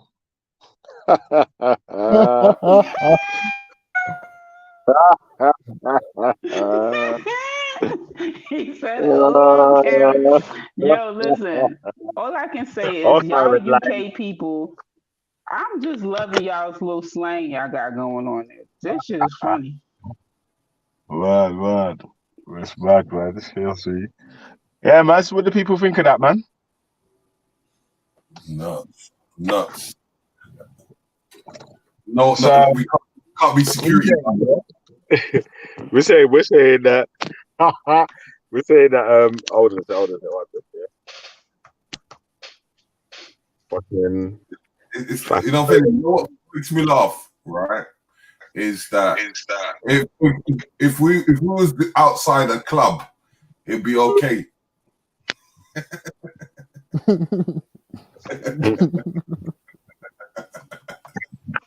Because percentage of them that were on that march, they're security guys. They have the license, and then she wants to come on the street and compare that when she has no license. Yeah, man. So obviously, like I was saying before earlier, if what Forever Family are doing is fully by the law and everything else like that, yeah. When other people complain and they start crying and doing their little videos or whatnot, yeah. What should we do, though? What do you think the answer or the response, the reply should be? You know what? Leave them to it. Because you know what? The next time they're gonna keep on complaining. So what can you do? Anything we do, it's like a reaction. We can't do nothing. As I said, if we was outside a club, would they say the same response? I already made up my mind yesterday that civic nationalism is just a backdoor to racism. Listen, when she said, I'm sorry, I couldn't get the thought out of my head when she said, if this is criminal, what is this? And she showed the picture of them. I was like, that is just awesomeness. Like black men standing up for themselves. I was just like, y'all just don't understand what that do. Everything legit. You know, everything, as I said, when you've got security badges, you know, you've got to protect. When you're a security guard, you're supposed to protect whoever's in your vicinity. So, as I said, if it was in a club and all the people were in the club and you had security, what would you say then? You say black power. Security! What's up, young black power? Hey, Listen, I mean, and big up man that maybe, came, yeah? Hey, listen, maybe, yeah? mm-hmm. You remember, I don't know if you've seen the film, yeah, but there used to be a Jamaican film called Third World Cup. Who's seen that film? Badman film. Third World Cup, you get me? You mad? Back up. Bag up. Trust me. That's what when man saw that video, yeah, that's what some of the racist sons was marling from. Back up. Ew. Yo, I know all the little Valley visions probably be like, you get me. You get it. They be like, yo, daddy, we want some pizza. You get me. Hey, Dad, can I have some money? No. I'm like, no, you get me. No, you get me. They're not gonna get that. They're not gonna get that at all. They're not gonna get that. I'm gonna start saying that at home for real. My son gonna be like, "Who you been talking to?" You sounded real UK-ish. UK-ish. Mm. But he likes y'all accent though. He really do. He like y'all accent. He be digging it. Do you know what it is? Yeah, it's because the UK trap thing and a bit of UK music started going back and forth over the American now. So I was like, I never started to. I remember before with that. I need to let him listen to some of the like the real ratchet, which I call it y'all like y'all grime, like the real like the because I let him listen to like the more conscious type of stuff, and he don't like that stuff. He be like, what the? He want to hear them talking about all of the bad stuff. I'll be like, Ching why? ching. Tell him UK drill. Yeah, see, UK drill. you know I don't know UK all about So they're tuning Russ and them man there. Yeah, Russ. No, respect music. Respect don't be. No, we said Russ. Not Raspberry. Raspberry, I mean, Russ. there's a you called Russ. Yeah. I don't know about Russ. I only know about Respect. I know about Jedi, and I know about what's the one that say fuck the police? What's his name? Fuck the police. Fuck Todd's. I know about what's his name? Dave. I know about Akala. Akala. I don't know too many. You know, I don't got my whole. UK. Yeah, but you could look. There's a lot of people who react to a lot of UK drill music in America, and they like. So you could just type in Americans react to UK drill, and you'll find bare videos. Yeah, he be listening to like. I just need him to expand his like. I don't care. I still play the positive stuff. Like you gonna get this damn positive shit in the house, damn it. You know what I'm saying? I was like, I don't care. You know, you're gonna hear some roots and culture. We're gonna play some Bob Marley. We're gonna play some Peter Tosh. We're gonna play all of this shit. I don't care. So you're gonna have a more balanced upbringing about you're gonna understand about struggle and being righteous. You know what I'm saying? And if you want to listen to some booty twerking or gun popping or pill popping, whatever the fuck. At least it's gonna be balanced. You're not gonna have your moms playing some bullshit in the house too. That don't even make any sense. Hey, listen, yeah. Ain't it funny, yeah, when some people come, yo, what you doing, man? Oh, I'm sorry. That's me fanning myself. Yeah. Yeah, man. How comes some man in the chat, yeah, EIE. Go, man. Yeah. How comes some man in the chat, yeah? They're balling when she put us on the panel. I want this gal to do around, yeah. Yeah. Then you know, the gal not turn up for work today, and then man's like, hey, how many gal do for today? No. He didn't say that. I gotta look at the chat. Wait, no. I love you. Wait. Where he say Jupiter didn't return for? Because he can't be asking for her. No. He cannot. EIE, you gonna be on punishment when it comes. No. We gonna have some problems when it comes to me. You shall I time him for out? her. Shall I time him out? Oh. No, don't time him out. Just EIE, behave yourself. We gotta respect and we gotta honor the ancestors. Everybody pour some libations right now because they have answered our prayers. You understand? They've heard our lamenting before them for some melanation, right? And it has been a whole day of melanation, right? With the little hiccup of why so religious. But I'm just saying, for the most part, we still had good conversation. We had people building, we had people learning, people being challenged, and it's just been melanation. And we got to be thankful to the Most High, whatever you want to call him. Allah, Buddha, Jesus, you know what I'm saying? Whatever you want to call him. God if you don't forbid. want to call him at all. God forbid. For the atheists, you know what I'm Don't saying? ever call I that include name y'all Jesus too. or Allah. Big Joking, up, big okay. up all- Veli, exactly. The Veli. Unholy Father. The You unholiest of understand? holies. Unholiest father. So y'all think The unholiest Veli is father. atheist. Y'all think Veli's atheist. Veli's not atheist. Veli respects and he understands the God within. Feel me? But he just ain't saying that to y'all. Trust me. See, trust me, he ain't saying You that to gotta y'all. search for the hero inside Cause y'all gonna yourself. start crying. Y'all gonna start crying. Oh, Belly is blasphemous. You call yourself God. Ooh, ooh, ooh, ooh. So Oh, he's trying to.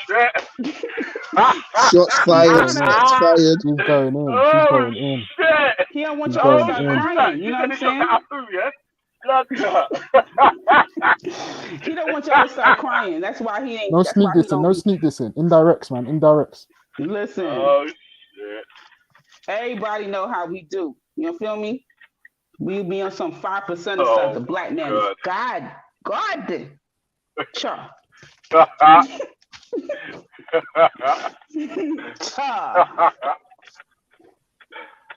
They could be mad at me. They could be mad at me, Belly. I'm okay. I'll take the heat for you. Mad.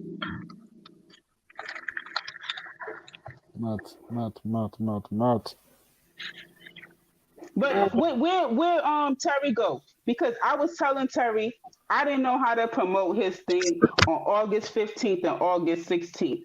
And Terry now slipped away. he slipped away again. I don't know what he want to do. See? Y'all lucky Melanated don't got a popping channel because I'll be promoting that shit like promote. Come to Melanated channel. But I don't be going live. I don't got no content.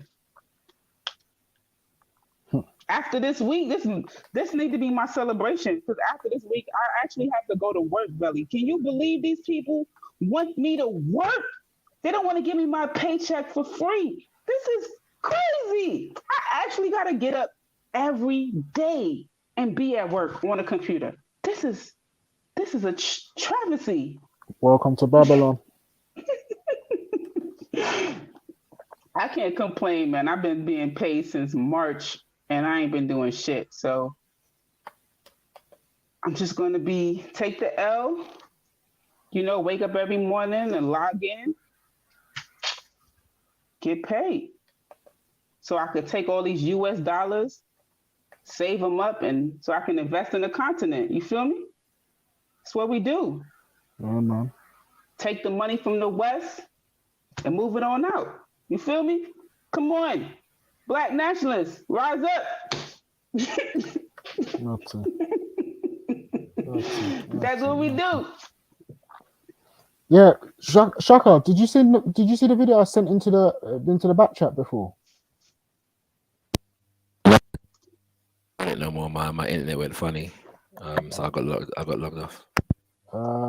Let me see. I'll repost it. I think it's this one. No, it's not that one. You know what I wonder? I wonder if Shakara, do you know if the people who receive I wish Tosh was on too. She would be able to answer. Tosh, if you in the chat, you can answer this too, because I know she's in the same field as me. But do you know if people who receive like mental health services in the UK through the NHS? Are they services limited to in Europe, or can they receive therapeutic services anywhere? You mean in the world? Yes. So like, Um, let's say there was an African-centered therapist in Ghana, or there's an mhm. African-centered therapist in America or Yeah. South America. Could they, if they have a license and if they're trained, can they receive services by the clinician that they approve of? You mean under the NHS? Yeah, under the NHS. Would the I NHS? don't think they can under the NHS. Okay, they wouldn't pay for it, basically. No, I don't think so. Oh, shoot. Don't quote me on it, but I don't think that's the case. I think yeah, any outside any international healthcare will have Because to in the be US, they have a certification called African-centered therapist. They have a certification, African-centered therapist. They have African-centered right. certification of African-centered social workers. So Yeah. I'm to aware, me, and black that's psychologists and something so on. that's something Yeah. to advocate towards. If you are a Black person in Europe and you are a minority and you would prefer to be treated Yeah. by someone of your ethnicity and who has a specification, Yeah. to me, you should be able to advocate that you should be able to be seen by a specialist. There's a so there is a branch of the Association of Black Psychologists in this country, and there are other Black African-centered psychologists kind of institutions but there's not a lot.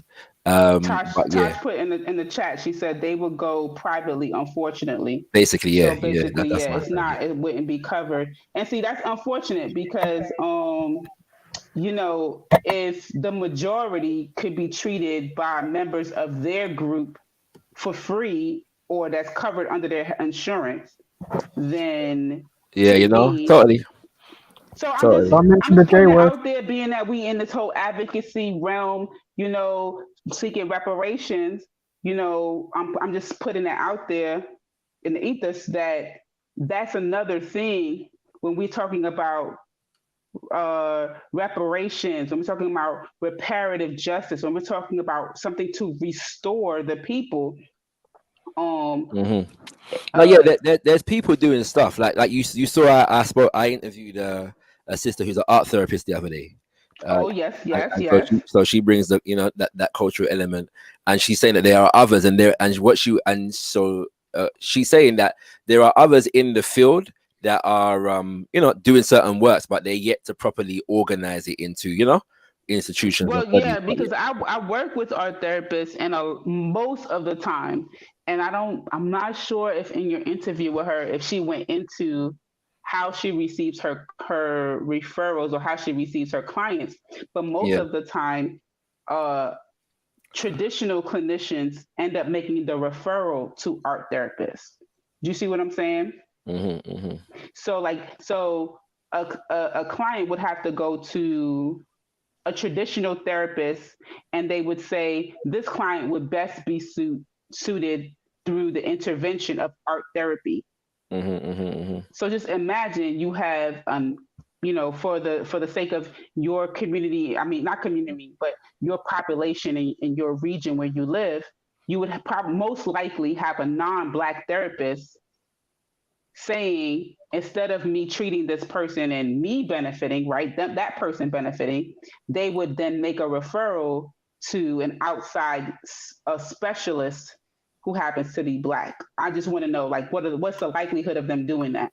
So if the client had the ability to really have rights and to really have the right to choose their treatment, to me, that's noteworthy of putting on your reparations bill or your reparations petition that we want African-centered therapists at any cost, whether they're local or international, right? Because COVID has definitely opened up a world where you know, everyone is using telehealth right now. Whether you got a pink eye, you know, you're sick, you got whatever, you see your doctor on your computer. So mental health is still, you're able to do that. And I think that whether you're in Europe or South America or North America, being able to be seen by someone from within your community who specializes in African-centered interventions, African-focused interventions on healing from the trauma that we've experienced. To me, that's critical. Yeah, totally. I agree. Yep, that's all. Bless. Yeah, Shaka, did you see the video I put in the back? The link coming. Yeah, I see it. Still.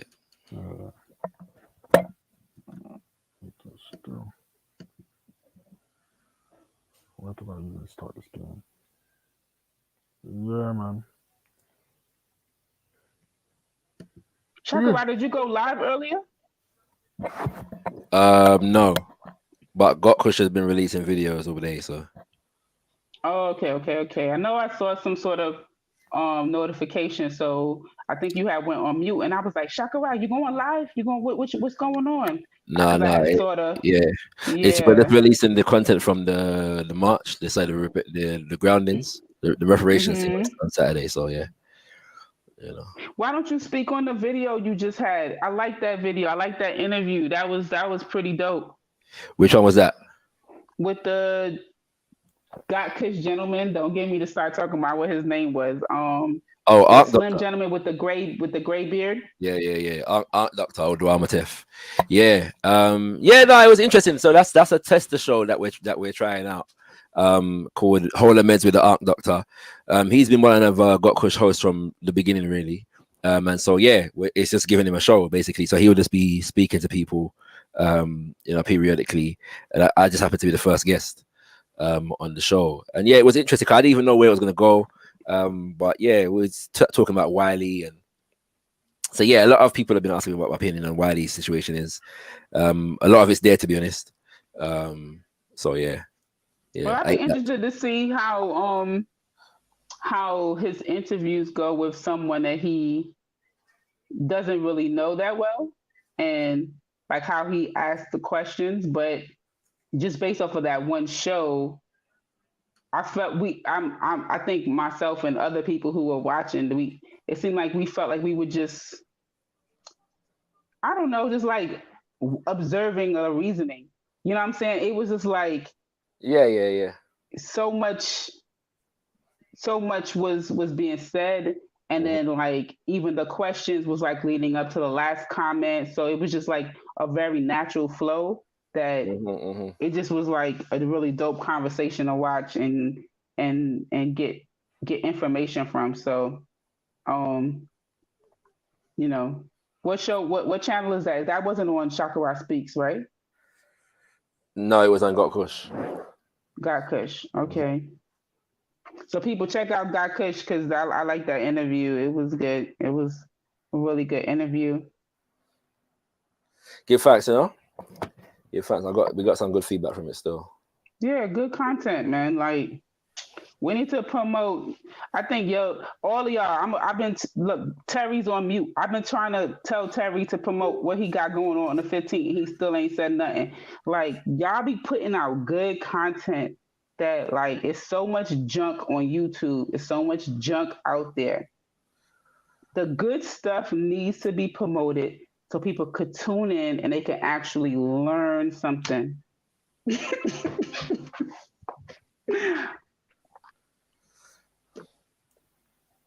Crazy. What they talking about?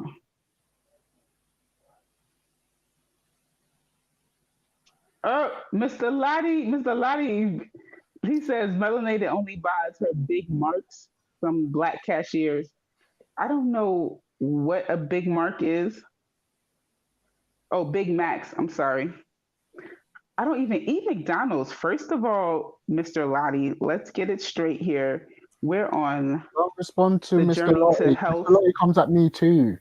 No, but we're on a journey to health and wellness over here, Mr. Lottie. So, but if I did buy Big Macs, I would be very privileged to buy my Big Macs from Black Cashew.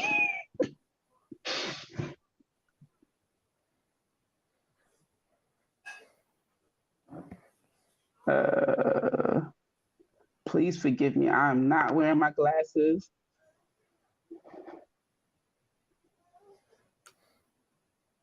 I'm sure my vision done went all the way down since Corona because I seldomly wear my glasses now that I'm mostly in the house.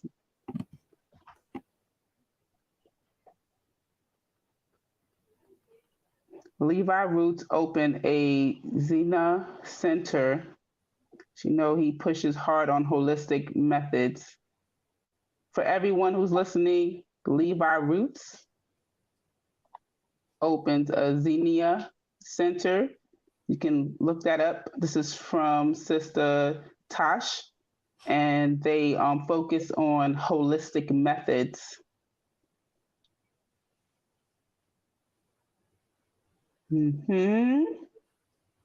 Art therapy is on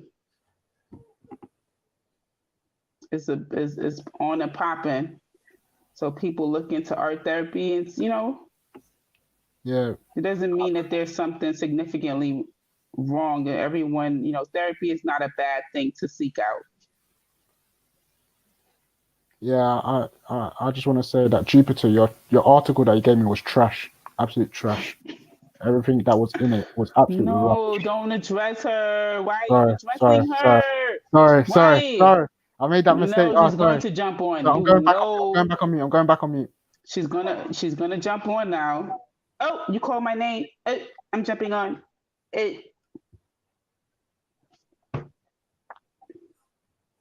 Golly, Raph. Oh my days. No, I'm not going to respond to that. I'm not going to respond to that. Cookie. What's your problem?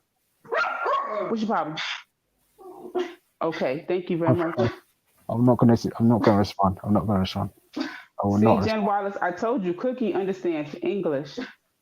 She told me that dogs don't understand English. That's what Jen Wallace says. But y'all see Cookie? She does understand English. It's the way. Hold on. I was watching a video the other day, and what was it? The owner was basically like, I don't know. He was showing you how dogs don't listen or whatnot or whatever it was. Yeah, but the point was that basically he did a situation where, if you're telling off the dog, yeah, you shout at them, and it reacts in it. So it was had its ears down or whatever, almost like a sad face in it.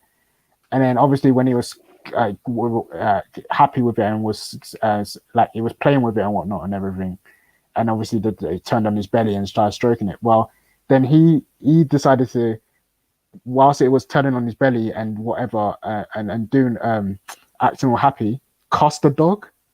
But it was doing it in a way where. What did he say? What did he say to cuss his dog? Because I'm gonna try it. So tell me what he said. You fucking this effing blind blaming that effing and blinding. I can't do that to Cookie. Oh my goodness. I'll send you the video. If I can find the video, I'll send it. All right, let me say, hey mama, hey you big dummy, come here, big dummy. Look, she not coming. She looking at me like. I'm not coming to you talking to me like that. She don't understand. She understands English. Cookie. See the way you did that? He knows what I want. Okay, I'm gonna show how to say it nicely. I don't know how to say it nicely. How do you say that nicely? I appreciate you. Where did I see the video? I appreciate you. Don't come on here. Don't you come on here and bother me.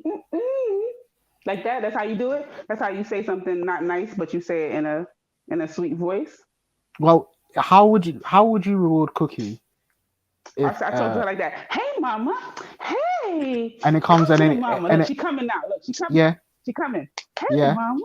So that same action that you do.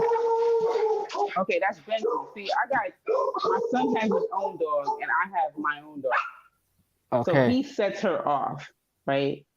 So I'm gonna close the door. Cookie, we don't need him in our life, right? We don't need him. Come on, because he is just bye, Benji. Okay, so let's see if she behaves herself now that I done closed the door.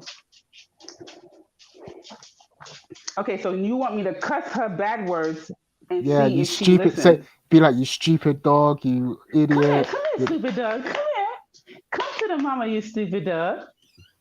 Come on, stupidity.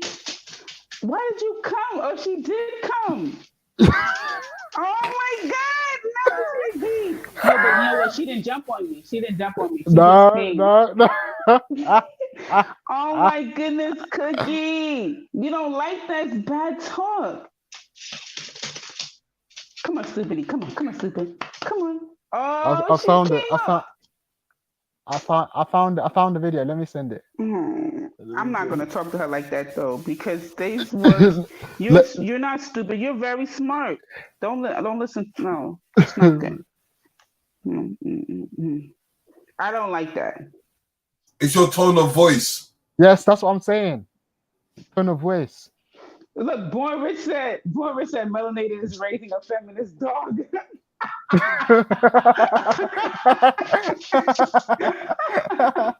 Shut up. He's so stupid. He's so stupid.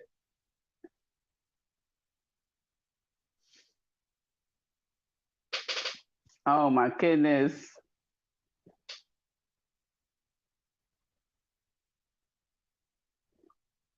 Oh my goodness. So I'm supposed to so if I want to correct them, I still have to use that same voice?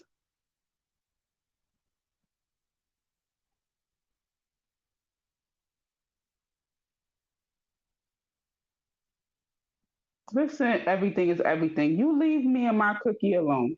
Well, I thought I was on. I was talking off mute. Yeah, but yeah. Man, you talk, melanated. Man, you talking, man. What you mean? I didn't mean it like that. My dog Cookie.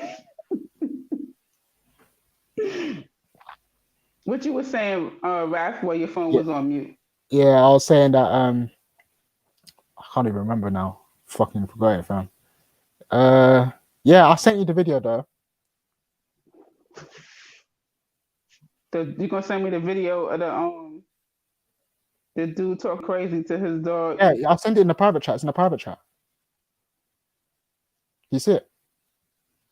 I mean, the one that you sent at 122? Yeah. It's the last one that I sent. Okay, I copied it so I could watch it later because I don't want to X out of this. You can go on mute and watch it now. I can? Yeah. Oh, Go on hold mute. Put it on mute and then just watch it.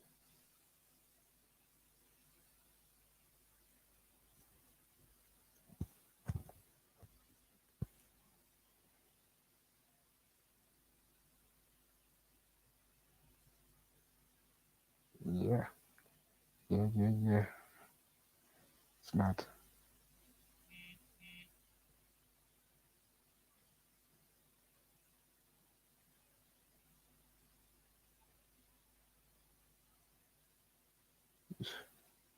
Say weird stuff, man. Say weird stuff. Anyway, what's the chat saying?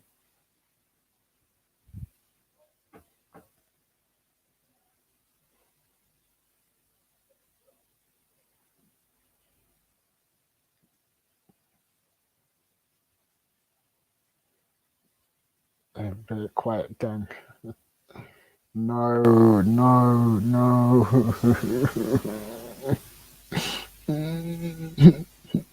Yo, Rap, that video was crazy. I told you. Oh my gosh, yo, that dog got so scared when he started talking mean. And he says, I hope you die in a fire. And the dog was wagging his tail. Oh my God.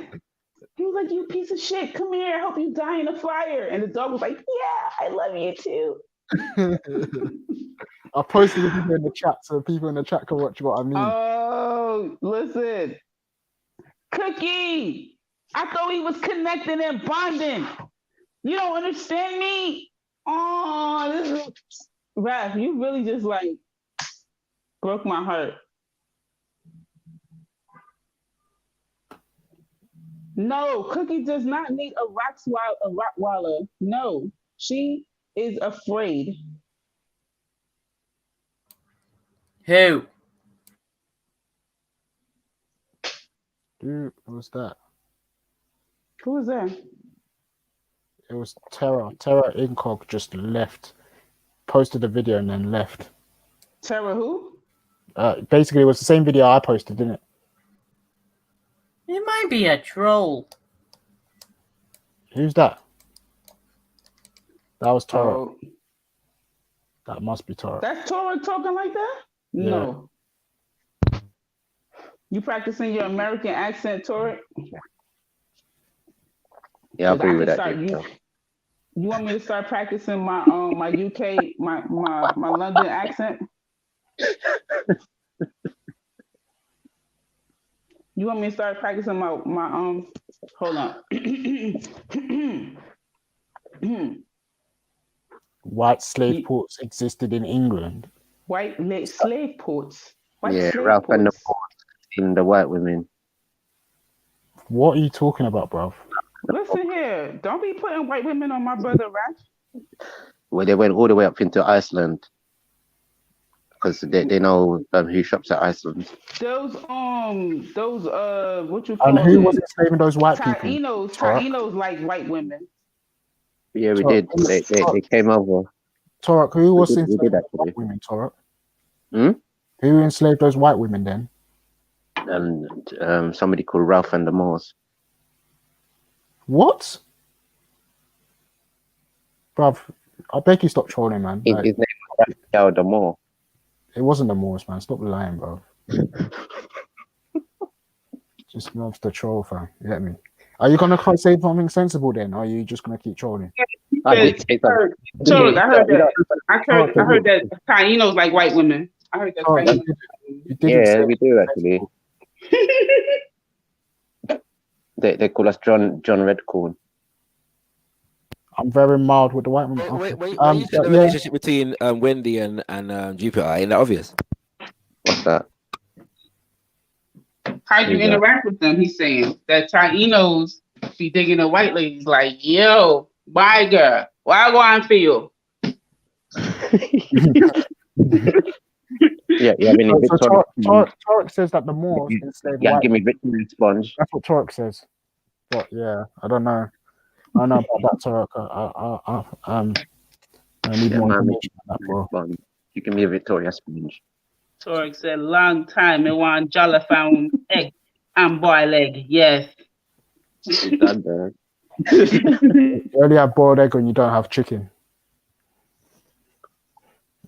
No, I like boiled egg. It's called dodo. I mean, the plant is called dodo, but the Nigerian one is jollof rice, boiled egg, and dodo. The Ghanaian one is green peas. What are you talking about in Nigeria? Boiled egg and dodo? What are you talking about? That's their jollof rice. Boiled egg? What's boiled egg? What you? I saying like a hard boiled egg? No. What else could it be? So when that? Why did you mention that? What's that? What do you mean by that? The Nigerians do it Yeah, they do it when? How? Why do they do that? I don't get it. What's your point? because I don't know. Because maybe it's egg fried rice.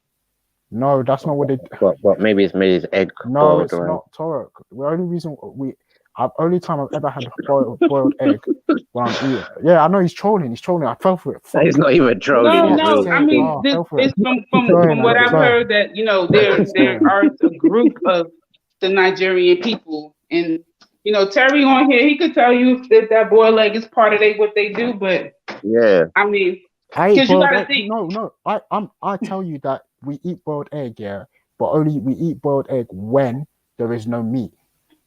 I was just getting ready to say, listen, No, when it's we not. call like our like poverty meal or whatever, like our, you know, when you ain't got no money, you know what I'm saying? You Yeah. eat egg because egg is a protein, so you Yeah. eat egg to substitute the protein. So Yeah, we would that's eat what we egg and do. rice. We I don't know would what eat egg and Tarek rice. Tarek You knows. could do rice and beans then, really and truly, but the Nigerian way, No, how that's not, they, you're not gonna the get enough Nigerian What are you protein. talking way, They about? usually eat What are you the talking egg about? and rice.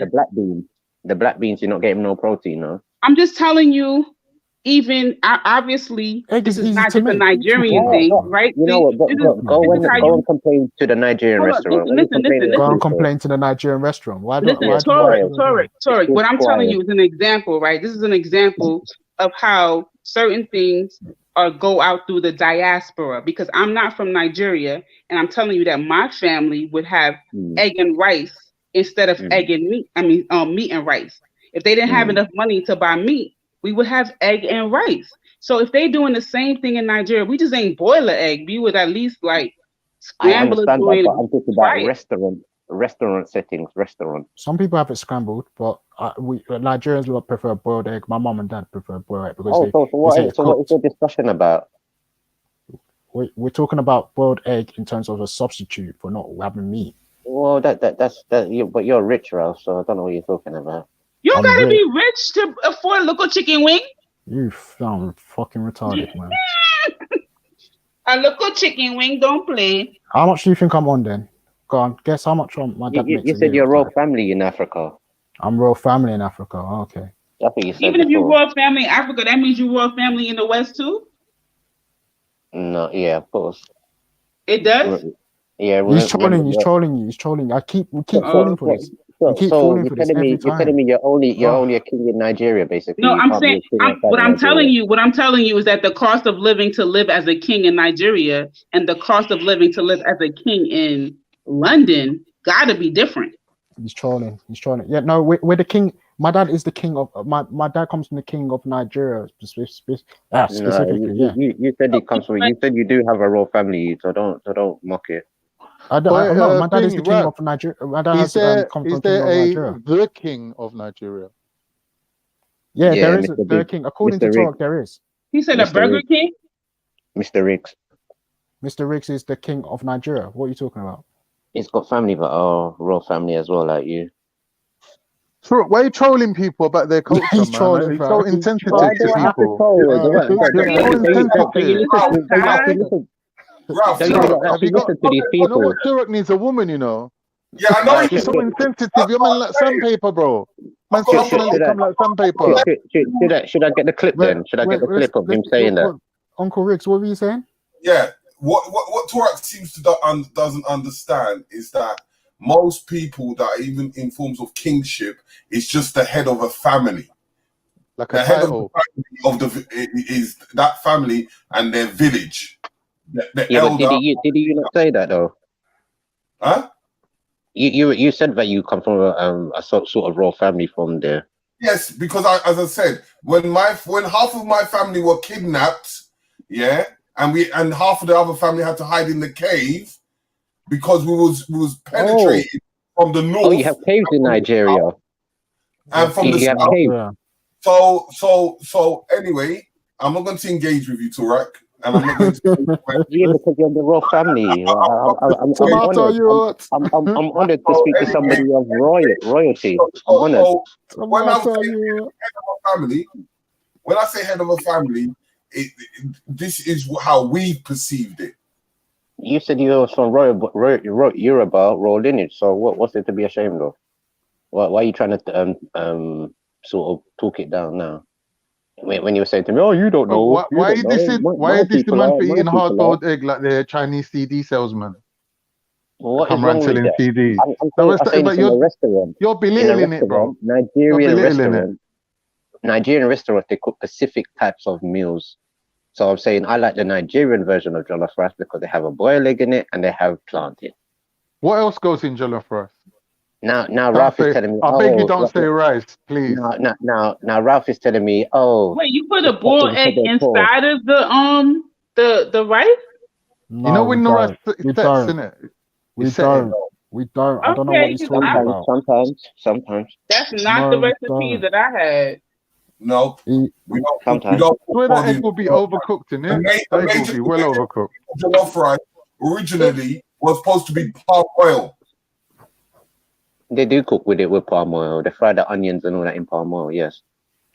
That's the original ingredient for it. So You know how everything to else, make it from scratch. yes, Yeah, that's your Run it oil through in it. quickly. That's the oil What? So you type of put the use oil on the in, west and then coast you of fry off Africa. the onions. Then what? Then you no, got onions and what you do- peppers. You got to put peppers, and you yeah, got to put the what tomato you do- paste. The tomato you- paste. Cook down the tomato paste, and you make it like get really, really, really, really No, but dark. we're yeah, still Yeah. talking about the water. Hold on. originally you cook the rice halfway and you make a You stew. mean you fry it? You fry off the rice before you cook it. Hold on. Let No, the man finish, no, please, no, man. no. You boil the rice halfway. You make a stew, a tomato or whatever you want to put in it, peppers, onions. You make that stew. That stew is what we put in there with the palm oil into the rice. You But didn't that's a even. long thing. Why are you cooking the No, rice halfway through? It is very long. It's long. But it You tastes can't- good and It's it's not that worth it. long. You It can't tastes. cook rice. It's It's worth not it. long. Rice and then put a stew in it. It will get If soggy. you cooking it, You can. if you You cooking can it, if actually. you cooking You it, if can. you cooking everything, like if you're taking fresh tomatoes, if you're taking fresh tomatoes and you're putting them in the blender, you're making your own tomato mix, and then you have to cook it. You can't just put it in there because the You tomato can. hasn't even cooked down yet. You got to cook it for a minute. Yeah, Trust that's me. true. One That minute, is one true. minute. I want to That's what I'm understand this, talking yeah? about. You saying that the rice is partly boiled, yeah? Yeah. First of all. Mm. Is it boiled in water or in the juices, in the flavor? No, in the water. He's doing it. You could do it both ways. I don't do it that way. Yeah, I don't do it that way. No, He's no. doing it the traditional way, though. No, that's not traditional way. I mean, This it's is- if this is- you buy you can buy gonna- rice that's called parboiled. Have you ever bought rice that called the name of it is parboiled? No, I've never They seen have it. That's why I'm they sell curious. rice that it's like PAR Yeah, I know dash you're talking royal. parboiled rice. Parboiled rice, yeah. Parboiled. That rice means that it's partially broiled, so it's even quicker Right. to cook. So is the rice still hard then? Is it hard rice? Yes, it's not- still not hard. like- It's still so hard. you can just mix the stew in like easy, innit? Yeah, because the reason being is if you cook the rice and you put the stew in Ah, after, it makes sense. It makes sense. What's gonna get soggy though? It's not. No, you gotta have a good balance of the liquid. Are you trying to keep the tomatoes hard or the If peppers it's not a hard? perfect balance, if it's not a Everything perfect is balance, of pureed, rice and Con. Everything is pureed. It's not full tomatoes. you can use tin tomatoes as well. So what's Yeah, gonna but get it's soggy pureed. though? No. You What can is you it can gonna cook get it in the soggy? juice as well. You listen. Look, you can cook it in the juice as well. You could start off by what do you call it? The palm oil, your onions, and you blend up your tomato. Some people might use prawns in it, or some people might use mackerel in it. Especially Africans might use that most of them type of stuff. Then after that, you can also blend it up with onions in the tomatoes. Then you pour in the thing. Then you pour it in. Then after that, you let it boil out for a bit. Up to the person now, but I just normally throw the rice in and just let it cook normally, like I'm doing rice and peas in a sense. yeah, but we can't. Originally, when we use the big pots, back home, Yeah. you have to boil the rice halfway. If you completely boil the rice, because the stew is made separately, and it becomes a liquid. So if I've already cooked the rice and the rice is already soft, and then I put the sauce into the rice, It won't soak up. it's gonna be Yeah, too you much. have to soak it. See, that's what it is. It has to soak up. That's what I'm saying. That's why I do. That's why I just put the thing in normally and just let it soak up the whole thing and burn at the bottom, so it has that small taste. On a form of You don't tradition. burn it at the No, bottom. man. do No, it, don't. you No, joker. man. Tomato comes from my country, man. No, doubt. Get it. A one pot style like gumbo. Tomatoes come from your I'm a country. 2-pot. It's not 2-pot. You need to cook jollof rice. A 1-pot. See what you're explaining, yeah? Do you know what we call that? Do you know what we call that? What you call it? Pilav. Bolognese.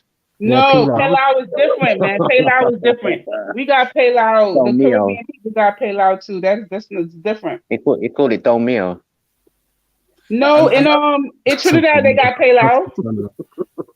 Pillow, you know what pillow is? When you add a bit of oil, and then whatever flavor you want to put, you can put, and then you put the rice and you top it up with the stock. Like Turok said, you put the lid on it and you just cook it till the bottom starts catching, and that's it. Wait, that's it? No, listen. Yeah, man, that's it. My mum does jollof rice, but with just tomatoes, no peppers. No, listen, Khan, you gotta go to Trinidad. Khan, you gotta go to Trinidad and get some real pilau. You know what I'm saying? Because they got I heard the Trinis them can cook. You know. Yo, they got chicken up I think there's a few food mobile catering. There's a few mobile catering companies in London. That's Trinis. Go to Brixton, in the village. There is a Trini shop there. Long thing, man. I'm in North London. Yeah, but you can run by continuity. I'm waiting for Chingford Day. You lot ever go to Chingford Day? It's like a what you call a Caribbean one pot. food up there, man. Chingford Day. Oh, you mean reggae in the park or something? A reggae in the sector. Yeah. Funny. Chingford Day. Reggae in the go park. Chingford Day, man. They got like all Caribbeans are there. Like it's like a battle. So you got one team on one side, one team on the other, and they're just having a cook-off, boy. It's like our chicken's better than your chicken. Khan, what time of year is that? They make it taste like it's pork, you know. When is it? You don't even know you're eating chicken. When is it? It comes around after carnival, or before carnival. Yeah, and they have all the old ancient English things like what's it called when they're riding the horses at each other with the spears? What's that called again? Javelin. Is that not jousting. They have all jousting and shit. Yeah, all English shit there. Yeah, I see the Trinis up there, man, with the little Trini flags. Mobile catering. They got the big drums. You know them big, huge drums that they barbecue up in. Yeah, I'll tell you another good one. There's another good one, Trini one, in Stroud Green Road, just underneath the bridge when you pass. Don't lie. Yeah, that was Stroud Green Road. So listen. I'm about to start some drama right now. Who do you think got the best roti, Guyanese or Trini? I never ever had roti. Jamaica. I know there's a man that sells it in the park in Morgan. No, Jamaican. No. You can't even go. Just not even a Jamaican dish. Come on, Torek. Jamaicans is not known for roti. I swear he's the Indian. I swear the man that does roti is Indian. It's not a Jamaican dish. He's an Indian. He's an Indian man. So I'm asking. Turok, everybody in the chat. Yeah. Who does the best roti? You know, Trini when you come out the back Guyanese? of the mall. No, you come out the back of the mall. I think he's there, Percy Ingle and all that. There's that little man there in a little hut that sells roti. No, I didn't know there's a man there. No. It's a little white hut, like a tiny little hut, and it's just got one man in there. No, I didn't know that. Yeah. I swear he's Indian, but he could be a Trinidadian though. Because some of them look Indian, innit? Yeah, the thingy side, man, where like Specsavers is and all that. Yeah. Cornish, what's a Cornish? A Cornish roti. What is that? Cornish. No, that's the Cornish pasty. It's sort of like Cornish a tortilla roti. in a weird way. Yeah. Yeah, tortillas and rotis are quite similar, really. Somebody said Guyana, without a doubt. See, I knew somebody was gonna say Guyana. Nah, yo, I think the best roti I've ever had was a Trini roti. Like, I think Trini got it down pat, man. I don't know. Yeah, Jamaicans do a nice roti as well, man. No, they don't. Jamaicans don't even put the chickpeas in there. Get out of here. Are you joking? That's the original dal. They be just cutting up tomatoes. They just cutting potatoes. What are you lying for? Our chickpeas we use as dal. That's what we call dal. No, I'm talking about for the dal, but I'm talking about look, Tosh said Guyana. In Jamaica, the coolies too. They use chickpeas, not chana, for dal. That's what they call dal, and it's so yellow. The chana. What I'm saying is that when you have a Trini roti, they put the potatoes in there with the chicken or whatever. And you get the chana, you get the chickpeas, and then they put their little pepper sauce in there. That thing be banging, yo. I want to it's not gonna catch on roast, though. We need meat. There's no meat in it. I'm not eating it. People make the same thing. All of them That's make the some same thing. vegetarian vegan thing you lot eating, bro. They No, even it's make not they, vegetarian. they make something Is it else not? called sauce as well. Have you ever tried sauce? Yes. No, has it got meat in it? No, it's It, like it, pickled body parts from animals. no, it's like cow foot. Or either, Long. I ain't eating that. it's either cow foot or pig batty or something like that. Or Yeah, man, Pigfoot. I They can't eat do them. pigfoot too. They book some people say pigfoot or pig batty. cowfoot. I don't know about no bati. We ain't never had no bati. I don't know about that. But You're it's gone too like far. a hot You're it's like a gone hot too water far. I'll soup. stick to the boiled egg. Huh? I'll It's stick like to a the hot boiled egg. water soup, and it's like it's clear. You can see like they mostly make it with cucumber and certain things like that. Cucumbers, pepper sauce. Yes, yeah, salsas. They used to make salsas a way of life at my early childhood, but I don't eat it anymore Why? Yeah, it's only the big because I know people better that and I do. could choose my food. This stuff is You're too posh. disgusting. You're too posh Yeah, now. Sauce is nice You're in eating that. exactly. There you go. I'm You're too eating that posh. Planet Food. What's it called? There Nah, you Is go. it it's Planet good for you Food? in winter World time. Food. Winter You're at time. World Food. It's not vegetation. I don't eat that mess. Yeah, sauce at winter time is the one. Like I'm that trying pepper to water, bro. break them Really, yeah. generational eating habits. For real though.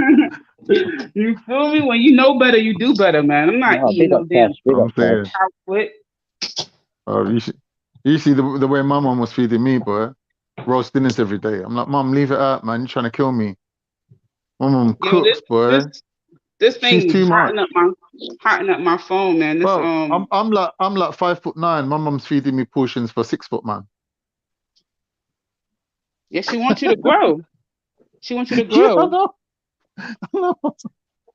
She's That's too what much. mothers do. Yeah. I can't find my other phone. You know, I got one for the trap, one for the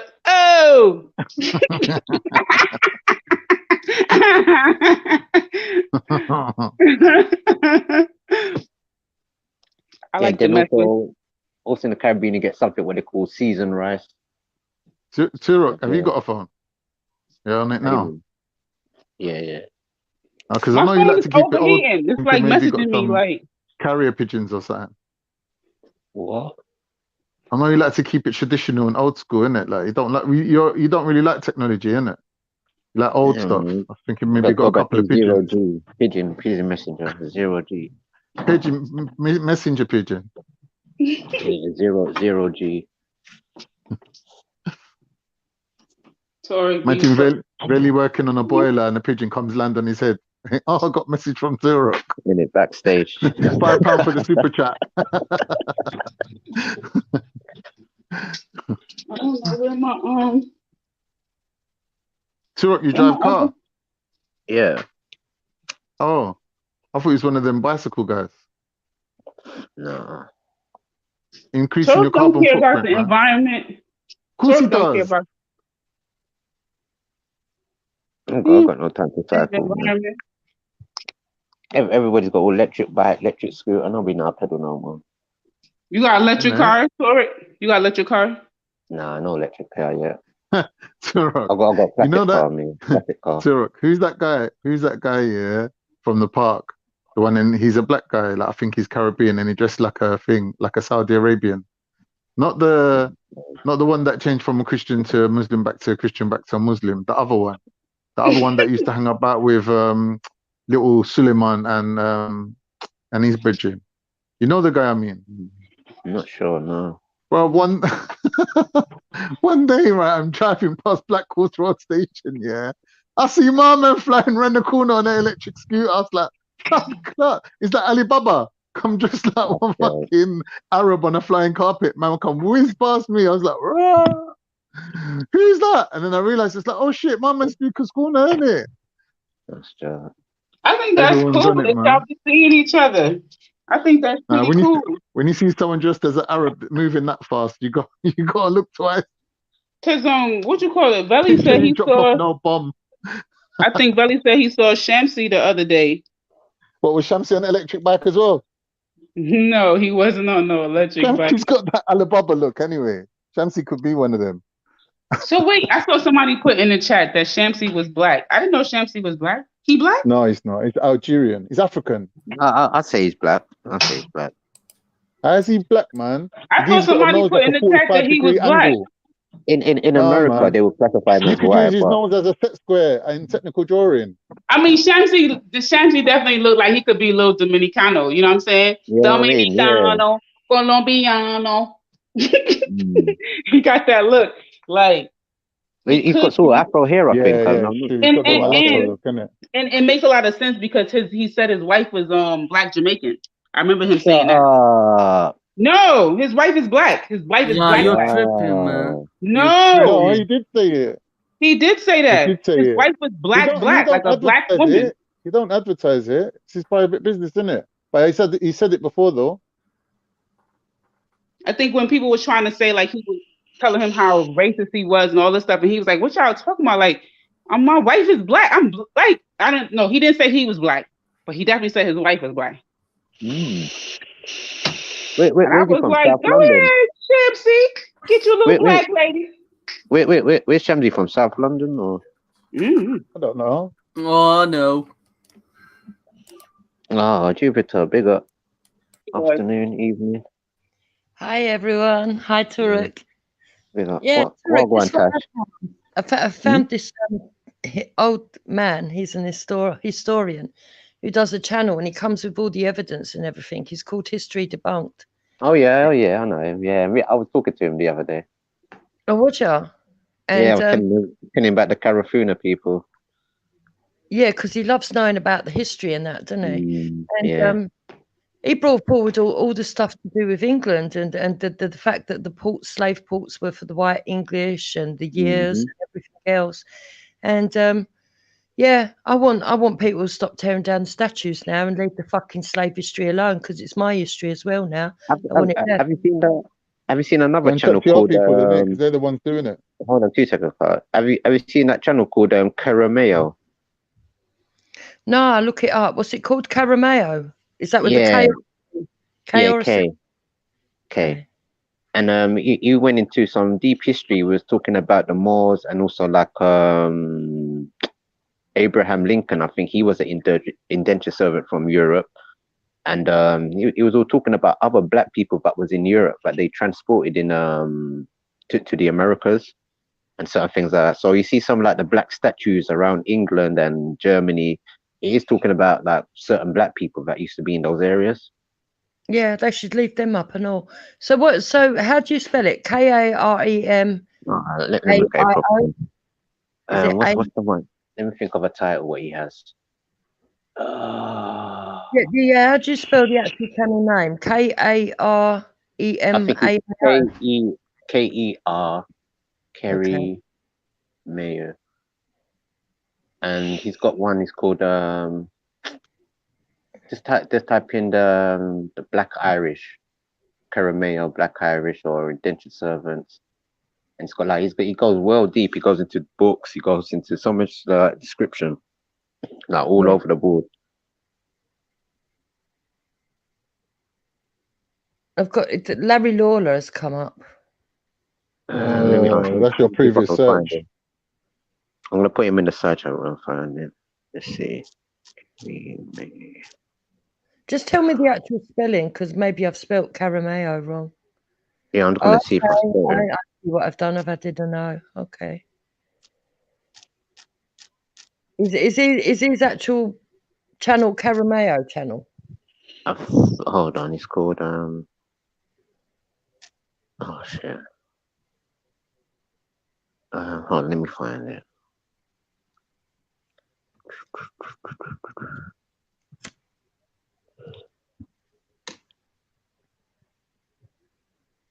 Because yeah, I think sometimes they block these people as well, man. Because they've got so much Yeah, good I know. information. They want the truth out. It's unbelievable the stuff that I've gone and checked and stuff.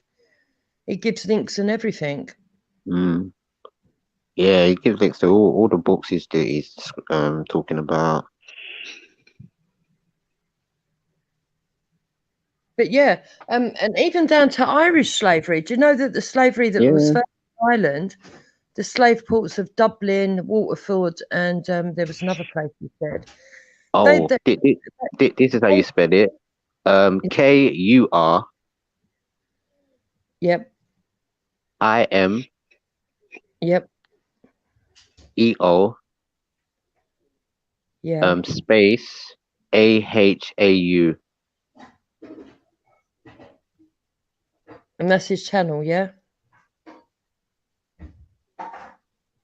Yeah.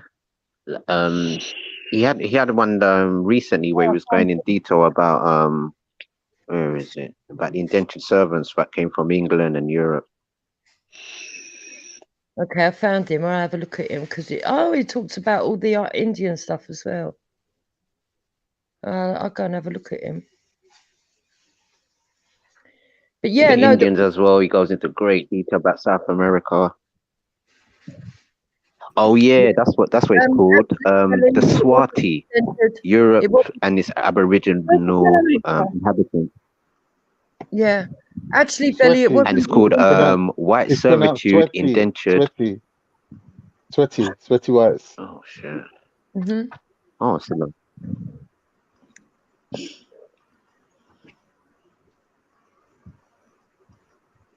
Turek, you're something else. yeah, No, it was chattel slavery that this man has discovered and brought up. It's not indentured servitude. The whites were taken from ports in Bristol. They were then taken to Dublin. That there was Dublin ports. There was 3 other ports in Dublin that the Irish were taken to be sold. yeah, it's got some good information. Like let me see, what's that one called again? Before English people were slaves. No, I actually know him. Actually, like I England never shall be. They were taken to Africa. Africa, and this is before the Barbary slave raid. I actually know. Actually talked to this guy, and I also talked to Dane Calloway. So we're going to start talking truth. Let's start talking. Oh, Jupiter. Yeah. Have you seen that film? Which one? Lawrence of Have you Arabia. seen that film? Have you seen that film called Indentured? No. Is it good?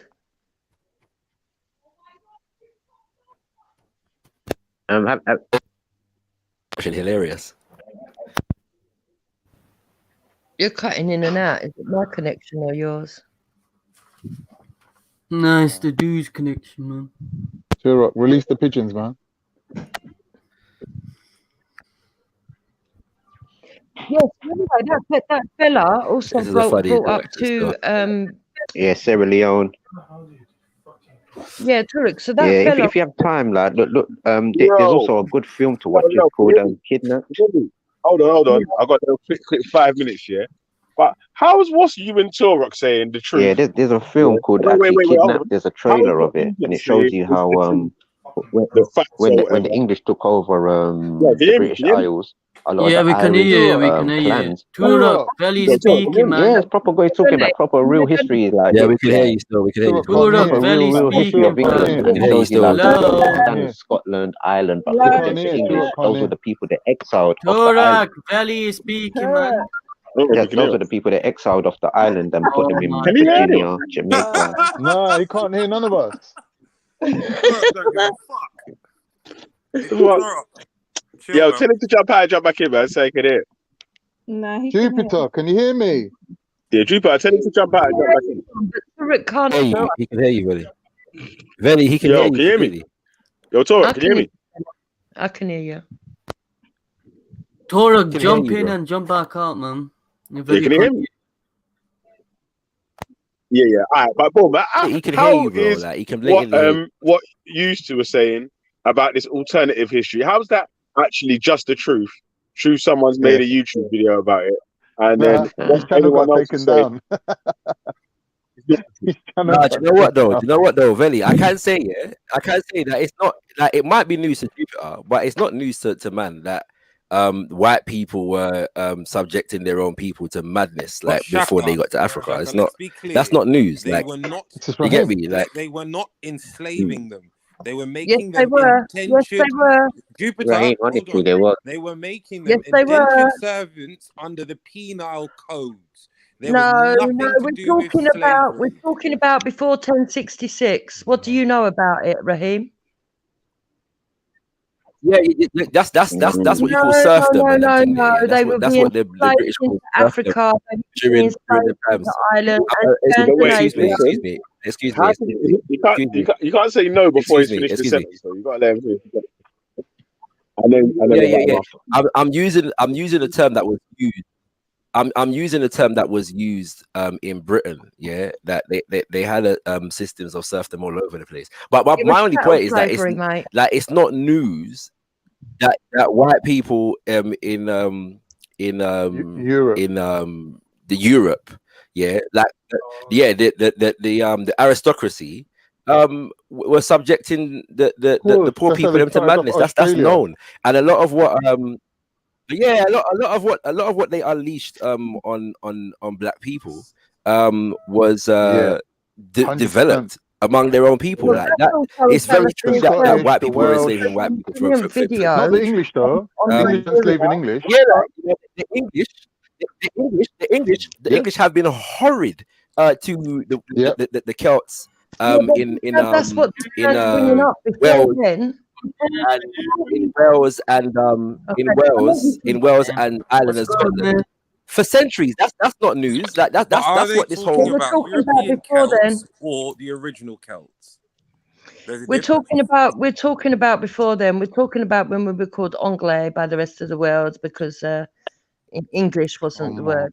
And that was during the Norman we're time, talking about pre-1066, and we're talking about before the Irish were ever enslaved, before any Caribbeans were ever enslaved. Well, not Caribbeans, Africans that became Caribbeans.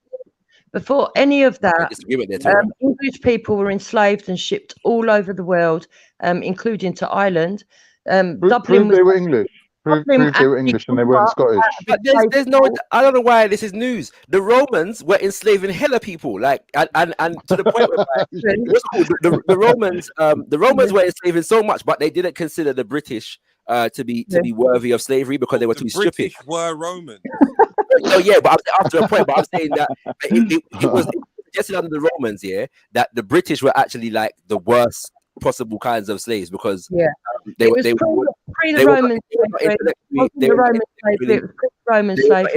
not intellectually proficient enough, to even be enslaved. This is not news. Like that's what the Romans thought. Yeah, pre-Roman slavery. All that's happening. History. All that's happening. All that's happening. That we haven't been taught. It's history we haven't been taught. No, but you just did the school. Like, this is not news. For anybody who went to school, this is not news. And by the way, if you listen to for the black people that are listening, people like John Henrik Clarke have expanded quite significantly on this in terms of putting our enslavement into context. It's not news, and it's not no hidden history. And in fact, white people. White historians in our curriculum, we've got a lot of black it's there, it's already there. White historians have done a lot to try and compare this to what's it? I've put a link. It's just a trailer. It's like 1 minute long. If anybody could just have a quick look at that, and we can just go, tell me what you think of this. This is actually a real story. I'm on my phone over the decades, to try and belittle. This is a real story, not like Roots. Where Africans are concerned, like no, I'm not belittling nothing. He does a good video on Nigeria. You know what I'm saying? However, when we're talking about the other day, Shakara said there was no historians. He gives the names of them. It's rather rude. The man was speaking, and you because he rambles on, and he's not listening. What about Khan? Is Khan by his computer? And then speak to this man. Wait for the man. What do you want to know? Khan, I put a link. It's just a minute long. It's a trailer of a film. Can you have a quick look at that, or is it able to be shared? Or if you can have a quick look at it and come back and tell the people what you think. I am of the opinion that the British public, the white people in Britain, should be allowed to celebrate their enslaved ancestors. I encourage them to do so if they want to. Do you know, if they're so passionate about celebrating their enslaved ancestors, allow them. I think they should be given. But here's the thing, though, Shaka. What I don't get. Let's say, for example, it's true. Yeah. What are you gonna do? Sue your own government for reparations? What's the point, though? Like, yeah, there was white. Let's say there was white slaves. What are you gonna do about it now? Bollocks. My question is also this. Because where in the history of England are they promoting this then? All this bullshit emotion attached to it is bollocks. The only No, thing it that goes to prove that you owe money, so cough up in it. The only Cough thing up. that I will do is be very vocal in saying them slave ports stay. Those slave ports stay. They are part of my history, which predates your history, and I want them remaining. I want everything remaining so that the truth is told. We don't want to cover up of white history. I totally agree with that.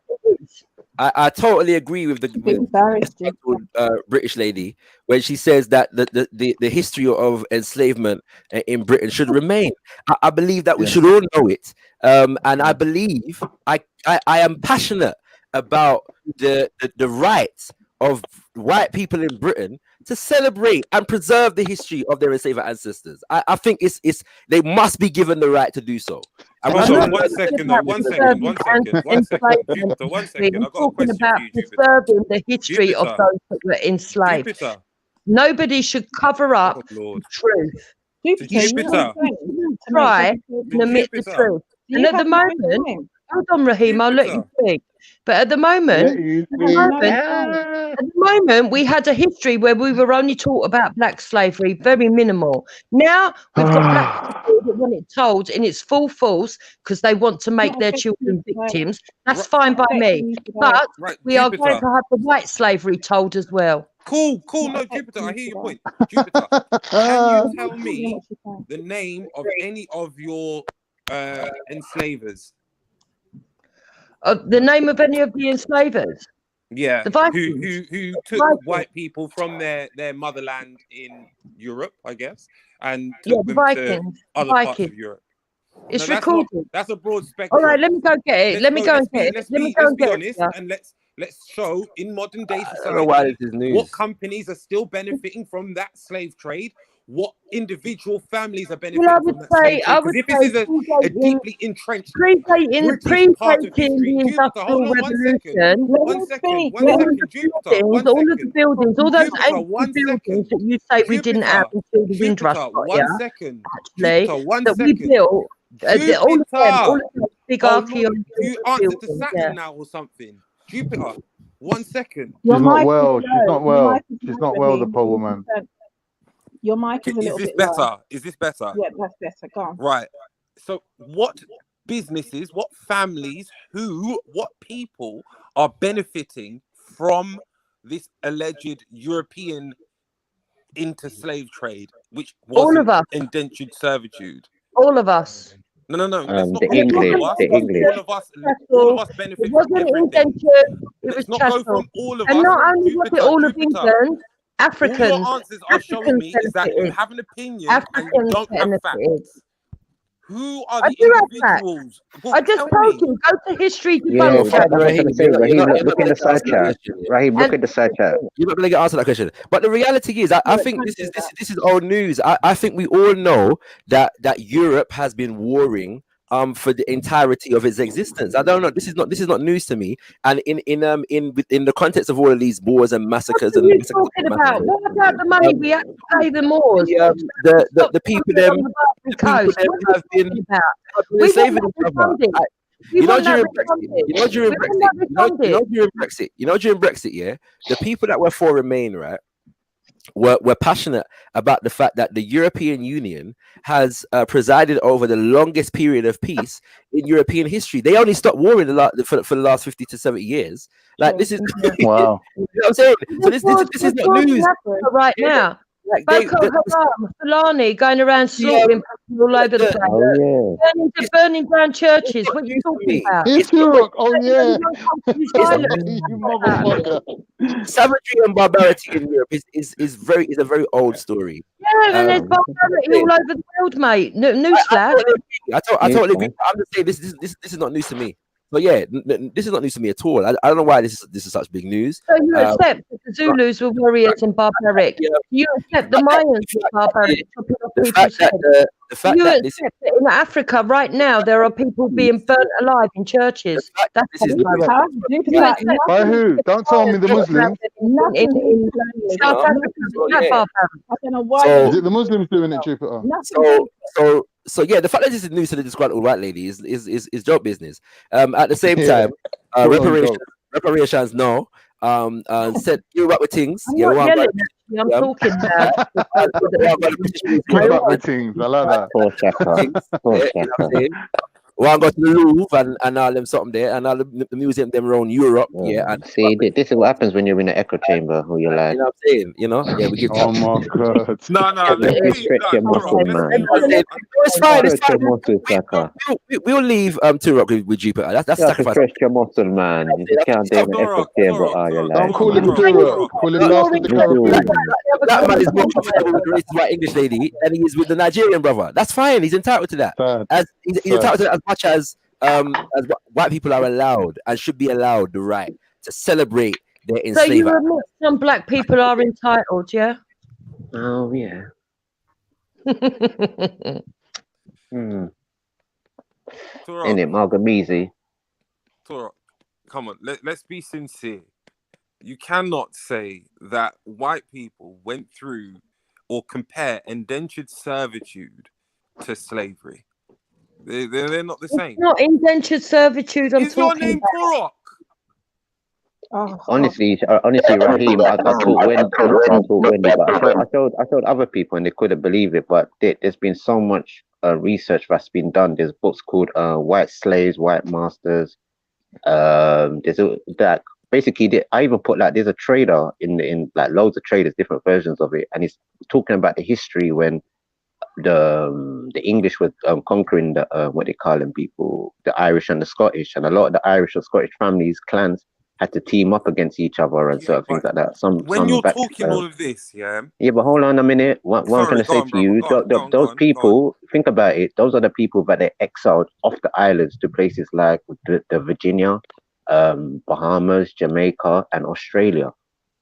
Because they don't want these people there. They're looking at them as traitors, and this is why up to this day, even on the BBC News, they went to Ireland, one place. I forget what the place was called, and they were saying, yeah, the English took a lot of these indigenous Irish people off the land and things like that. Right, but you know why? Because tribally, they belong to us. Tribally, the Celts and Gaelics were black people historically, and then as time progressed and integration happened, you then end up with modern day European Celts and Gaelics. But they were us, even down to where you're talking about how they got kicked off of the island of England and Ireland. They got kicked off because they were under the govern of people like King Dub, which was a black king. These are the implications always root down to us as a people being looked down upon and being kicked out of the place because of who we are and the history that we have been literally whitewashed over. And then for some reason now they want to ball out, like they say, we're victims for mentioning our history, but they want to ball out victimhood and say, oh, well, what about us? What about Raheem, Raheem, what's your source for all of this history? Would you like me to provide some for you? Yes. No worries. I will do. No worries. Yeah, but we can thank. Just Google King Dub. Just Google King Dub. No, I don't trust Google. Sorry, I don't trust Google. Go to History Debunked channel, and he gives you all the videos, and he gives you all the links to the white slavery. The white slaves of Bristol. Period in time that we had to pay them more. Stop raiding the Barbary Coast because whole towns were kidnapped. Men, women, as eunuchs. We want the money back off of those Africans. It was almost a perfect day. Do you think you can go and tell the North Africans that we want money back off them? Do you think you can do that? Yo, that we had to pay them. Yeah, you and Mel, yeah. You gotta blame EIE. It's EIE's fault, mate. He's been wishing for Jupiter to jump on all day. He's like, you ain't got shit without Cheaper. Blah blah blah. He was rocking the obia, you know. He was rocking the white people obia. He was rocking the white people obia. You get me? He was rocking the white people them obia for them. You get me? I'm ready. I put some trailers. If you're allowed to play them, it's only like a minute long. I'm driving in it, man. Oh, sorry. Yeah. When you have a on the road, chance, when innit, you man, give a little chance. Alright. Yeah. I'll have a look though, but you have to repost them though, because obviously I went on the thing site. It don't show me the private. Okay. But yeah, I just think it's not news that the Europeans have been killing and enslaving other Europeans for centuries. It's For not. millennia, they've been doing it. Not 100% news. they've been doing it. Yeah, but this is why I But do where, indigenous. Shakara, have you got some source that we can look at other than Google? For what? Well, for what you've been saying, Shakara. Because i.e. look at places like Montserrat, Barbados. This is what Olden has said. Shakara just said, yeah, he don't disagree with what Jupiter just said. No, but he says it's not old news, so I'd like to see where he's found out about it. Wendy, how is it affecting you in the present day? I'm not talking to you. Okay. Anyway, Olden has said, you're moving like a slave over all here. about to kick So now you have off. to G-check. Wait, hold on. You have to G-check Shakara's information, yeah, to make sure that his information. No, don't say I'm looking like a slave overseer. That's unfair. Yeah, but that's how it was like though. Like it's like what? Where No, your but shit? Where you get that from? Veli, I get asked Where that you all get the that time. information from, boy? Who No, taught you to read and write, boy? I get asked that all the time. Show your sources. Show your sources. Raheem got it unlocked still. I think you That's just the vibe. make it up as you go along. Raheem too. I think you just make it up as you go along. I'll put a link in the back chat for you. His genealogy. The King Dub of Scotland, Kenneth III, I think his name was. Yeah. He was called a Yeah, great, wonderful news. Yeah, great. Yeah.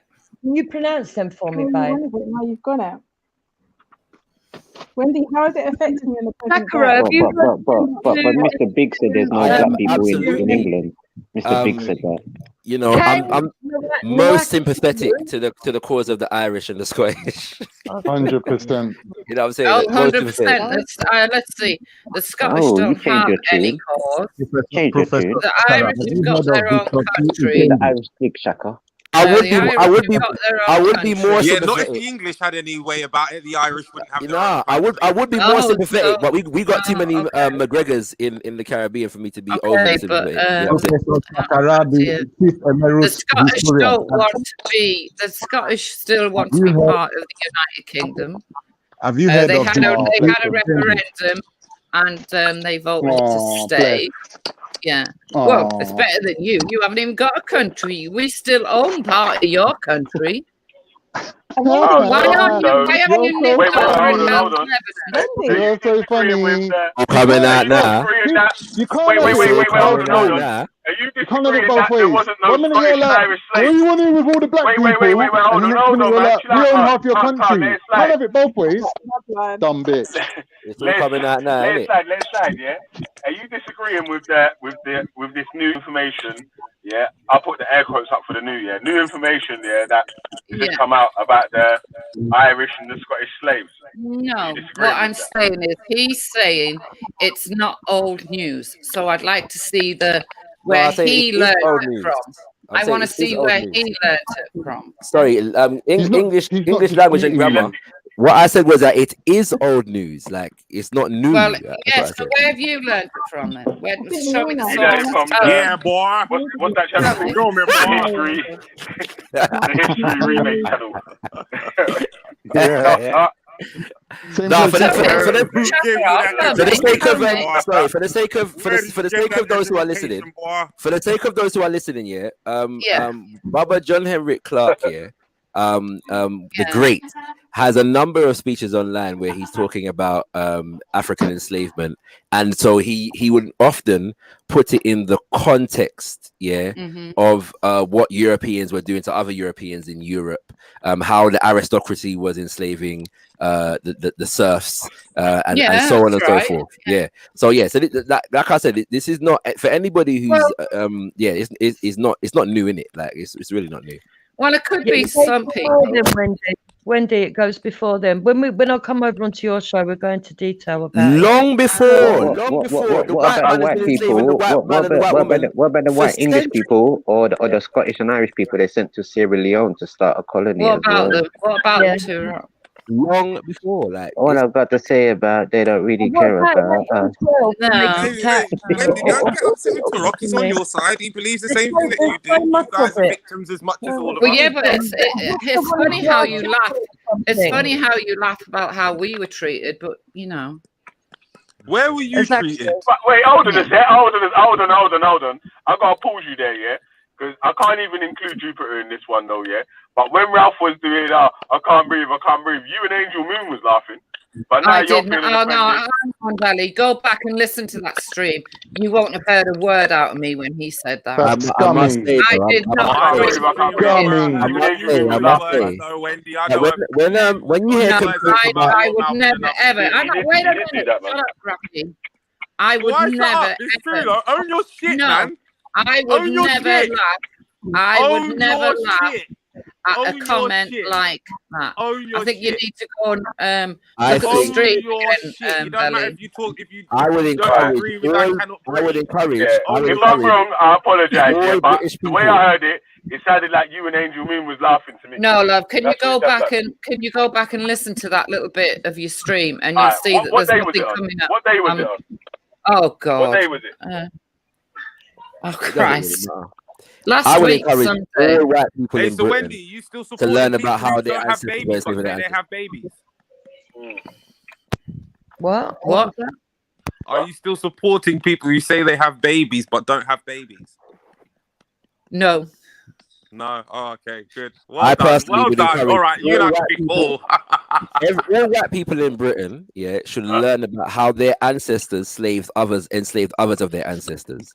And I believe, I believe that all white people in Britain have the right, yeah, to defend and protect the monuments erected in this country to their enslaver ancestors who went around the world colonizing and genociding. I believe in their right to celebrate those people if they want to.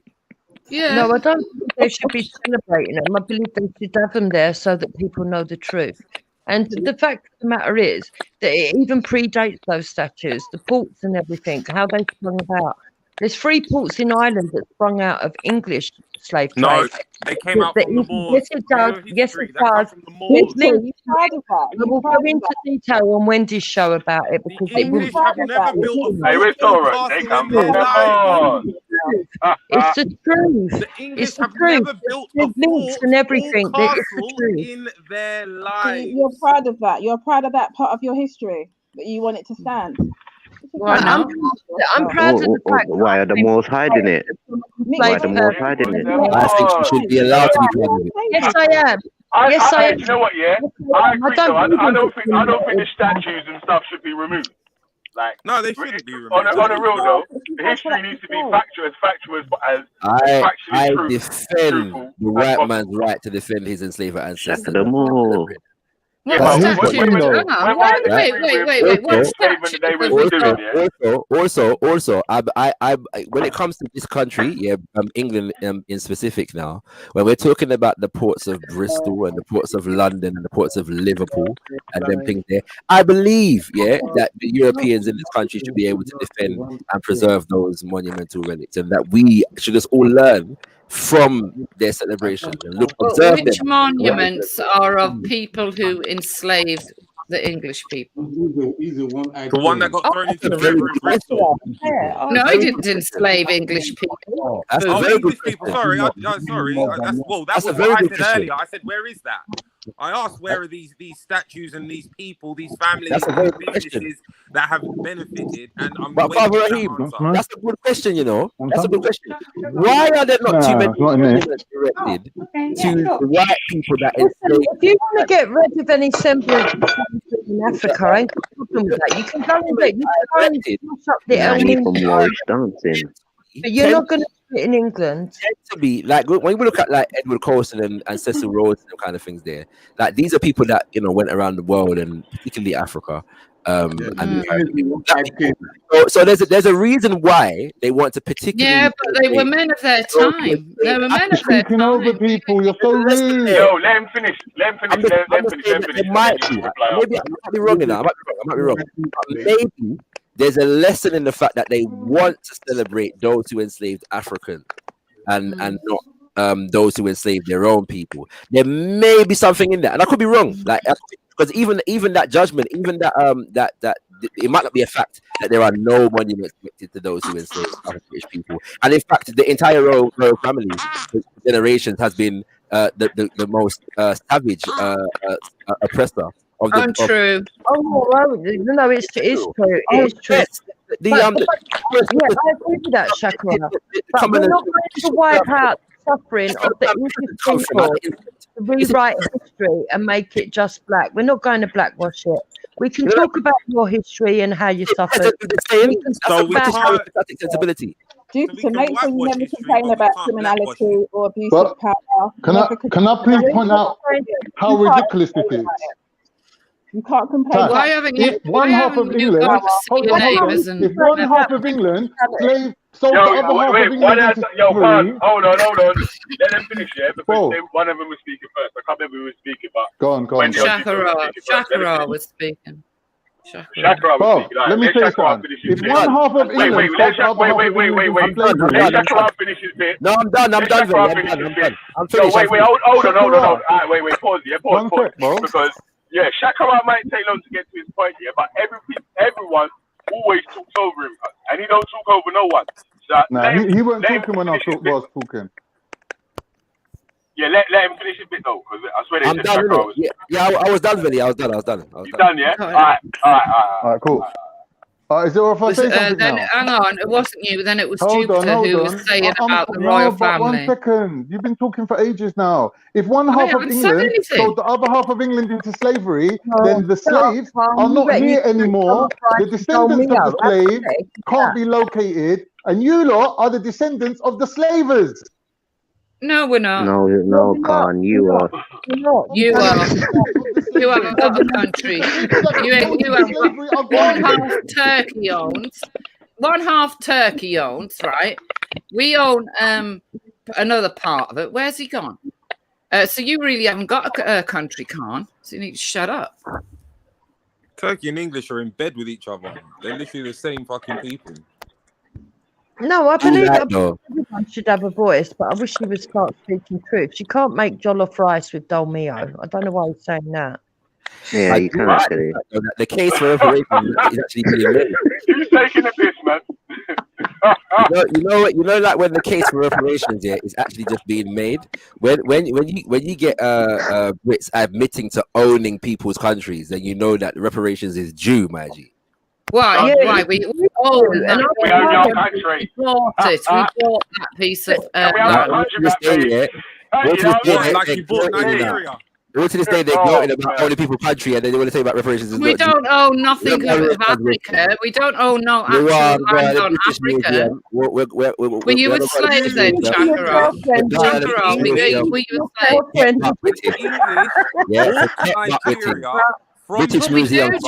We own part of Cyprus. We own part of Cyprus because of that.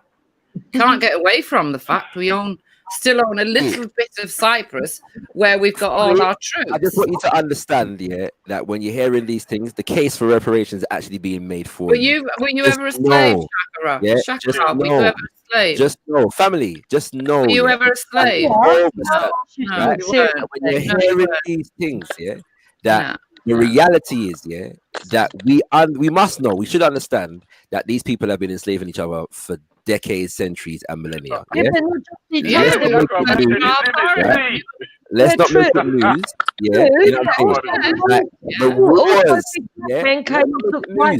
We should all be aware. We should all be aware that the last 70 years, that the last 50, 70 years, has been the longest period of peace. I'm talking about longer than Europe. In Europe, they have not had a period of peace ever in Europe longer than 50 to 70 Okay, years. okay. Right? So, Okay. Between each other, you mean? and so when we're dealing How long with have they had Between each peace in other. Africa for? we're dealing with these topics here, we just You've have to never know had that. peace. You've never had We peace just in understand Africa. this. What are Don't you debate talking them. about? Yo. Argue them. Hey, you start doing it again, man. Don't You start debate doing it them. again. Like, Yeah, let don't Shaka out, I argue beg you. them. Let him get to the end of his bit, yeah? And then when you start You replying, read the novel, wait, Vedi. listen. Even though we Alright. might make a long point, yeah, when you reply, I'll make sure that you get a clean reply as well. But if you keep cutting him, Okay. I can't say shit when everyone's cutting you. You know All what I'm right. saying? Yeah. I just want the viewers to understand, yeah, that this is what we're dealing with. And so you're gonna find all kinds of justifications and mitigations to deflect here from what has been perpetrated against the rest of the world and the ill-gotten gains that are still hoarded, in Europe and Britain in particular as a result of these things. But every now and then you'll get a kernel of truth, like we still own your country. And them kind of things there, you know what I'm saying? So let's take note of these things, yeah. Write them down. Take note of all of the enslavers that they want to celebrate and keep them monument. Just take note of these things. Note them down so you know who you are dealing with. And that's it. You know what kind of country you're living in. That's it. But Shakara, have you ever been a slave? Did anybody say? No, you haven't ever been a slave. Have you ever been a minor? My father was, yeah. Have you ever been a minor? Don't talk fucking stupid. Women didn't go down the mine. You silly fucking bitch. You silly fucking bitch. What a fucking question. You get me? Silly fucking bitch. Man. All right. Yo.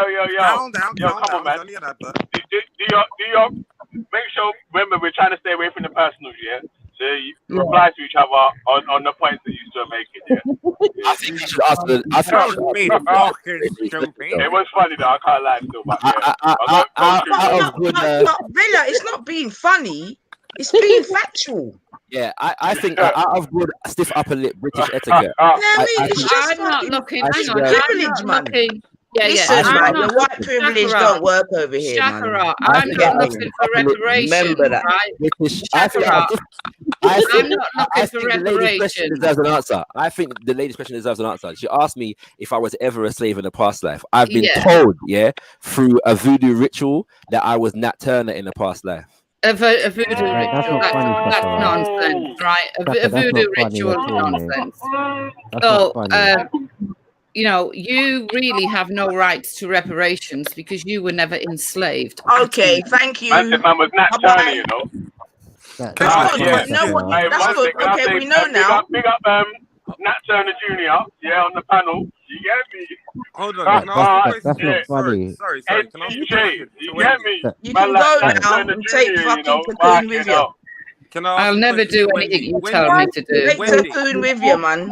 Wendy. You know what I'm saying? Because I don't know why you're here. You don't want us to have reparations, yeah? You don't want us to do anything good with ourselves. Anything we do, you got something to complain about. So why are you here?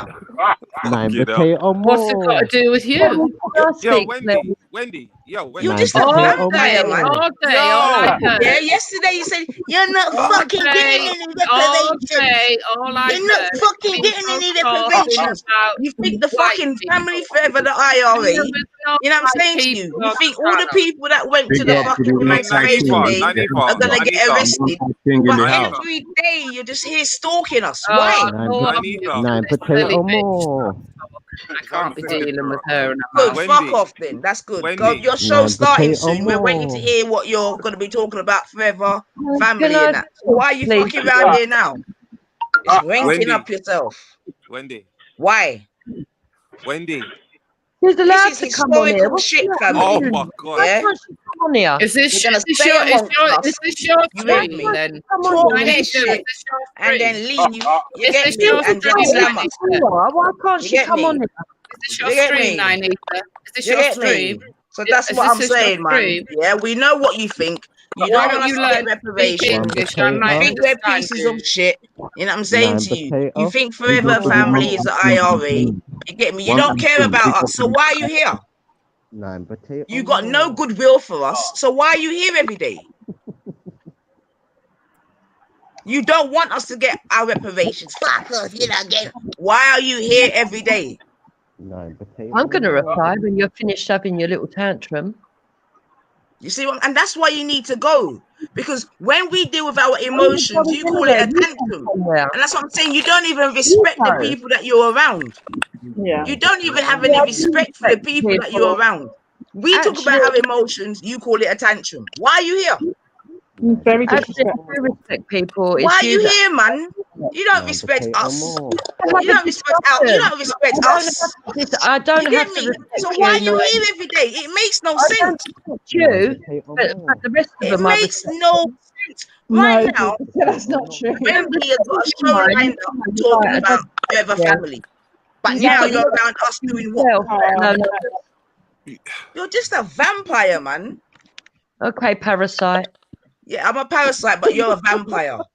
And I can prove you're a vampire. Can you prove I'm a parasite? Technically, they're the same thing. But anyways, Wendy, can I ask you a question, please? I would like to speak because I haven't been. All you do is speak. You know what? Let someone else You have a speak. go. I'd rather you speak, fucking Raheem. That's how bad it is. Go on, Yeah, talk, love man. you too, 90. But anyways, Wendy. You're racist. That's why. Yes, Raheem. Yeah, So go on, Raheem. that those who aren't actually slaves shouldn't get any reparations. Fair enough. Yeah. Yeah. Should then, in other cases where people aren't an individual, so for example, I'm going to use this, and it's not meant to be rude to you, but it's an example that I feel that you would be able to relate to. So you had a husband who died, right? Should you inherit anything from your husband because you weren't your husband? If your husband worked every day of his life, accrued millions of pounds, for example, should you see a penny? Actually, my husband was insured up to the hilt. Yes, did you see a penny of that money? Yeah, of course I did. Why should you? What the fuck does my husband have to do with fucking slavery? That's a very good analogy. Idiot. You get emotional over. It's the example of That's a very good analogy. It's the example of someone. No, it's not. It's not because my husband, Raheem. No, Raheem. My husband was my husband, right? You are talking about people. I don't know how many generations ago. Very good. That's how a very many good generations ago? Very good analogy. And you're not talking about inheritance, are you? Hold on, guys. 1 second. You're not talking about inheritance, are you? With reparations. Very good so analogy. it's nothing to do with it. Shut your mouth, you fucking bitch. 1 second, Anita. 1 second. Raheem. I must say, yeah. Let me finish. So the reason why I say this is because it is inheritance. The work that is done by the people who were enslaved. Hold on, Wendy, 1 second. Jupiter, 1 second, man. The people who are working, they are blood related to those people who never received a payment for a day in their life. Right. However, you are not blood of the individual who is okay. Yeah. Does that make sense? Or is that? I'm sorry. The two would only equate in the mind of a lunatic. Okay. I'm sorry. And that's why you don't need to be here. The two would only equate in the mind of a lunatic. You don't care about the Palestinians. You don't only care about yourself, man. You're fucking vampires, Hang on. Nanita, what have you done for the Lebanese people in the last 24 hours? What have you done for the Lebanese people, Nanita, in the last 24 hours? Why are you talking about the Lebanese people? What have you done for the Lebanese people in the last 24 hours? Can I take a guess? Can I take a guess? You're not talking about my husband. Talk to Raheem. What have you done for the Lebanese people? You want to talk to me now? For a minute ago, you don't want to talk to me. You go and deal with Raheem. So I've got a quick shout out, yeah. I got a quick shout out. Raheem, I got a quick shout out. Very quickly, 10 seconds. 10 second shout out. 10 second shout out. 10 second shout out. 10 second shout out, yeah. I just want to shout out, yeah, to all the good British people that continue to pass the wealth that they've gotten from enslavement down the generation. I agree with you. Yeah. Yeah, thing. I agree big with up to you on that. yourselves. Yeah, big up to all the enslavers and the enslaver wealth in Britain that continues to be inherited from generation to generation. You done know, from prime ministers of the country. But you're all the way talking of, down. hang on, you're Right, talking right. of inheritance, not reparations. All the people that you It's a are different thing. you're always round here shitting on us. Fuck off, man. You're food, man. You're talking of inheritance, but not reparations.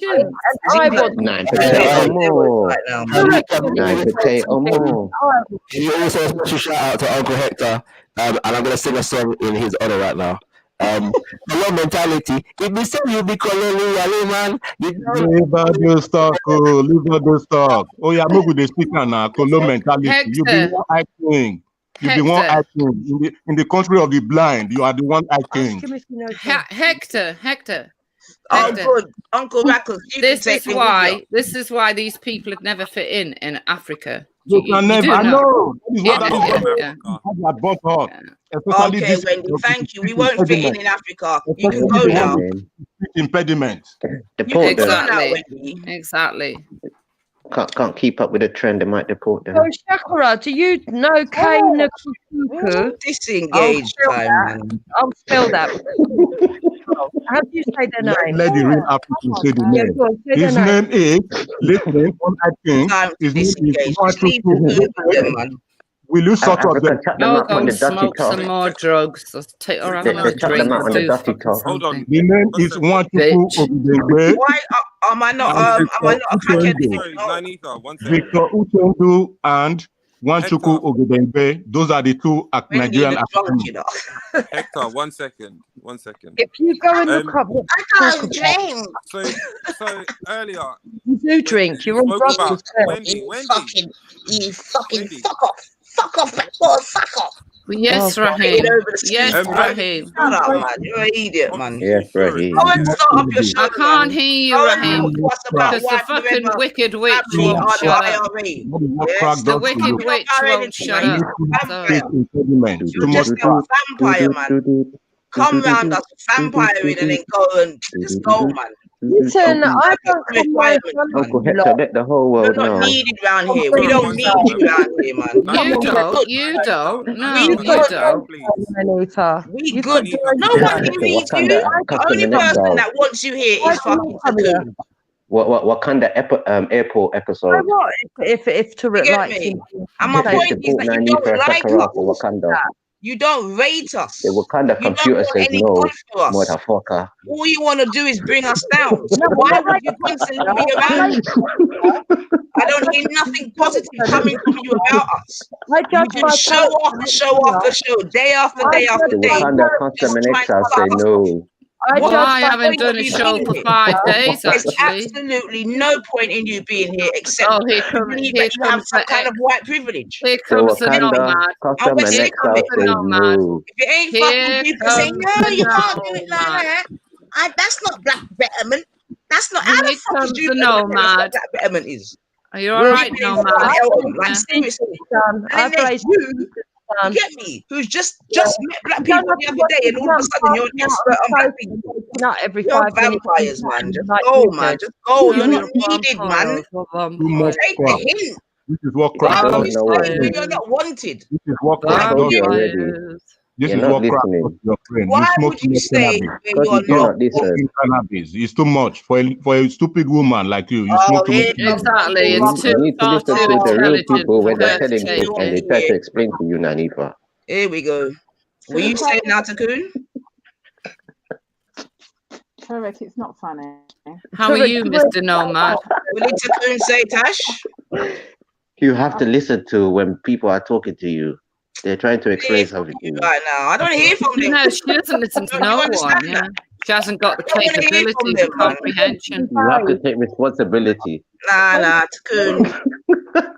She hasn't got the comprehension to listen. No, she hasn't. So now you can go. We're no, you go. We're low IQ. You're high IQ. Why don't you go and be with some high IQ people? One big mouth, no listening. Why don't you go and be with people that you want to be with? I am. According to you, they're scummy. We're I'm with scummy. Get in where you fit in. a nice black husband. According to you lot, we're scummy. According to you lot, we're going to be arrested sooner or later.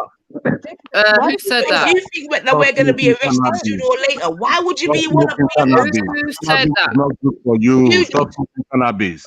Are you part of a paramilitary group? You said the people that went to the Emancipation Day are going to be getting knocks on their door very shortly. Well, if you're part of a paramilitary group, you will. You said it. Are you part of a paramilitary group? group? Forever Family is like the IRA. Right. So are you part of a paramilitary group? Things that you think. Why are you? I don't understand. See how thick she is. Now you can go with it. You don't want to. Now you don't go with it. Don't take some. He's not taking responsibility. He's like that little kid that stands in the corner. No shame. No shame. No shame, man. No shame, man. Absolutely no shame, man. Screaming. Yeah. At least Elrod comes and he has some manners. He doesn't disrespect. You don't have no manners. Obviously, he tells us his views. You don't have no manners, etc., etc. But he manages to, have a little bit of respect. This time, She's Tourette's or something. She definitely got Tourette's or something. Yeah. This is what I'm saying. You think let's just face it, Wendy. Wendy, your goose is cooked, Wendy. Here comes the lawyer. Everyone's on to you. Here comes the lawyer. We're not wanted, man. Here comes the lawyer. Wants to see her. We don't want you here. Cocoon ain't nothing, man. He can go with you. You ain't nothing. That's what you're waiting for. Here comes the lawyer. Here comes the lawyer for them. Bye-bye, ladies. It was nice having you. Goes by the name of So racist. Go on, Wendy. Go and start your show. You're all calling Go and start your show. You've not got no love for us. Do your representation. You don't want anything for us. Anything you do, you just want to negate it. And all the rest of it. So why you what's it like being a nomad, Calm? Khan is the voice. That's what you know. Now she's calling for Let Calm. Khan be the voice. Oh, I thought Bele wanted to take that you said about Wendy, I'm going on holiday. I'm going on holiday to Istanbul. I want to pray in the Hagia Sophia. I'm going to do about 10 prayers a day in the Hagia Sophia. You don't come back. Yeah? I want to be doing 10 times a day. Prayers I hope you don't come back. One less that we've got to pay for. You pathetic individual. Hold on, Wendy, where are you going with that? You're going right. Well, he's on disability benefit. Yeah. So this is what I'm saying to you, Tash. They don't need to be here, man. All they do is spread negativity. Got a good question. Why do you Don't get so hurt. You can say anything to us. Don't fit in. You get so hurt. You don't fit in. You're an old witch, man. So are you. You get me? You're an old witch, man.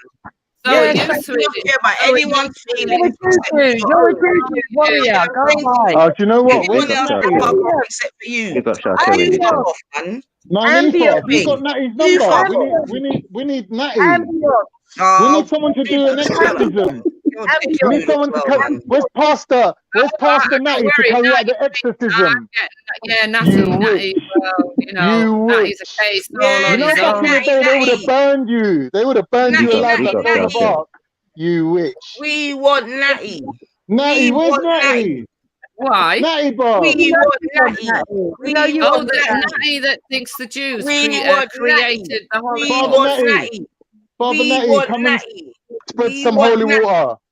If you think you're going to bully us off this channel, not going to happen. We want Natty. We want Natty. You fucking come on, Natty. Someone phone Natty, man. Please, we got some witches around here, man. We need exorcism. Come on, Doggy. Come on, Doggy, Natty. Cast the demons out! Come on, Doggy! Cast the demons out!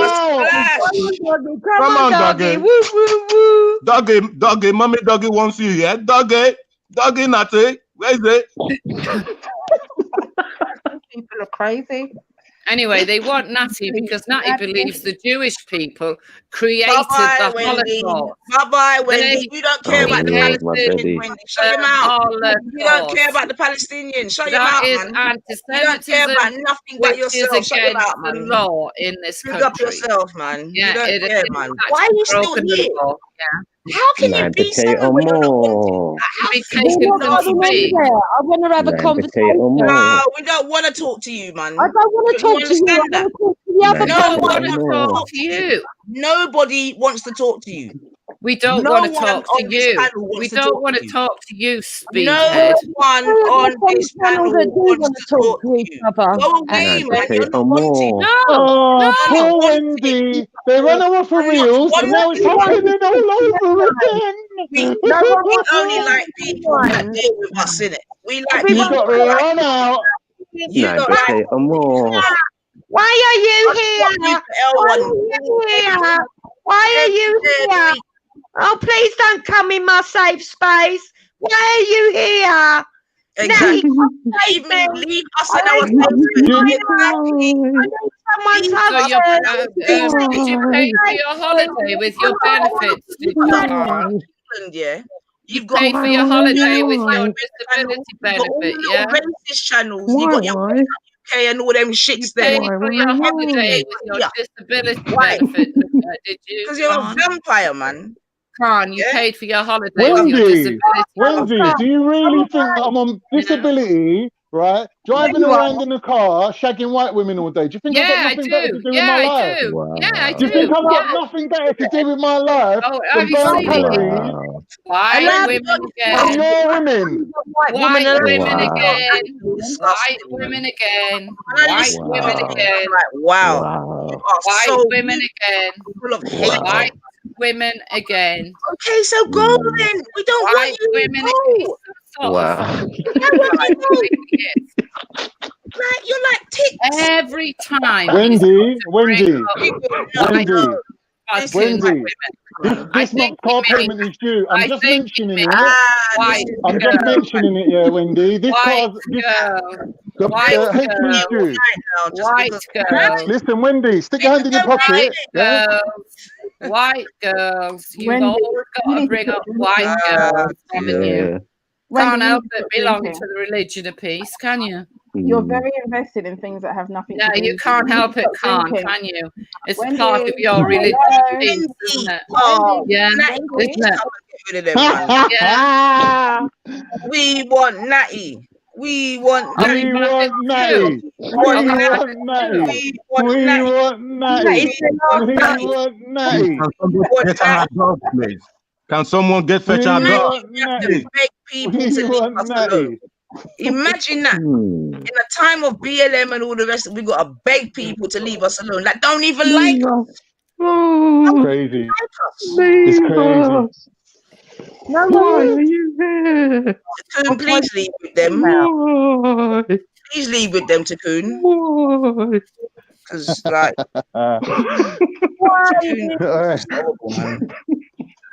the racism just pours out of her, doesn't I'm it? leaving it. Why would you say where there's racism?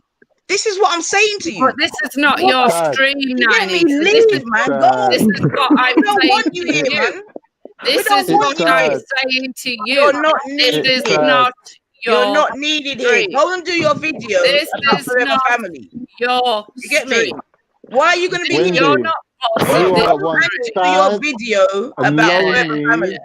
Pathetic.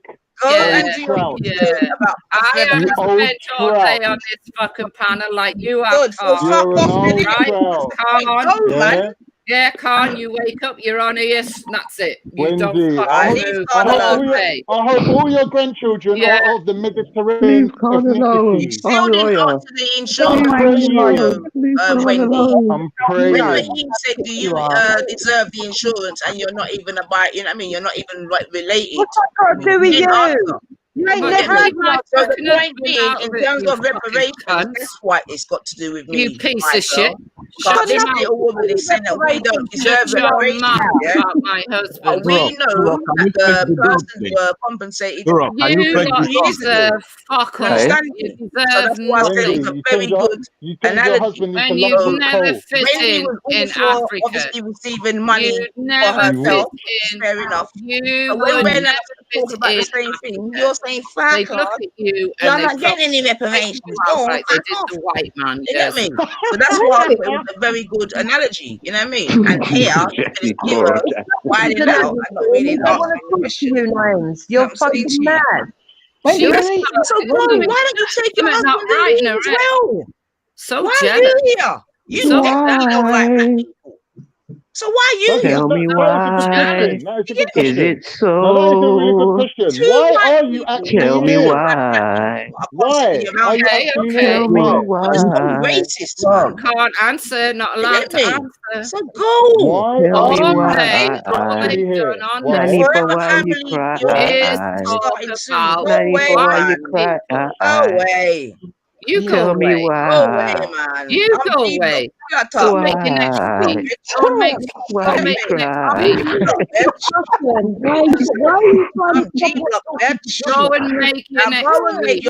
Yeah, go make your next speech. We don't want you here, man. No one's listening to you, Juba. Tears on the pillow. Come back I tomorrow. know that feeling. I Because he know that doesn't feeling. like you. You get me? Jupiter. Yeah, well Tears done on there, her Nisa. pillow. Now you know how I feel. Quick love. Jada's You taking don't over your want job. me here, Nisa. Jada's So taking now over you know from how I Jupiter. feel. Rest Why in do we dust. need Good, ugly now I know fat how you feel. So Jupiter? you Yeah, fuck off, innit? yeah. Why do we need ugly fat Jupiter when we've got Jada Franson now? Making Tears on videos her about aspect. pillow.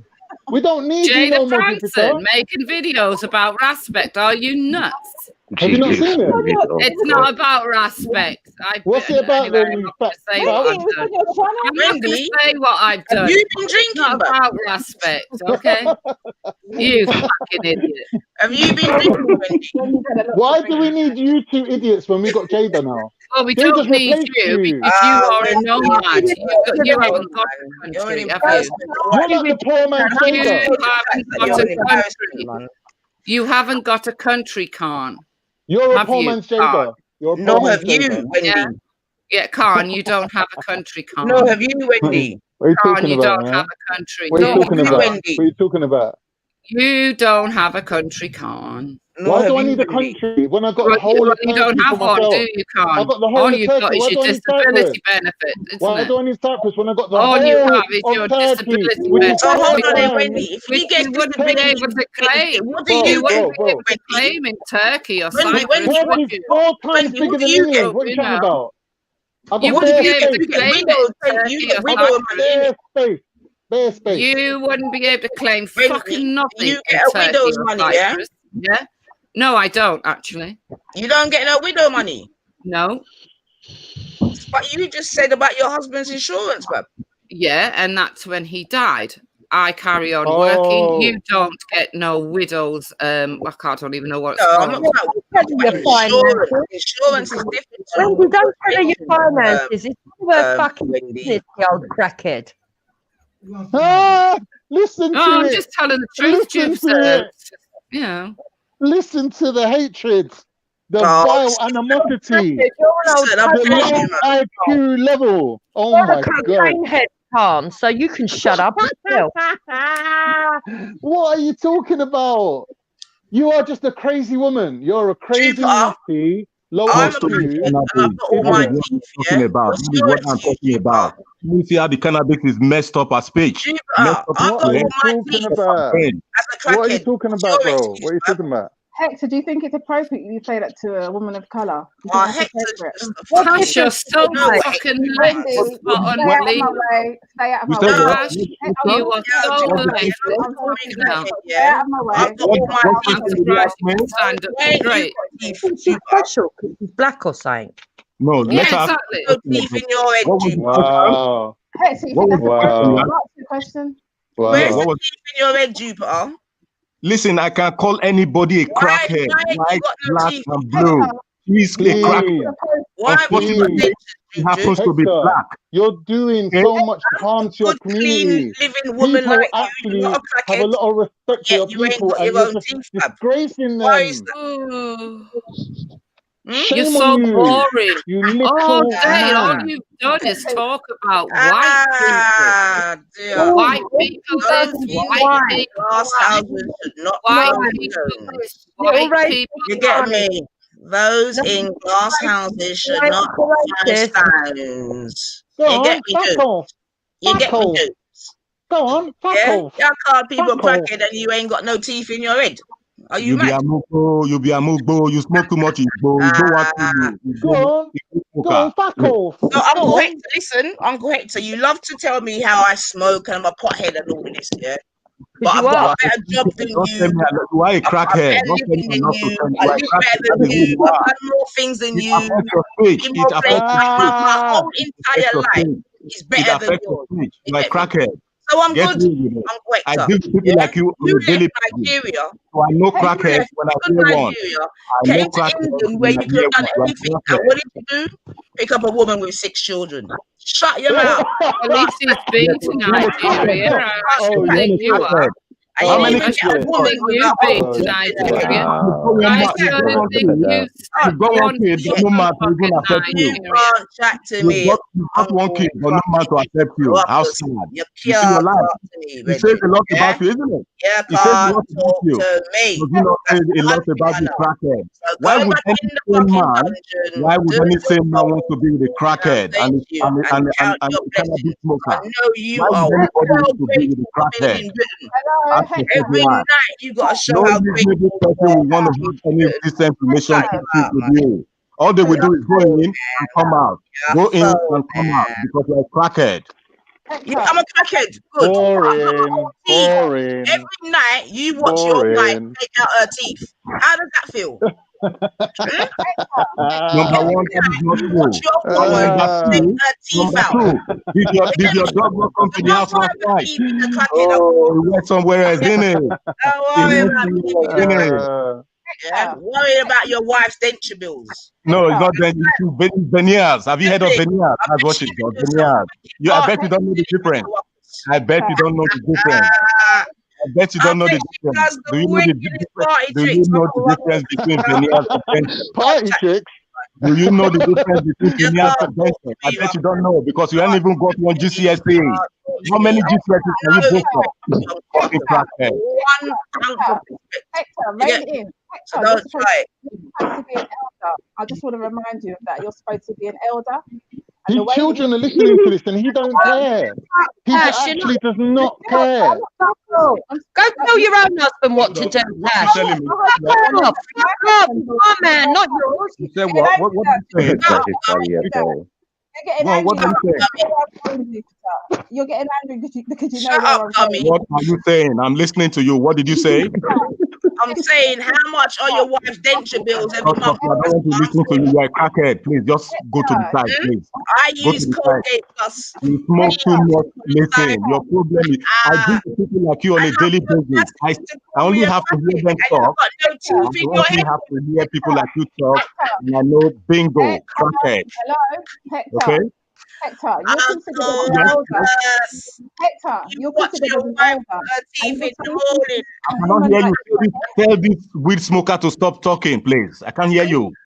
I go to sorry, Bob. Right. You're considered as an elder, and you're speaking to this woman like that. He's not no elder, man. Again, what did you say? Hold on. Repeat what you said. I didn't hear you. I consider you as an elder. Cleans toilets. Where I'm from, elders are not Okay, supposed let me to. answer you. Where I'm from, idiots like her respect elders, and I'm an elder. But hold on. But you're supposed Are you an to. elder? I'm older than you. Hold on. You're supposed No, actually, to I'm not. Tell a lie. I'm not. So what are we saying? So we're saying if people are speaking to you like that, you're going to respond. Okay, in let the me same tell way. you Is something. that where Let me you're tell from? you something. If a crackhead was to call, hold on. If a crackhead was to call an elderly uncle of yours pussy for 6 hours, what will you say? If a crackhead, No. Hold on. yes. We both If a know. crackhead, We both know if a that. crackhead, did you hear my Wait, Kasha, ask him why I called him that. What do you mean? Ask him. What do you mean? What the fuck is wrong with you? Fuck off, you crackhead. Ask him why I called him that, man. Why have you got speech impediment? Why have you got speech impediment? You smoke too much crack. It's affecting your speech. You smoke too much crack. Go deal with it. Terrible. It's terrible. The self-hatred level is just astronomical. He hates his own reflection. Don't worry about it. Let her speak. Let her speak. She hates herself. She wants to be white. Yeah, that's what it is. You've married a woman who is not necessarily from what I consider our culture. And you're allowed. I want to look like YouTube. I know more about Nigerian culture than you do. Listen, you don't know fuck all about my culture. You don't know about my culture. You don't listen. I'm not disrespecting you. I'm talking to you. Big up L. Big up L. You don't know fuck all about my culture. And neither do some of these pretenders in this panel know anything about the African culture. You understand me? Hold on, Hector. You don't know what I know to what I don't know. So let's not go down that road. I'm just saying to you from my. Okay, what do you know? Tell me what you know. Tell me what you know. Tell me what you know. Left to Nigeria and came here. Please, I don't want to talk to you, crackhead. Just go to the side, please. Yes, go on. Tell me what you know. Yo, can you do a 4-track, Uncle Ruckus? Please, can you somebody? Spurrock, can you take this one back to the what? Stop buying alcohol. Take it back to the panel. Set of fucking dentures, mate. Who is talking? Veneers for correction. Do you know the difference? Do you know the difference? No, because you only want GCSE. And that is fucking weed. GCSE is fucking weed. That's what you got. GCSE in weed. What a joker. GCSE What a joker. Crackhead. That's all you've got. Mate. You're a joker. Yeah, You're just trying the thing, bro. You're trying it. You're trying it. Here comes somebody that we don't know. You know you don't know what you're talking about. You don't even know what you're talking about. Already. Big up yourself. Oh! Praise the Lord! Praise the Lord! Father Natty's here amongst us. Natty, we need you to do an exorcism, please. The demons are amongst us, bro. Oh, the dog is here at last. I thought we'll be here. One's Doggy, gone. doggy. We've got 2 to go now. Oh, do they trust you, doggy? The dog is here. Go on, doggy. Natty, the doggy. We're listening. Come on. Come on, Natty. In a minute, his head's going to be spinning around like Exorcist.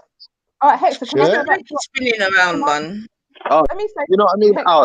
When picnic comes, I don't have an issue with people dating outside of their race or whatever. But some of the things that your wife has said to me, and I haven't been disrespectful to her. Some of the things. Yeah, but your druggy sister has always been disrespectful. Hold on. That's disgusting behavior. This And is for you, official intervention. He's This been is on an hit. intervention. Where have you been, doggy? Where have you been? Official intervention. Is he calling me a dog? Sorry, I can't hear what he's saying. He's talking to someone else. calling me a dog. Don't worry. No. Right, I'm going over to Wendy. If you want a civil conversation with me and Hector, No, I just wanted to if that Bye, was See you later. Goodbye, farewell. I don't know why you didn't just go there in the first place. You can't leave us alone. You love black too much. That's yours. That's yours or Wendy. That's yours or Wendy's problem. You love black too much. You get me? So you're gonna be amongst us all day and then go and slate Forever Family. These are the demonic people that go amongst us, man. G-Man. I want a t-shirt. I want a t-shirt. And Tasha, just I'm gonna get a t-shirt printed, man. That's a nice. I like that. You know. The reason why Uncle Ruckus became Pussy Hector, is because he was coming with this, very negative stereotype thing about baby mother. This, baby, you get me? So that's why I had to bud him up. You with me? Don't even worry about it. It doesn't even. Do you know what? He's old enough to know better. That's my That's what I'm saying to him. No, but and that's what I'm saying, Tash. When they Because start obviously, like running, yourself, when I went into we the grew mixed up. relationship, they start running, and I knew that I was just going to happen. wanna know what Yeah, Garvey is saying. but Is that Garvey? I Tash, see. What's I Garvey know saying about better. this stuff? Yeah, Tash, believe you me, Tash. Yeah, Yeah. believe you me, Tash. You'll see a different panelist now. You'll see a different panelist now. God, Bro, it doesn't matter I can't believe as what soon all color. it took, yeah, we was battling, right? We Natty's was a good brother battling still. The with Natty's the alright. demons for hours, but as soon as Natty come, other, Father Natty, it's a he different. chased them off like quick. Oh my Nah, God. hey, don't give all the Yeah, credit to Natty, Natty. I came with you're a the assalamu G, alaikum bro. as yeah, I well, got it so out. You're Because a you know what? G, No, you Natty. know what? Khan, I had to hear it. Khan, I had to hear it. Khan, I had to hear it for myself, and I could hear that that you know that N word. You know, I could hear it there. What? Yeah, and I could hear them Yeah. swallow. I can hear them like transforming back again. Yeah. So as you're like, how can I say it? Chucking in there some knowledge, and I'm chucking in there some brickwork and everything, and then before you know it, bruv, this juju thing's happening, and you know, you get the black cotton picking, go back to, that's it. That's who they are. Do you know what I mean? That was a But they're bad one. The afraid to cotton admit picking. what they Yeah. are. They're Too they're much, afraid man. to admit what they are. That's what I the man don't a transformer. understand. Elron ain't afraid to admit who he is. Elron probably say, "Yeah, I don't like black people." That's Oh, you're cutting out, Natty. Yo, Veli, my cool. brother We Veli can said. deal I think my brother Veli said that with that. people complain, but they best take the place of people when they go, isn't it? Nah, it's not even that biggage, because what I'm saying to you is that they had a show Could deal for with tonight that. anyway, biggage. You know So what I'm it's not saying? even All because he could have used nothing.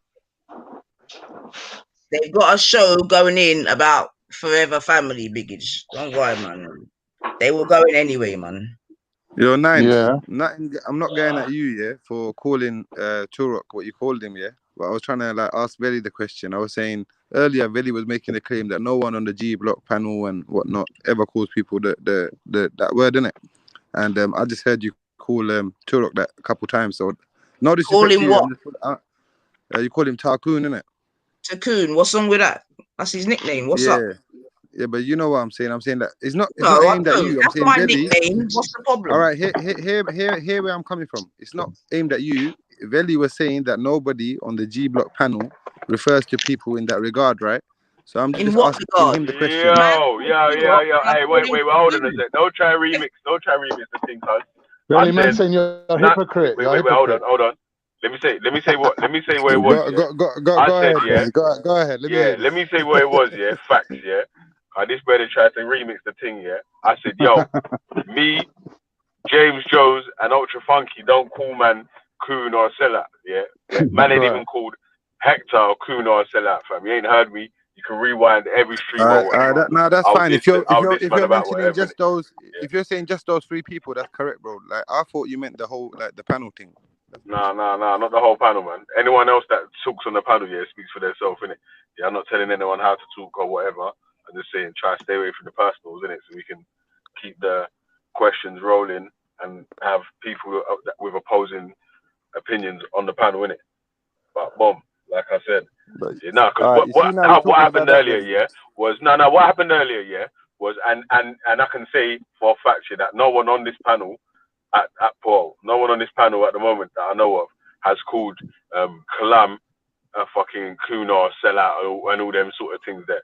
Yeah, because that's what it was earlier. It was like, someone in the chat was saying, imagine these people are on this panel talking about something like this now. When Kalam was talking about stuff like this, they was calling him a coon or a sellout. And I was like, hold on a sec. Are you trying to say that we was called that, or I was calling a fucking Kalam a sellout and a coon? Because that's never happened, mate. Like you're gonna have to bring the evidence for that one still. Like I've never heard Ultra say Kalam's a sellout or coon. Yeah, I ain't heard Ultra say that. I ain't heard James say that still. Never. So no, I agree with that, Billy. No, you know what, really? I ain't you might catch I some probably people got saying the wrong it, end of the but stick here. not And G when I Block. came with my questioning, it was probably because I had the wrong idea. That's why I questioned you, innit?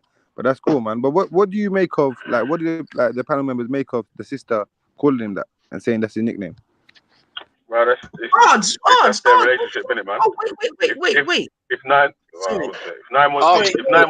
call, if Nine wants to call Turok, whatever it is, that's between Nine and Turok, innit, man? Yeah, ask Turok. Nothing to do with you, Ox. No, I don't. You never heard that come out of my mouth. I don't call nobody. I'm just asking a question now. I'm not taking the piss at all. Don't worry about it, bub. Oh yeah, even Raf as well. Yeah, I keep forgetting. Yeah, Renegade Raf. Yeah, obviously, yeah, he says he's G Block sometimes and sometimes not. But still, he never calls man like a sellout, a Kuno. I know he might say sellout or something, but I've never heard him call Kalam a sellout or a Kuno or nothing like that. Yeah, you man don't do I don't think I've heard him. But what's the difference between what's the difference between Kalam? But hold on. What's the difference between Kalam and Turok? What's the difference between? I think Callum jives. That's what I say. One of them goes with Tommy Robinson. No, listen, yeah. You don't keep talking about Tommy Robinson, yeah, because it hurt your feelings, yeah. But listen to this. No, yeah? I'm talking about Turok, bro. Listen. Let me finish. Yeah. Let me finish, yeah.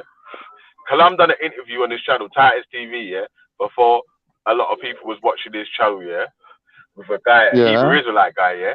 His wife is African, yeah. His wife's like from Africa, yeah. One of his parents is Nigerian, yeah, as well, yeah.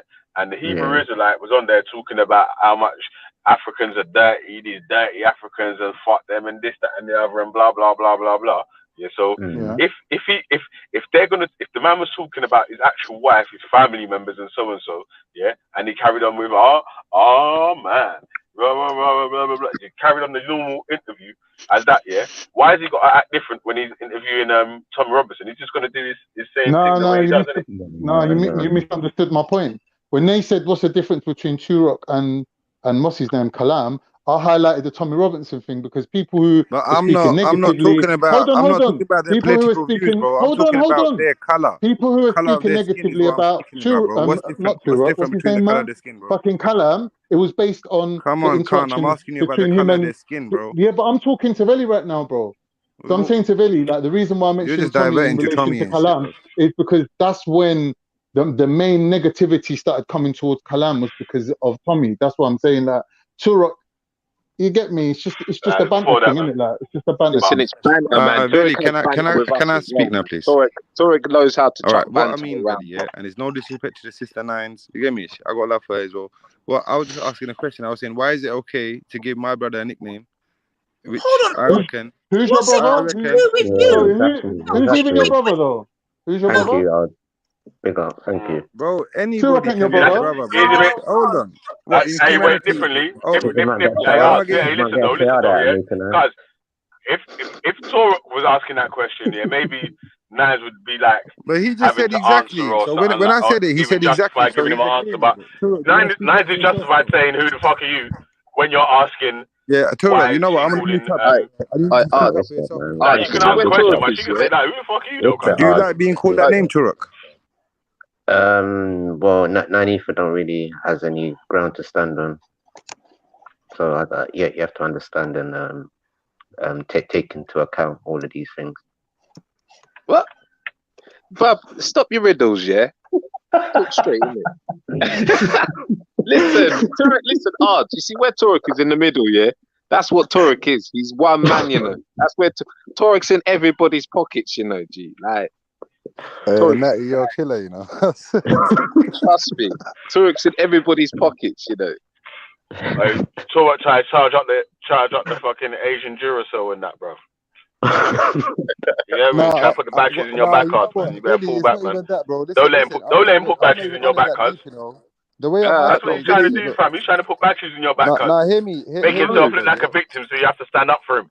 And they really laughing and rubbing his hands. Just hear me out, yeah, from the outside point. Like, look, I'm looking from the outside, yeah, and I'm seeing there's one rule being applied for Callum, but this guy here, blatantly, you see what you just said there, yeah? You know, you just said, no. You know, you just said you're looking on the outside. That's when it's my turn to speak, though, isn't it? Okay, but you can say that after when it's your turn. I call him has really you know when it's your turn. But sis, you have two white women on the panel. You know, like when you deal with your Muslim brothers and sisters, and it's got nothing to do with me. It's the same thing, brother. sis, is what you're saying. From what Nah, you man. just said there, this is It what I'm weren't, getting. Yeah, man weren't compared yeah. with Two Tommy white Teresa women like here. You Kevo, argue yeah? with them for Man hours, was calling saying names and that whatnot. the guy was I being come with the offensive to educated, Kalam's family, innit? Veli, I beg you, let me talk, please, Veli, man. I'm not even going hard. Like, come on. All right, sis, listen to this. Yeah, from what you just said there. Yeah, this is what I'm getting. You had two white women here that you was fine to argue with, sling mud and all whatnot and all of that. Yeah, for hour. Now I've jumped on a brown brother. I'm not even going at you. It's No nothing to do with sideways. brown brother or not. Yeah, No, you're see, coming and in you're asking interrupting why me, sis. You I'm see? calling a guy. But sister, do you see What how I'm you're calling him. interrupting me every second What when I'm I'm trying to saying speak? to you is that it's got That's nothing to fine. I'll do mute with my you. mic, man. You finish what you have to say, man. Go on. Good. That's it. So leave that alone, innit? Talk about something else. Find something else to try to troll with. Yeah, but and it's not gonna differently, be yeah. Your comparison weren't even a good comparison anyway, yeah. Because But Veli is you're fine, bro. saying, Let's not wait, speak listen, about it. listen No to why point. your comparison weren't a She good said fine. comparison, Like, though. First of all, she yeah. don't want to talk about Why it, your bro. comparison weren't a good comparison, yeah? Because like Nines don't call Kalam no coon or nothing. Yeah, but she So it weren't calls like my man. But she calls my man Tarkoon. his name He's is the last, Tur. His name is Sakun. and What's he's it the got to last do of with the you? Carol. Yeah, racist. That's hypocrisy. yeah, but Yeah, you're yeah. saying that, Ah, bro. you know what it is You're then, trying to brother? make it as a comparison, innit? You're trying to And make it as a comparison. Like Nine. Wait, listen. You're trying to So make it what's as so what's an your even claim, Veli? comparison. So what's your claim that Like nines Nine don't call Ifa, black people coons like apart Nine from Ifa Turok? Is that what has your got claim is? Torok and Kalam on the same level. I mean, No, I I'm don't feel asking I you. don't feel Is like your she claim? puts No, is your Kalam and claim, Torok on the same level. Yeah, bruv. Do you know what Veli? the Every black knowledge that person is Kalam on the knows same about, yeah, and level. how he take care Listen, of his own and business? listen, He's on a everyone's different on the level, same cuz, man. level, and then their political allegiances might set them apart, innit? Do you understand what I'm trying to say? So, if you're telling me that it's okay, but I think like she says, forget that, man. She don't want to talk about it. Let's talk about something else. What is there to talk about though? It's their business, isn't it? Why are we getting so in their business? Fuck's sake. He's a brown brother, so yes. Nah, allow that shit. They're gonna say I can't do shady for you, bro. The Yo, Turok sister is Nine, I'm turned sorry, on man. you. Torok's the The fucking Turok turned on playable you, bro. dancer, mate. How far is it? How far is it between Karachi? Yeah, you two between Karachi and Turok. I want to hear what Marcus Garvey. I see a Marcus Garvey picture here somewhere. I want to see what he's saying, bro. Man, he's not replying to what you're talking about, man. What do you mean? It's Marcus Garvey. You see the Marcus Garvey picture, cuz? That's how He you would have bust looking. some That's how he's gunshots if he looking. was alive right now for You people chill out, calling cuz, each other man. Tarkoon and that, bro. There would have been gunshots going on. You Yeah, but a snake out, mate. I don't see how that's got anything to do with anything, though. To be honest. Anyway, Gallipoli, what are you saying, bro? I'm saying a gunshot lit from the shores of Gallipoli. Yeah? Yo, Gallipoli. That's what I'm saying, man. Fuck you, Listen, man. Yo, Gallipoli, motherfucking man, cop the thing, innit? pig. Got it, innit? You get me? Come on. Yeah, we say what you saying? You got the thing, yeah? Nah, Gallipoli knows. You got the thing, you get me? Oh, shit. It's been 3 years, but they can't let it go.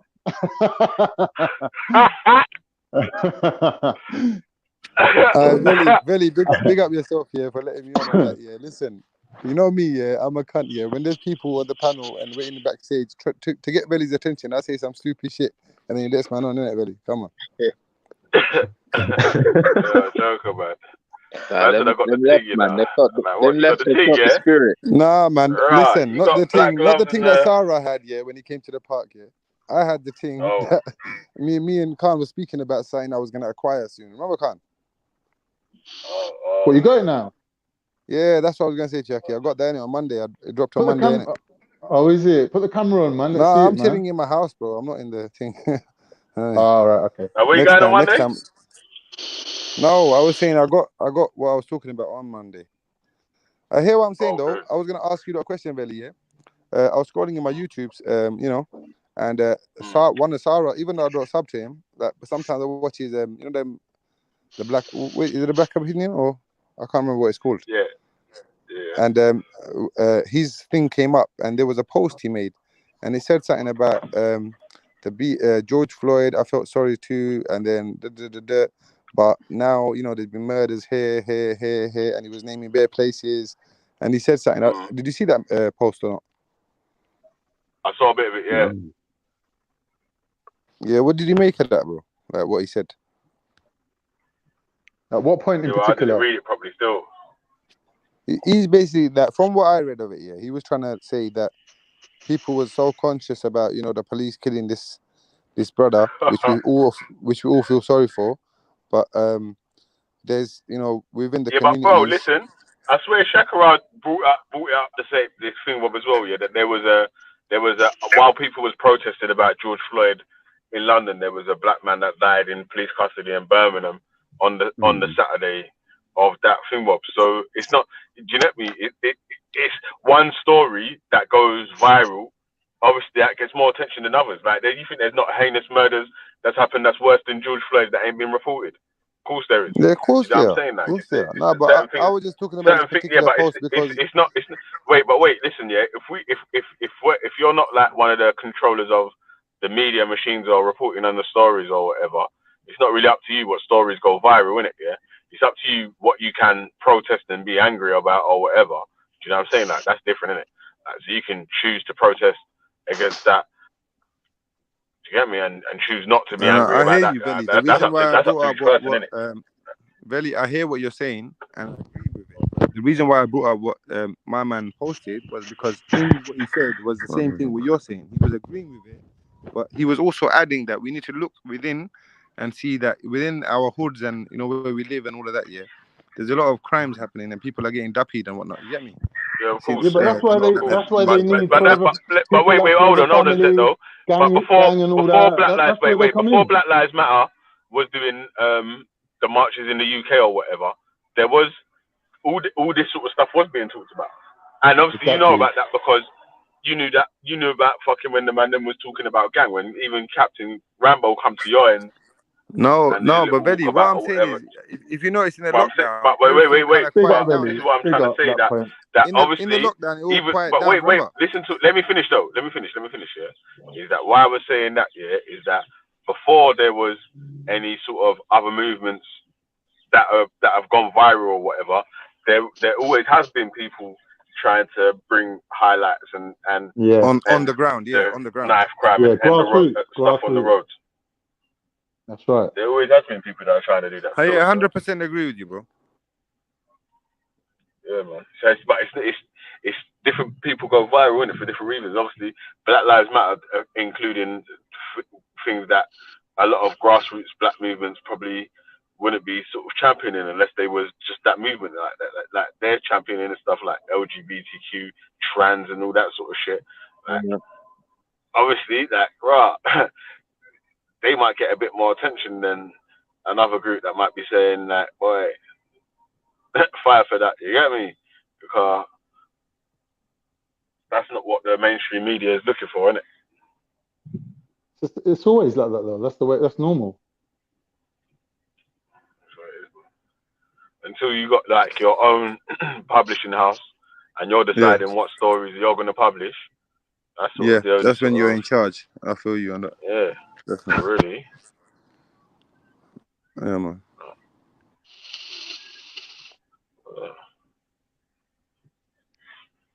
Yeah, man. Is nine still there? Your nine, you still there? What I go on for you? Story, man. I'm sorry for coming at you like that, Nine. I was just joking. You get me? I was just trying to pose some questions and see what reactions I get. You get me? So. Yeah. We know about that. We knew that there was a 12-year-old youth in the UK that was handcuffed for having a gun. I sent the story to Raf still. I couldn't find a question that sort of would have been able to think of still, man. But we did know about that still. He had a toy gun in his house or in his garden or something, and the police come and was going to arrest him and all that, man. Cuffed up and that. So, yeah. What? No one want to talk? What? Natty, what are you saying, fam? Hey, call him Father Natty, yeah? Nah, I'm too old to be calling him Father Natty, bro. Come on. Dumpy their asses, man. That's what I'm trying to say, man. This is an ongoing thing, bro. It's an ongoing thing. That's why, you know what, Con, yeah? Yeah. Like, too tough. Like, that's why I wouldn't say necessarily like why we all got something in common, but most people have something in common when it comes to history and stuff like that. Do you know what I mean? Of And course. everyone's just trying to do their own thing. Do you know what I mean? Like we don't care. Like if you notice, think about the only people who are complaining. Who's the most people complaining about like if a mosque is going to be built? Who's complaining? You know who, innit? Right. You know who. So we know how you. I know how you man feel as well, G. I know how you man feel. Like it's not But our fault. Natty, Like, you can I say one thing though, Natty? Yeah. People gonna say I might be the certain word. Yeah, listen to this, bro. Yeah, bro. You see, if you was in my country now and trying to do what we do in these countries, it's not happening. We're not allowing that, bro. So but that's why just you hold on, guys. Natty. But that's Just in your hear me country, out, though. my brother. Just let but me that's speak. in Let your me finish my. country. But that's Let him obvious. finish. Yeah, Let him but finish. odds. Please let me finish, bro. Let him finish, Natty. Natty, let him finish, bro. You have to let me finish, Natty. Yeah. So what I'm trying to say, bro, yeah, is like you see, if you was in my country, for example, Pakistan, and you go there and you want to build a church, for example, brother, yeah. I'm not saying you're a Christian. I'm just giving you an example. So if you want to build a church there, it's not gonna be easy for you, bro. You might be able to do it if you give the right sums of money or whatnot and do all these permits and everything. You might be able to do it, but it ain't gonna be easy, bro. And it shouldn't be. You understand what I'm trying to say? And me myself, if I was living there, I would oppose it because my country was built on a certain basis. But Just allow there's me the to speak. point that you're missing. But you're Khan, missing a bro. huge Why point, you? though, bro. But Khan, why do you do? You don't do this to nobody Yeah, else, bro. but When is Pakistan the result of an empire? You have all minorities Alright, bro. living You know there what, Veli, in your I don't like commonwealth. this justice here. I'm getting all that. Whenever I want to, go on, man. I'll Let mute up. me Khan. let me answer you after. But let Big Arts finish, man. But I want to give him my answer to that question as well. So the point I'm trying to make is, yeah, I understand there is a difference, obviously, between the West, so to speak, as in the countries that were colonizers. Do you get me, Veli? And they, because of what they've done in their past ventures around the world, they have a different kind of climate and population and whatnot in their midst, right? And I get that. But if you look at it from their point of view, the people that are born today that had nothing to do with that and might be the normal working man that is not benefiting from them things, but just because of the color of their skin, certain people will still argue they are whatnot. But I'm just saying, let's take it at layman terms and say, you know, they're normal people, they're working hard. Like, they would be opposed to that because that's going to infringe on their thing. You understand what I'm saying? But if you imagine you're a white child growing up in England, and every time they take you on a trip to the museum, you're seeing things in there that's been robbed from every country around the world. Ain't you gonna like grow up differently than the people that's looking at that stuff thinking, right? Are you How gonna? did that Are stuff you? get You know the get question teeth? I asked you. Are you gonna How did answer that my stuff get thing with the teeth, question? Yeah, but bro? wait. Are you gonna Let me answer let with me the answer that question? question though, man. Let me answer that question. Yeah, Veli, obviously, he was gonna if answer you're my if question if with the wait question. wait listen. If you're in Pakistan, yeah, trying to build a church or whatever, yeah, then obviously you have to follow the rules that Pakistan has set for you to be able to apply, build a church or whatever. Yeah. But then 100%, the bro. second, but wait, hold on a sec, though, yeah. But if you're in the UK, yeah, and you're protesting or complaining about something that's happening in the UK, and you're following the actual law of the UK rules, then there's nothing that anyone, whether you like it or not, yeah, you can't really talk or complain about it. You can voice your opinions or whatever, but if That's it's exactly what I'm by the saying. So law, you agree? yeah, there's You nothing else agree you with can do what I'm about it. saying, Veli? So you agree with what I'm saying? I agree with what you just said. So when these man, like, see, there was gonna be a massive masjid, mashallah, yeah, in West Ham, where I live, yeah, in the area where I live, Newham, yeah, but it didn't go ahead because people in the surrounding area, they protested, like you said, they done a petition, follow the law, innit? Do you understand? And it never went ahead. So what I'm saying is, as Muslims, we can't say, oh, these men are wankers because they never let us do that. No, blood, it's their country, innit? And if that's their law and they followed it and made something happen, we can't hate on that, bro. I don't agree with you, Yeah, but man. if there's a way that you can protest to say that you dislike something, yeah, if that's within the law, you can do that as well, though. Like, do you know what I'm saying, man? So the same way, like the people protested against you, that went by the law to build a big mosque or whatever, yeah. I And then ain't the gonna lie, people yeah, brother. went Veli, by. do Listen. you The mind if people I went get by the Sister law. Tashi's The people went by the law to she build. can give her your viewpoint because I know she's like You can't go to Dubai. Yo, can you hear me? You can't go to Dubai and you can't drink Yo. because that's the law.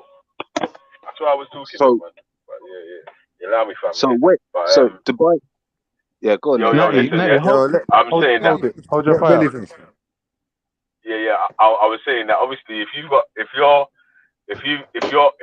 you're following the actual law of the way that protests or the way that you can voice your concerns or whatever, and that's the way that you're doing it. Like if what you're doing is illegal and all that, then of course it's you know what I'm saying, like there's nothing you can do about it. But if what you're doing is legal, then it is what it is, man. You know what I mean? Like Because I know for a fact, yeah, listen to this, yeah, if there was a proper like Islamic like state or wherever, yeah, governed by Sharia and whatnot, yeah, bro, we ain't letting nobody do that. So if we're in their land and we're but that's complaining about them that's not letting us, but man hold on, keeps let me saying that. finish.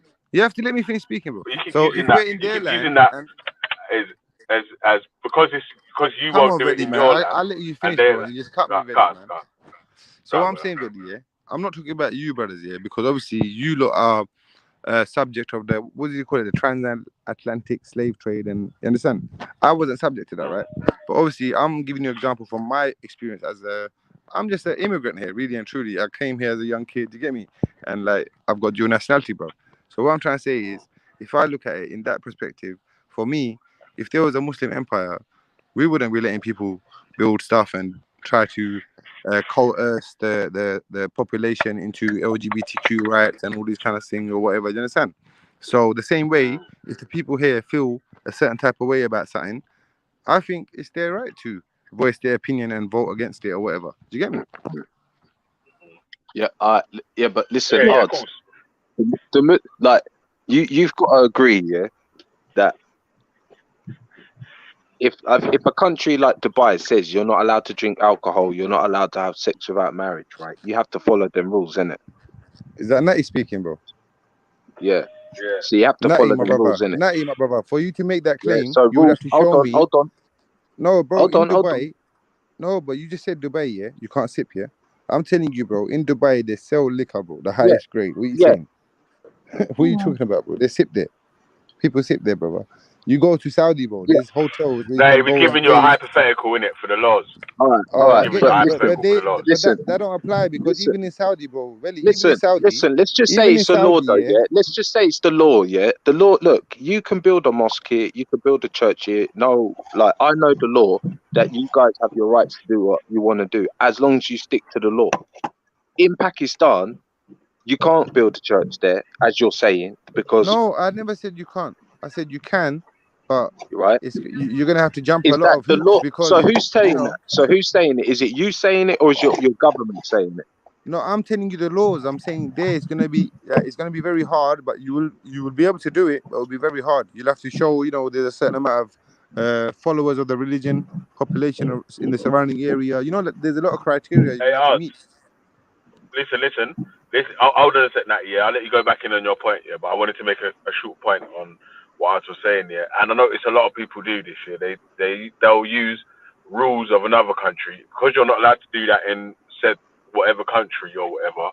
Then when you're in the next country where you are allowed to do it, you should, I don't know, like you should kiss the ground or something. No, really. I made compromises for what I said because I said to you that in this country you might be allowed to do what we're talking about, but still there's people that can oppose it, what you agreed with about protesting and signing petitions and whatnot.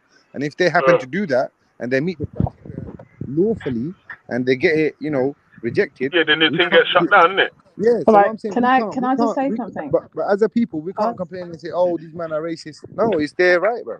All right, brother Art, can I just say something? Just remember, Cameron offered the Jamaicans a prison, which was when they were having a Yo, discussion DC about. Brad, big up yourself for the donation, yeah. But listen to this, bro. Don't you remember I made you a Muslim before I went to Can Pakistan? Art hear me? You got yourself, DC brothers. Yeah, but go through Tash. Sorry, Tash sis. speak cards, man. Sis, he gave some money. That's why. Sorry, sis. That's all right. Just remember there was a discussion about reparations around that time, and Cameron was offering a prison in Jamaica to build a prison with the taxpayers' money without discussing it with anyone. So just remember that conversation has taken place. It's not a case of the British are not prepared to spend. The government isn't prepared to spend. So we must remember that they are aware that their justice needs to kind of be served in this area. but they're stalling because obviously the Jamaicans said no to the prison. You know, what on earth, you know, I mean, it's disrespectful. So just look into that as well before you start worrying about, you know, whether the British people are up for it. Can you hear me? No, but my sister Tash. Yeah. Yeah, once again, really, let me ask my sister Tash a question here. Sister Tash, hear this here. You know the indigenous people, as in the white people of this land, yeah? The ones that are born, you know, in this millennia that we're talking about now. So the young kids now that are maybe 5, 10. So do you think in the next 20 years, they're still culpable and responsible for the actions of their predecessors? Do you know, Ardif, I think if the Caribbean are still offering their services, the doctors and nurses and people are still coming over here and supporting this country, I think that the UK can offer their services to the Caribbean people. I don't think that's asking for too much. It hasn't been done. I mean, sorry. So what, just the Caribbean people, yeah? Nobody else? No. You know, the Asian people are big. They've had a real. What about the American indigenous? So you know one thing, that I really hate. But wait, hold on. Come on, but Veli, man. when you're talking about Ards, if you're talking about one set of people, unchained, bro. But Ards, I was replying to that point that you just made about the talk point. What about this and what about that? I'm saying that how comes when it comes that when black people are talking about their issues, there's always what about this one and what about that one? When when you talking about listen, when you and Raj are talking about the issues of Punjab, man, them never cut in and say, what about reparations? What about slavery? What about slavery? But they owe us reparations too, Veli. They owe us money, bro, as well. I'm not talking about that. Come on, Veli, this is what the question I'm asking my sister. The points I'm making is higher to what you're saying. Hear this now, yeah? I hear what you're saying, brother. But check this. You see the indigenous population of the Americas? Where is it, my brother? That population has gone down to like 10%, maybe 5% of what it was, yeah? In this day and age right now. So I'm asking the bigger question that why is nobody ever highlighting that fact? I hear your plight, brother, and I can never, ever put myself in your shoes because I'm not a part of it, yeah? I respect that. Listen to the point again. Yeah, you made the same point. Yeah, that I was just talking about. I said that how comes? Yeah, when black people, because this isn't the first time this has happened. Yeah, it happens every single time. Yeah, that we're on the. But that's white people that do it. But listen. Let me finish though. Let me finish, cuz. Yeah, it's like, I'm not a white brother. But wait, let me finish though, cuz. Yeah, we like Tash was just talking about the plight of the Caribbean people. Yeah, what happened there in. Like not just Jamaica, yeah, like the whole of the Caribbean, yeah, all the British-owned Caribbean or whatever, yeah, because there's French, there's a Dutch and Spanish as well, yeah, Portuguese, yeah. So she was talking about that, yeah, and then you was like, how comes no one ever talks about the indigenous Americans, the so and so's, the other people over there? No, but why do I say the Aborigines and all this that and the other? Wait. I'm saying that. What's their population today, Veli? Listen though. Listen to what I'm saying though, cuz. Listen, I'm saying that when you and Raj, are on this panel, debating about Pakistan. Listen. When you and Raj are debating about Pakistan and India, the Punjab, who should have control of the Punjab? Should the Sikhs own the Punjab? Should this, that, and the other? The man them never cut into your conversation. Listen, the man them never cut into the conversation and go, listen. But the man them never jump in and say, what about reparations though? What about slavery? What about our reparations, bro? Who's got the biggest diamond? Man them never do that.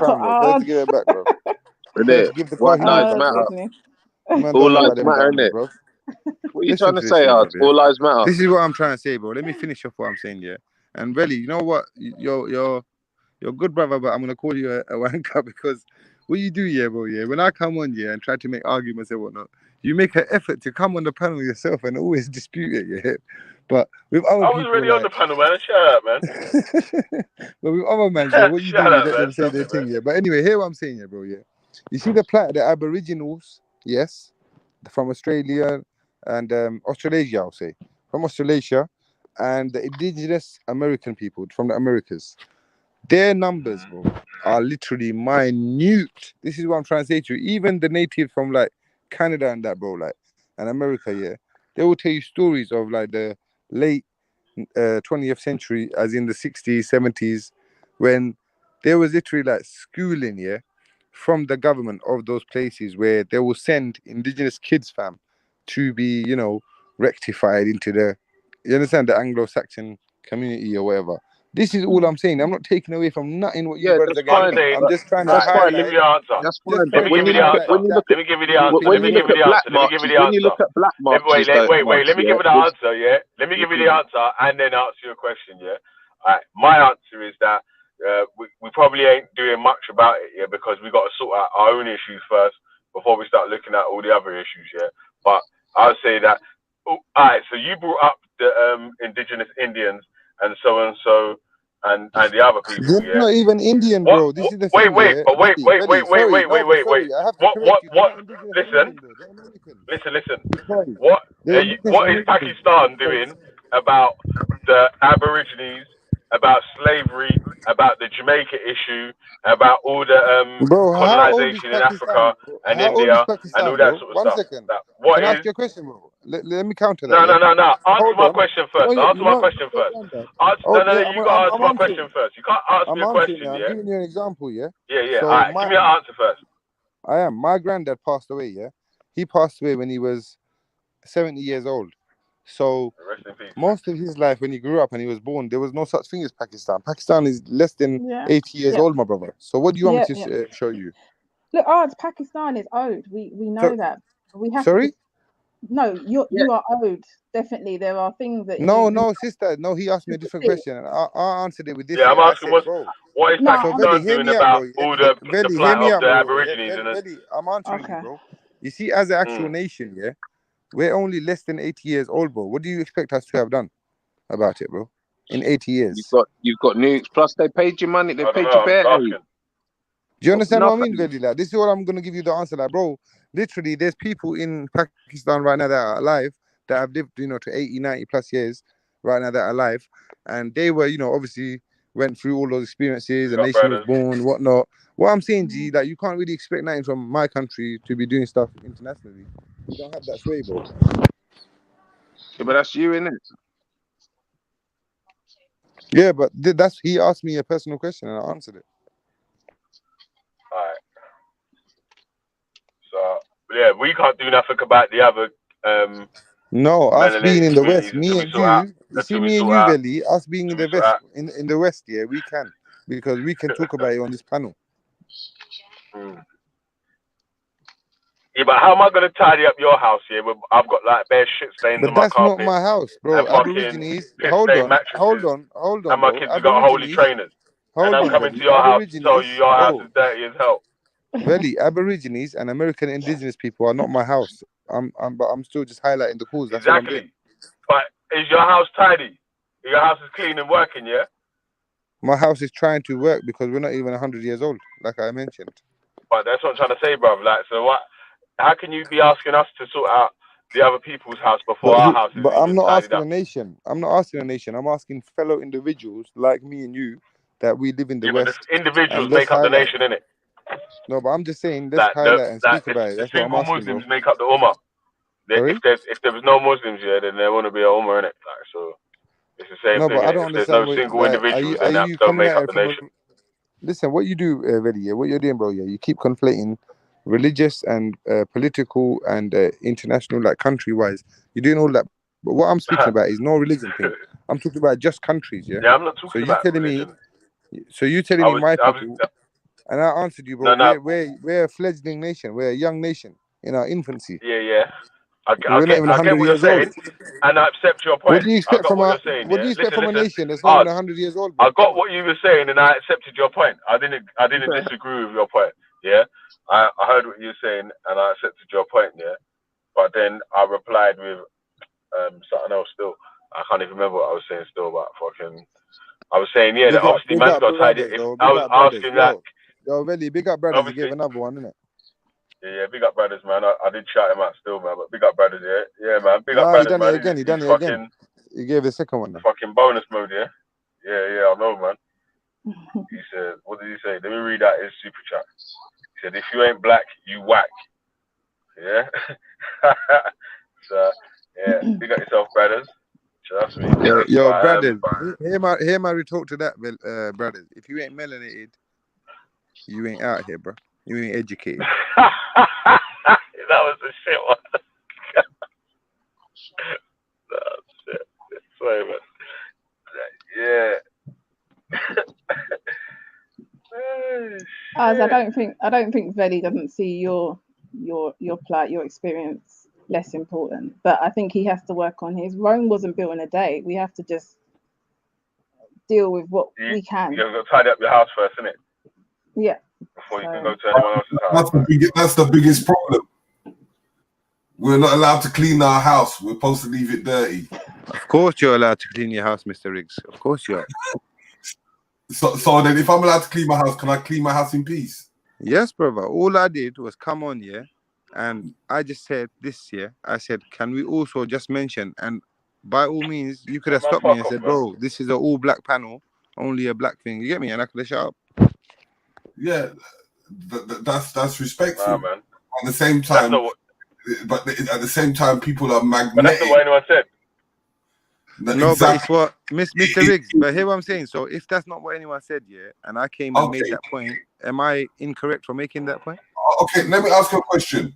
I'm in my house making a sandwich. Someone just comes in from nowhere and tells me that's not how to make a sandwich. Correct, because listen, they could be correct because from where they come from in the world, they could make a sandwich different. Right? So, well, who asked you to come into my house? You probably allowed them in. Did they break in? No, I'm just saying they come into my house without no. I just asked you, bro. But listen, how can someone just come into my house and no one's coming to my house? I'm telling you exactly what you're saying. I'm making a sandwich.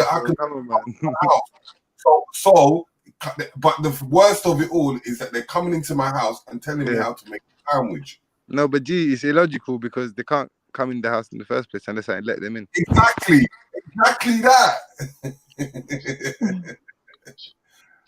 Why? But he just said to you. Look, but he just said to you in reply to what you're saying, bro. Yeah, he said to you that listen, this is not that. This panel is open for people to say what they want to say. Yeah, but as I said, you know, it's and you said what you wanted to say, and I said it's got fuck all to do with you, and we kept it moving. So what's up? We're not still talking about you, Nines, man. Say what? Oh, sorry, my apologies.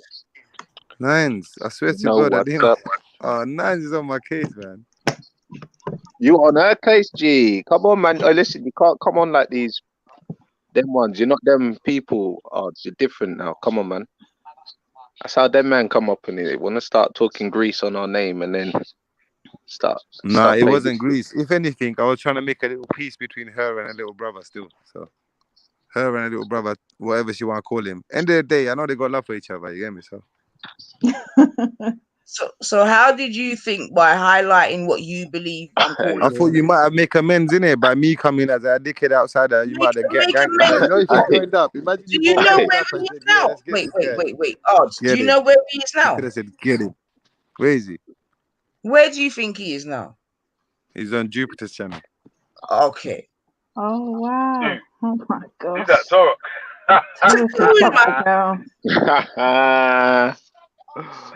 Turek is something. I know. Turek moves like. Listen, Turek moves like the. That's part of Turek moves undercover, man. Turek moves undercover. He's not but even he's allowed undercover. wait, hold on a second though. He's allowed to go. He's allowed to. It is like man ain't got no control over who jumps on the panel and who don't jump on the panel. Of course, he can go where he can go, and that's why I call it. But yeah, I hear what you're saying, though, Nines. I hear what you're saying, and I get what you're saying, like, but I can't say like, Rob, why is he going over to so and so? Or he's not allowed. Yeah, but do you know what the smasher is? Do you know what the smasher is? Where do you think she's got all her material and to even make? Nines, I don't feel like that you're not saying that either, yeah. So no, to make it clear, like I'm just highlighting. Yeah. So I know you was highlighting the move, innit? I hear and it weren't one of them ones that they were leaving. You get me? Yeah, you know what? Nines and racist. Go on, babe. Nines. You know what though? if it wasn't for us, she wouldn't have nothing for her material for tonight, for her show for tonight. Absolutely. It'd be dead. It would be dead now. And before, You know what I mean? that, it was Real. And before Real, it was some other guy. And before that, it was Harvey for. I see. I ain't gonna lie though. You see, you mentioned Real, yeah. I've been seeing these few videos in Bulgaria or something. It looks like he's turned a different leaf. He's doing something else, and he's not onto that shit no more. You get me? Oh, that's good, man. Because obviously it became very toxic. So that's a good move, man. Everyone should leave for a bit and come back. To be fair, You Not see a the bad- one I watched of his videos, 9, yeah? He went to this complex, yeah, in Bulgaria, and there was like apartments, 9, yeah, for going for like 24,000 euros, like 2-bed apartment, like they got like 20 swimming pools in there and all this kind of malarkey. Yeah, that's expensive now. It used to be cheaper back in the day. But Yeah, of course. Them times it was 10, 12 grand. I get you. I mean,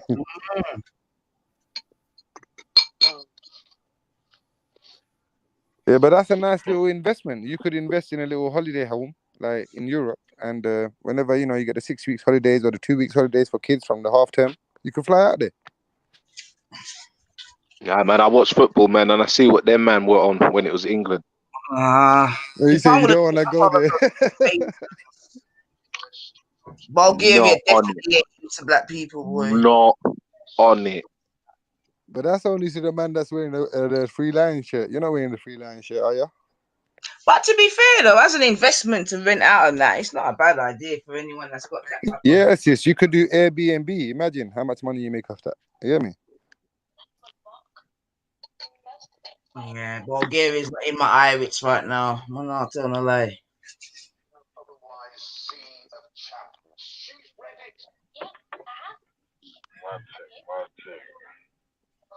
Alright, the But end yeah, of the show. Yo, Veli, when did I diss you, bro? I never diss Veli, bro. Yeah, man, you didn't diss me, man. Huh? You didn't diss me, cuz. I didn't hear you diss me, man.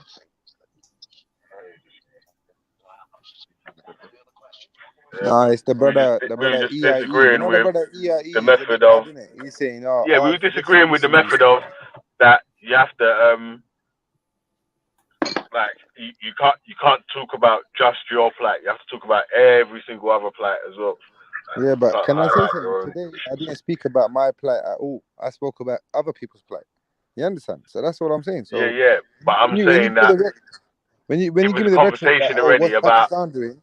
But here I'm saying, Veli, when you say, oh, Because what's Pakistan doing? I'm like, you know bro, I didn't why? speak You about my know own why? plight. I spoke about other You people's know why I plight asked you that apart from though? yours.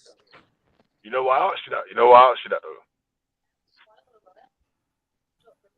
You know why? Yeah, because when Tash was talking, she was talking about what the Caribbean people and so this, that, and the other, yeah. And then the next thing you said is, oh, what about the Native Americans? What about so and so? What about the Australians, the Native Australians, and this, that, and the other, yeah. And we was like, obviously, man, them sympathize with the bro. Oh shit! I was like, bro, what's that? Man's hands, yeah. Nah, it's my daughter, innit? She made the loom band, innit? She made a little wristband for herself and a ring, Yeah. innit? We got little baby Miss Arts, man. Yeah, we got yourself, man.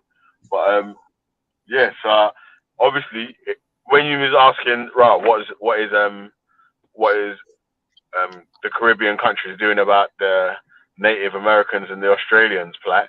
I'm like, what's Pakistan doing about the Native Americans and the Australians plight? And he's like, Yeah, oh, but it's only 100 years old. reply to that, my reply to you, bro, was that obviously we're a fledgling nation, innit? So we're young. So really and truly, we Yeah, need and to the look same out for thing. ourselves. Jamaica's a But former you don't, colony. but you're not even a That is nation, under bro. the Like, foot what you're of arguing. the IMF. No, but They hear just the difference, basically Veli. Hear the difference between what you're doing. it's been put in debt, yeah, that it can never get out of. Veli, do you want to know the difference between what you're doing and what I'm saying, bro? Higher Hear and this, higher yeah? and higher. Hear the difference, bro, yeah? You want to be in their nation state, yeah? And have all the things. I get what you're saying, and you deserve that. I hear you. What I'm saying, the difference is, I'm like when you're asking about what Pakistan's doing, I'm saying Pakistan's not here asking these man for anything. You get me? They're just doing their shit. So what I'm saying is, we're here in this country asking for rights to live here and demand shit here. Do you get me? Whereas we could easily like build our own nations. That's what I'm saying. So when are you saying that you don't deserve to be treated as a citizen of the UK when you're a citizen of the UK? That's not what I'm saying. That's not what I'm saying. What I'm saying is, what do you mean then? I don't have. You see, me as a Muslim brother in this country, I don't have a right to be building whatever I want to have to build. If they petition against it, they have the right to follow the law. That's what I was arguing. Remember? Right. That's what I'm saying. All I'm saying, end of the day, I'm saying follow the law. Just follow the law wherever you are in it. Simple. That's what I'm saying. Yeah, but what's that got to do with what we was talking about though? With any of the it was stuff, you, bro. What you done, yeah? You mixed it all up with me, yeah. And I wasn't doing that. I was saying following the law, yeah, and all the stuff we're talking about, living in these places, and then I highlighted the fact that in certain places, so you're saying that following the law, yeah. Let me finish, though, cuz. Then I highlighted the fact that in certain places in the world, such as Australasia, yeah, which covers New Zealand, Australia, yeah, and certain islands, and the Americas. Remember, this was the question I posed and the point I was trying to make, and I wasn't doing anything different.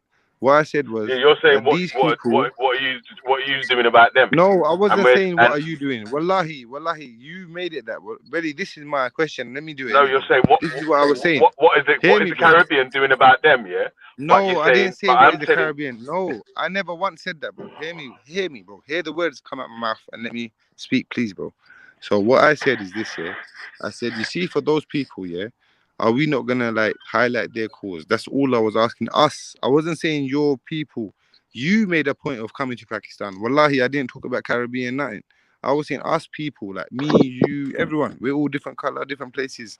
I'm saying, bro, us lot on the panels and that, yeah. What about these nations, yeah? Yeah, so just let me finish speaking, please, yeah. So the reason why I'm saying it is because these people, the ones that I'm specifically talking about, the Australasians and the Americans, the original indigenous Americans from North and South, yeah, the whole of the Americas. These people, their actual population in the world right now, bro, is minute, bro, because of what these people done to them, yeah. I'm not taking away from nothing what they done to your people, really. I'm not even bringing that into the equation. This is separate. I'm just saying I was trying to highlight that point. That's all, and I wasn't taking away from you, and I wasn't questioning you, bro, saying what are you doing about it. Yeah, but I'm saying that how can you fix someone else's problem before you fix your own problem? How can I walk past the dirty dishes in my house? Yeah, I never come said to your that house to and you, do the washing up. Really, I never said that to you. All I said is that all I was saying is that. Bro, listen, wait, no. I'll let you go on the monologue, yeah, and every time I cut you off, yeah, to say that same little point, you kept on thinking what? You kept on. Yeah, I muted up, bro. You kept on saying whatever, yeah. But I'm saying that, bro. Like, so what are you saying that because someone else has so if I tell you about the flipping Papua New Guinea people, yeah, are you gonna start protesting for their issues? I'm not Papua New Guinea, bro. Well, what I could do, and this is all I was asking us to do, was that maybe speak about it on this panel. Right, it's not really making sense what you're saying, because then when I say... Veli, hear what I'm saying, bro, yeah? All I was saying, yeah, is that let's speak about these topics a bit more often. That's all. No, but and why? If that can't be done, this is the same thing that... You asked me about me cutting you, and I said... The same thing happens every time. Every time, bro. You said you're going to give me the down, chance, yeah? yeah, I'm not even going to lie. You're not my chance. When I've got the time, yeah, if I become a millionaire, I'll mute up again, and I get the time, yeah, I will rewind every single stream, yeah, and make a compilation, yeah, will be about fucking 4 weeks long, yeah, of every time black people are talking about anything to that, yeah, let's sort out a black issue, so and so, and someone will come in. Hold on, did you say to me when I came on today? But see this. No, but listen. Let me finish. Let me finish. Nah, someone will pop up and say, "What about the carrot fruit?" Let me finish talking. Let me finish talking, man. Let me finish talking, bro. But you know you're making a false claim. About the stream will be about 10 years. Just a black issue. 10 years long, yeah. That's what you said yourself. Now you're saying all lives matter. there'll be a But now you million. no, I didn't say that. I'm not coming with that slogan. Here I'm Bro, coming with, bro, Look, yeah. listen. Earlier when Listen, Rich listen, said listen, that listen. it's a black thing, Listen, get out Tash of was here. talking You about said the it's not plight of that. the Caribbean people, and you said, why don't you bring up the Who was plight of talking the about the Native plight of the Caribbean Americans people? and the Who was talking about the Australasians? Yeah? Hold on, show me who was And talking listen, about the plight of the listen. Caribbean people when I done that. Tash Tell was me. talking. Tash, if I'm lying, yeah, come off mute and tell me that I'm lying, Tash. No, you're not. Listen, Ard, you know. Yo, my sister, can you Hold tell me on, the hold on. actual thing that was said, please? All right, Because Ard, I can't hold just on. take it as you saying no. You understand? I just discussed the reparations and Jamaica and so forth. But Ard, let me say something to you. You know, you can't fix anything until you fix yourself. You know, if you've got those issues.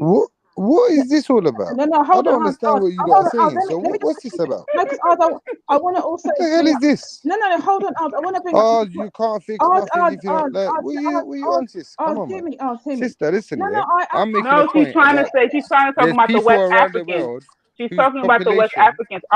She's My talking sister, about there's people. people around the world whose population is literally diminished. They're done. No, she's talking Yeah, about the and they West. She's used to talking about listen, the people my who have sister. West They used to African roam those lands. ancestry Yeah.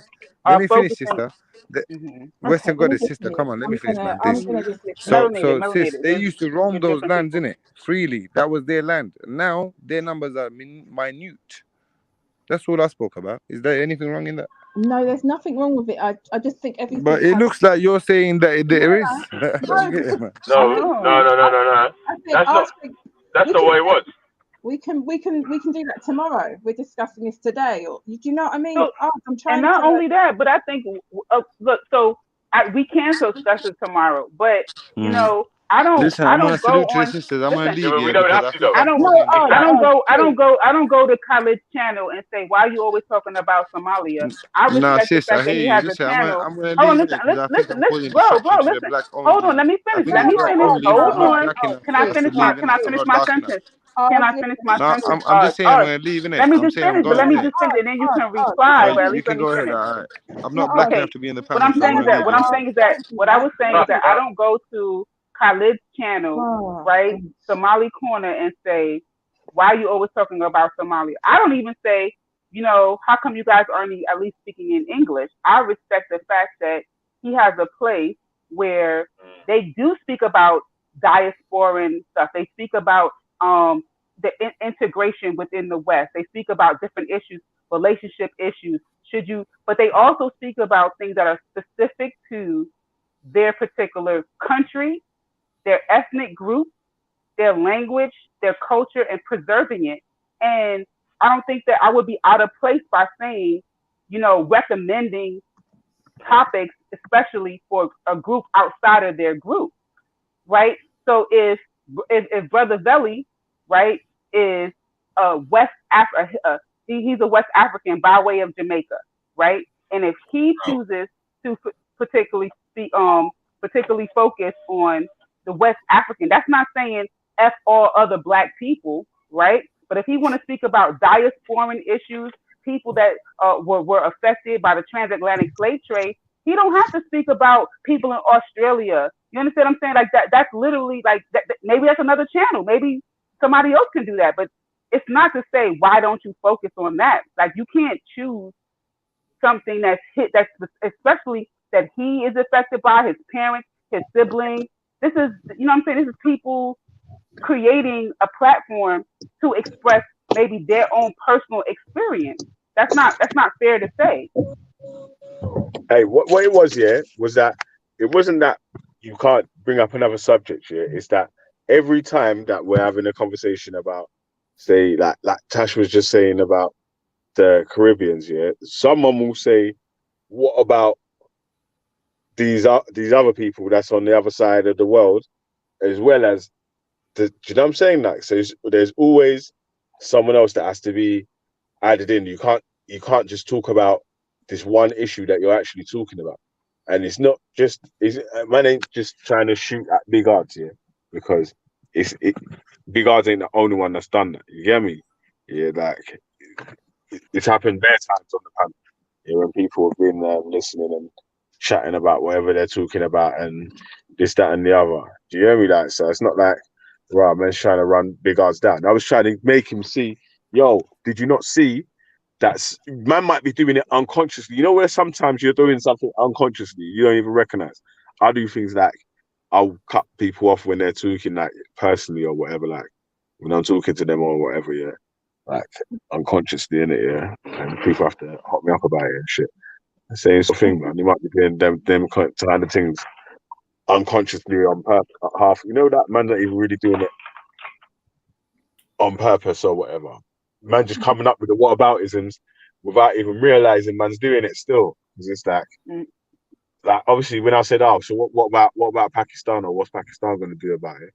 Man was like, yeah, but well, Pakistan's only 80 years old and this, that, and the other, and do you know what I'm saying? Like, it's like, yeah, well, you realize that Pakistan has to sort out Pakistan first of all before it starts talking about any other issues. But it's like you're failing to realize that any other countries might want to do the sort of same thing, innit? I mean, I don't think that that's necessarily personal. It'd be more personal. You're speaking about his particular household, but I think it's a fair analogy, because, like, you know, there's a lot of times where people be like, you know, like they bring up, especially with this whole BLM thing. It's like if something happens to a Black person somewhere on the globe, it's like, oh, I don't hear you talking about this. Like, I thought Black Lives Matter. You see what I'm saying?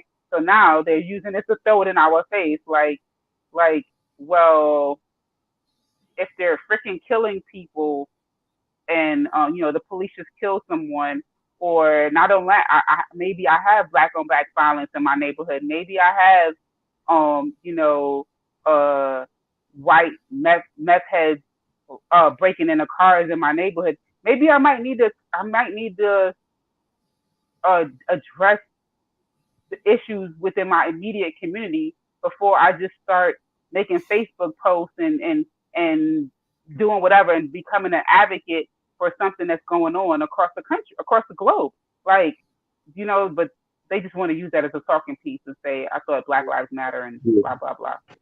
But what I was saying as well, yeah, was that when there's conversations going on the panel about, so like I was trying to give ours the example of, say him and Raj are arguing about something to do with the Punjab, yeah, something I don't even got a clue about the different bits and pieces what they're arguing about, but man, them never jump in and say, but what about Jamaica? What about what happened in flipping Sierra Leone? What happened? Do you know what I'm saying? Like, man, them never do that. Jump in and say, but what about, do you know what I'm saying? Like, what about this, that, and the other? Trying to include it in what you man are talking about. But anytime the man them are talking about like one particular subject, and although, like, again, yeah, they are the Australians, they're Black people or whatever. The original Americans, I don't know if they're Black people still, but like obviously, like, yeah, we sympathize with the plights of anyone that's being downtrodden around the world as well. But how can you fix someone else's issue if you've not been able to resolve your issue? What solution can you give someone if you've not been able to sort out your own solution?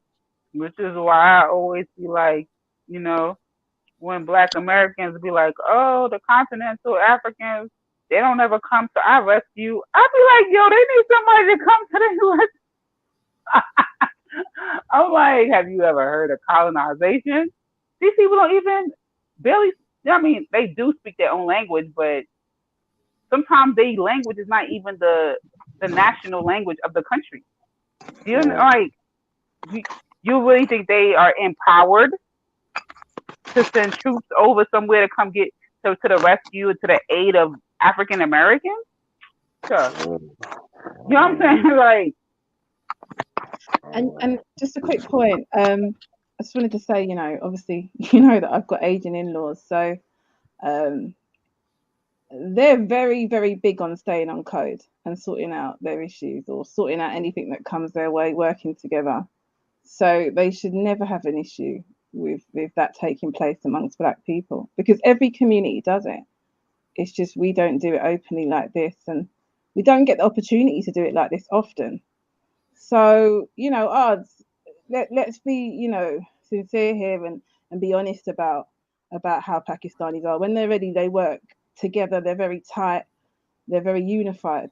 And this is all that's happening here at the moment. And we're trying to sort out in-house issues that affect not only us as adults, but our young people coming up.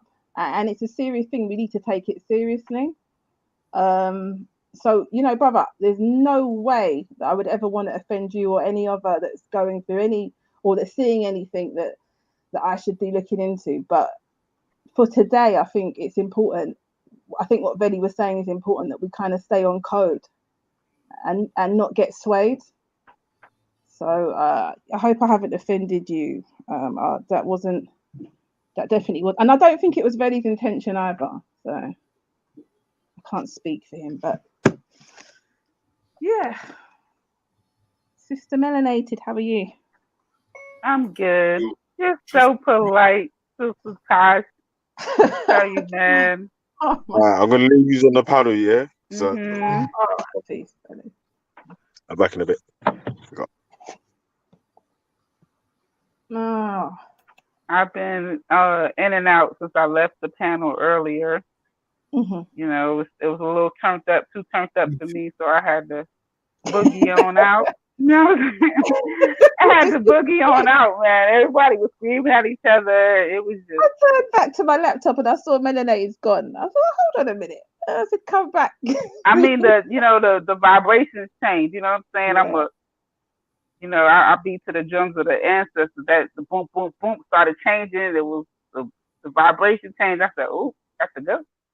Yeah, you got to look after your mindset and after yourself, and I get that 100%.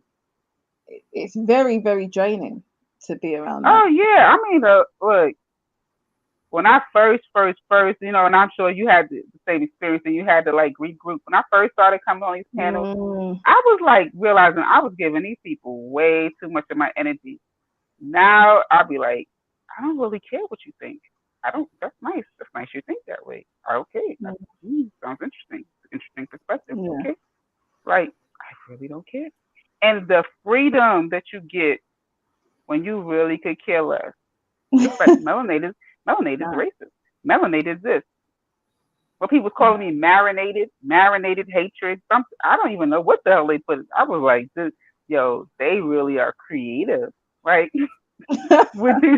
I'm like, okay, this is really creative with the nameplay, the wordplay, okay.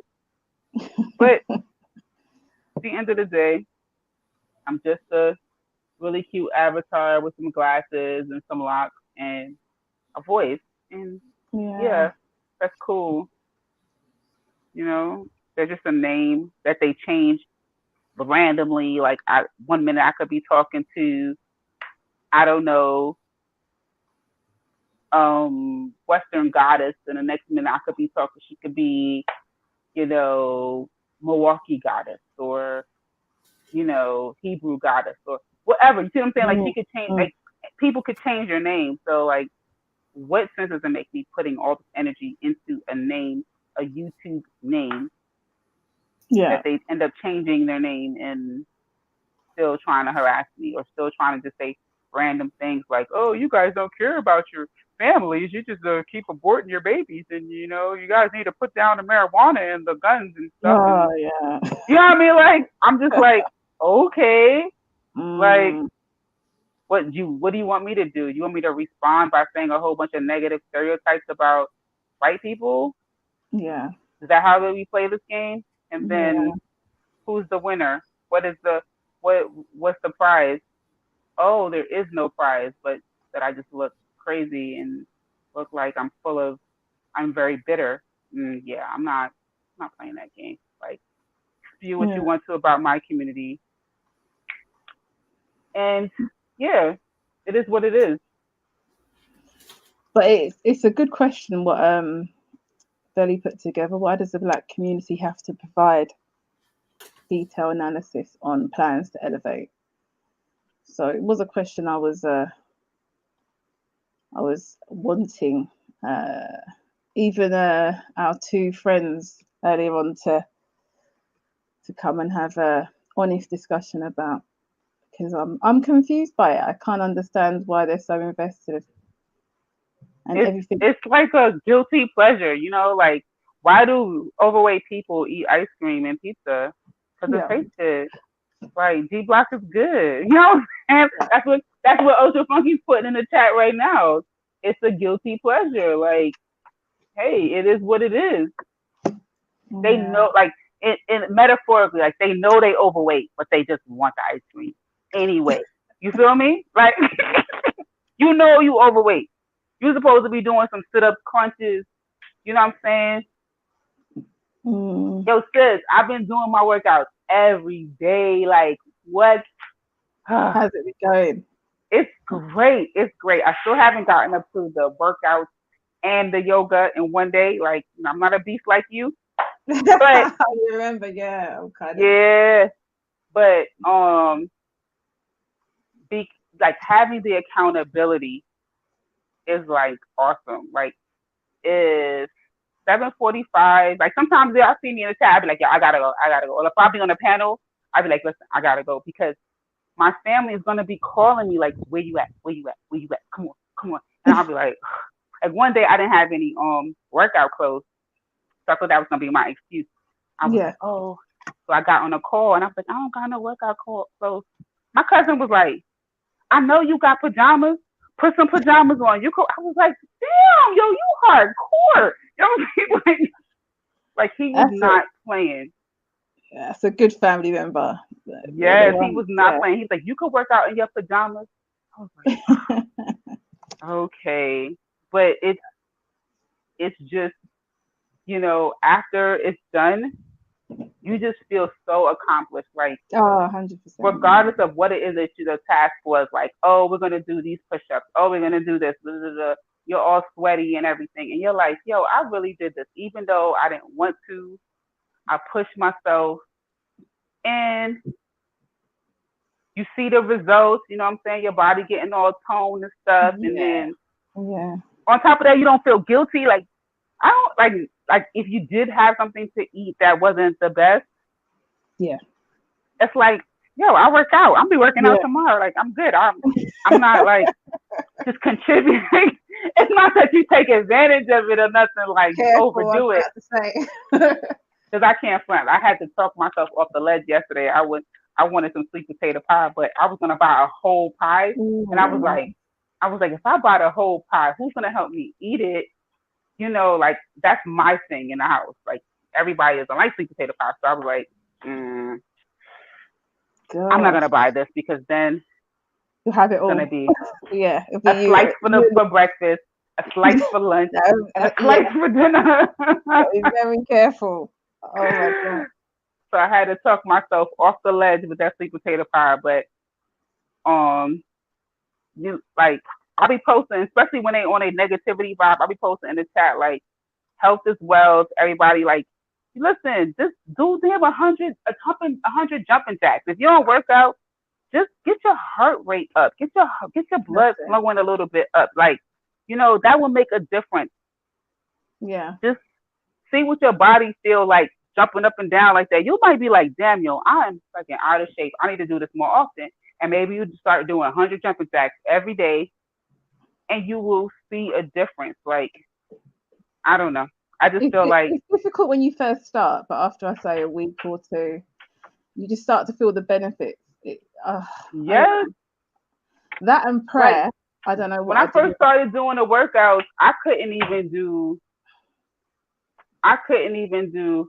one. I could not hold a plank for a minute, and now I can hold a plank for a minute. Like, not like it's nothing, maybe, but like I probably might start struggling probably at like 45 seconds. But before, I couldn't hold a plank that long. I couldn't do no more than like 5 push-ups. I'm up to like regular, like, you know, guy or what you call like the real push-ups. I could do at least like 15 straight. You know, like it's like the strength, like you could see how you're getting, your body's getting stronger. You can do the yoga now. Then, if you're doing that, move on to like yoga will just change your life. Honestly, seriously, do it. Y'all, she's trying to make me a yogi. Trust me, I'm telling you, it changed my life. I thought, oh, it's just no, it's easy. It wasn't easy, but no, it's not. It's not. It's yoga. Done. I feel like I need to go to a class. Like I just don't feel the enjoyment in doing it alone. Okay. I think that's the thing is like when I went to a class, I was like listening to the instructor. I had the mirror in front of me. You know, the room was like dark and everything, and it was counting, and then it was what they call a brick room yoga. So it's kind of like real hot, like you're in a sauna. And we was doing so like with the heat, it helps with your flexibility. What's it called? Brick room yoga. Oh, okay. So the room is like 110 degrees. It's like extremely hot. Ah. And so you're pretty much doing yoga and you're doing a sauna. So you're like your body's detoxing and all that good stuff, all at the same time. Releasing those toxins. So I felt like it helped with my flexibility with like the heat because I knew I wasn't really flexible and like what's that? Whatever that pose where you put your like you lean forward, you got like you have your let me see. You have your ankle, you're holding it into your hand, so your leg is bent and you lean forward. And when you lean forward, you lean forward, then when you look up, then your toe peeks up over your shoulder. You know what I'm talking about? Like over, like if you're looking in the mirror, your toe will come up past your shoulder. I was able to hold that joint. I was like, you know what you need to start doing now? You start practicing the splits every day. Just go further. Seriously, trust me. You see, you're going advanced. You say you start practicing the split, girl. Please, seriously, girl. Bye. I don't know split. You know what? Don't go. What you need to do is just go slowly every day. Just go further and further down. Just keep going at a very slow pace, and trust me, I reckon. If you a year, it, how long you think it take? Like a year? No, a year. Yes. You're bending your head back over your I'm thinking like, listen, right now, because that was, I don't even know how long ago it was that I was doing that. Maybe like 9 months ago, 10 months ago that I was actually doing that. Right now, my back area, because what I do now is resistance training. So it's mostly cardio. Like I do jump rope. We do jumping jacks and stuff like that, mountain climbers. Like that's like how you get your heart rate up. But then everything else is resistance. It's lunges, it's squats, it's step ups, it's bicep curls, tricep curls. Like it's all resistance.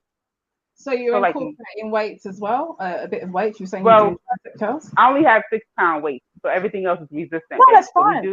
So we do resistant bands. So like I do have resistant bands be kicking my behind. Yeah, they even got us doing we do push-ups, like you put your arms through the resistance band and you do push-ups with resistance.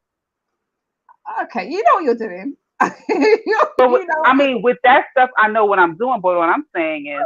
When I last spoke to you, I thought that you just started and now you're doing all this. That's what I'm trying to say. Listen, it's 5 days a week. 5 days a week is sweating. It's getting it pop. It's just like... We do arms one day, legs the next day, full body. Arms, legs, full body. Arms, legs, full body. I'm telling you. People, so you've got that discipline. You're there now. You're feeding those positive endorphins. You're flying. Yes, I do. I love it. I love it. I'm hooked, man. I'm hooked on this. I don't know about with the yoga. No, you have to do the yoga. I actually do it to the call of prayer. Which might be strange, but if you like any form of meditation or anything like that you do that you're comfortable with or that elevates your mind or anything, you should just do it on your own. It's the best, honestly. So when you do the yoga, right? So when you're doing the prayer, like you do the prayer in the poses? No. I do my call of prayer. I pray usually. Let me try and think about because I do it in the evenings mostly. So I used to do yoga first thing in the morning when the sun was rising. So I would do my prayer first and then I would have the call of prayer. And it just used to relax me. I would Oh I no, would let the see. call of prayer continue. And So what about if the nighttime? Because I'm when it's calling and praying. But you're listen, doing, my workout is supposed to be at 7:30, and we don't even start until like 7:45, 7:50 sometimes because everybody be showing up late. But I'm not a morning person, so I'm thinking if I did start a yoga thing, because yoga you don't be sweating, do you? no. Okay, No. so I that's could great. do that. I could do that like before bed and be like really like relaxed and Just strengthening you your know. core. But I think you should, I don't know if you would wake up at that time in the morning, but I think you should try and do it first thing in the morning. I when don't you like wake that up. morning. I don't Just like for a that few morning. minutes. Girl, I be grumpy as hell. It's a good start to the day, trust me. Actually, do you know what? Let me let you just do what you're doing. It's probably and because you got a baby. You got a little tiny baby, I and had you to ain't got stretch no my choice. core. Yeah, I had to You go back. ain't got no choice. I know them days. You ain't got no choice. You like, look, let me just have my little peace and quiet, because in a minute, That's what I love. this little Yeah. joker gonna wake up, and I got to deal with them. That's what I So was saying. I kind of do it just to call it prayer, but sometimes, yeah, it's that alarm of the baby. But I don't know. Honestly, it's changed my life, and it helps with every part of your do y'all work. hear this? Do y'all hear this? Because I know we just having girl talk, but I'm just saying, do y'all Sorry. hear this? You know what? Yoga We're has so changed boring her because- life. Okay? Do you know Yoga what? has changed When her I life. say it changed my life, all my workouts, swimming, everything that I do, I feel so much stronger. It honestly, breathing, everything, it's so good. DC Brad, where you at? I see you over here making it rain. You don't even come and say hello and nothing. I mean, I get no Maryland love. You know, like DC Brad lives like down the street from me. He won't even be like, yo, Melanated, let's get a little Starbucks. I could finally meet you. Y'all, everybody else meeting up at Speaker's Corner. Why we can't have a Speaker's Corner? We could debate. I could debate him. See how he do? Can't even remember these. I think I don't remember DC Brad. Yeah, he just see how he do. I could debate him. He don't know nothing about history. Come on, everyone. People have left because it seems we start talking about yoga and everybody's going. I know, that's it. Everyone's gone. They like these women want to talk about stretching. I'm gonna do that tonight though. I'm gonna lie. I'm gonna get me a YouTube video because they got lots of yoga videos on YouTube. Yeah, no, do it seriously. And I'm just gonna. Everyone says no when they do it. They're hooked. That's the only problem. Well, you know what? Do you just do your own, or do you have a video that you go by? I started doing there was a lady called what was her name? Nubian Sutton. She's an American lady. Nubian what? Nubian Sutton, I think. And she was doing like Nubian what? Sutton? Sutton, S-U-T. Let me see if I can find her. And then there was because I think that's a thing too. You gotta like the instructor. Some of them they just I don't know. I don't feel a connection. I'd be like, man, this lady's too boring or something. I think you might like. There's another lady actually, Fusion of Culture. Let me find out. I think you shut Mel, down. read Brad's latest super chat. You said what? Read Brad's latest super chat. He sent it to you. Who's that? What? Brad! Listen here. You need to respect your auntie. Okay? This is complete violation. Look, see what everybody put. Oh boy. What in the hell, Brad? You wildin'. Listen, you need to go hook up with your little African homegirl because you done lost your mind. Wow. Okay. Oh my goodness. Never mind. You stay your ass over there. In wherever you at in Maryland. Everyone's cracking up. I'm sure they are. They probably like, oh, Melanated asked for. No, I was not asking for all of that. Just let's just let the record reflect. Oh wow. Let the record reflect. I was just like, I mean, people, meet Raj, Zubeda, and stuff like that in Speaker's Corner. I was just thinking that Starbucks, but he is on another level. So, therefore, DC therefore, Starbucks. Therefore, what I could do is just retract the offer, and yeah,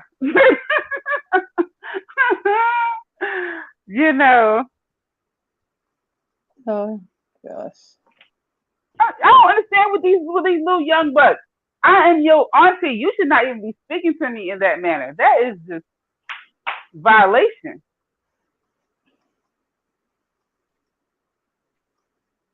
That is just violation. Billy's gone and what happened there? Come on, we're not arguing enough on this channel. We're not. We're too He said, "Oh, Gandalf said I'm active today. I ain't that. Listen, Melanated is shocked as hell. That's what she is." Assalamu alaikum. Oh, my device. This keeps on. Come on, we're boring. We talk about women's. Terry. Is Terry there? I saw my uncle. Listen, Terry is always his channel the other day. That was crazy. I need to speak to Terry. You said what? Your uncle was on his channel? Yeah, on one of his Manhood Academy kind of videos. So. Oh, okay.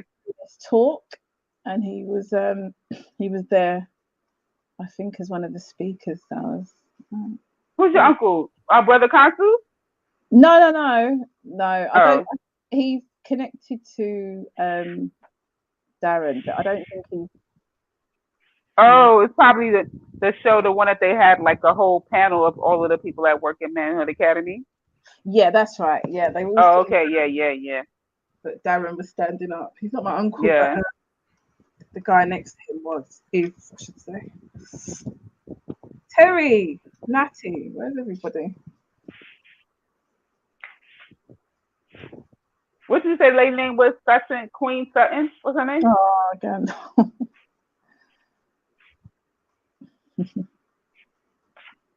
I'm gonna look her up and do some yoga.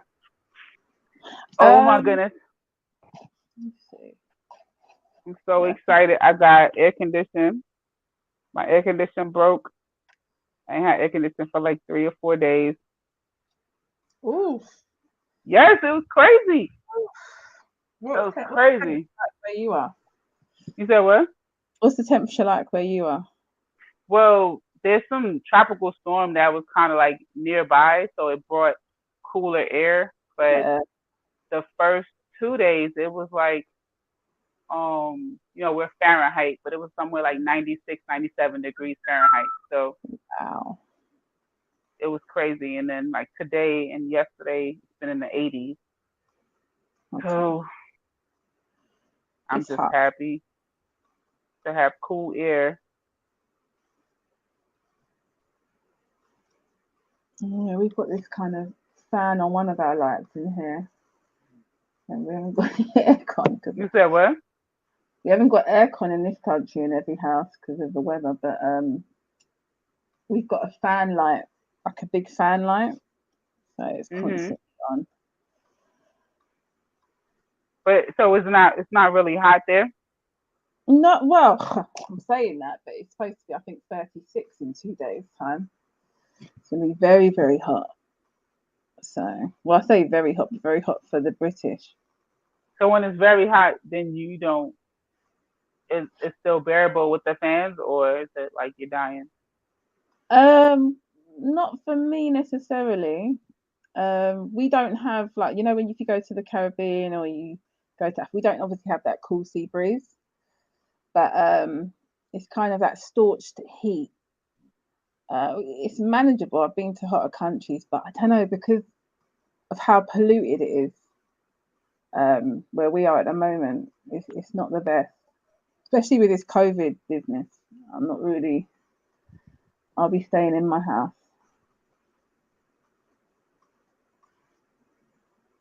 So come on, chatters. So you've been like working from home? Yeah, no, it's just not. There's no change here. In fact, I was hearing a little birdie was saying to me that a lot of the schools are not going to be able to open in September. So I don't even know. What you mean, a little birdie? They're not making an announcement? Well, there's so many restrictions, and there's so much to do. A lot of the schools, they're just not big enough to provide what the government are asking. So they're relying on town halls, libraries, other areas for schools to for schools to kind of use. But obviously all schools are wanting to use the one town hall, the one library, and it's, I don't know. I don't even know how they solving these problems. Listen, this joint is so easy over here. Like one school could have anywhere between 400 to, I don't know, 800-900 students. There's no school. It's that simple. There's no school. No, virtual school. That's it. Virtual school. But the problem is that especially for what you call primary school age, who is teaching? Who's going to be at home with these kids while they got virtual school? Big problem. Big problem. You got parents who have what they call essential workers, or even if they're not essential, their job has returned, opened back up. So do they not go to work so that they could be at home with their kids who have school? Like, it's just a big problem. It's a tricky one. We've got the same issue as you guys. They want the economy to keep going over here, so they need children in school. It's not even a case of they're concerned about their education. So I mean, like a lot of the states in America have decided that they are going to do virtual at least until January. Okay. So that just lets you know so if you're going to do virtual until January, who is going to be home with these children? That's the problem. That's the problem the government are. You got a 9-year-old kid. Who's home with them? Would they just stay home by themselves and log into Google, and you're going to trust a 9-year-old to fix their own lunch, and a 9-year-old going to do their homework and stay attentive and like. It hasn't been very clear here. I mean, they were opening up like the tube service, which is the subway where you are, and it was packed. Early into the outbreak, it's been a mess, really, to be honest. They've had to because I think with you it's state by state. So for us, it's that one government rule. But now they're going and they're kind of locking down certain areas. But you lock down those areas and those people will just come into other areas. So really, it doesn't make much sense. But it's not. You know what the funny thing is? Not even state by state. Oh, is it not? A school. Nope. A school district by school district. Okay. So like some school districts could say, we're going to do 50% virtual, 50% in the building. Another school district could say we're going to do 100% virtual.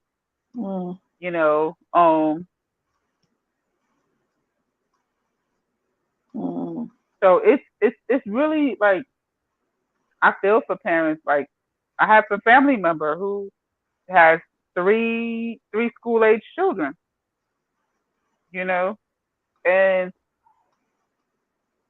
like she's contemplating on quitting her job. If she quits her job, one, she has to hope that she can find a job that will allow her to work like remotely with her level of qualifications. And then two, that puts a lot of pressure on the other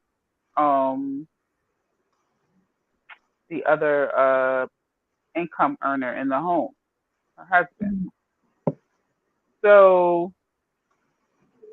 but then what is the alternative? Like, your kids don't go to school so you can go to work? Like, you see what I'm saying? Like, what is the alternative? I just think that these politicians need to come up with some answers like yesterday. Yeah. Another issue they've got is there's these 3-generational homes where you have. Who is this person? I am dark enough. Who is that? Am I dark enough? Who's saying that? Oh, is that on? Sorry, I'm not even on the page. It's in the back chat. I don't know. Ellie? I think that's odds. Oh Lord. Oh gosh. Oh, you are so funny. You look like a little Puerto Rican in media arts. I don't know about being dark. I think Oz is joking about. He must be. Can't be serious.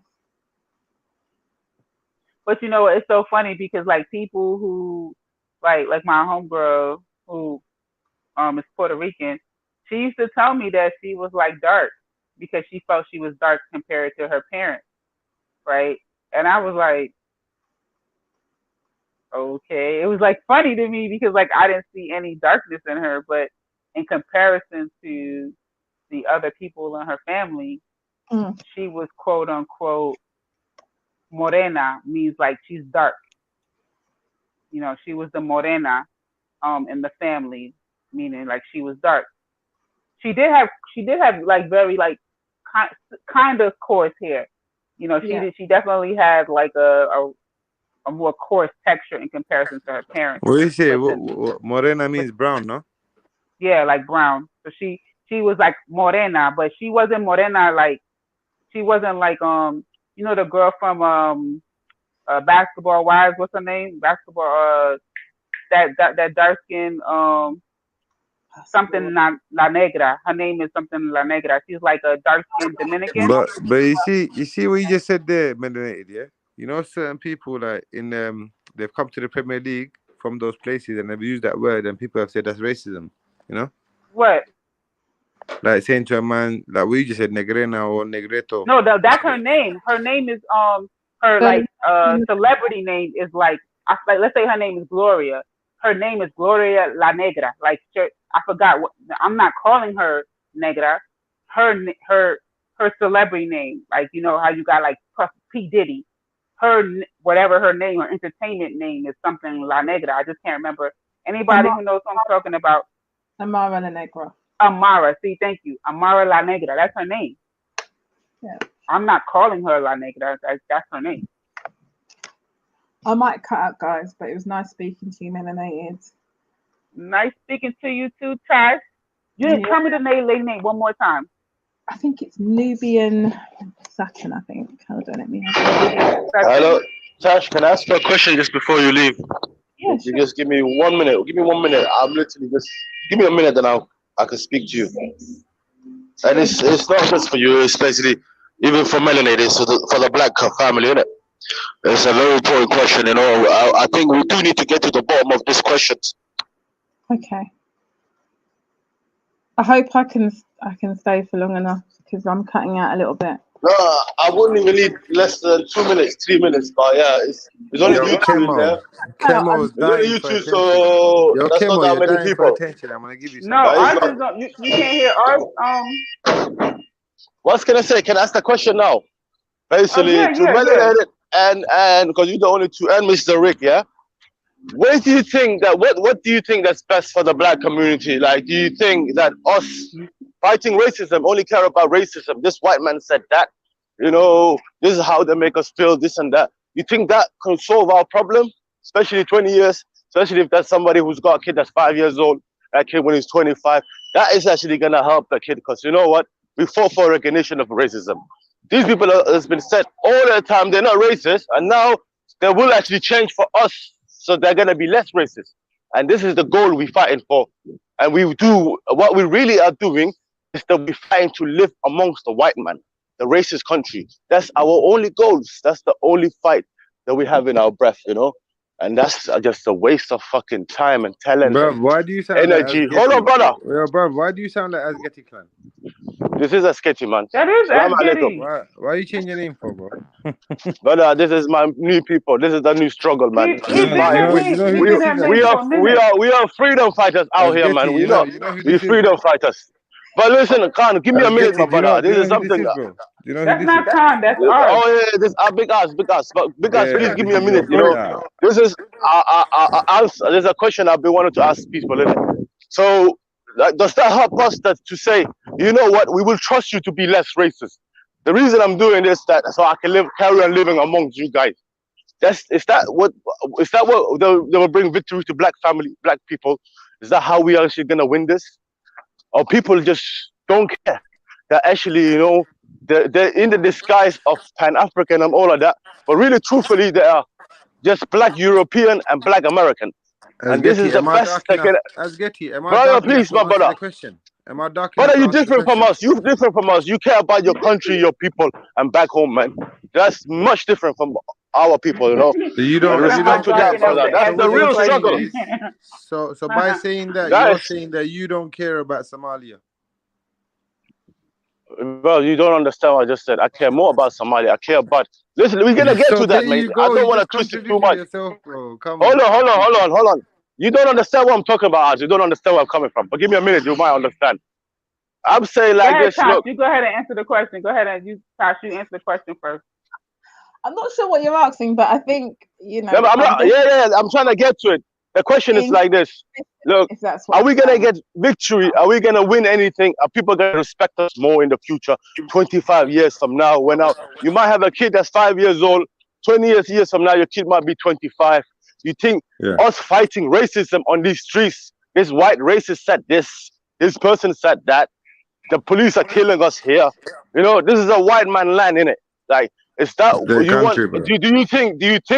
Do you think your kids is gonna have the same problem? You know, are they gonna wake up? Is there gonna be a different revolution? Because what our ancestors went through, you know, they fought a lot. They got out of slavery. Hold on. Let me just finish. Retract your statement. Okay. Retract the last message, bro, because you can't be. Hold on. I want everybody to hear this, and the reality of the truth will come out. You know, we want to find out what kind of type of black man or black sister are the African, are the black European. This is where the question is, but the question needs to be out there.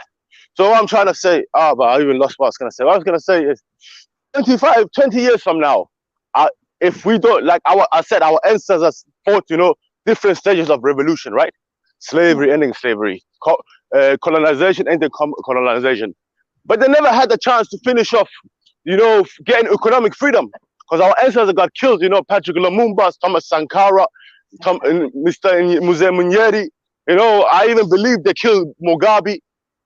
You know, I know that they done something for him in the hospital bed.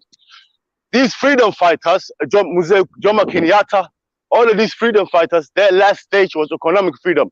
What I'm trying to say is economic freedom is, like, you know, my sister, there's no point to ask a question and, you know, answer, you know, it's no point for that. But let me just tell you what I'm trying to say, you know. Like, these people wanted economic freedom. Economic freedom for Africa means every black person will get respect no matter what. Because once you have control, hold on. You don't talk hold about on, brother. Africa Listen. This is our fucking place. This is why.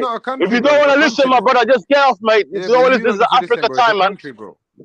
All right. It's a country, like Pakistan and India is a country, you know. Yes, because we are family, mate. We are family. We don't believe in these borders, man. I'm not Indian, bro. Yeah. I'm asking the question, but This guy's Bro, keep there's no coming in, sense. brother. You know the way you talk about it, bro. Listen to this. It's euphoria. It's just kick back, mate. This got nothing to do with you, fam.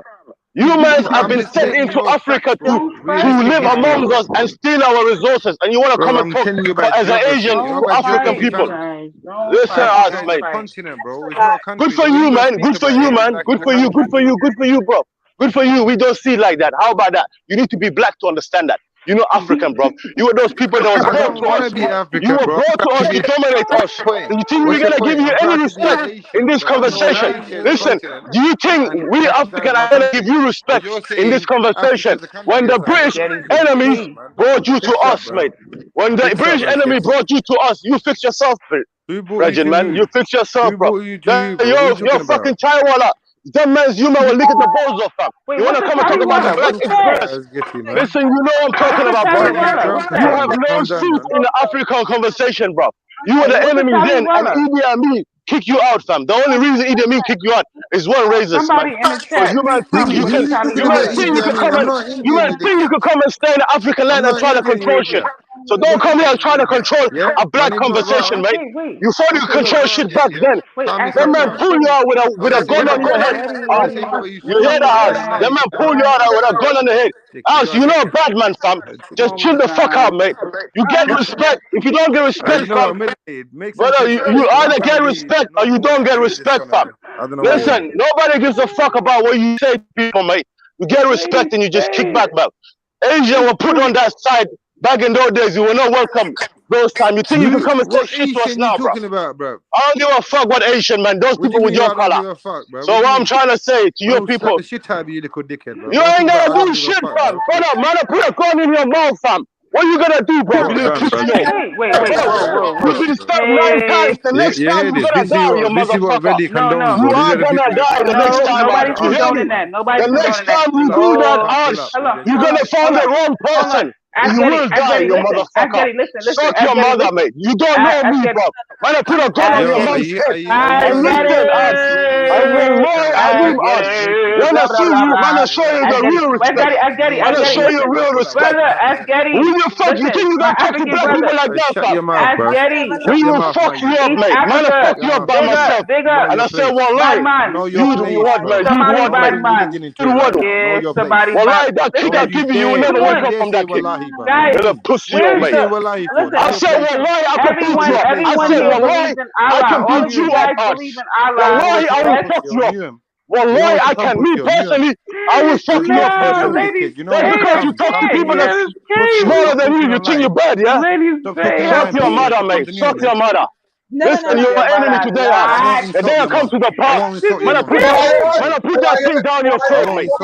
You will see, when you're in that chair, you come where, bro? Come where? Get out of the black conversation, you motherfucker. Get out. Why are you in the black conversation every time? Why are you in the black conversation? Anybody that talks to me like that, wallahi, you see what happens to you, Al. You son of a bitch. Don't say the wallahi. Fuck your mother, mate. Fuck your mother. This is Asketi, fam. You don't know nothing about me. I've been nice to you. This is how you talk to me, yeah? Suck your mother, mate. And watch when I catch you, mate. And I'm not saying nothing, mate. I don't care. I'm drunk. Today is your day. You're drunk on the internet, yeah? Tell you're drunk on the internet, yeah? You must be on You think you're gonna start on me? Listen, you man, sister. This guy, anybody talks to, I bet you come and tell me. I promise you, I'm gonna deal with this guy. Suck your mother, man. My question got destroyed because of this Asian motherfucker. We're gonna kick you out like fucking Idi Amin, man. Oh, listen, you're Asian, man. What are you doing here, bro? We don't like Asians. Man, I'm racist to Asian. How about that? I'm racist to Asians, man. How about that? You fucking pussy. You think you're not as racist as you? You think you can only be racist? You think you forgot what you said? Alright, listen. Fuck your family, man. Fuck your color, man. What's your color, mate? Fuck your color, mate. Listen, what you gonna do, you son of a bitch, mate? Listen, we don't like you, man. We know you're racist, so fuck off. You come here trying to. But you just said you're racist. Conversation, yes. Like Idi Amin, fam. Man, I'm gonna be like Idi Amin, fam. Man, I fuck you guys up. Listen, I'll kick you out anywhere you are, bro. Do something. I told you, man. Today's your calling day, mate. This is all for respect. And everybody you've been fucking disrespecting. Queen J, all of these people you've been disrespecting. Man, I'll catch you for that, bro.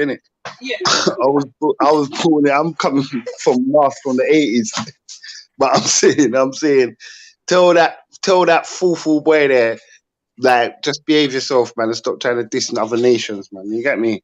You don't have to go that overboard, man. You get me? Because look how you made the bridging come out with Yo, some Freddie, big Pakistani up. Are shit. you talking about me or as Getty? Yes, I'm talking about you, bro. Because you made the You're man saying come out. I and was be- dishing other nations. No, what I'm saying, listen, because what you done, Hold you on, provoked Aki. the Did you just brother. come on and say that Somalis are No, gonna come and do me one something sec. in Gate, bro? Is that what you're Bro, saying, brother? one sec, man. I'm saying